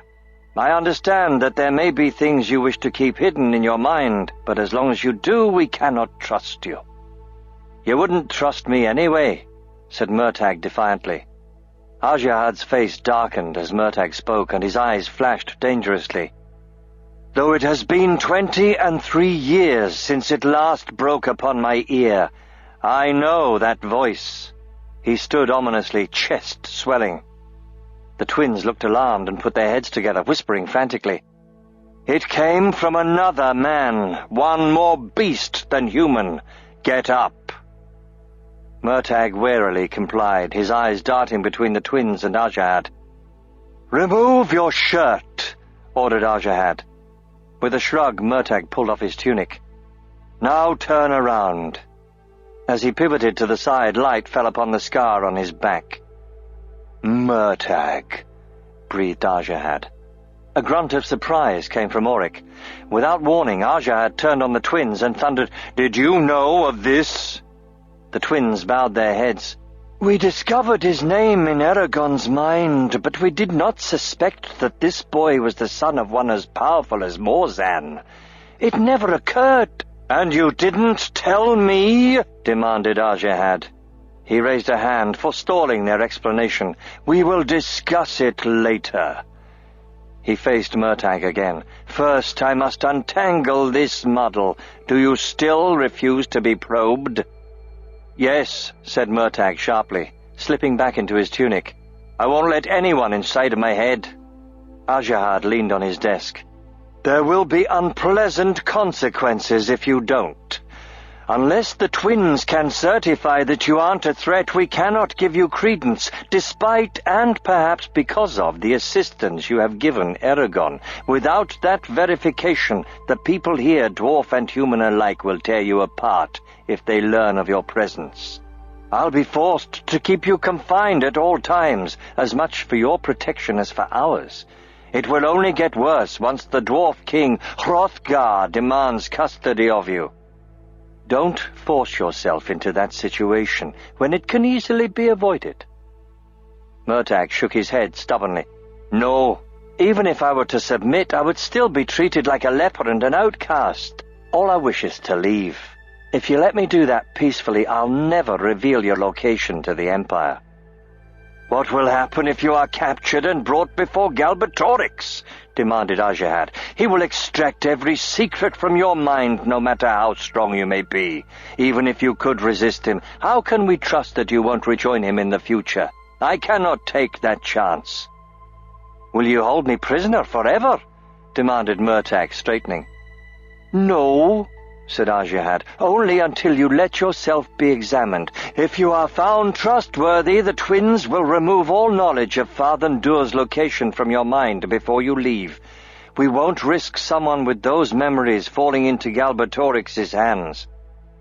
"What is it to be, Murtagh? Decide quickly, or else the path will be chosen for you." "Just give in," Eragon pleaded silently, concerned for Murtagh's safety. "It's not worth the fight." Finally, Murtagh spoke, the words slow and distinct. "My mind is the one sanctuary that has not been stolen from me. Men have tried to breach it before, but I've learned to defend it vigorously, for I am only safe with my innermost thoughts. You have asked for the one thing I cannot give, least of all to those two." He gestured at the twins. "Do with me what you will, but know this. Death will take me before I'll expose myself to their probing." Admiration glinted in Ajahad's eyes. "I'm not surprised by your choice, though I had hoped otherwise. Guards!" The cedar door slammed open as warriors rushed in, weapons ready. Ajahad pointed at Murtagh and commanded, "Take him to a windowless room and bar the door securely. Post 6 men by the entrance and allow no one inside until I come to see him. Do not speak to him either." The warriors surrounded Murtagh, watching him suspiciously. As they left the study, Eragon caught Murtagh's attention and mouthed, "I'm sorry." Murtagh shrugged, then stared forward resolutely. He vanished into the hallway with the men. The sound of their feet faded into silence. Ajahad said abruptly, "I want everyone out of this room but Eragon and Saphira, now." Bowing, the twins departed, but Auric said, "Sir, the king will want to know of Murtagh, and there is still the matter of my insubordination." Ajahad frowned, then waved his hand. "I will tell Hrothgar myself, As for your actions, wait outside until I call for you, and don't let the twins get away. I'm not done with them either." "Very well," said Auric, inclining his head. He closed the door with a solid thump. After a long silence, Ajahad sat with a tired sigh. He ran a hand over his face and stared at the ceiling. Eragon waited impatiently for him to speak. When nothing was forthcoming, he blurted, "Is Arya all right?" Ajahad looked down at him and said gravely, "No, but the healers tell me she will recover. They worked on her all through the night. The poison took a dreadful toll on her. She wouldn't have lived if not for you. For that you have the Varden's deepest thanks." Eragon's shoulders slumped with relief. For the first time he felt that their flight from Gilead had been worth the effort. "So what now?" he asked. "I need you to tell me how you found Saphira and everything that's happened since," said Ajahad, forming a steeple with his fingers. "Some of it I know from the message Brom sent us, other parts from the twins, but I want to hear it from you, especially the details concerning Brom's death." Eragon was reluctant to share his experiences with a stranger, but Ajahad was patient. "Go on," urged Saphira gently. Eragon shifted, then began his story.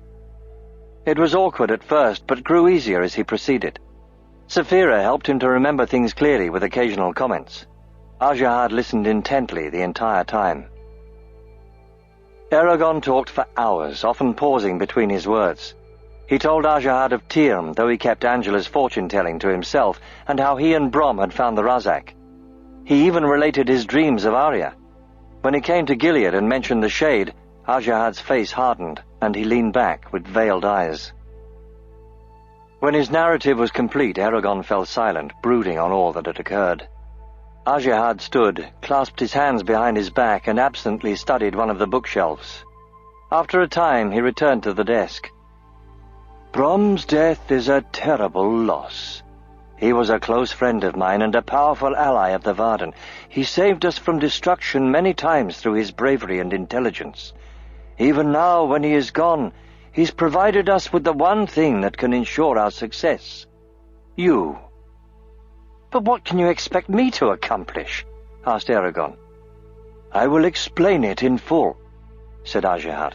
"But there are more urgent matters to be dealt with first. The news of the Urgel's alliance with the Empire is extremely serious. If Galbatorix is gathering an Urgel army to destroy us, the Varden will be hard-pressed to survive, even though many of us are protected here in Fathendur. That a rider, even one as evil as Galbatorix, would consider a pact with such monsters is indeed proof of madness. I shudder to think of what he promised them in return for their fickle loyalty. And then there is the Shade. Can you describe him?" Eragon nodded. "He was tall, thin, and very pale, with red eyes and hair. He was dressed all in black." "What of his sword? Did you see it?" asked Ajahad intensely. "Did it have a long scratch on the blade?" "Yes," said Eragon, surprised. "How did you know?" "Because I put it there while trying to cut out his heart," said Ajahad with a grim smile. "His name is Durza, one of the most vicious and cunning fiends ever to stalk this land. He is the perfect servant for Galbatorix and a dangerous enemy for us. You say that you killed him. How was it done?" Eragon remembered it vividly. Murtagh shot him twice. The first arrow caught him in the shoulder, the second one struck him between the eyes. "I was afraid of that," said Ajahad, frowning. "You didn't kill him. Shades can only be destroyed by a thrust through the heart. Anything short of that will cause them to vanish and then reappear elsewhere in spirit form. It's an unpleasant process, but Durza will survive and return stronger than ever." A moody silence settled over them like a foreboding thunderhead. Then Ajahad stated, "You are an enigma, Eragon, a quandary that no one knows how to solve. Everyone knows what the Varden want, or the Urgels, or even Galbatorix, but no one knows what you want. And that makes you dangerous, especially to Galbatorix. He fears you because he doesn't know what you will do next." "Do the Varden fear me?" asked Eragon quietly. "No," said Ajahad carefully. We are hopeful. But if that hope proves false, then yes, we will be afraid. Eragon looked down. You must understand the unusual nature of your position. There are factions who want you to serve their interests and no one else's. The moment you entered Fathendur, their influence and power began tugging on you. Including yours? Asked Eragon. Arjihad chuckled, though his eyes were sharp. Including mine. There are certain things you should know. First is how Saphira's egg happened to appear in the spine. Did Brom ever tell you what was done with her egg after he brought it here? No, said Eragon, glancing at Saphira. She blinked and flicked her tongue at him. Arjihad tapped his desk before beginning. When Brom first brought the egg to the Varden, everyone was deeply interested in its fate. We had thought the dragons were exterminated. The dwarves were solely concerned with making sure that the future rider would be an ally, though some of them were opposed to having a new rider at all, while the elves and the Varden had a more personal stake in the matter. The reason was simple enough. Throughout history, all the riders have either been elven or human, with the majority being elven. There has never been a dwarf rider. Because of Galbatorix's betrayals, the elves were reluctant to let any of the Varden handle the egg, for fear that the dragon inside would hatch for a human with similar instabilities. It was a challenging situation, as both sides wanted the rider for their own. The dwarves only aggravated the problem by arguing obstinately with both the elves and us whenever they had the chance. Tensions escalated, and before long threats were made that were later regretted. It was then that Brom suggested a compromise that allowed all sides to save face. He proposed that the egg be ferried between the Varden and the elves every year. At each place, children would parade past it, and then the bearers of the egg would wait to see if the dragon would hatch. If it didn't, they would leave and return to the other group. But if the dragon did hatch, the new rider's training would be undertaken immediately. For the first year or so, he or she would be instructed here by Brom. Then the rider would be taken to the elves, who would finish the education. The elves reluctantly accepted this plan, with the stipulation that if Brom were to die before the dragon hatched, they would be free to train the new rider without interference. The agreement was slanted in their favor. We both knew that the dragon would likely choose an elf, but it provided a desperately needed semblance of equality. Arjihad paused, his rich eyes somber. Shadows bit into his face under his cheekbones, making them jut out. It was hoped that this new rider would bring our two races closer together. We waited for well over a decade, but the egg never hatched. The matter passed from our minds, and we rarely thought about it except to lament the egg's inactivity. Then last year we suffered a terrible loss. Arya and the egg disappeared on her return from Trondheim to the elven city, Oseilen. The elves were the first to discover she was missing. They found her steed and guard slain in Dueldenvarden, and a group of slaughtered Urgles nearby. But neither Arya nor the egg was there. When this news reached me, I feared that Urgles had both of them, and would soon learn the location of Fathendur and the elves' capital, Eilesmira, where their queen Islanzadi lives. Now I understand they were working for the Empire, which is far worse. We won't know exactly what occurred during that attack until Arya wakes, but I have deduced a few details from what you've said. Arjihad's vest rustled as he leaned his elbows on the desk. The attack must have been swift and decisive, else Arya would have escaped. Without any warning and deprived of a place to hide, she could have done only one thing. Used magic to transport the egg elsewhere. She can use magic? Asked Eragon. Arya had mentioned that she had been given a drug to suppress her power. He wanted to confirm that she meant magic. He wondered if she could teach him more words of the ancient language. It was one of the reasons why she was chosen to guard the egg. Anyway, Arya couldn't have returned it to us. She was too far away, and the elves' realm is warded by arcane barriers that prevent anything from entering their borders through magical means. She must have thought of Brom, and in desperation sent the egg toward Carvahal. Without time to prepare, I'm not surprised she missed by the margin she did. The twins tell me it is an imprecise art. Why was she closer to Palancar Valley than the Varden? Asked Eragon. Where do the elves really live? Where is this Elismira? Ajahad's keen gaze bored into Eragon as he considered the question. I don't tell you this lightly, for the elves guard the knowledge jealously. But you should know, and I do this as a display of trust. Their cities lie far to the north in the deepest reaches of the endless forest to Weldenvarden. Not since the Riders' time has anyone, dwarf or human, been elf-trained enough to walk in their leafy halls. I do not even know how to find Elismira. As for Osylon, based on where Arya disappeared, I suspect it is near Weldenvarden's western edge, toward Carvahal. You must have many other questions, but bear with me and keep them until I have finished. He gathered his memories, then spoke at a quickened pace. When Arya disappeared, the elves withdrew their support from the Varden. Queen Islanzadi was especially enraged and refused any further contact with us. As a result, even though I received Brom's message, the elves are still ignorant of you and Saphira. Without their supplies to sustain my troops, we have fared badly these past months in skirmishes with the Empire. With Arya's return and your arrival, I expect the Queen's hostility will abate. The fact that you rescued Arya will greatly help our case with her. Your training, however, is going to present a problem for both Varden and elves. Brom obviously had a chance to teach you, but we need to know how thorough he was. For that reason, you'll have to be tested to determine the extent of your abilities. Also, the elves will expect you to finish your training with them, though I'm not sure if there's time for that. Why not? Asked Eragon. For several reasons. Chief among them the tidings you brought about the Urgles, said Ajahad, his eyes strained to Saphira. You see, Eragon, the Varden are in an extremely delicate position. On one hand, we have to comply with the elves' wishes if we want to keep them as allies. At the same time, we cannot anger the dwarves if we wish to lodge in Trondheim. Are the dwarves part of the Varden? Asked Eragon. Ajahad hesitated. In a sense, yes.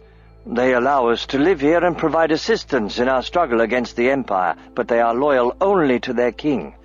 I have no power over them except for what Hrothgar gives me, and even he often has trouble with the dwarf clans. The 13 clans are subservient to Hrothgar, but each clan chief wields enormous power. They choose the new dwarf king when the old one dies. Hrothgar is sympathetic to our cause, but many of the chiefs aren't.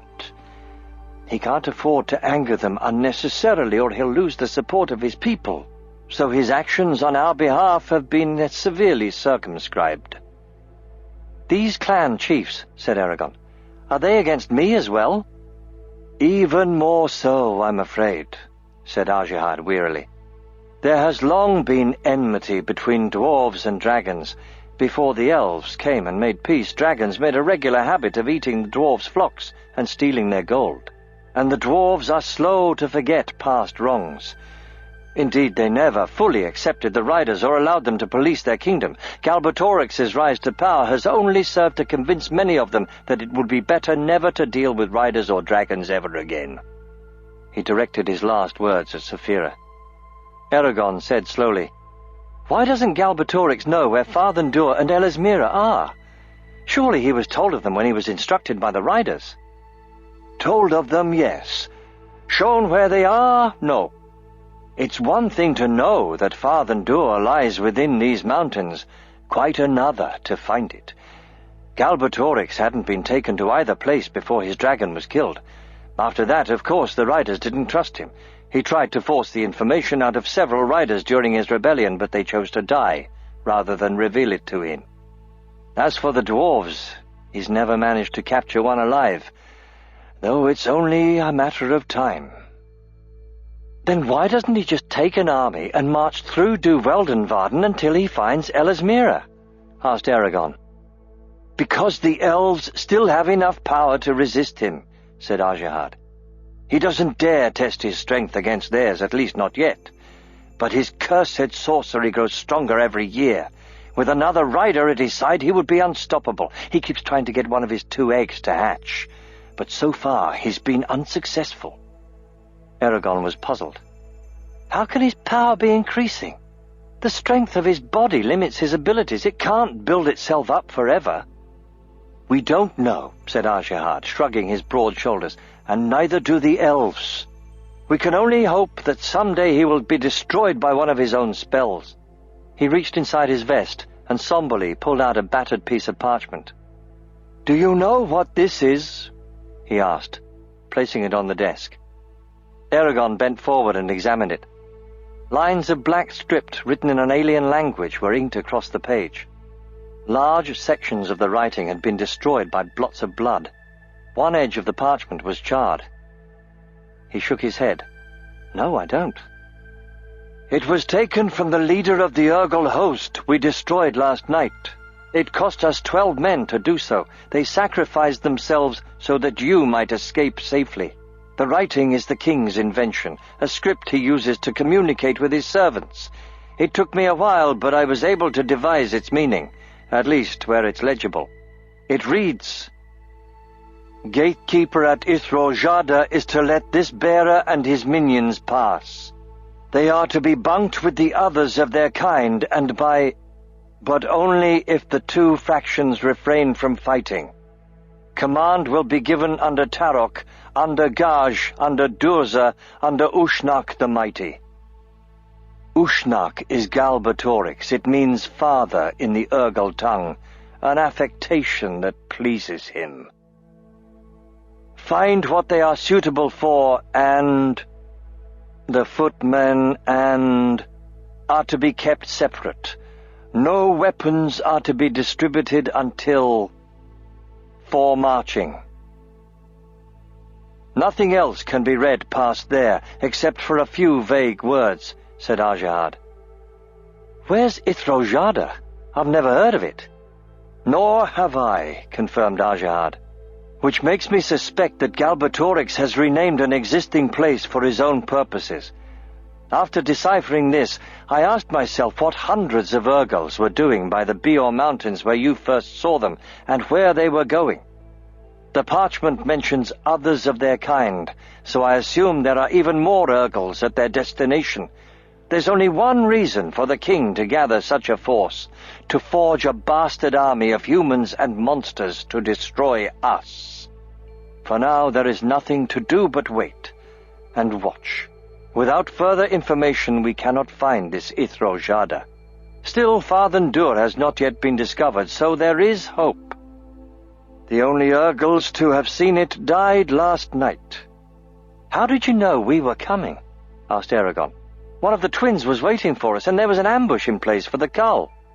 He was aware of Saphira listening intently. Though she kept her own counsel, he knew she would have things to say later. We have sentinels placed at the entrance of the valley you traveled through, on either side of the Beartooth River.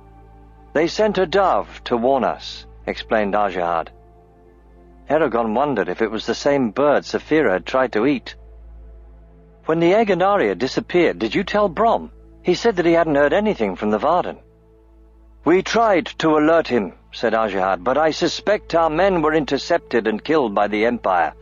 Why else would the Razak have gone to Carvajal? After that, Brom was traveling with you, and it was impossible to get word to him. I was relieved when he contacted me via messenger from Tirm.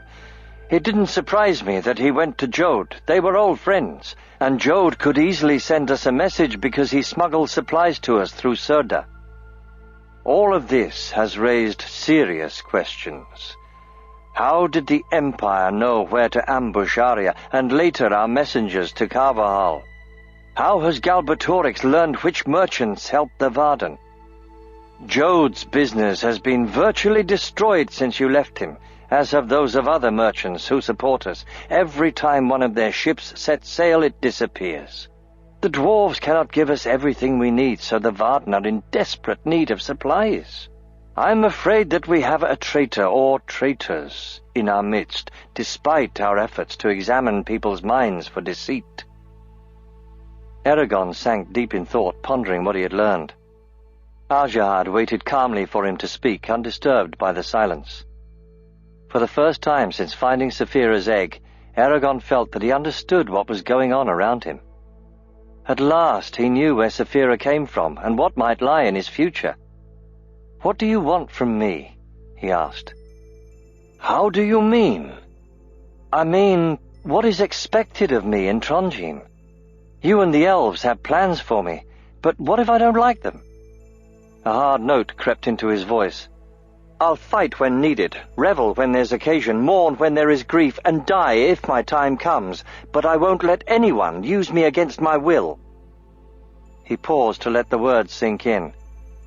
The writers of old were arbiters of justice above and beyond the leaders of their time. I don't claim that position. I doubt people would accept such oversight when they've been free of it all their lives, especially from one as young as me. But I do have power, and I will wield it as I see fit. What I want to know is how you plan to use me. Then I will decide whether to agree to it. Ajahad looked at him wryly. "If you were anyone else and were before another leader, you would likely have been killed for that insolent speech. What makes you think I will expose my plans just because you demand it?" Eragon flushed, but did not lower his gaze. "Still, you are right. Your position gives you the privilege to say such things. You cannot escape the politics of your situation. You will be influenced one way or another. I don't want to see you become a pawn of any one group or purpose any more than you do. You must retain your freedom, for in it lies your true power, the ability to make choices independent of any leader or king. My own authority over you will be limited, but I believe it's for the best. The difficulty lies in making sure that those with power include you in their deliberations. Also, despite your protests, the people here have certain expectations of you. They are going to bring you their problems no matter how petty and demand that you solve them." Ajahad leaned forward, his voice deadly serious. "There will be cases where someone's future will rest in your hands. With a word you can send them careening into happiness or misery. Young women will seek your opinion on whom they should marry. Many will pursue you as a husband. And old men will ask which of their children should receive an inheritance. You must be kind and wise with them all, for they put their trust in you. Don't speak flippantly or without thought, because your words will have impact far beyond what you intend." Ajahad leaned back, his eyes hooded. "The burden of leadership is being responsible for the well-being of the people in your charge. I have dealt with it from the day I was chosen to head the Varden, and now you must as well. Be careful. I won't tolerate injustice under my command. Don't worry about your youth and inexperience. They will pass soon enough." Eragon was uncomfortable with the idea of people asking him for advice. "But you still haven't said what I'm to do here." "For now, nothing. You covered over 130 leagues in 8 days, a feat to be proud of. I'm sure that you'll appreciate rest. When you've recovered, we will test your competency in arms and magic. After that, well, I will explain your options, and then you'll have to decide your course." "And what about Murtagh?" asked Eragon, bitingly. Ajahad's face darkened. He reached beneath his desk and lifted up Zarok. The sword's polished sheath gleamed in the light. Ajahad slid his hand over it, lingering on the etched sigil. "He will remain here until he allows the twins into his mind." "You can't imprison him," argued Eragon. "He's committed no crime." "We can't give him his freedom without being sure that he won't turn against us. Innocent or not, he's potentially as dangerous to us as his father was," said Ajahad, with a hint of sadness. Eragon realized that Ajahad would not be convinced otherwise, and his concern was valid. "How were you able to recognize his voice?" "I met his father once," said Ajahad shortly. He tapped Zarok's hilt. "I wish Brom had told me he had taken Morzan's sword. I suggest that you don't carry it within Farthendur. Many here remember Morzan's time with hate, especially the dwarves." "I'll remember that," promised Eragon. Ajahad handed Zarok to him. "That reminds me, I have Brom's ring, which he sent as confirmation of his identity. I was keeping it for when he returned to Trondheim. Now that he's dead, I suppose it belongs to you, and I think he would have wanted you to have it." He opened a desk drawer and took the ring from it. Eragon accepted it with reverence. The symbol cut into the face of the sapphire was identical to the tattoo on Arya's shoulder. He fit the ring onto his index finger, admiring how it caught the light. I am honored," he said. Ajahad nodded gravely, then pushed back his chair and stood. He faced Saphira and spoke to her, his voice swelling in power. "Do not think that I have forgotten you, O mighty dragon.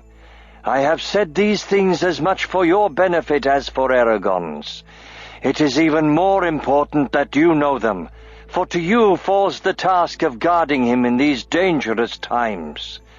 Do not underestimate your might, nor falter at his side, because without you he will surely fail." Saphira lowered her head until their eyes were level, and stared at him through slitted black pupils. They examined each other silently, neither of them blinking. Ajahad was the first to move.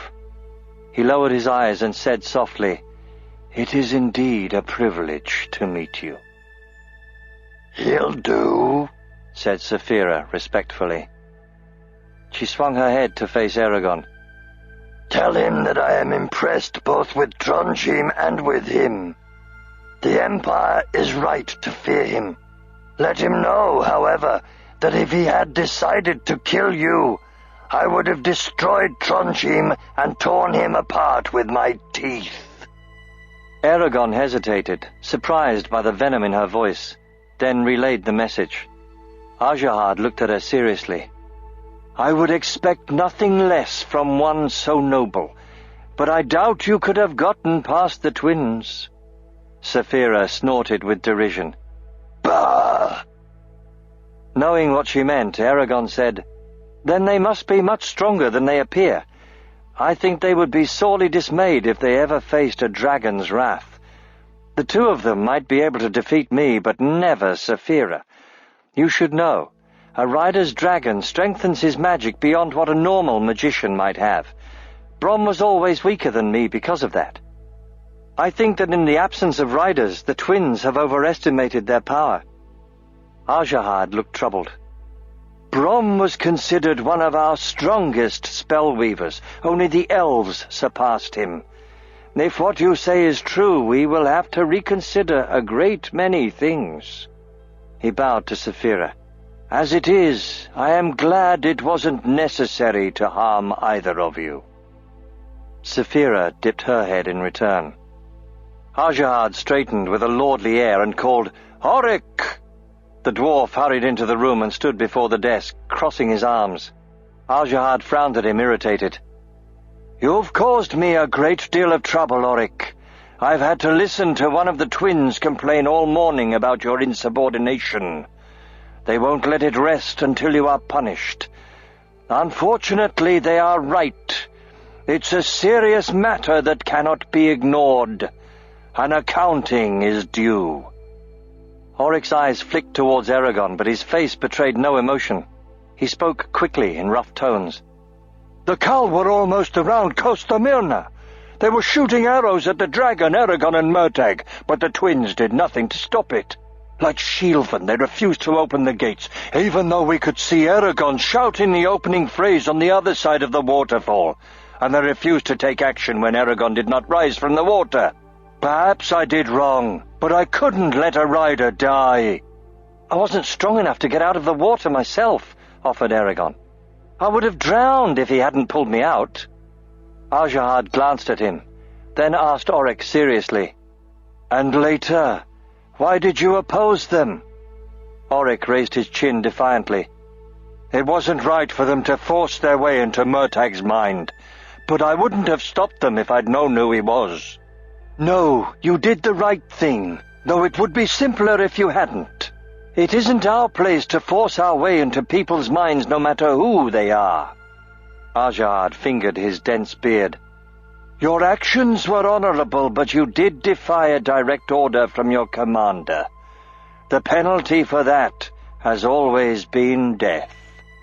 Oric's back stiffened. "You can't kill him for that. He was only helping me," cried Eragon. "It isn't your place to interfere," said Ajahad sternly. "Oryk broke the law and must suffer the consequences." Eragon started to argue again, but Ajahad stopped him with a raised hand. "But you are right. The sentence will be mitigated because of the circumstances. As of now, Oryk, you are removed from active service and forbidden to engage in any military activities under my command. Do you understand?" Oryk's face darkened, but then he only looked confused. He nodded sharply. "Yes." "Furthermore, in the absence of your regular duties, I appoint you Eragon and Saphira's guide for the duration of their stay. You are to make sure they receive every comfort and amenity we have to offer. Saphira will stay above Isidar Mithrim. Eragon may have quarters wherever he wants. When he recovers from his trip, take him to the training fields. They're expecting him," said Ajahad, a twinkle of amusement in his eye. Oryk bowed low. "I understand." "Very well, you all may go. Send in the twins as you leave." Eragon bowed and began to leave, then asked, "Where can I find Arya? I would like to see her." "No one is allowed to visit her. You will have to wait until she comes to you." Ajahad looked down at his desk in a clear dismissal. Bless the child, Ajatlam. Eragon stretched in the hall. He was stiff from sitting so long. Behind him, the twins entered Ajahad's study and closed the door. Eragon looked at Oryk. "I'm sorry that you're in trouble because of me," he apologized. "Don't bother yourself," grunted Oryk, tugging on his beard. "Ajahad gave me what I wanted." Even Saphira was startled by the statement. "What do you mean?" said Eragon. "You can't train or fight, and you're stuck guarding me? How can that be what you wanted?" The dwarf eyed him quietly. "Ajahad is a good leader.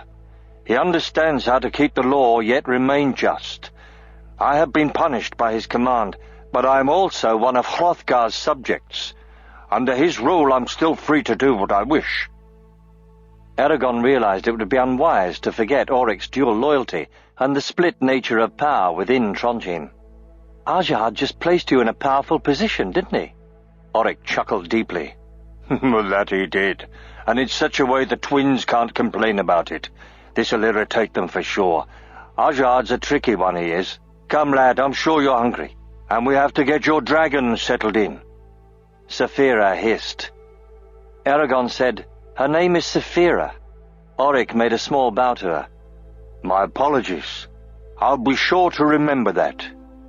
He took an orange lamp from the wall and led them down the hallway. "Can others in Farthendur use magic?" asked Eragon, struggling to keep up with the dwarf's brisk pace. He cradled Zarok carefully, concealing the symbol on the sheath with his arm. "Few enough," said Oryk with a swift shrug under his mail. "And the ones we have can't do much more than heal bruises. They've all had to tend to Arya because of the strength needed to heal her." "Except for the twins." "Oi," grumbled Oryk. "She wouldn't want their help anyway. Their arts are not for healing. Their talents lie in scheming and plotting for power, to everyone else's detriment. Daenor, Ajahad's predecessor, allowed them to join the Varden because he needed their support.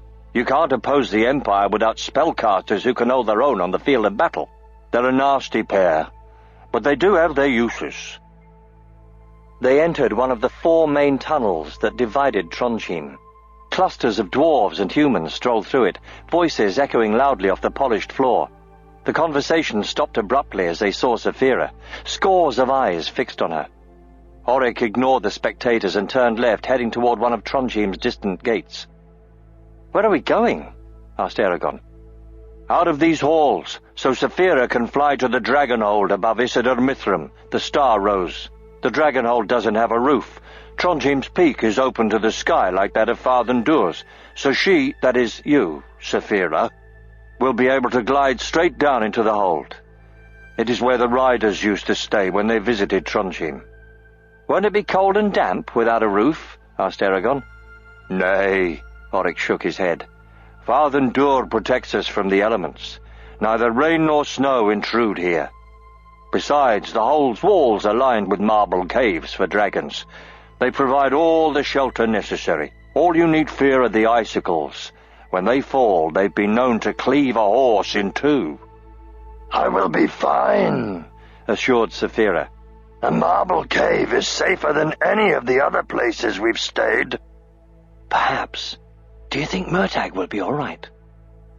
Ajahad strikes me as an honorable man.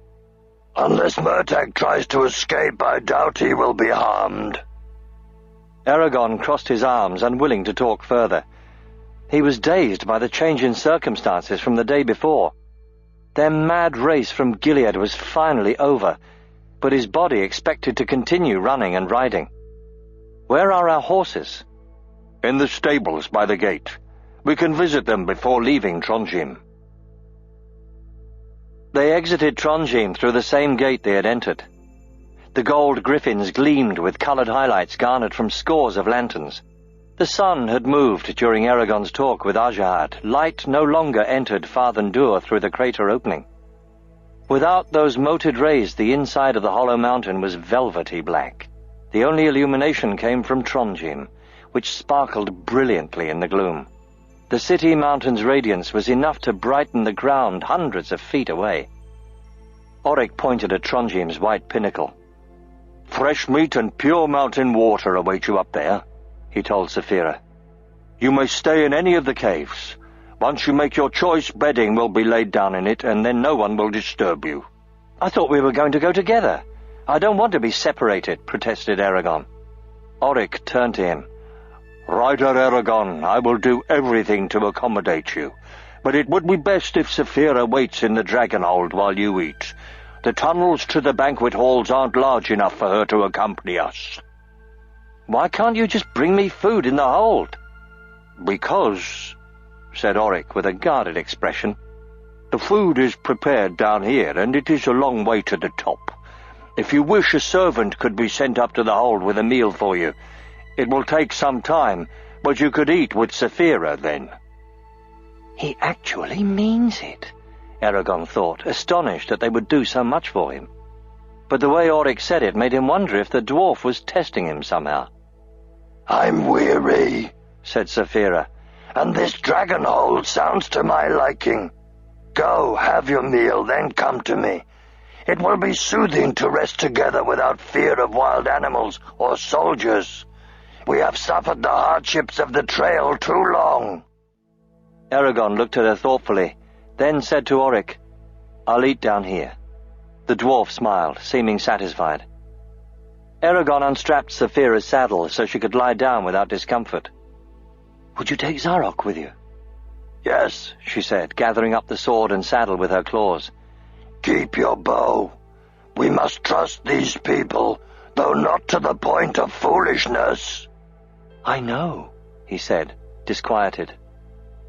With an explosive leap, Saphira swept off the ground and into the still air. The steady whoosh of her wings was the only sound in the darkness. As she disappeared over the rim of Trondheim's peak, Oryx let out a long breath. Ah, boy, you have been blessed indeed. I find a sudden longing in my heart for open skies and soaring cliffs and the thrill of hunting like a hawk. Still, my feet are better on the ground, preferably under it. He clapped loudly. I neglect my duties as a host. I know you've not dined since that pitiful dinner the twins saw fit to give you, so come, let's find the cooks and beg meat and bread from them. Eragon followed the dwarf back into Trondheim and through a labyrinth of corridors until they came to a long room filled with rows of stone tables only high enough for dwarves. Fires blazed in soapstone ovens behind a long counter. Oryx spoke words in an unfamiliar language to a stout, ruddy-faced dwarf, who promptly handed them stone platters piled with steaming mushrooms and fish. Then Oryx took Eragon up several flights of stairs and into a small alcove carved out of Trondheim's outer wall, where they sat cross-legged. Eragon wordlessly reached for his food. When their platters were empty, Oryx sighed with contentment and pulled out a long-stemmed pipe. He lit it, saying, "A worthy repast, though it needed a good draught of mead to wash it down properly." Eragon surveyed the ground below. "Do you farm in Fathendur?" "No, there's only enough sunlight for moss, mushrooms, and mold. Trondheim cannot survive without supplies from the surrounding valleys, which is one reason why many of us choose to live elsewhere in the Beor Mountains." "Then there are other dwarf cities?" "Not as many as we would like, and Trondheim is the greatest of them." Leaning on an elbow, Oryx took a deep pull on his pipe.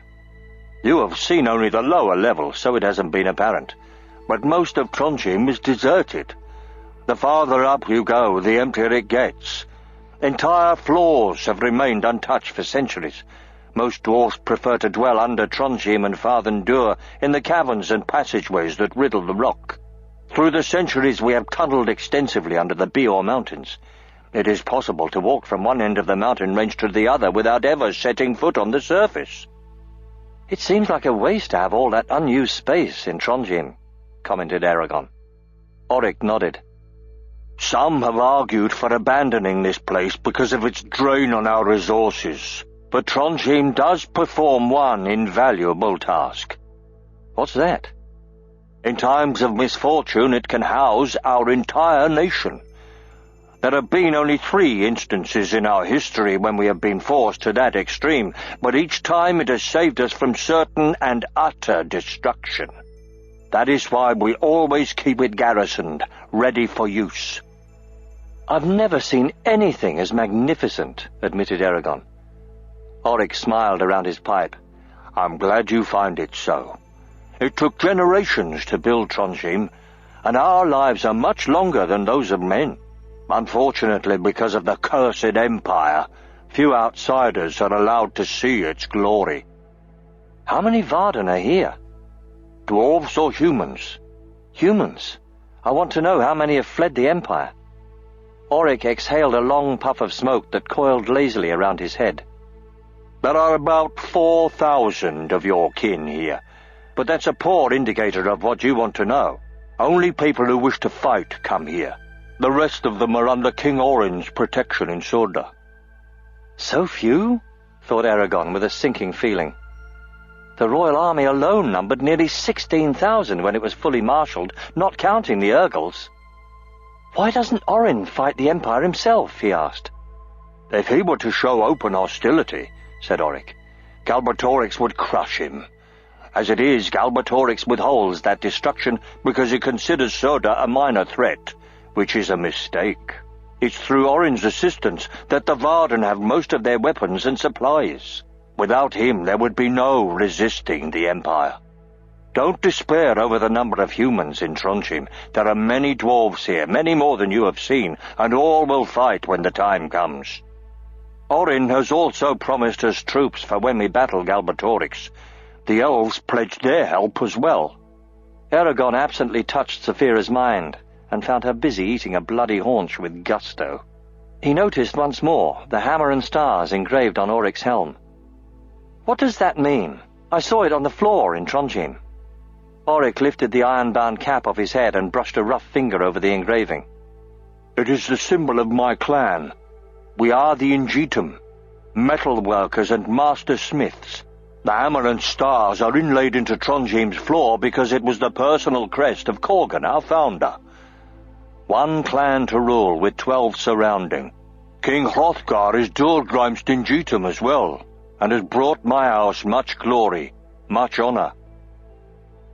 When they returned the platters to the cook, they passed a dwarf in the hall. He stopped before Eragon, bowed, and said respectfully, "Ajudlam." The dwarf left Eragon fumbling for an answer, flushed with unease, yet also strangely pleased with the gesture. No one had bowed to him before. "What did he say?" he asked, leaning closer to Oryx. Oryx shrugged, embarrassed. "It's an elven word that was used to refer to the riders. It means silver hand." Eragon glanced at his gloved hand, thinking of the Gedwi Ignazia that whitened his palm. "Do you wish to return to Saphira?" "Is there somewhere I could bathe first?" I haven't been able to wash off the grime of the road for a long time. Also, my shirt is blood-stained and torn, and it stinks. I'd like to replace it, but I don't have any money to buy a new one. Is there any way I could work for one?" "Do you seek to insult Hrothgar's hospitality, Eragon?" demanded Auric. "As long as you are in Trondheim, you won't have to buy a thing. You'll pay for it in other ways. Arjahad and Hrothgar will see to that. Come, I'll show you where to wash, then fetch you a shirt." He took Eragon down a long staircase until they were well below Trondheim. The corridors were tunnels now, which cramped Eragon because they were only 5 feet high, and all the lanterns were red.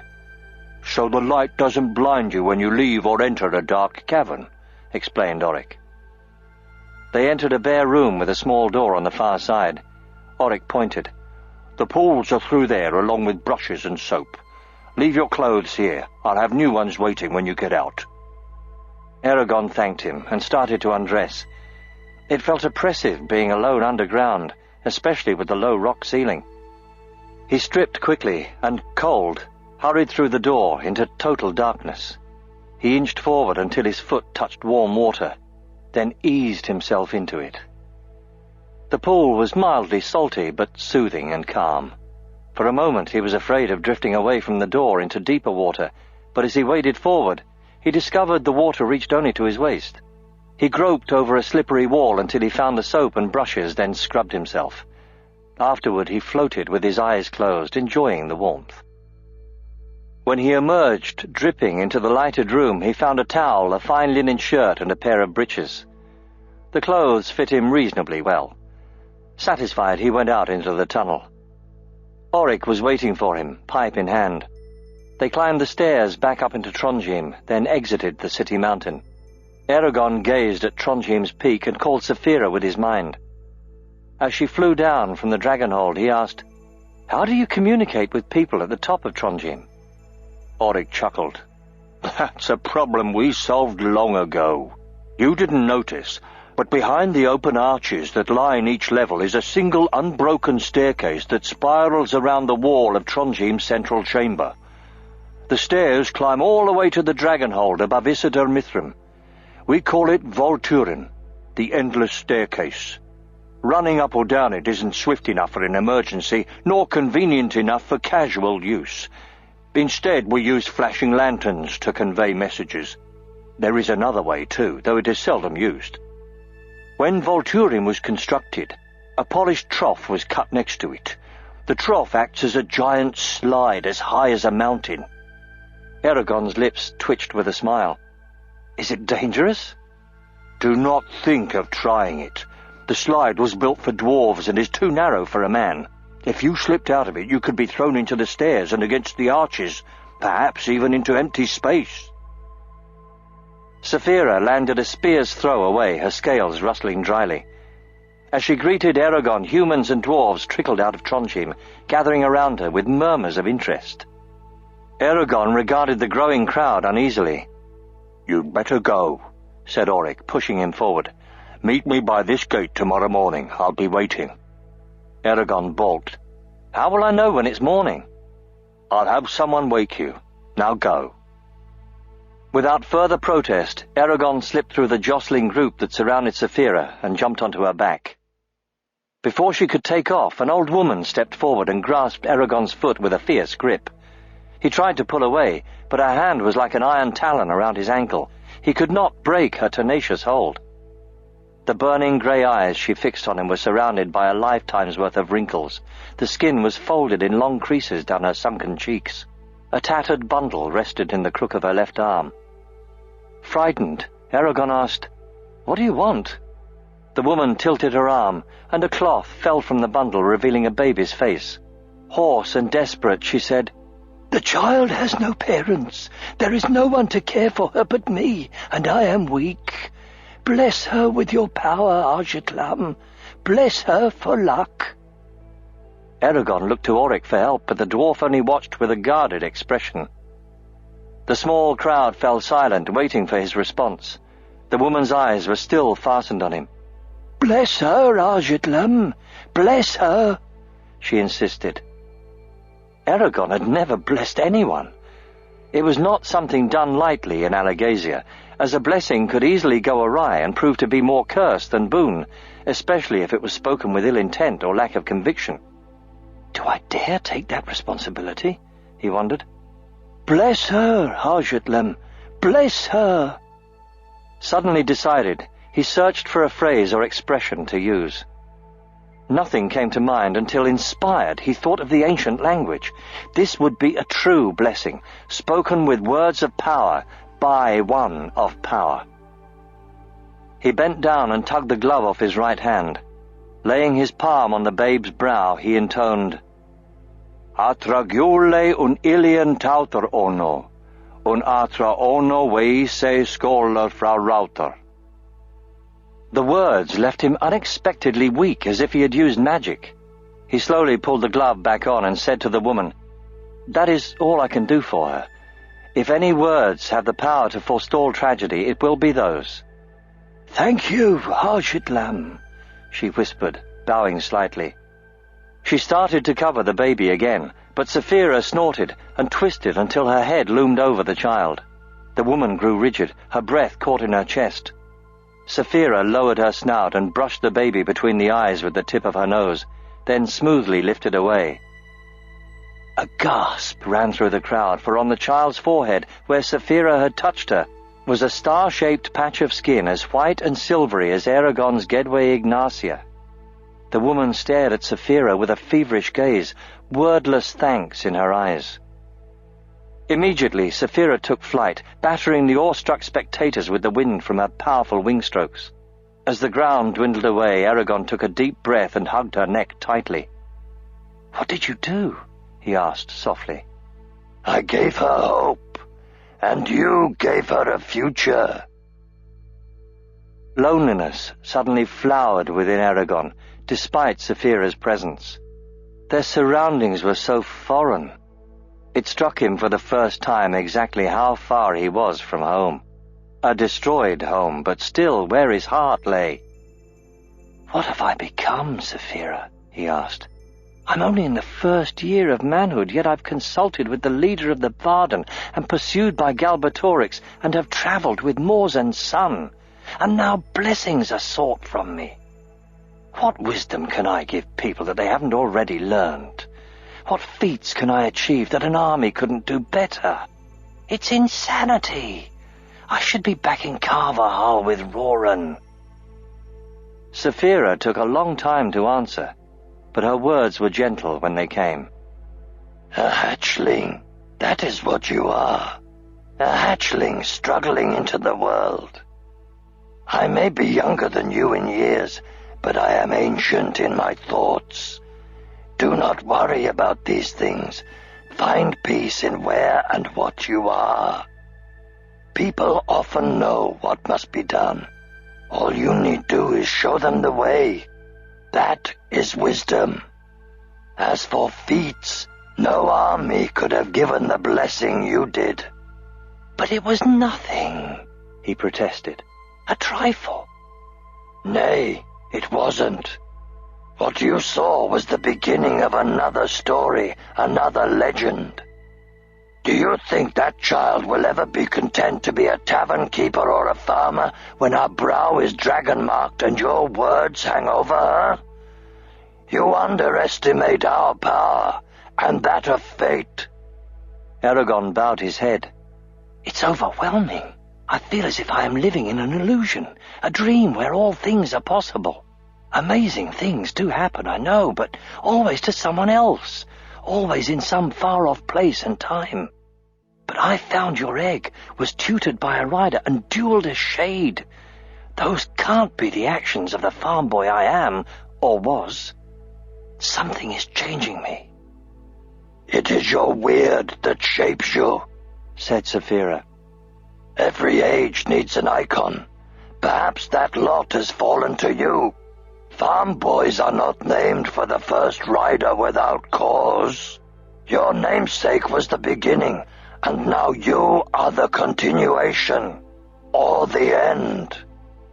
Ah, said Eragon, shaking his head. It's like speaking in riddles. But if all is foreordained, do our choices mean anything? Or must we just learn to accept our fate? Saphira said firmly, Eragon, I chose you from within my egg. You have been given a chance most would die for. Are you unhappy with that? Clear your mind of such thoughts. They cannot be answered and will make you no happier.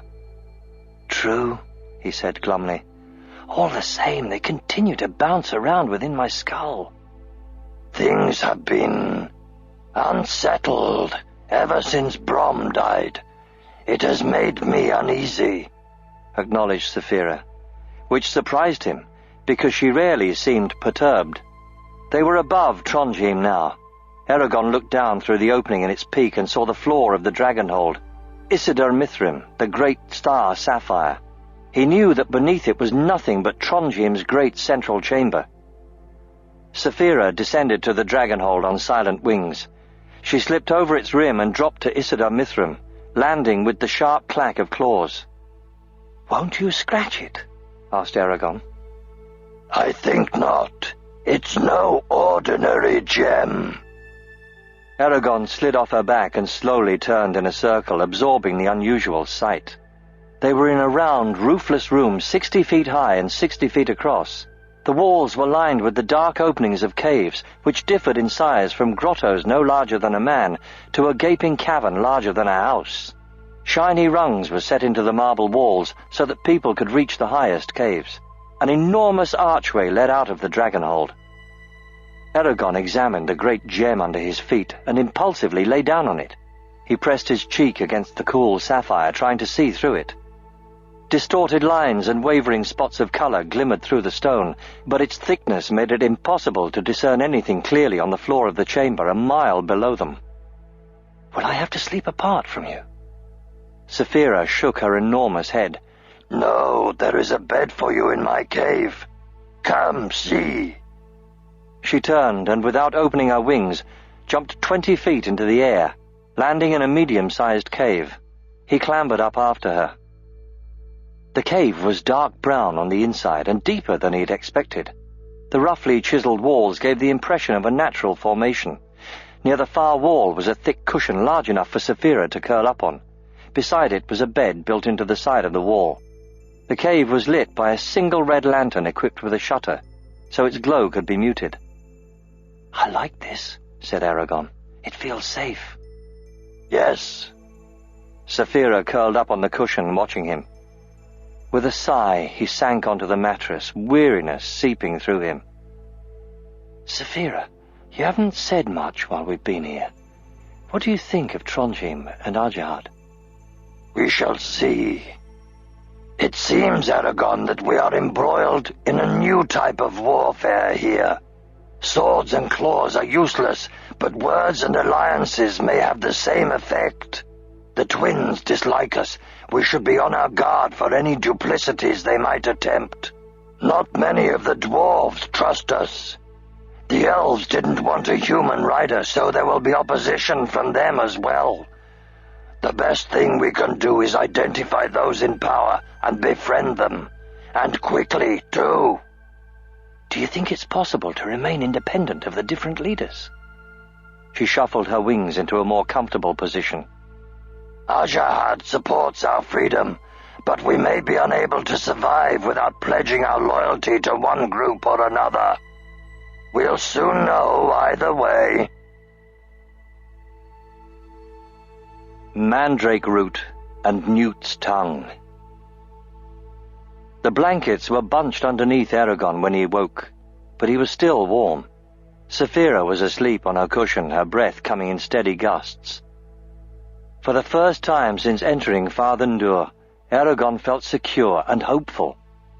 He was warm, fed, and had been able to sleep as long as he liked.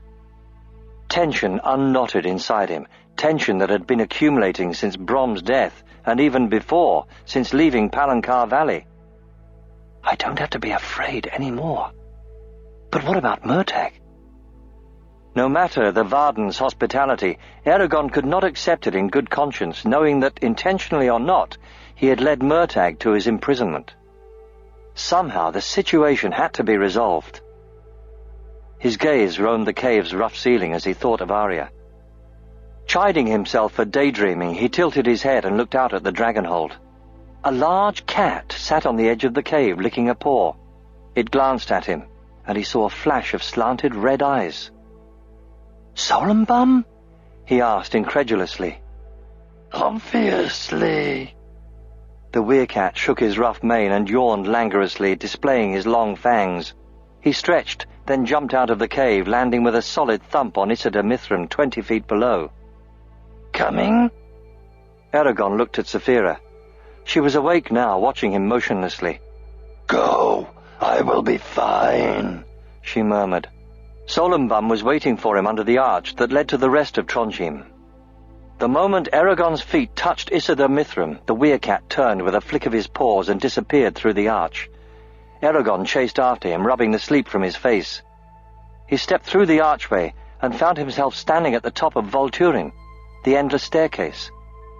There was nowhere else to go, so he descended to the next level. He stood in an open arcade that curved gently to the left and encircled Trondheim's central chamber.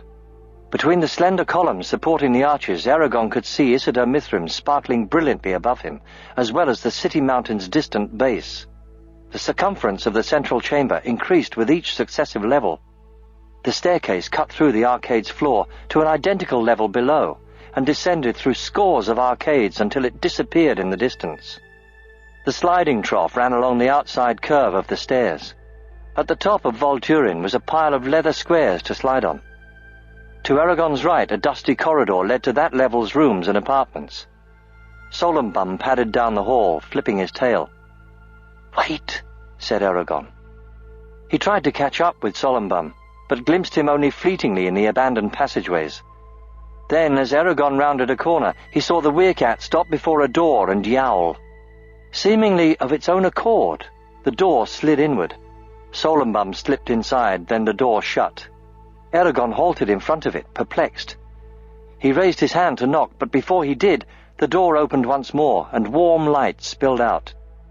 After a moment's indecision, he stepped inside. He entered an earthy two-room suite, lavishly decorated with carved wood and clinging plants. The air was warm, fresh, and humid. Bright lanterns hung on the walls and from the low ceiling. Piles of intriguing items cluttered the floor, obscuring the corners. A large four-poster bed, curtained by even more plants, was in the far room. In the center of the main room, on a plush leather chair, sat the fortune-teller and witch, Angela. She smiled brightly. "What are you doing here?" blurted Eragon. Angela folded her hands in her lap. "Well, why don't you sit on the floor and I'll tell you? I'd offer you a chair, but I'm sitting on the only one." Questions buzzed through Eragon's mind as he settled between two flasks of acrid, bubbling green potions. "So," exclaimed Angela, leaning forward, "you are a rider. I suspected as much, but I didn't know for certain until yesterday. I'm sure Solumbum knew, but he never told me. I should have figured it out the moment you mentioned Brom. Saphira. I like the name. Fitting for a dragon." "Brom's dead," said Eragon abruptly. "The Razak killed him." Angela was taken aback. She twirled a lock of her dense curls. "I'm sorry. I truly am," she said softly. Eragon smiled bitterly. "But not surprised, are you? You foretold his death, after all." "I didn't know whose death it would be," she said, shaking her head. "But no, I'm not surprised. I met Brom once or twice. He didn't care for my frivolous attitude toward magic. It irritated him." Eragon frowned. "In Tiam you laughed at his fate and said that it was something of a joke. Why?" Angela's face tightened momentarily. "In retrospect, it was rather in bad taste, but I didn't know what would befall him. How do I put this? Brom was cursed in a way. It was his weird to fail at all of his tasks except one, although through no fault of his own. He was chosen as a rider, but his dragon was killed. He loved a woman, but it was his affection that was her undoing. And he was chosen, I assume, to guard and train you. But in the end he failed at that as well. The only thing he succeeded at was killing Morzan, and a better deed he couldn't have done." "Brom never mentioned a woman to me," retorted Eragon. Angela shrugged carelessly. "I heard it from one who couldn't have lied. But enough of this talk. Life goes on, and we should not trouble the dead with our worries." She scooped a pile of reeds from the floor and deftly started plaiting them together, closing the subject to discussion. Eragon hesitated, then gave in. "All right. So why are you in Trondheim instead of Tyrm?" "Ah, at last, an interesting question," said Angela. "After hearing Brom's name again during your visit, I sensed a return of the past in Allegasia. People were whispering that the Empire was hunting a rider. I knew then that the Varden's dragon egg must have hatched, so I closed my shop and set out to learn more." "You knew about the egg?" "Of course I did, I'm not an idiot. I've been around much longer than you would believe. Very little happens that I don't know about." She paused and concentrated on her weaving. "Anyway, I knew I had to get to the Varden as fast as possible. I've been here for nearly a month now, though I don't really care for this place. It's far too musty for my taste. And everyone in Farthendur is so serious and noble. They're probably all doomed to tragic deaths anyway." She gave a long sigh, a mocking expression on her face. "And the dwarves are just a superstitious bunch of ninnies content to hammer rocks all their lives. The only redeeming aspect of this place is all the mushrooms and fungi that grow inside Farthendur." "Then why stay?" asked Eragon, smiling. "Because I like to be wherever important events are occurring," said Angela, cocking her head. "Besides, if I'd stayed in Tyrm, Solembum would have left without me, and I enjoy his company. But tell me, what adventures have befallen you since we last talked?"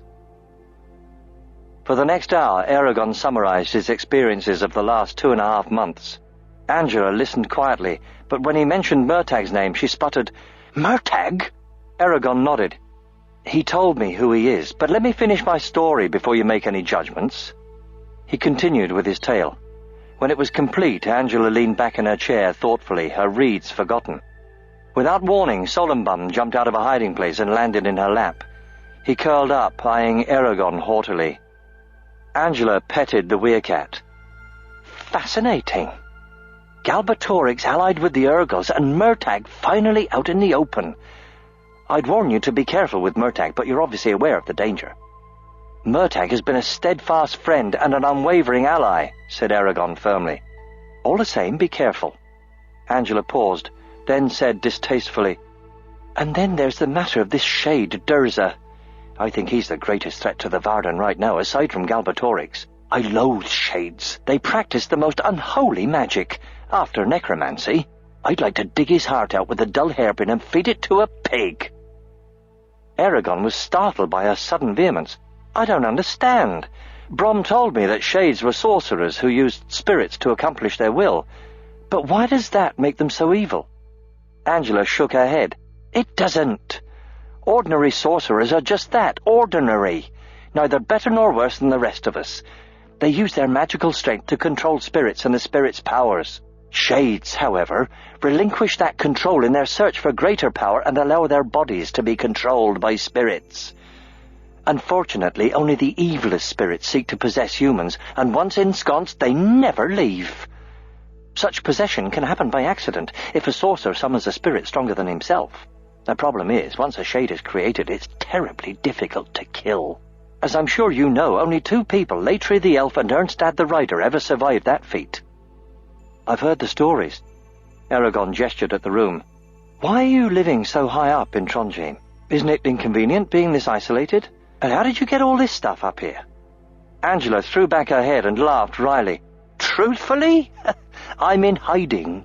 When I first came to Trondheim, I had a few days of peace, until one of the guards who let me into Farthendur blabbed about who I was. Then all the magic users here, though they barely rate the term, pestered me to join their secret group. Especially those Dragil twins who control it. Finally, I threatened to turn the lot of them into frogs.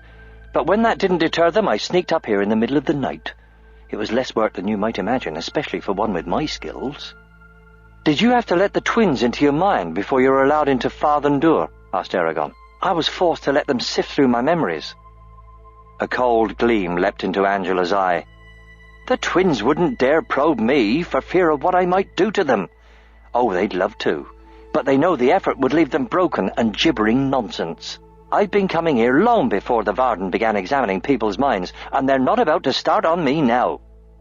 She peered into the other room and said, "Well, this has been an enlightening talk. but I'm afraid you have to go now. My brew of mandrake root and newt's tongue is about to boil, and it needs attending. Do come back again when you have the time. And please, don't tell anyone that I'm here. I'd hate to have to move again.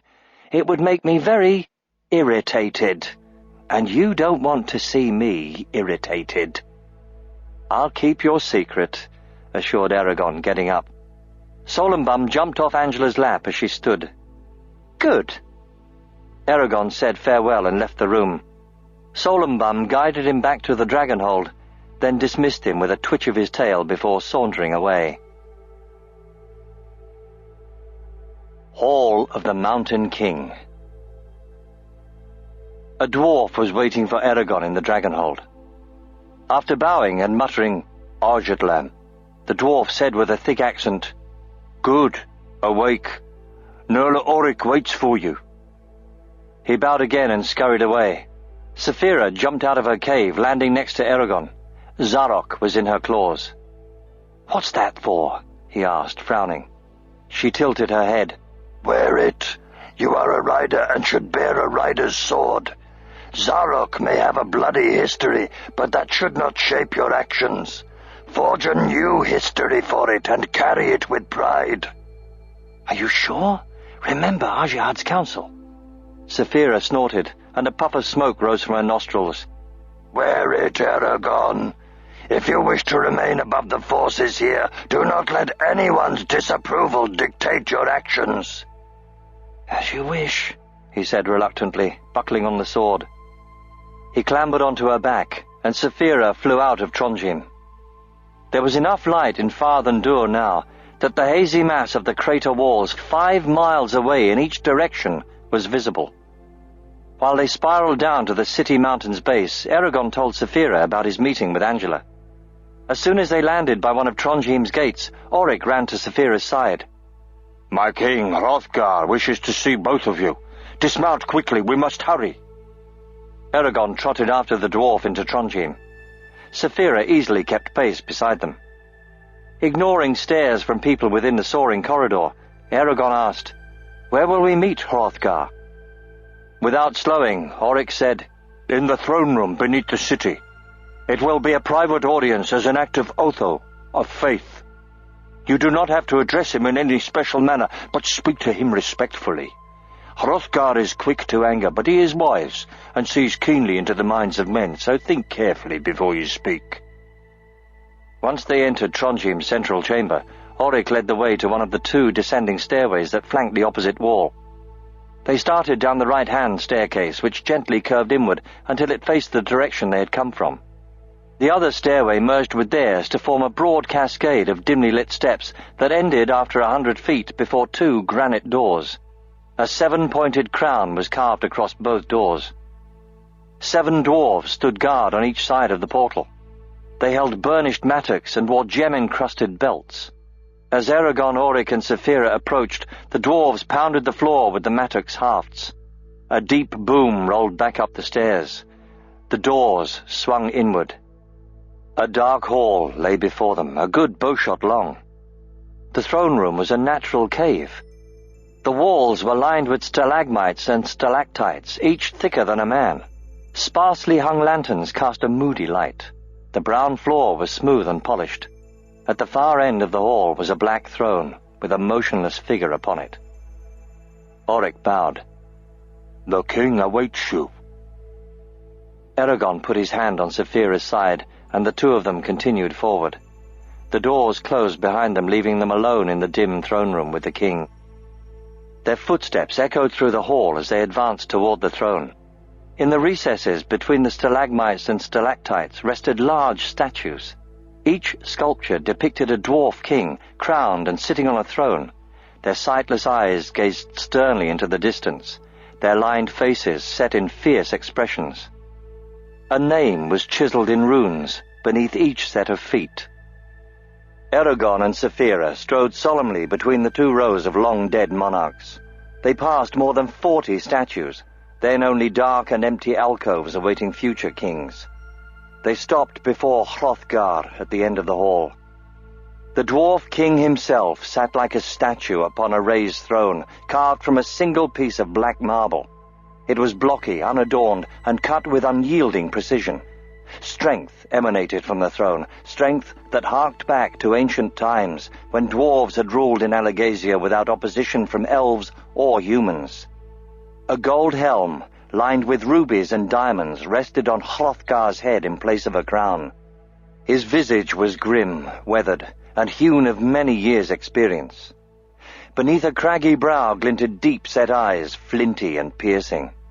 Over his powerful chest rippled a shirt of mail. His white beard was tucked under his belt. In his lap he held a mighty warhammer with the symbol of Oryx's clan embossed on its head. Eragon bowed awkwardly and knelt. Saphira remained upright. The king stirred as if awakening from a long sleep and rumbled, "Rise, rider, you need not pay tribute to me." Straightening, Eragon met Hrothgar's impenetrable eyes. The king inspected him with a hard gaze, then said gutturally, "Ajnul demi lamak. Beware, the rock changes. An old dictum of ours. And nowadays the rock changes very fast indeed." He fingered the warhammer. "I could not meet with you earlier as Ajahad did because I was forced to deal with my enemies within the clans. They demanded that I deny you sanctuary and expel you from Fathendur. It has taken much work on my part to convince them otherwise." "Thank you," said Eragon. "I didn't anticipate how much strife my arrival would cause." The king accepted his thanks, then lifted a gnarled hand and pointed. "See there, rider Eragon, where my predecessors sit upon their graven thrones. 41 there are, with I the 42nd. When I pass from this world into the care of the gods, my Hirna will be added to their ranks. The first statue is the likeness of my ancestor Korgan, who forged this mace, Volund. For 8 millennia, since the dawn of our race, dwarves have ruled under Fathendur. We are the bones of the land, older than both the fair elves and the savage dragons." Saphira shifted slightly. Hrothgar leaned forward, his voice gravelly and deep. "I am old, human, even by our reckoning, old enough to have seen the riders in all their fleeting glory, old enough to have spoken with their last leader, Vrail, who paid tribute to me within these very walls. Few are still alive who can claim that much. I remember the riders and how they meddled in our affairs. I also remember the peace they kept that made it possible to walk unharmed from Trondheim to Narda.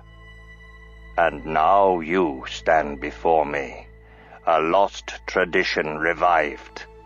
Tell me, and speak truly in this, why have you come to Fathendur? I know of the events that made you flee the Empire, but what is your intent now?" "For now, Saphira and I merely want to recuperate in Trondheim," Eragon replied. "We are not here to cause trouble, only to find sanctuary from the dangers we've faced for many months. Ajahad may send us to the elves, but until he does, we have no wish to leave." "Then was it only the desire for safety that drove you?" asked Hrothgar. "Do you just seek to live here and forget your troubles with the Empire?" Eragon shook his head, his pride rejecting that statement. "If Ajahad told you of my past, you should know that I have grievances enough to fight the Empire until it is nothing but scattered ashes. More than that, though, I want to aid those who cannot escape Galbatorix, including my cousin. I have the strength to help, so I must." The king seemed satisfied by his answer. He turned to Saphira and asked, "Dragon, what think you in this matter? For what reason have you come?" Saphira lifted the edge of her lip to growl, "Tell him that I thirst for the blood of our enemies, and eagerly await the day when we ride to battle against Galbatorix. I've no love or mercy for traitors and egg-breakers like that false king. He held me for over a century, and even now still has 2 of my brethren whom I would free if possible." and tell Hrothgar I think you're ready for this task." Eragon grimaced at her words, but dutifully relayed them. The corner of Hrothgar's mouth lifted in a hint of grim amusement, deepening his wrinkles. "I see that dragons have not changed with the centuries." He rapped the throne with a knuckle. "Do you know why this seat was quarried so flat and angular? So that no one would sit comfortably on it. I have not, and will relinquish it without regret when my time comes. What is there to remind you of your obligations, Eragon? If the Empire falls, will you take Galbatorix's place and claim his kingship?" "I don't seek to wear the crown or rule," said Eragon, troubled. "Being a rider is responsibility enough. No, I would not take the throne in Urubane, not unless there was no one else willing or competent enough to take it." Hrothgar warned gravely. "Certainly you would be a kinder king than Galbatorix, but no race should have a leader who does not age or leave the throne. The time of the riders has passed, Eragon. They will never rise again, not even if Galbatorix's other eggs were to hatch." A shadow crossed his face as he gazed at Eragon's side. "I see that you carry an enemy's sword. I was told of this, and that you travel with the son of the Forsworn. It does not please me to see this weapon." He extended a hand. "I would like to examine it." Eragon drew Zarok and presented it to the king, hilt first. Hrothgar grasped the sword and ran a practiced eye over the red blade. The edge caught the lantern light, reflecting it sharply. The dwarf king tested the point with his palm, then said, "A masterfully forged blade. Elves rarely choose to make swords. They prefer bows and spears. But when they do, the results are unmatched. This is an ill-fated blade. I am not glad to see it within my realm. But carry it if you will. Perhaps its luck has changed." He returned Zarok, and Eragon sheathed it. "Has my nephew proved helpful during your time here?" "Who?" Hrothgar raised a tangled eyebrow. "Orik, my youngest sister's son. He's been serving under Ajahad to show my support for the Varden. It seems that he has been returned to my command, however. I was gratified to hear that you defended him with your words." Eragon understood that this was another sign of Otho, of faith, on Hrothgar's part. "I couldn't ask for a better guide." "That is good," said the king, clearly pleased. "Unfortunately, I cannot speak with you much longer. My advisors wait for me, as there are matters I must deal with. I will say this, though. If you wish the support of the dwarves within my realm, you must first prove yourself to them. We have long memories and do not rush to hasty decisions. Words will decide nothing, only deeds." "I will keep that in mind," said Eragon, bowing again. Hrothgar nodded regally. "You may go then." Eragon turned with Saphira, and they proceeded out of the hall of the Mountain King. Orik was waiting for them on the other side of the stone doors, an anxious expression on his face. He fell in with them as they climbed back up to Trondheim's main chamber. "Did all go well? Were you favorably received?" "I think so, but your king is cautious," said Eragon. "That is how he has survived this long." "I would not want Hrothgar angry at us," observed Saphira. Eragon glanced at her. "No, I wouldn't either. I'm not sure what he thought of you. He seems to disapprove of dragons, though he didn't say it outright." That seemed to amuse Saphira. "In that he is wise, especially since he's barely knee-high to me." In Trondheim's center, under the sparkling Isidar Mithram, Orik said, "Your blessing yesterday has stirred up the Varden like an overturned beehive. The child Saphira touched has been hailed as a future hero. She and her guardian have been quartered in the finest rooms. Everyone is talking about your miracle." All the human mothers seem intent on finding you and getting the same for their children." Alarmed, Eragon furtively looked around. What should we do? "Aside from taking back your actions?" asked Auric dryly.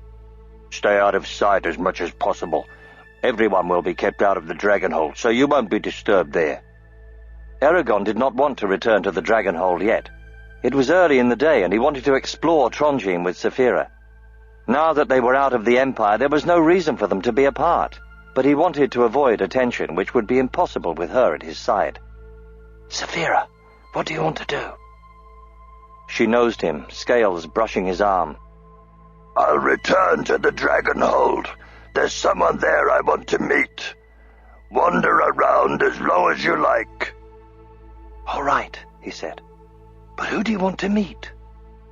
Saphira only winked a large eye at him, before padding down one of Trondheim's 4 main tunnels. Eragon explained to Auric where she was going, then said, "I'd like some breakfast, and then I'd like to see more of Trondheim. It's such an incredible place.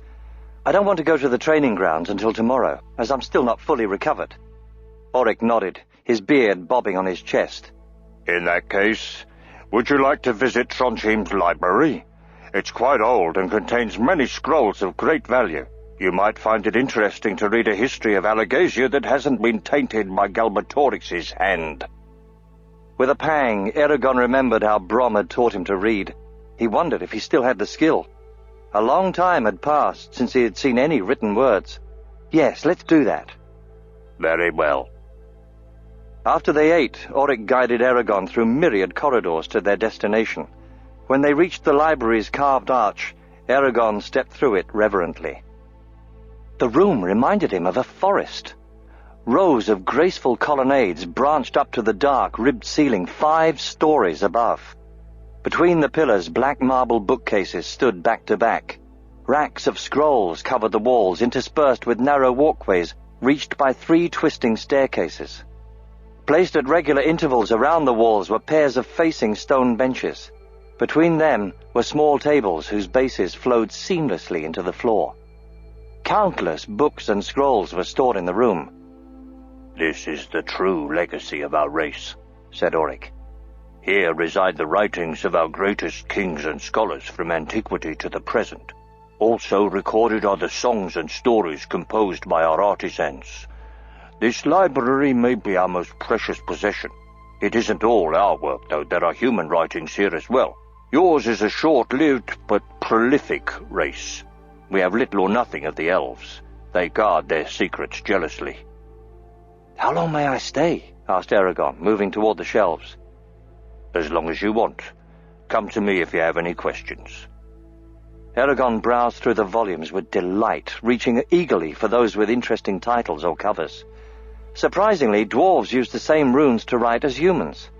He was somewhat disheartened by how hard reading was after months of neglect. He skipped from book to book, slowly working his way deep into the vast library. Eventually, he became immersed in a translation of poems by Dondar, the 10th dwarf king. As he scanned the graceful lines, unfamiliar footsteps approached from behind the bookcase. The sound startled him, but he berated himself for being silly. He could not be the only person in the library. Even so, he quietly replaced the book and slipped away, senses alert for danger. He had been ambushed too many times to ignore such feelings. He heard the footsteps again, only now there were 2 sets of them. Apprehensive, he darted across an opening, trying to remember exactly where Auric was sitting. He sidestepped around a corner and started as he found himself face to face with the twins. The twins stood together, their shoulders meeting, a blank expression on their smooth faces. Their black snake eyes bored into him. Their hands, hidden within the folds of their purple robes, twitched slightly. They both bowed, but the movement was insolent and derisive. "We have been searching for you," one said. His voice was uncomfortably like the Razak's. Eragon suppressed a shiver. "What for?" He reached out with his mind and contacted Saphira. She immediately joined thoughts with him. "Ever since you met with Ajahad, we have wanted to apologize for our actions." The words were mocking, but not in a way Eragon could challenge. We have come to pay homage to you. Eragon flushed angrily as they bowed again. Careful, warned Saphira. He pushed back his rising temper. He could not afford to be riled by this confrontation. An idea came to him, and he said with a small smile, "Nay, it is I who pay homage to you. Without your approval, I never could have gained entrance to Fathendur." He bowed to them in turn, making the movement as insulting as he could. There was a flicker of irritation in the twins' eyes, but they smiled and said, "We are honored that one so important as yourself thinks so highly of us. We are in your debt for your kind words." Now it was Eragon's turn to be irritated. "I will remember that when I'm in need." Saphira intruded sharply in his thoughts. "You're overdoing it. Don't say anything you'll regret. They will remember every word they can use against you." "This is difficult enough without you making comments," he snapped. She subsided with an exasperated grumble. The twins moved closer, the hems of their robes brushing softly over the floor. Their voices became more pleasant. "We have searched for you for another reason as well, Ryder. The few magic users who live in Trondheim have formed a group. We call ourselves Duvrangargata, or the Wandering Path, I know," interrupted Eragon, remembering what Angela had said about it. "Your knowledge of the ancient language is impressive," said a twin smoothly. "As we were saying, Duvrangargata has heard of your mighty feats, and we have come to extend an invitation of membership. We would be honored to have one of your stature as a member, and I suspect that we might be able to assist you as well." "How?" The other twin said, "The two of us have garnered much experience in magical matters. We could guide you, show you spells we've discovered, and teach you words of power. Nothing would gladden us more than if we could assist in some small way your path to glory. No repayment would be necessary, though if you saw fit to share some scraps of your own knowledge, we would be satisfied." Eragon's face hardened as he realized what they were asking for. "Do you think I'm a half-wit?" he demanded harshly. "I won't apprentice myself to you so you can learn the words Brom taught me. It must have angered you when you couldn't steal them from my mind." The twins abruptly dropped their facade of smiles. "We are not to be trifled with, boy. We are the ones who will test your abilities with magic, and that could be most unpleasant. Remember, it only takes one misconceived spell to kill someone. You may be a rider, but the two of us are still stronger than you." Eragon kept his face expressionless, even as his stomach knotted painfully. "I will consider your offer, but it may—" "Then we will expect your answer tomorrow. Make sure that it is the right one." They smiled coldly and stalked deeper into the library. Eragon scowled. "I'm not going to join Duvrangargata no matter what they do." "You should talk to Angela," said Saphira. "She's dealt with the twins before. Perhaps she could be there when they test you. That might prevent them from harming you." "That's a good idea." Eragon wound through the bookcases until he found Oryx sitting on a bench, busily polishing his war axe. "I'd like to return to the Dragonhold." The dwarf slid the haft of the axe through a leather loop at his belt, then escorted Eragon to the gate where Saphira waited. People had already gathered around her. Ignoring them, Eragon scrambled onto Saphira's back, and they escaped to the sky. "This problem must be resolved quickly. You cannot let the twins intimidate you," Saphira said as she landed on Isidar Mithrim. "I know, but I hope we can avoid angering them. They could be dangerous enemies." He dismounted quickly, keeping a hand on Zarok. "So can you. Do you want them as allies?" He shook his head. "Not really. I'll tell them tomorrow that I won't join Duvrangargata."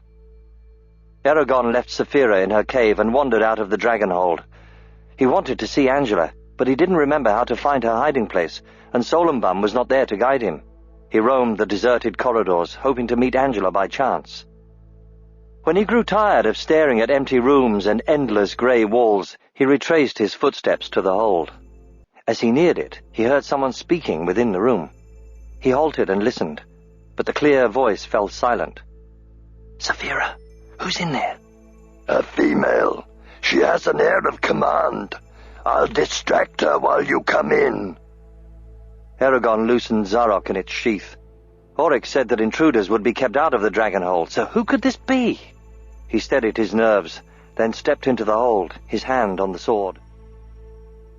A young woman stood in the center of the room, looking curiously at Saphira, who had stuck her head out of the cave. The woman appeared to be about 17 years old.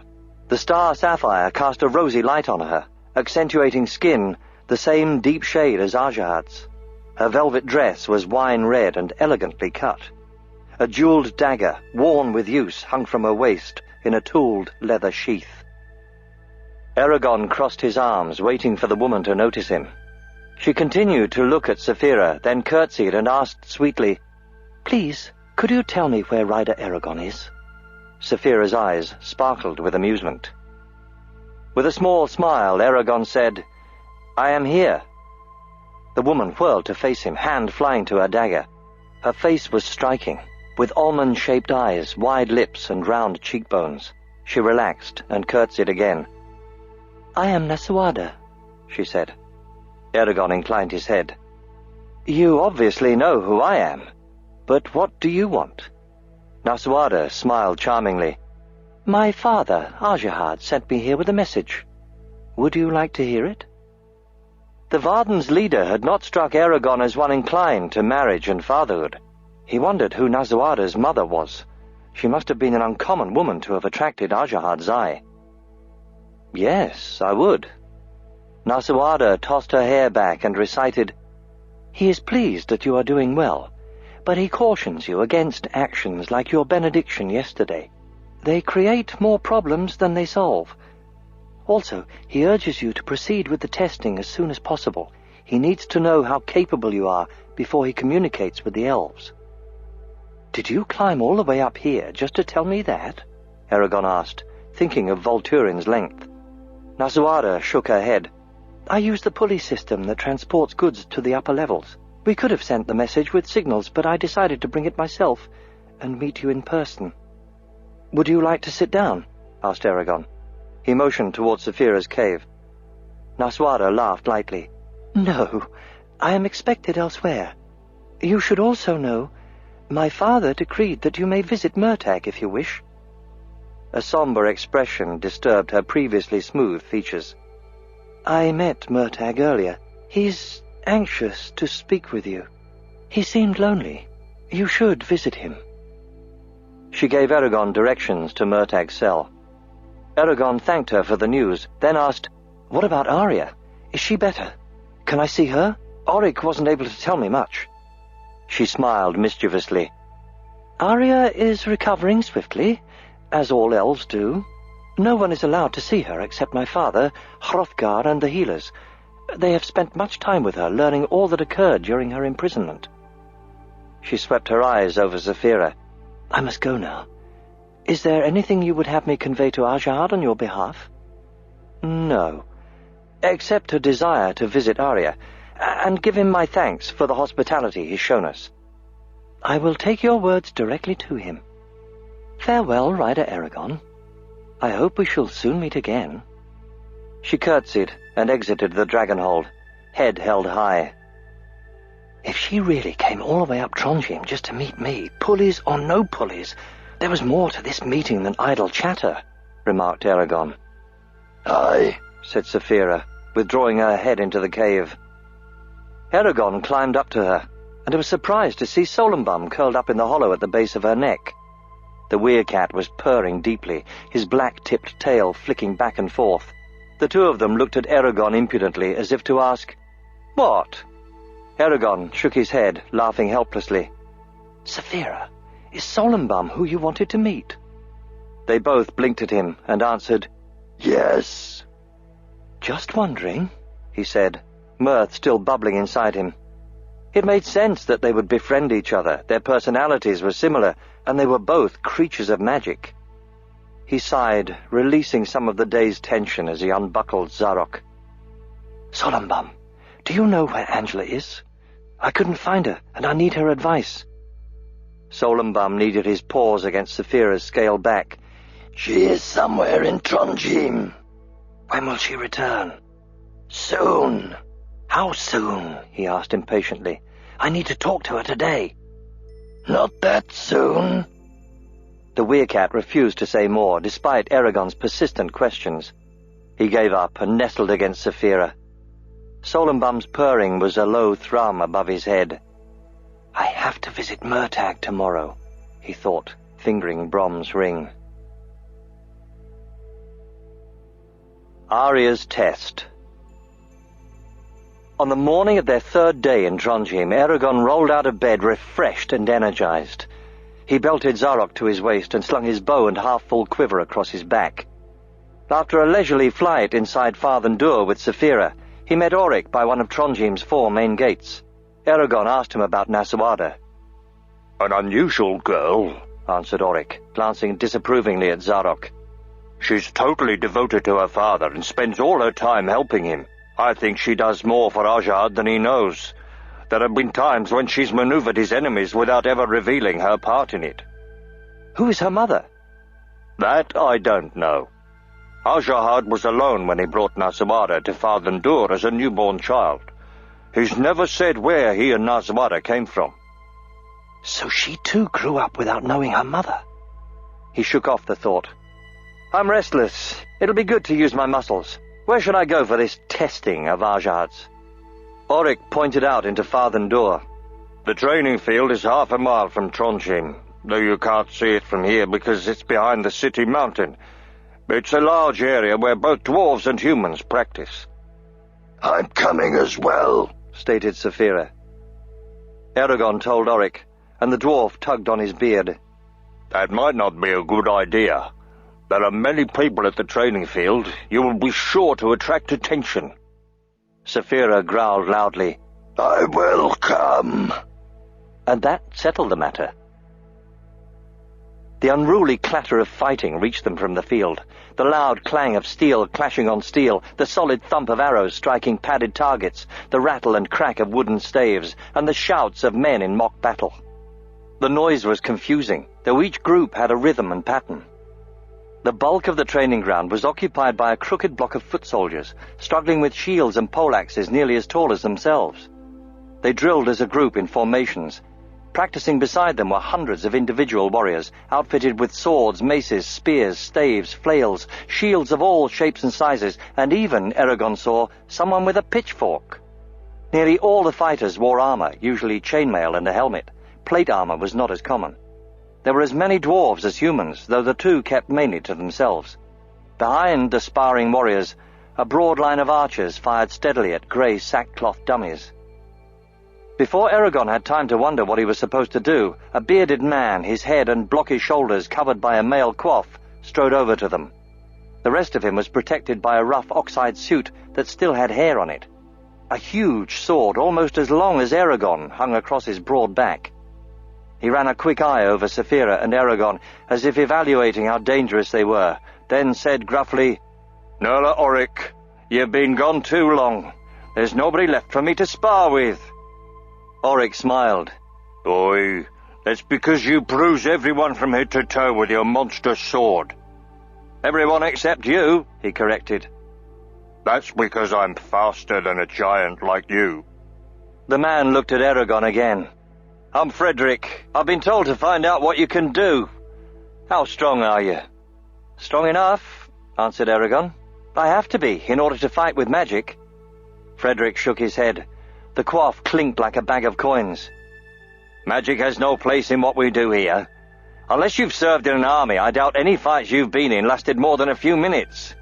What we're concerned about is how you'll be able to hold up in a battle that may drag on for hours or even weeks if it's a siege. Do you know how to use any weapons beside that sword and bow? Eragon thought about it. Only my fists. Good answer, laughed Frederick. Well, we'll start you off with the bow and see how you do. Then once some space is cleared up on the field, we'll try... he broke off suddenly and stared past Eragon, scowling angrily. The twins stalked toward them, their bald heads pale against their purple robes. Auric muttered something in his own language as he slipped his war axe out of his belt. "I told you two to stay away from the training area," said Frederick, stepping forward threateningly. The twins seemed frail before his bulk. They looked at him arrogantly. "We were ordered by Aja to test Eragon's proficiency with magic before you exhaust him banging on pieces of metal." Frederick glowered. "Why can't someone else test him?" "No one else is powerful enough," sniffed the twins. Saphira rumbled deeply and glared at them. A line of smoke trickled from her nostrils, but they ignored her. "Come with us," they ordered, and strode to an empty corner of the field. Shrugging, Eragon followed with Saphira. Behind him he heard Frederick say to Auric, "We have to stop them from going too far." "I know," answered Auric in a low voice, "but I can't interfere again. Hrothgar made it clear he won't be able to protect me next time it happens."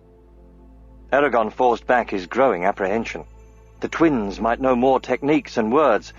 Still, he remembered what Brom had told him. Riders were stronger in magic than ordinary men. But would that be enough to resist the combined power of the twins? "Don't worry so much. I will help you," said Saphira. "There are two of us as well." He touched her gently on the leg, relieved by her words. The twins looked at Eragon and asked, "And how do you answer us, Eragon?" Overlooking the puzzled expressions of his companions, he said flatly, "No." Sharp lines appeared at the corners of the twins' mouths. They turned so they faced Eragon obliquely, and bending at the waists, drew a large pentagram on the ground. They stepped in the middle of it, then said harshly, "We begin now. You will attempt to complete the tasks we assign you, that is all." One of the twins reached into his robe, produced a polished rock the size of Eragon's fist, and set it on the ground. "Lift it to eye level." "That's easy enough," commented Eragon to Saphira. "Risa Stenner." The rock wobbled, then smoothly rose from the ground. Before it went more than a foot, an unexpected resistance halted it in midair. A smile touched the twins' lips. Eragon stared at them, enraged. They were trying to make him fail. If he became exhausted now, it would be impossible to complete the harder tasks. Obviously, they were confident that their combined strength could easily wear him down. "But I'm not alone either," snarled Eragon to himself. "Saphira, now!" Her mind melded with his, and the rock jerked through the air to stop quivering at eye level. The twins' eyes narrowed cruelly.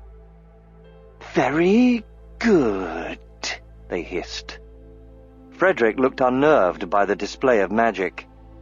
"Now move the stone in a circle." Again Eragon struggled against their efforts to stop him, and again, to their obvious anger, he prevailed. The exercises quickly increased in complexity and difficulty, until Eragon was forced to think carefully about which words to use. And each time the twins fought him bitterly, though the strain never showed on their faces. It was only with Saphira's support that Eragon was able to hold his ground. In a break between two of the tasks, he asked her, "Why do they continue this testing? Our abilities were clear enough from what they saw in my mind." She cocked her head thoughtfully. "You know what," he said grimly as comprehension came to him. "They're using this as an opportunity to figure out what ancient words I know, and perhaps learn new ones themselves." "Speak softly, then, so that they cannot hear you, and use the simplest words possible." From then on, Eragon used only a handful of basic words to complete the tasks. But finding ways to make them perform in the same manner as a long sentence or phrase stretched his ingenuity to the limit. He was rewarded by the frustration that contorted the twins' faces as he foiled them again and again.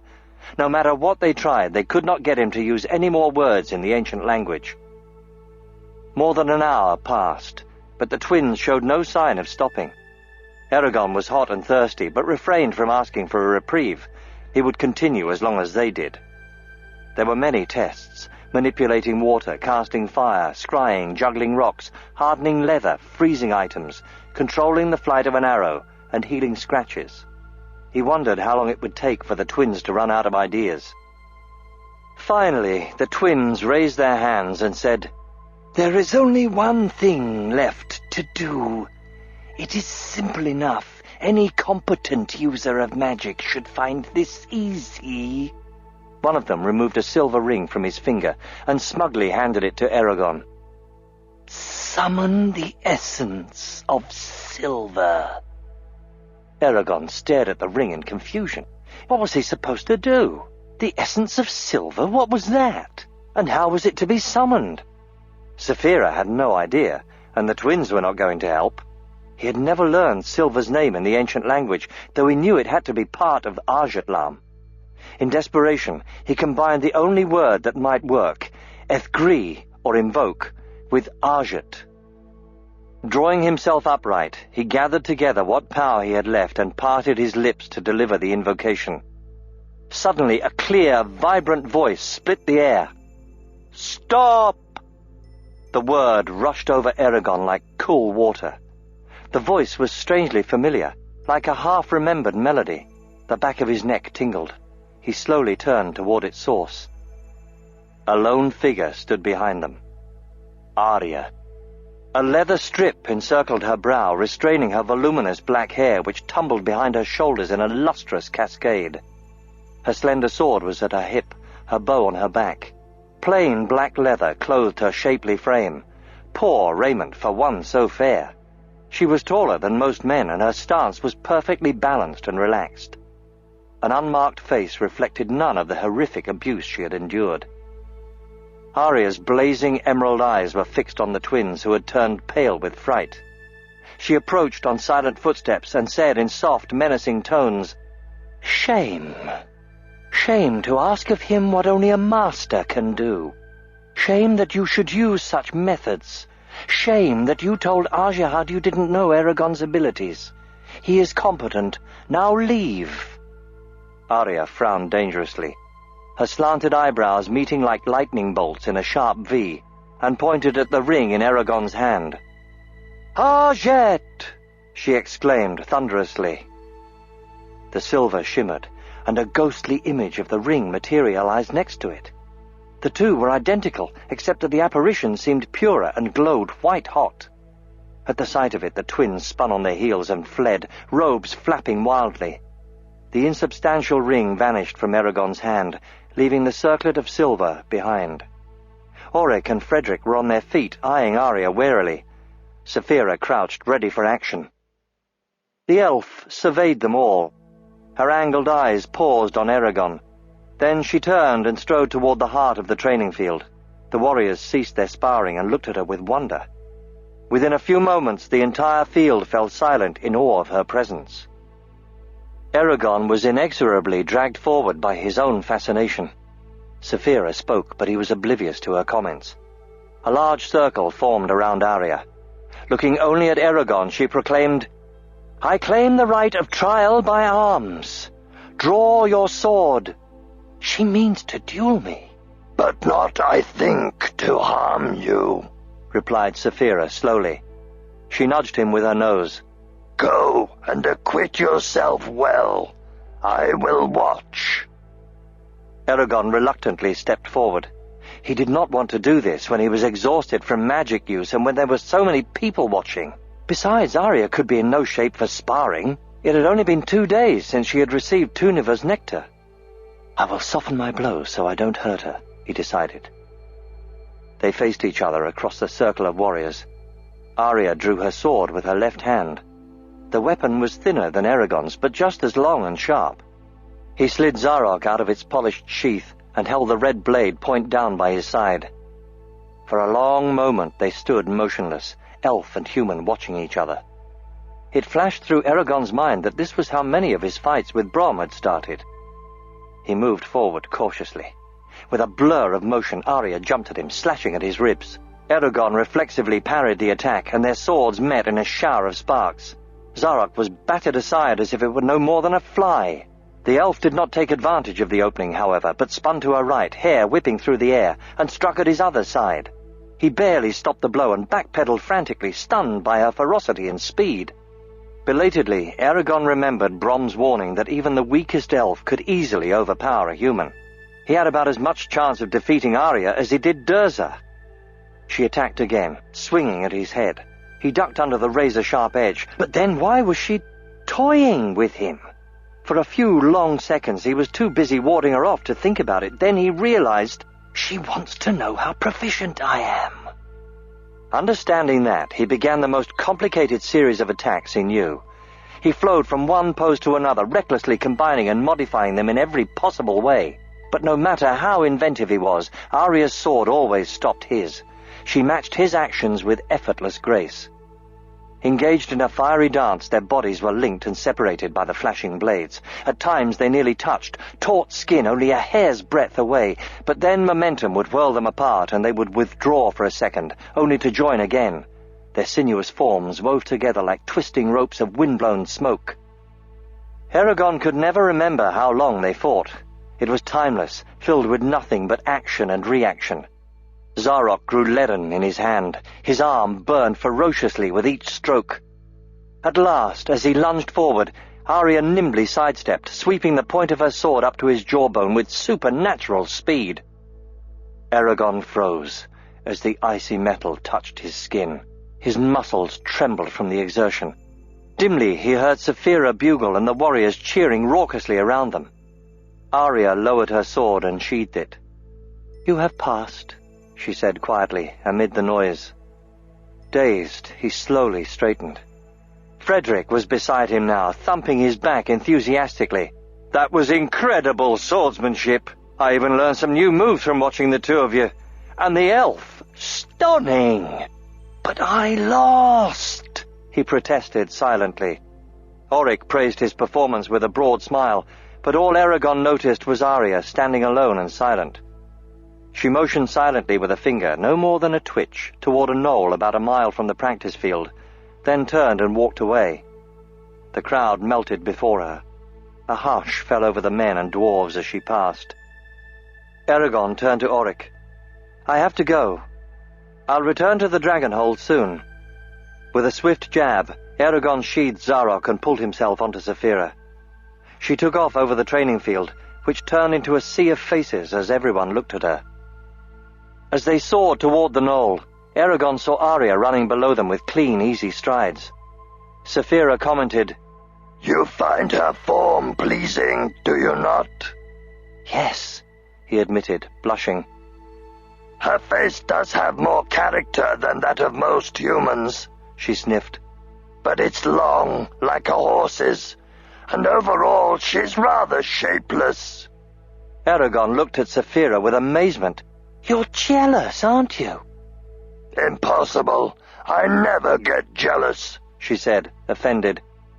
"You are now. Admit it," he laughed. She snapped her jaws together loudly. "I am not." He smiled and shook his head, but let her denial stand. She landed heavily on the knoll, jostling him roughly. He jumped down without remarking on it. Arya was close behind them. Her fleet stride carried her faster than any runner Eragon had seen. When she reached the top of the knoll, her breathing was smooth and regular. Suddenly, tongue-tied, Eragon dropped his gaze. She strode past him and said to Saphira, "Skulblaka, eke salubra ono, un malabra ono un ono shurtagal niena, atra nuso weise frike." Eragon did not recognize most of the words, but Saphira obviously understood the message. She shuffled her wings and surveyed Arya curiously. Then she nodded her head, humming deeply. Arya smiled. "I'm glad that you recovered. We didn't know if you would live or not," said Eragon. "That is why I came here today," said Arya, facing him. Her rich voice was accented and exotic. She spoke clearly, with a hint of trill, as if she were about to sing.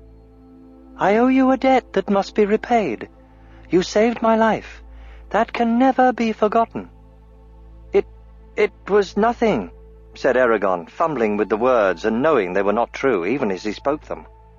Embarrassed, he changed the subject. How did you come to be in Gilead?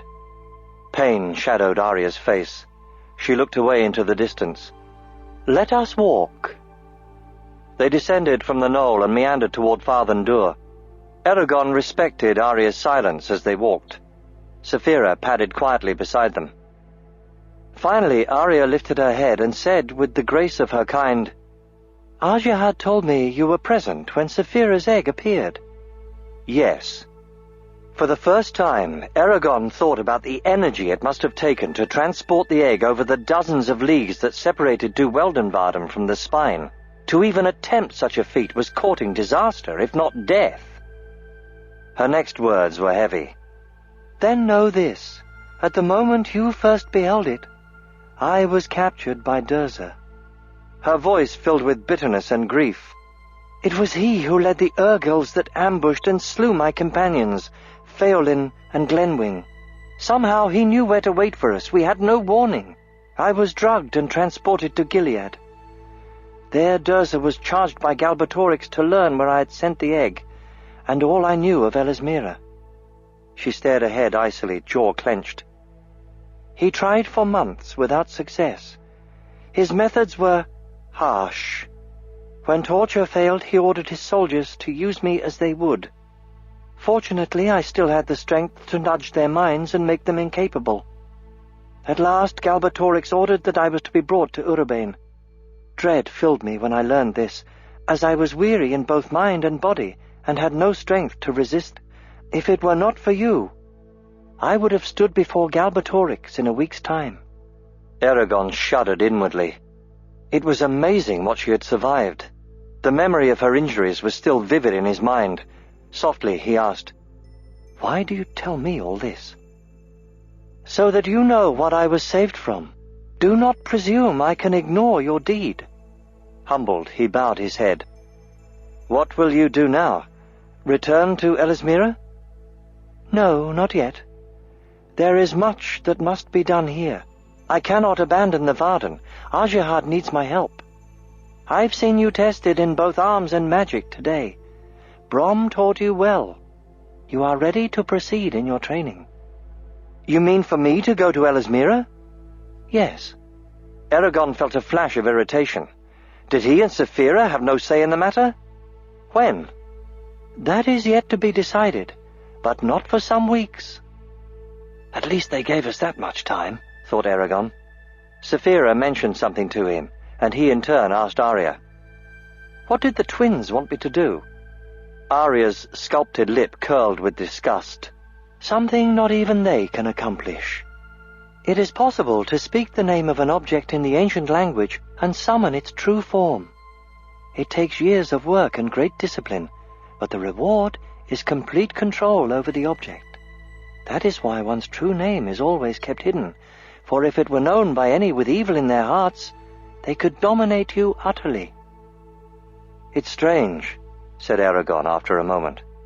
But before I was captured at Gilead, I had visions of you in my dreams. It was like scrying, and I was able to scry you later, but it was always during my sleep. Arya pursed her lips pensively. There were times I felt as if another presence was watching me, but I was often confused and feverish. I've never heard of anyone, either in lore or legend, being able to scry in their sleep. I don't understand it myself, said Eragon, looking at his hands. He twirled Brom's ring round his finger. What does the tattoo on your shoulder mean? I didn't mean to see it, but when I was healing your wounds, it couldn't be helped. It's just like the symbol on this ring. You have a ring with the Yahweh on it? She asked sharply. Yes, it was Brom's. See? He held out the ring. Arya examined the sapphire, then said, This is a token given only to the most valued elf friends. So valued, in fact, it has not been used in centuries, or so I thought. I never knew that Queen Islanzadi thought so highly of Brom. I shouldn't wear it then, said Eragon, afraid that he had been presumptuous. No, keep it. It will give you protection if you meet my people by chance, and it may help you gain favor with the Queen. Tell no one of my tattoo. It should not be revealed. Very well. He enjoyed talking with Arya and wished their conversation could have lasted longer. When they parted, he wandered through Farthen Door conversing with Saphira. Despite his prodding, she refused to tell him what Arya had said to her. Eventually, his thoughts turned to Murtagh, and then to Nasuada's advice. "I'll get something to eat, then go see him," he decided. "Will you wait for me so I can return to the Dragonhold with you?" "I will wait. Go," said Saphira. With a grateful smile, Eragon dashed to Trondheim, ate in an obscure corner of a kitchen, then followed Nasuada's instructions until he reached a small grey door, guarded by a man and a dwarf. When he requested entrance, the dwarf banged on the door 3 times, then unbolted it. "Just holler when you want to leave," said the man with a friendly smile. The cell was warm and well lit, with a wash basin in one corner and a writing desk equipped with quills and ink in another. The ceiling was extensively carved with lacquered figures. The floor was covered with a plush rug. Murtagh lay on a stout bed reading a scroll. He looked up in surprise and exclaimed cheerily, "Eragon! I hoped you would come." I thought... "You thought I was stuck in some rat hole chewing on hardtack," said Murtagh, rolling upright with a grin. "Actually, I expected the same thing. But Ajahad lets me have all this as long as I don't cause trouble. And they bring me huge meals, as well as anything I want from the library. If I'm not careful, I'll turn into a fat scholar." Eragon laughed, and with a wondering smile seated himself next to Murtagh. "But aren't you angry? You're still a prisoner." "Oh, I was at first," said Murtagh with a shrug. "But the more I thought about it, the more I came to realize that this is really the best place for me. Even if Ajahad gave me my freedom, I would stay in my room most of the time anyway." "But why?" "You know well enough. No one would be at ease around me knowing my true identity, and there would always be people who wouldn't limit themselves to harsh looks or words. But enough of that. I'm eager to know what's new. Come, tell me." Eragon recounted the events of the past 2 days, including his encounter with the twins in the library. When he finished, Murtagh leaned back reflectively. "I suspect," he said, "that Arya is more important than either of us thought. Consider what you've learned. She is a master of the sword, powerful in magic, and most significantly, was chosen to guard Saphira's egg. She cannot be ordinary, even among the elves." Eragon agreed. Murtagh stared at the ceiling. "You know, I find this imprisonment oddly peaceful. For once in my life, I don't have to be afraid. I know I ought to be, yet something about this place puts me at ease. A good night's sleep helps too." "I know what you mean," said Eragon wryly. He moved to a softer place on the bed. "Nasuada said that she visited you. Did she say anything interesting?" Murtagh's gaze shifted into the distance and he shook his head. "No, she only wanted to meet me. Doesn't she look like a princess? And the way she carries herself. When she first entered through that doorway, I thought she was one of the great ladies of Galbatorix's court. I've seen earls and counts who had wives that, compared to her, were more fitted for life as a hog than of nobility." Eragon listened to his praise with growing apprehension. "It may be nothing," he reminded himself. "You're leaping to conclusions." Yet the foreboding would not leave him. Trying to shake off the feeling, he asked, "How long are you going to remain imprisoned, Murtagh? You can't hide forever." Murtagh shrugged carelessly, but there was weight behind his words. "For now, I'm content to stay and rest. There's no reason for me to seek shelter elsewhere, nor submit myself to the twins' examination. No doubt I'll tire of this eventually, but for now, I am content."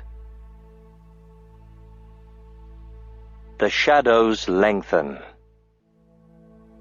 Saphira woke Eragon with a sharp rap of her snout, bruising him with a hard jaw. "Ouch!" he exclaimed, sitting upright.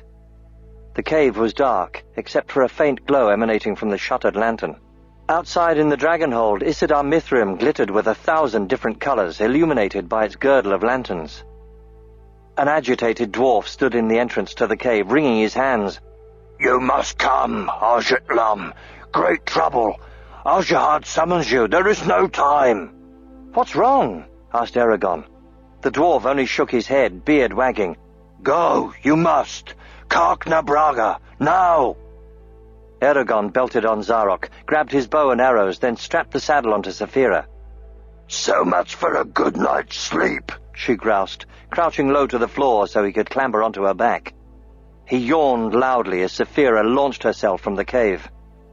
Auric was waiting for them with a grim expression when they landed at Trondheim's gates. Come, the others are waiting. He led them through Trondheim to Arjahad's study. On the way, Eragon plied him with questions, but Auric would only say, I don't know enough myself. Wait until you hear Arjahad. The large study door was opened by a pair of burly guards. Arjahad stood behind his desk, bleakly inspecting a map. Arya and a man with wiry arms were there as well. Arjahad looked up. Good, you're here, Eragon. Meet Jormungandr, my second in command.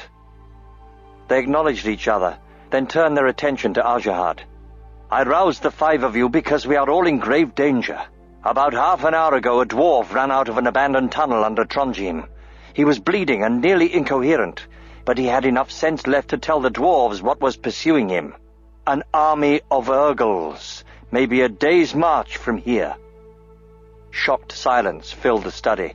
Then Jormungandr swore explosively and began asking questions at the same time Auric did. Arya remained silent. Arjahad raised his hands. Quiet, there is more.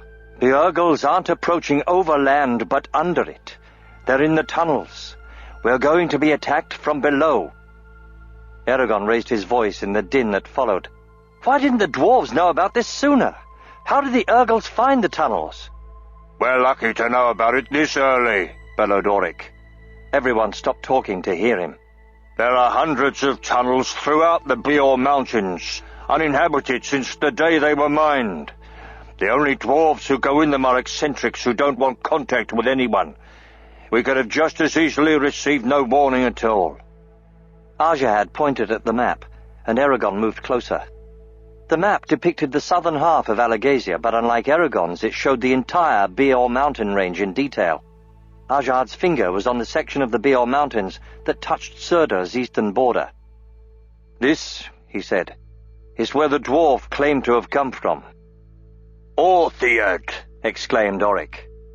At Jormungandr's puzzled inquiry, he explained, It's an ancient dwelling of ours that was deserted when Trondheim was completed.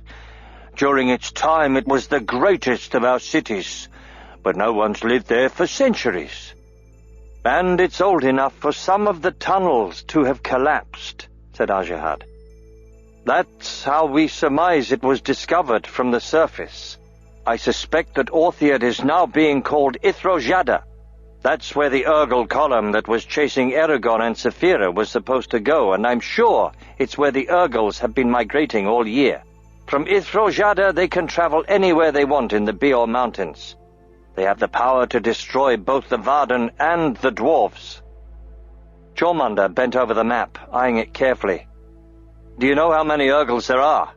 Are Galbatorix's troops with them? We can't plan a defense without knowing how large their army is. Arjahad replied unhappily.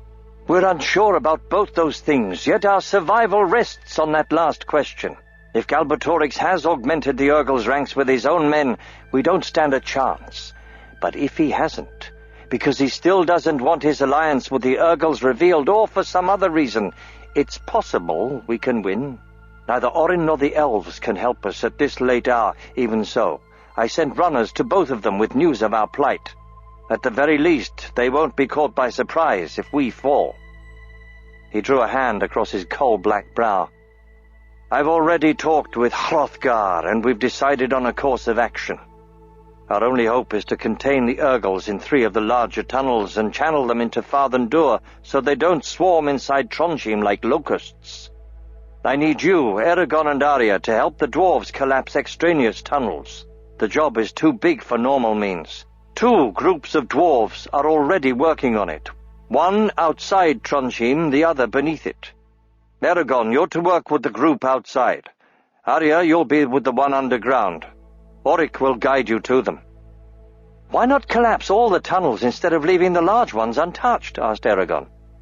Because, said Auric, that would force the Urgles to clear away the rubble, and they might decide to go in a direction we don't want them to. Plus, if we cut ourselves off, they could attack other dwarf cities, which we wouldn't be able to assist in time. "There's also another reason," said Ajahad. "Hrothgar warned me that Trondheim sits on such a dense network of tunnels that if too many are weakened, sections of the city will sink into the ground under their own weight. We can't risk that." Jormungandr listened intently, then asked, "So there won't be any fighting inside Trondheim? You said the Urgles would be channeled outside the city into Farthendur." Ajahad responded quickly, "That's right. We can't defend Trondheim's entire perimeter. It's too big for our forces, so we're going to seal all the passageways and gates leading into it. That will force the Urgles out onto the flats surrounding Trondheim, where there's plenty of maneuvering room for our armies. Since the Urgles have access to the tunnels, we cannot risk an extended battle. As long as they are here, we will be in constant danger of them quarrying up through Trondheim's floor. If that happens, we'll be trapped, attacked from both the outside and the inside. We have to prevent the Urgles from taking Trondheim. If they secure it, it's doubtful we will have the strength to roust them." "And what of our families?" asked Jormungandr. "I won't see my wife and son murdered by Urgles." The lines deepened on Ajahad's face. "All the women and children are being evacuated into the surrounding valleys. If we are defeated, they have guides who will take them to Surda. That is all I can do under the circumstances." Jormungandr struggled to hide his relief. "Sir, is Nasuada going as well?" "She is not pleased, but yes." All eyes were on Ajahad as he squared his shoulders and announced, "The Urgles will arrive in a matter of hours. We know their numbers are great, but we must hold Farthendur. Failure will mean the dwarves' downfall, death to the Varden, and eventual defeat for Surda and the elves. This is one battle we cannot lose. Now go and complete your tasks. Jormungandr, ready the men to fight." They left the study and scattered. Jormungandr to the barracks, Auric and Arya to the stairs leading underground, and Eragon and Saphira down one of Trondheim's 4 main halls. Despite the early hour, the city mountain swarmed like an anthill. People were running, shouting messages and carrying bundles of belongings. Eragon had fought and killed before, but the battle that awaited them sent stabs of fear into his chest. He had never had a chance to anticipate a fight. Now that he did, it filled him with dread. He was confident when facing only a few opponents. He knew he could easily defeat 3 or 4 Urgles with Zarok and magic, but in a large conflict, anything could happen. They exited Trondheim and looked for the dwarves they were supposed to help. Without the sun or moon, the inside of Farthendur was dark as lampblack, punctuated by glittering lanterns bobbing jerkily in the crater. "Perhaps they're on the far side of Trondheim," suggested Saphira. Eragon agreed and swung onto her back. They glided around Trondheim until a clump of lanterns came into sight. Saphira angled toward them, then with no more than a whisper landed beside a group of startled dwarves who were busy digging with pickaxes. Eragon quickly explained why he was there. A sharp-nosed dwarf told him, "There's a tunnel about 4 yards directly underneath us. Any help you could give us would be appreciated." "If you clear the area over the tunnel, I'll see what I can do." The sharp-nosed dwarf looked doubtful, but ordered the diggers off the site. Breathing slowly, Eragon prepared to use magic. It might be possible to actually move all the dirt off the tunnel, but he needed to conserve his strength for later. Instead, he would try to collapse the tunnel by applying force to weak sections of its ceiling. "Threister Deloy," he whispered, and sent tentacles of power into the soil. Almost immediately they encountered rock. He ignored it and reached farther down until he felt the hollow emptiness of the tunnel. Then he began searching for flaws in the rock. Every time he found one, he pushed on it, elongating and widening it. It was strenuous work, but no more than it would have been to split the stone by hand. He made no visible progress, a fact that was not lost on the impatient dwarves. Eragon persevered. Before long, he was rewarded by a resounding crack that could be heard clearly on the surface. There was a persistent screech, then the ground slid inward like water draining from a tub, leaving a gaping hole 7 yards across. As the delighted dwarves walled off the tunnel with rubble, the sharp-nosed dwarf led Eragon to the next tunnel. This one was much more difficult to collapse, but he managed to duplicate the feat. Over the next few hours he collapsed over a half-dozen tunnels throughout Farthendur, with Saphira's help. Light crept into the small patch of sky above them as he worked. It was not enough to see by, but it bolstered Eragon's confidence. He turned away from the crumpled ruins of the latest tunnel and surveyed the land with interest.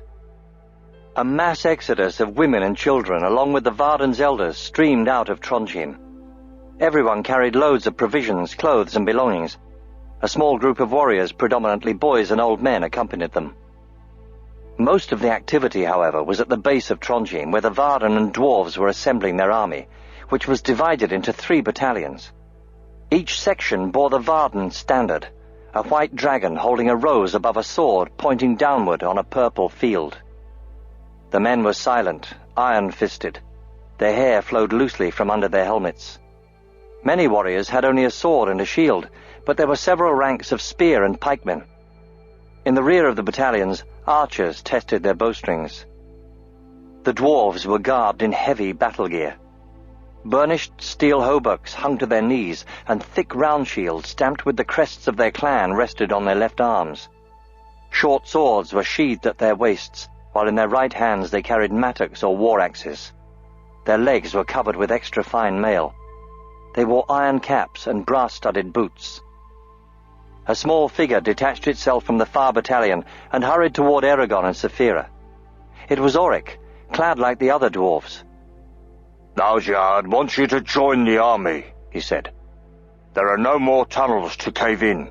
Food is waiting for both of you." Eragon and Saphira accompanied Auric to a tent where they found bread and water for Eragon and a pile of dried meat for Saphira. They ate it without complaint. It was better than going hungry. When they finished, Auric told them to wait and disappeared into the battalion's ranks. He returned, leading a line of dwarves burdened with tall piles of plate armor. Auric lifted a section of it and handed it to Eragon. "What is this?" asked Eragon, fingering the polished metal. The armor was intricately wrought with engraving and gold filigree. It was an inch thick in places and very heavy. No man could fight under that much weight, and there were far too many pieces for one person. "A gift from Hrothgar," said Auric, looking pleased with himself. "It has lain so long among our other treasures that it was almost forgotten. It was forged in another age, before the fall of the Riders." "But what is it for?" asked Eragon. "Why, it's dragon armor, of course. You don't think that dragons went into battle unprotected? Complete sets are rare because they took so long to make, and because dragons were always growing. Still, Saphira isn't too big yet, so this should fit her reasonably well." "Dragon armor?" As Saphira nosed one of the pieces, Eragon asked, "What do you think?" "Let's try it on," she said, a fierce gleam in her eye. After a good deal of struggling, Eragon and Auric stepped back to admire the results. Saphira's entire neck, except for the spikes along its ridge, was covered with triangular scales of overlapping armor. Her belly and chest were protected by the heaviest plates, while the lightest ones were on her tail. Her legs and back were completely encased. Her wings were left bare. A single molded plate lay on top of her head, leaving her lower jaw free to bite and snap. Saphira arched her neck experimentally, and the armor flexed smoothly with her. "This will slow me down, but it'll help stop the arrows. How do I look?" "Very intimidating," replied Eragon truthfully. That pleased her. Auric picked up the remaining items from the ground. "I brought you armor as well, though it took much searching to find your size. We rarely forge arms for men or elves. I don't know who this was made for, but it has never been used and should serve you well." Over Eragon's head went a stiff shirt of leather-backed mail that fell to his knees like a skirt. It rested heavily on his shoulders and clinked when he moved. He belted Zarok over it, which helped keep the mail from swinging. On his head went a leather cap, then a mail coif, and finally a gold and silver helm. Bracers were strapped to his forearms and greaves to his lower legs. For his hands there were mail-backed gloves. Last, Auric handed him a broad shield emblazoned with an oak tree. Knowing that what he and Saphira had been given was worth several fortunes, Eragon bowed and said, "Thank you for these gifts." Hrothgar's presents are greatly appreciated. Don't give thanks now, said Oric with a chuckle. Wait until the armor saves your life. The warriors around them began marching away. The 3 battalions were repositioning themselves in different parts of Farthendur. Unsure of what they should do, Eragon looked at Oric, who shrugged and said, I suppose we should accompany them. They trailed behind a battalion as it headed toward the crater wall. Eragon asked about the Urgles, but Oric only knew that scouts had been posted underground in the tunnels and that nothing had been seen or heard yet. The battalion halted at one of the collapsed tunnels. The dwarves had piled the rubble so that anyone inside the tunnel could easily climb out. This must be one of the places they're going to force the Urgles to surface, Saphira pointed out. Hundreds of lanterns were fixed atop poles and stuck into the ground. They provided a great pool of light that glowed like an evening sun. Fires blazed along the rim of the tunnel's roof, huge cauldrons of pitch heating over them. Eragon looked away, fighting back revulsion. It was a terrible way to kill anyone, even an Urgle. Rows of sharpened saplings were being pounded into the ground to provide a thorny barrier between the battalion and the tunnel. Eragon saw an opportunity to help and joined a group of men digging trenches between the saplings. Saphira assisted as well, scooping out the dirt with her giant claws. While they labored, Oric left to supervise the construction of a barricade to shield the archers. Eragon drank gratefully from the wineskin whenever it was passed around. After the trenches were finished and filled with pointed stakes, Saphira and Eragon rested. Oric returned to find them seated together. He wiped his brow. All the men and dwarfs are on the battlefield. Trondheim has been sealed off. Hrothgar has taken charge of the battalion to our left. Aljahad leads the one ahead of us. Who commands this one? Jormungandr. Oric sat with a grunt and placed his war axe on the ground. Saphira nudged Eragon. Look! His hand tightened on Zarok as he saw Murtagh, helmed, carrying a dwarven shield and his hand-and-a-half sword, approaching with Tornak. Oric cursed and leapt to his feet, but Murtagh said quickly, It's all right. Aljahad released me. Why would he do that? Demanded Oric. Murtagh smiled wryly. He said this was an opportunity to prove my good intentions. Apparently he doesn't think I would be able to do much damage even if I did turn on the Varden. Eragon nodded in welcome, relaxing his grip. Murtagh was an excellent and merciless fighter, exactly whom Eragon wanted by his side during battle. How do we know you're not lying? Asked Oric. Because I say so, announced a firm voice. Aljahad strode into their midst, armed for battle with a breastplate and an ivory-handled sword. He put a strong hand on Eragon's shoulder and drew him away where the others could not hear. He cast an eye over Eragon's armor. Good. Oric outfitted you. Yes. Has anything been seen in the tunnels? Nothing. Aljahad leaned on his sword. One of the twins is staying in Trondheim. He's going to watch the battle from the Dragonhold and relay information through his brother to me. I know you can speak with your mind. I need you to tell the twins anything unusual that you see while fighting. Also, I'll relay orders to you through them. Do you understand? The thought of being linked to the twins filled Eragon with loathing, but he knew it was necessary. I do. Aljahad paused. You're not a foot soldier or horseman, nor any other type of warrior I'm used to commanding. Battle may prove differently, but I think you and Saphira will be safer on the ground. In the air, you'll be a choice target for Urgle archers. Will you fight from Saphira's back? Eragon had never been in combat on horseback, much less on Saphira. I'm not sure what we'll do. When I'm on Saphira, I'm up too high to fight all but a cull. There will be plenty of cull, I'm afraid, said Aljahad. He straightened, pulling his sword out of the ground. The only advice I can give you is to avoid unnecessary risks. The Varden cannot afford to lose you. With that, he turned and left. Eragon returned to Oric and Murtagh and hunkered next to Saphira, leaning his shield against his knees. The 4 of them waited in silence like the hundreds of warriors around them. Light from Farthendoor's opening waned as the sun crept below the crater rim. Eragon turned to scan the encampment and froze, heart jolting. About 30 feet away sat Arya with her bow in her lap. Though he knew it was unreasonable, he had hoped she might accompany the other women out of Farthendoor. Concerned, he hastened to her. "You will fight?" "I do what I must," Arya said calmly. "But it's too dangerous." Her face darkened. "Do not pamper me, human. Elves train both their men and women to fight. I am not one of your helpless females to run away whenever there is danger. I was given the task of protecting Saphira's egg, which I failed. My Brewal is dishonored, and would be further shamed if I did not guard you and Saphira on this field. You forget that I am stronger with magic than any here, including you. If the Shade comes, who can defeat him but me? And who else has the right?" Eragon stared at her helplessly, knowing she was right and hating the fact. "Then stay safe."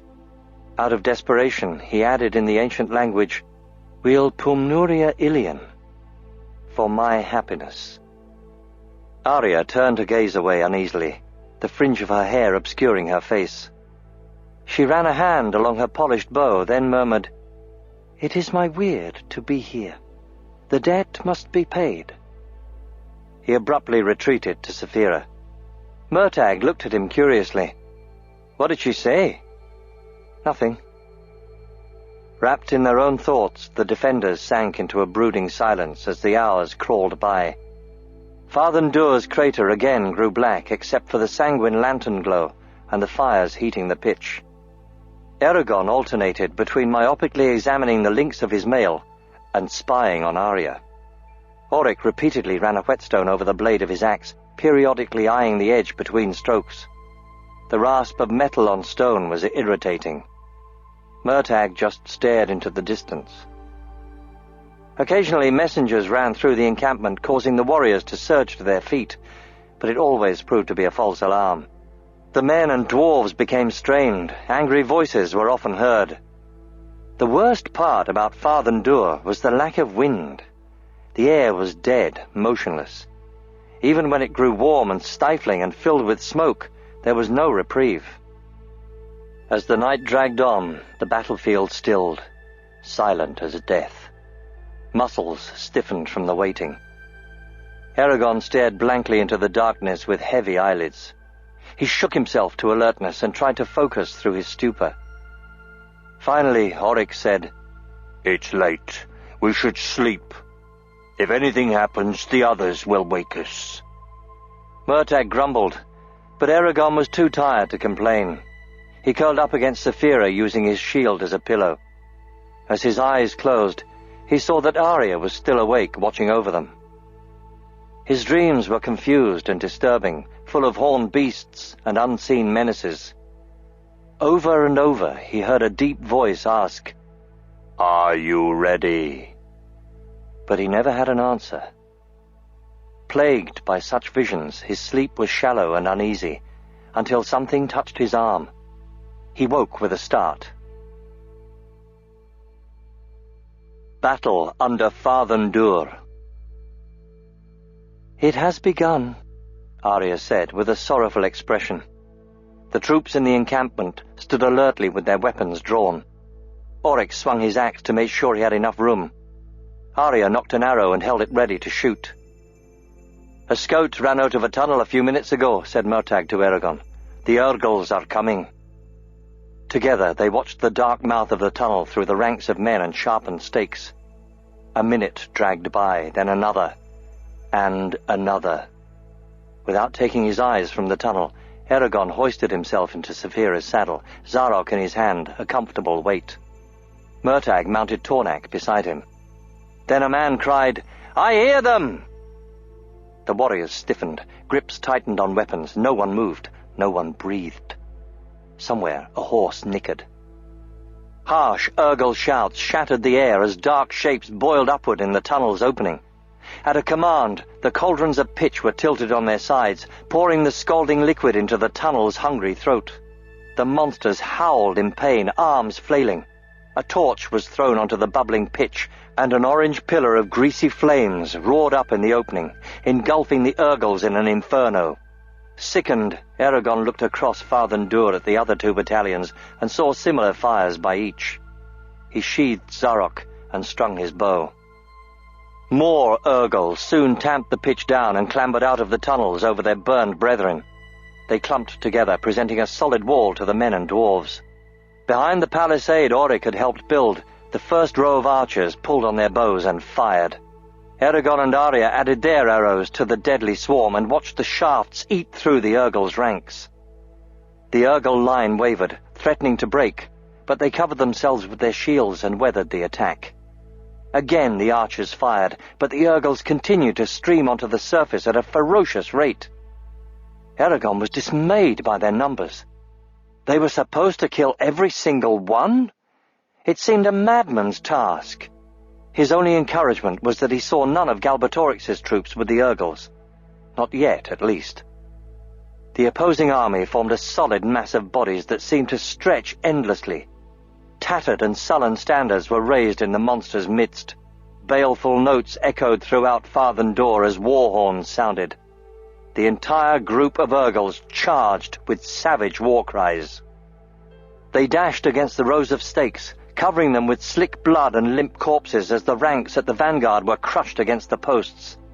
A cloud of black arrows flew over the barrier at the crouched defenders.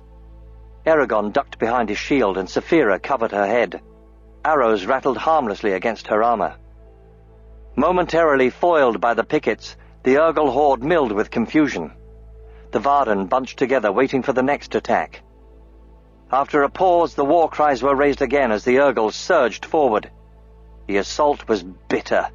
Its momentum carried the Urgles through the stakes, where a line of pikemen jabbed frantically at their ranks, trying to repel them. The pikemen held briefly, but the ominous tide of Urgles could not be halted, and they were overwhelmed. The first lines of defense breached. The main bodies of the 2 forces collided for the first time. A deafening roar burst from the men and dwarves as they rushed into the conflict. Saphira bellowed and leapt toward the fight, diving into a whirlwind of noise and blurred action. With her jaws and talons, Saphira tore through an Urgle. Her teeth were as lethal as any sword, her tail a giant mace. From her back, Eragon parried a hammer blow from an Urgle chief, protecting her vulnerable wings. Zarok's crimson blade seemed to gleam with delight as blood spurted along its length. From the corner of his eye, Eragon saw Auric hewing Urgle necks with mighty blows of his axe. Beside the dwarf was Murtagh on Tornak, his face disfigured by a vicious snarl as he swung his sword angrily, cutting through every defense. Then Saphira spun around, and Eragon saw Arya leap past the lifeless body of an opponent. An Urgle bowled over a wounded dwarf and hacked at Saphira's front right leg. His sword skated off her armor with a burst of sparks. Eragon smote him on the head, but Zarok stuck in the monster's horns and was yanked from his grasp. With a curse, he dived off Saphira and tackled the Urgle, smashing his face with the shield. He jerked Zarok out of the horns, then dodged as another Urgle charged him. "Saphira, I need you!" he shouted, but the battle's tide had separated them. Suddenly, a Cull jumped at him, club raised for a blow. Unable to lift his shield in time, Eragon uttered, "Girda!" The Cull's head snapped back with a sharp report as his neck broke. 4 more Urgles succumbed to Zarok's thirsty bite. Then Murtagh rode up beside Eragon, driving the press of Urgles backward. "Come on!" he shouted, and reached down from Tornak, pulling Eragon onto the horse. They rushed towards Saphira, who was embroiled in a mass of enemies. 12 spear-wielding Urgles encircled her, needling her with their lances. They had already managed to prick both of her wings. Her blood spattered the ground. Every time she rushed at one of the Urgles, they bunched together and jabbed at her eyes, forcing her to retreat.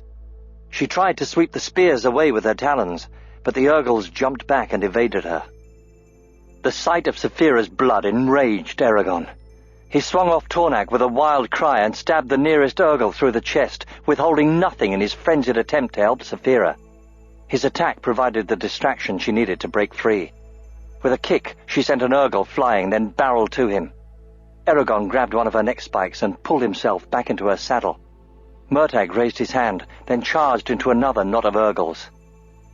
By unspoken consent, Saphira took flight and rose above the struggling armies, seeking a respite from the madness. Eragon's breath trembled. His muscles were clenched, ready to ward off the next attack. Every fiber of his being thrilled with energy, making him feel more alive than ever before. Saphira circled long enough for them to recover their strength, then descended toward the Urgles, skimming the ground to avoid detection. She approached the monsters from behind, where their archers were gathered. Before the Urgles realized what was happening, Eragon lopped off the heads of 2 archers, and Saphira disemboweled 3 others. She took off again as alarm sounded, quickly soaring out of bow range. They repeated the tactic on a different flank of the army. Saphira's stealth and speed, combined with the dim lighting, made it nearly impossible for the Urgles to predict where she would strike next.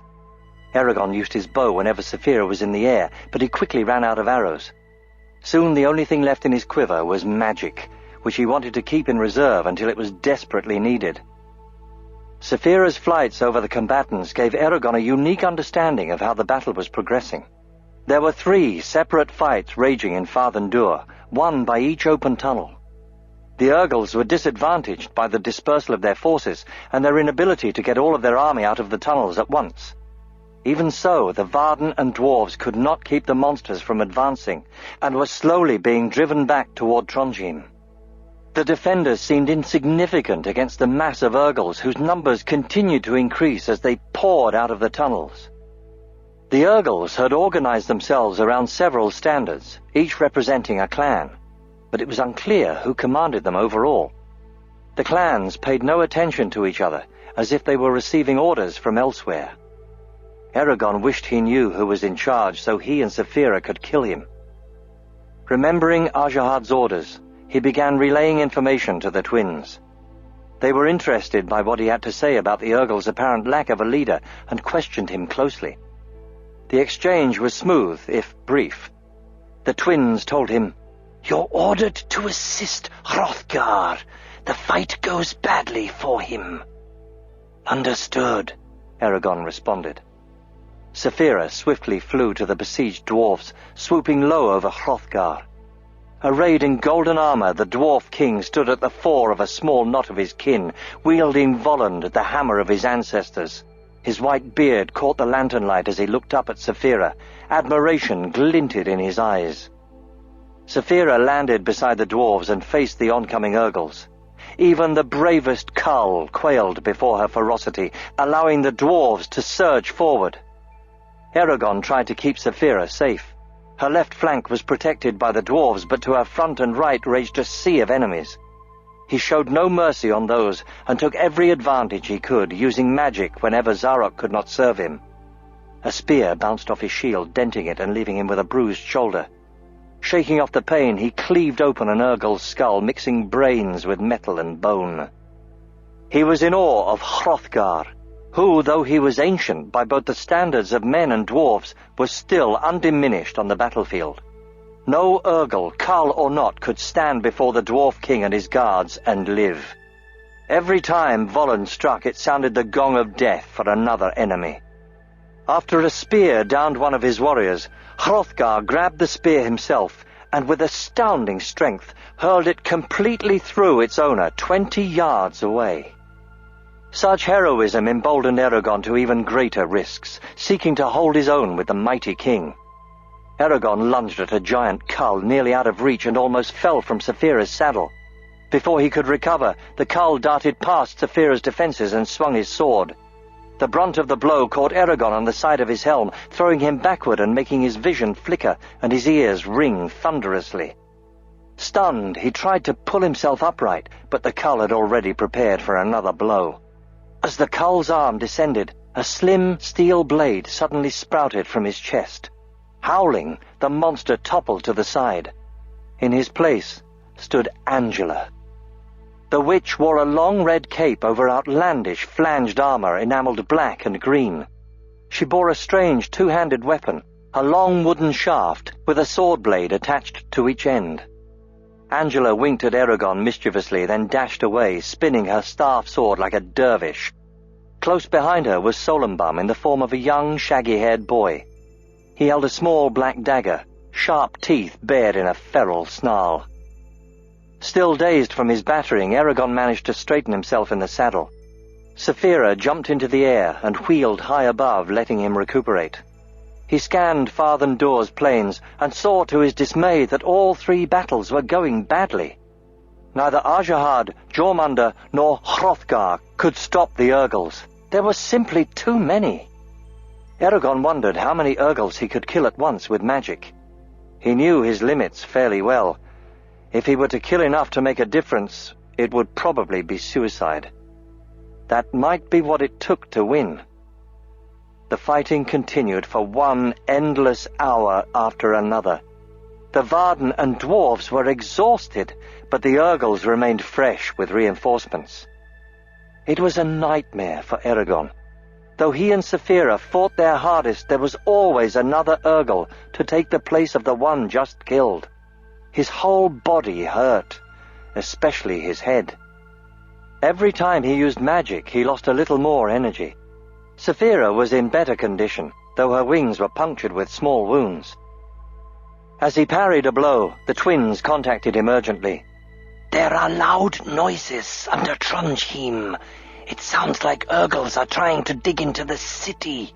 We need you and Arya to collapse any tunnels they're excavating." Eragon dispatched his opponent with a sword thrust. "We'll be right there." He looked for Arya and saw her engaged with a knot of struggling Urgles. Saphira quickly forged a path to the elf, leaving a pile of crumpled bodies in her wake. Eragon extended his hand and said, "Get on." Arya jumped onto Saphira's back without hesitation. She wrapped her right arm around Eragon's waist, wielding her blood-stained sword with the other. As Saphira crouched to take off, an Urgle ran at her, howling, then lifted an axe and smashed her in the chest. Saphira roared with pain and lurched forward, feet leaving the ground. Her wings snapped open, straining to keep them from crashing as she veered wildly to one side, right wingtip scraping the ground. Below them, the Urgle pulled back his arm to throw the axe.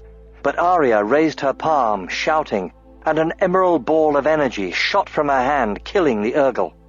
With a colossal heave of her shoulders, Saphira righted herself, barely making it over the heads of the warriors. She pulled away from the battlefield with powerful wing strokes and rasping breath. "Are you all right?" asked Eragon, concerned. He could not see where she had been struck. "I'll live," she said grimly, "but the front of my armor has been crushed together. It hurts my chest, and I'm having trouble moving." "Can you get us to the dragon hold?" "We'll see." Eragon explained Saphira's condition to Arya. "I'll stay and help Saphira when we land," she offered. "Once she is free of the armor, I will join you." "Thank you," he said. The flight was laborious for Saphira. She glided whenever she could. When they reached the dragon hole, she dropped heavily to Isidar Mithrim, where the twins were supposed to be watching the battle. But it was empty. Eragon jumped to the floor and winced as he saw the damage the Urgle had done. 4 of the metal plates on Saphira's chest had been hammered together, restricting her ability to bend and breathe. "Stay well," he said, putting a hand on her side, then ran out the archway. He stopped and swore. He was at the top of Volturin, the endless staircase.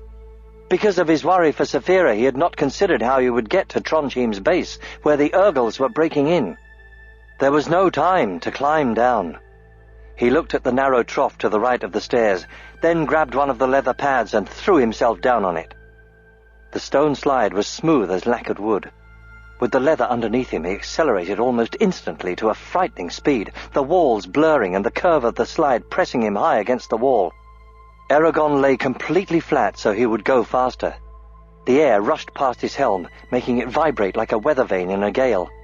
The trough was too confined for him, and he was perilously close to flying out, but as long as he kept his arms and legs still, he was safe. It was a swift descent, but it still took him nearly 10 minutes to reach the bottom. The slide leveled out at the end and sent him skidding halfway across the huge carnelian floor. When he finally came to a stop, he was too dizzy to walk.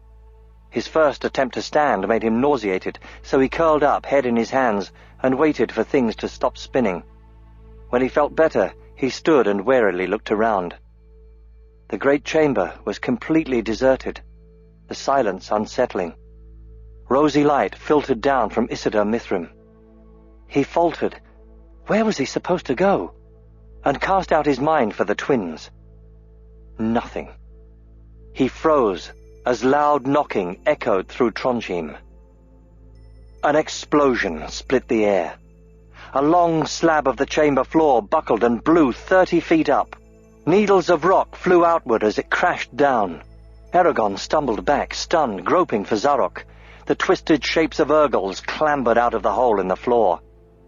Eragon hesitated. Should he flee? Or should he stay and try to close the tunnel? Even if he managed to seal it before the Urgles attacked him, what if Trondheim was already breached elsewhere? He could not find all the places in time to prevent the city mountain from being captured. But if I run to one of Trondheim's gates and blast it open, the Varden could retake Trondheim without having to siege it. Before he could decide, a tall man garbed entirely in black armor emerged from the tunnel and looked directly at him. It was Durza. The Shade carried his pale blade marked with the scratch from Ajahad. A black round shield with a crimson ensign rested on his arm. His dark helmet was richly decorated like a general's, and a long snakeskin cloak billowed around him. Madness burned in his maroon eyes, the madness of one who enjoys power and finds himself in the position to use it. Eragon knew he was neither fast enough nor strong enough to escape the fiend before him. He immediately warned Saphira, though he knew it was impossible for her to rescue him. He dropped into a crouch and quickly reviewed what Brom had told him about fighting another magic user. It was not encouraging, and Ajahad had said that shades could only be destroyed by a thrust through the heart. Durza gazed at him contemptuously and said, Kaz til tragit, otrag bach. The Urgles eyed Eragon suspiciously and formed a circle around the perimeter of the room. Durza slowly approached Eragon with a triumphant expression. So, my young rider, we meet again. You were foolish to escape from me in Gilead. It will only make things worse for you in the end. You'll never capture me alive, growled Eragon. Is that so? Asked the Shade, raising an eyebrow. The light from the star sapphire gave his skin a ghastly tint. I don't see your friend Murtagh around to help you. You can't stop me now. No one can. Fear touched Eragon. How does he know about Murtagh? Putting all the derision he could into his voice, he jeered, How did you like being shot? Durza's face tightened momentarily. I will be repaid in blood for that.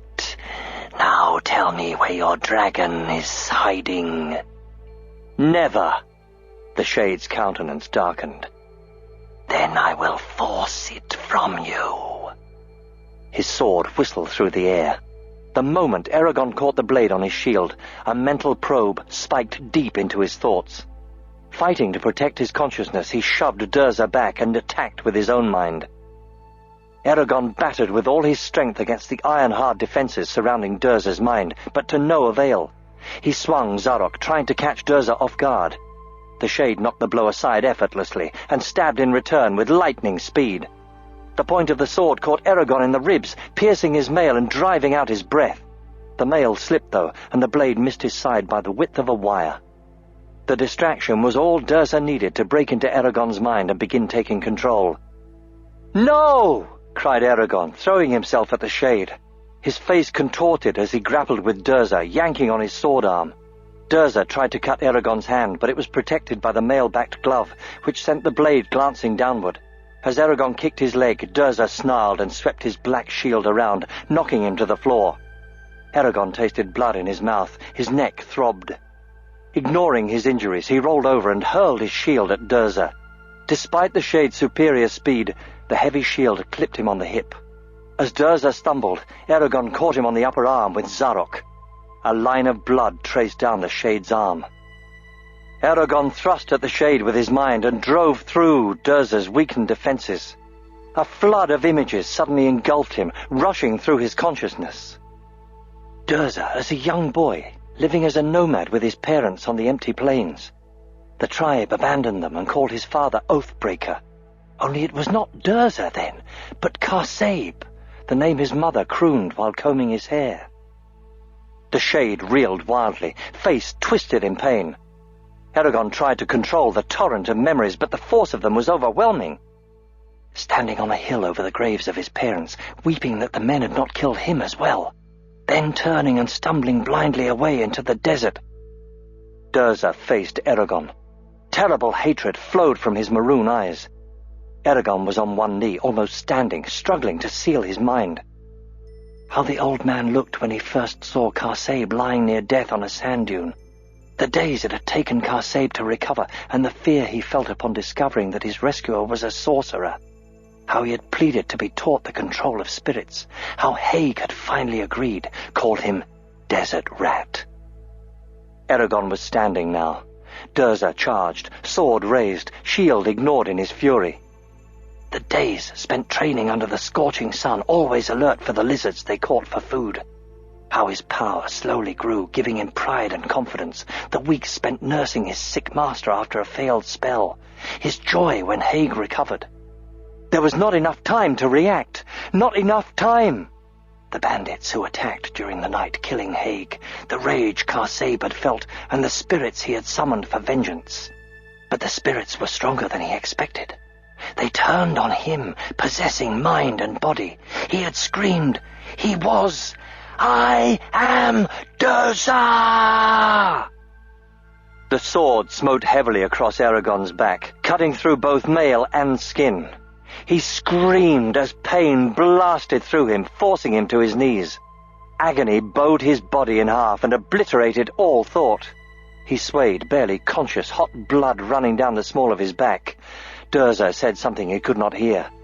In anguish, Eragon raised his eyes to the heavens, tears streaming down his cheeks. Everything had failed.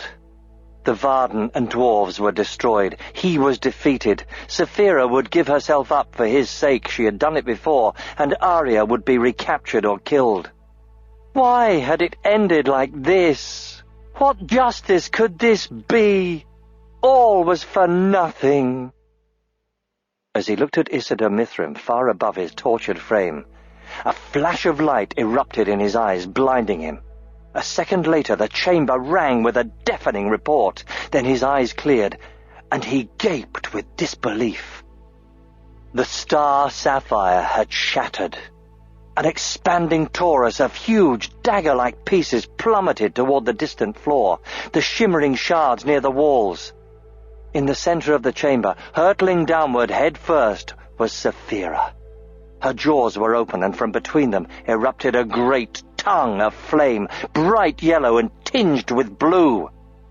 On her back was Arya, hair billowing wildly, arm uplifted, palm glowing with a nimbus of green magic.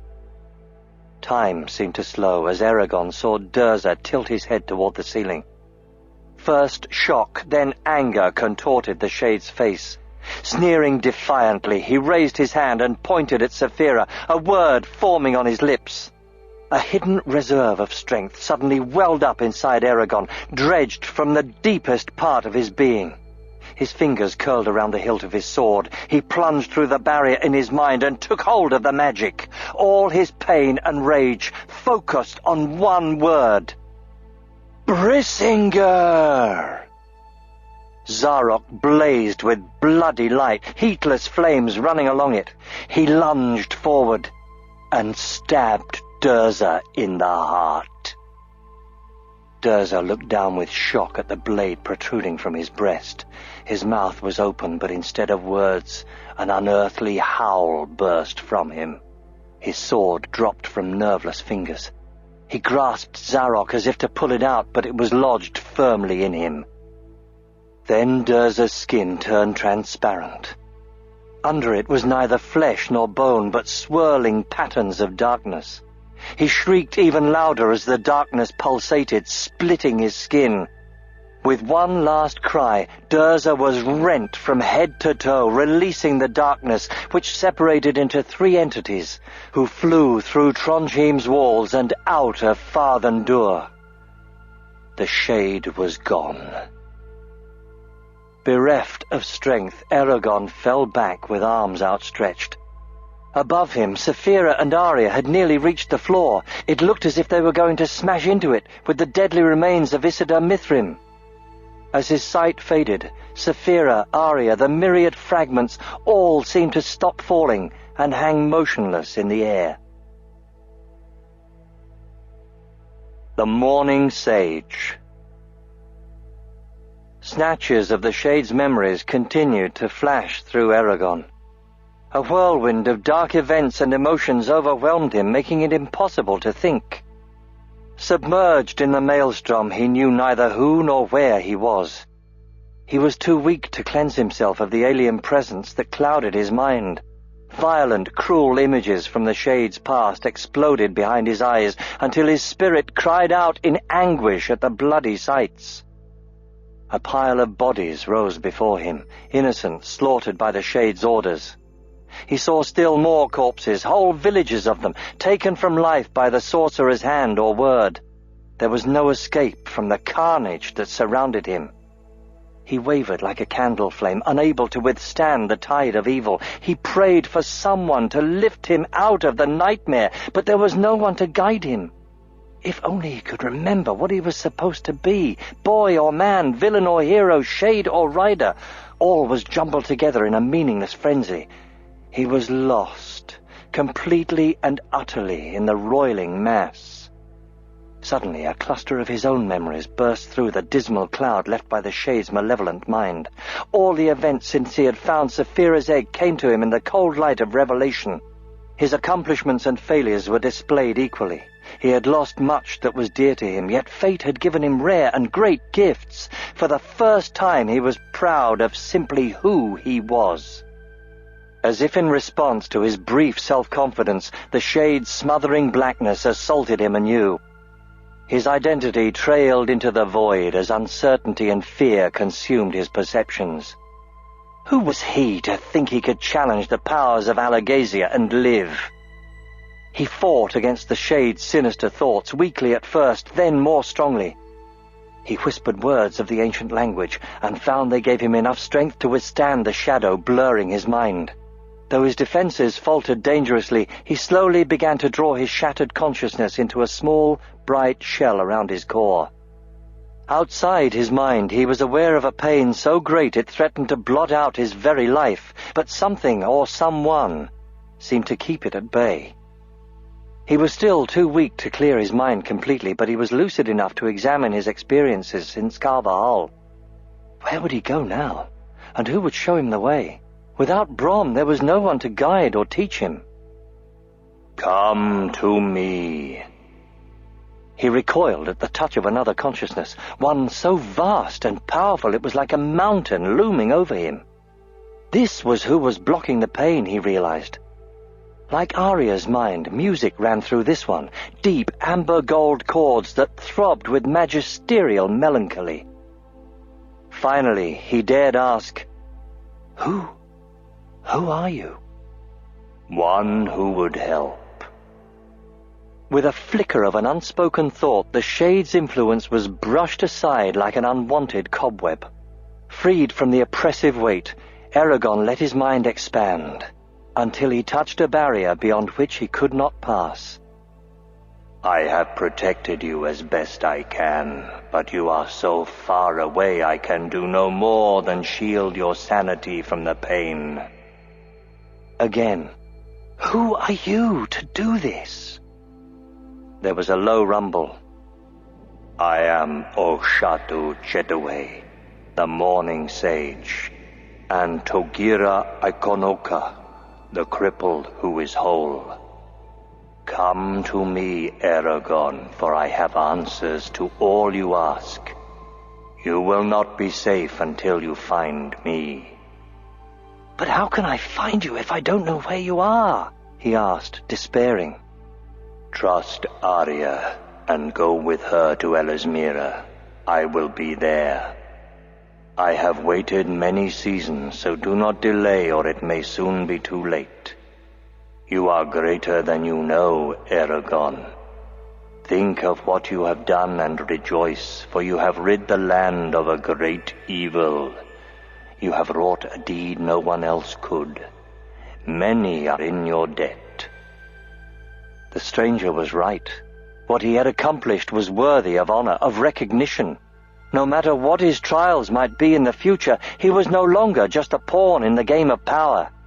He had transcended that and was something else, something more. He had become what Ajahad wanted, an authority independent of any king or leader. He sensed approval as he reached that conclusion.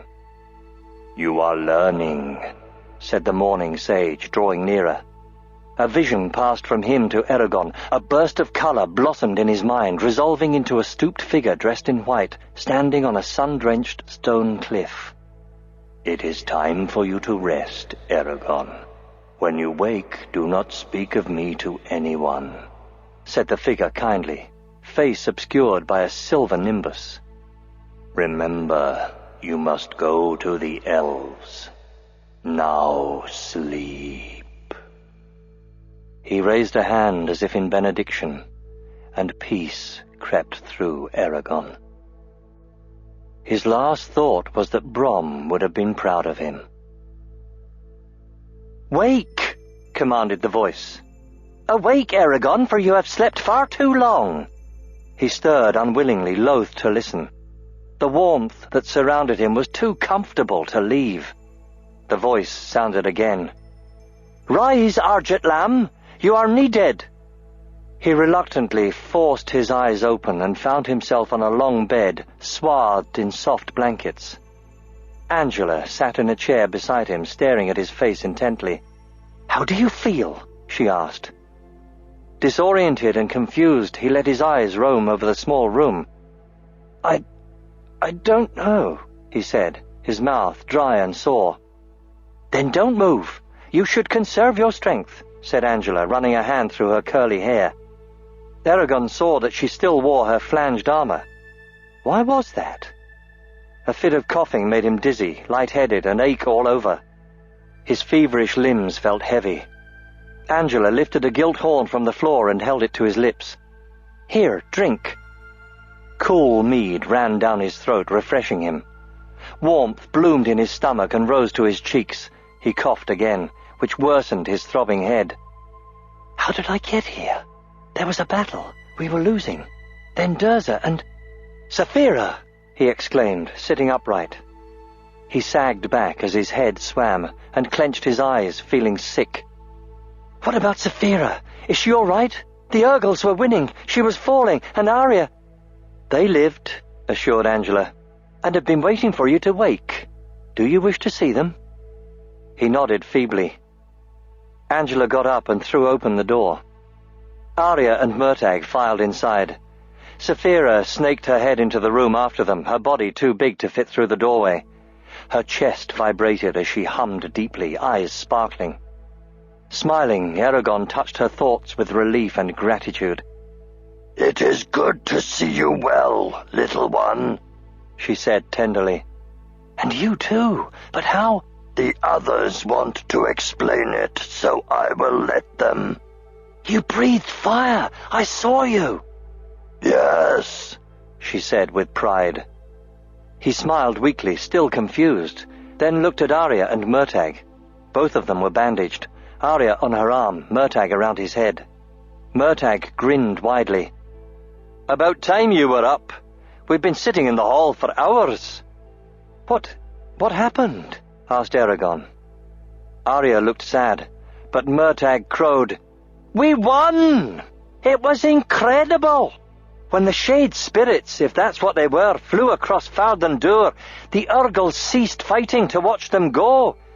It was as though they were released from a spell then, because their clans suddenly turned and attacked each other. Their entire army disintegrated within minutes. We routed them after that." "They're all dead?" asked Eragon. Murtagh shook his head. "No, many of them escaped into the tunnels. The Varden and dwarves are busy ferreting them out right now, but it's going to take a while. I was helping, until an Urgle banged me on the head and I was sent back here." "They aren't going to lock you up again?" His face grew sober. "No one really cares about that right now. A lot of Varden and dwarves were killed. The survivors are busy trying to recover from the battle.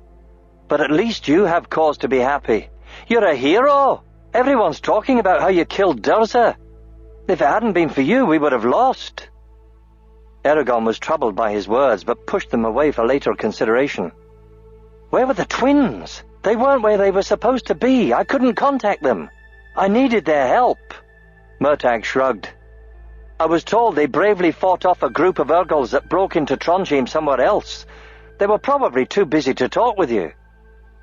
That seemed wrong for some reason, but Eragon could not decide why. He turned to Arya. Her large, bright eyes had been fixed upon him the entire time. "How come you didn't crash? You and Saphira were—" His voice trailed off. She said slowly, "When you warned Saphira of Durza, I was still trying to remove her damaged armor. By the time it was off, it was too late to slide down Volturin. You would have been captured before I reached the bottom. Besides, Durza would have killed you before letting me rescue you." Regret entered her voice. "So I did the one thing I could to distract him. I broke the star sapphire." "And I carried her down," added Saphira. Eragon struggled to understand, as another bout of lightheadedness made him close his eyes. "But why didn't any of the pieces hit you or me?" "I didn't allow them to. When we were almost to the floor, I held them motionless in the air, then slowly lowered them to the floor. Else they would have shattered into 1,000 pieces and killed you," stated Arya simply. Her words betrayed the power within her. Angela added sourly, "Yes, and it almost killed you as well. It's taken all of my skill to keep the two of you alive." A twinge of unease shot through Eragon, matching the intensity of his throbbing head. "My back!" But he felt no bandages there. "How long have I been here?" he asked with trepidation. "Only a day and a half," answered Angela. "You're lucky I was around, otherwise it would have taken you weeks to heal, if you had even lived." Alarmed, Eragon pushed the blankets off his torso and twisted around to feel his back. Angela caught his wrist with her small hand, worry reflected in her eyes. "Eragon, you have to understand my power is not like yours or Arya's. It depends on the use of herbs and potions. There are limits to what I can do, especially with such a large—" He yanked his hand out of her grip and reached back, fingers groping. The skin on his back was smooth and warm, flawless. Hard muscles flexed under his fingertips as he moved. He slid his hand toward the base of his neck and unexpectedly felt a hard bump about a half-inch wide. He followed it down his back with growing horror. Durza's blow had left him with a huge ropey scar stretching from his right shoulder to the opposite hip. Pity showed on Arya's face as she murmured, "You have paid a terrible price for your deed, Eragon Shadeslayer." Murtagh laughed harshly. "Yes, now you're just like me." Dismay filled Eragon and he closed his eyes. He was disfigured. Then he remembered something from when he was unconscious. A figure in white.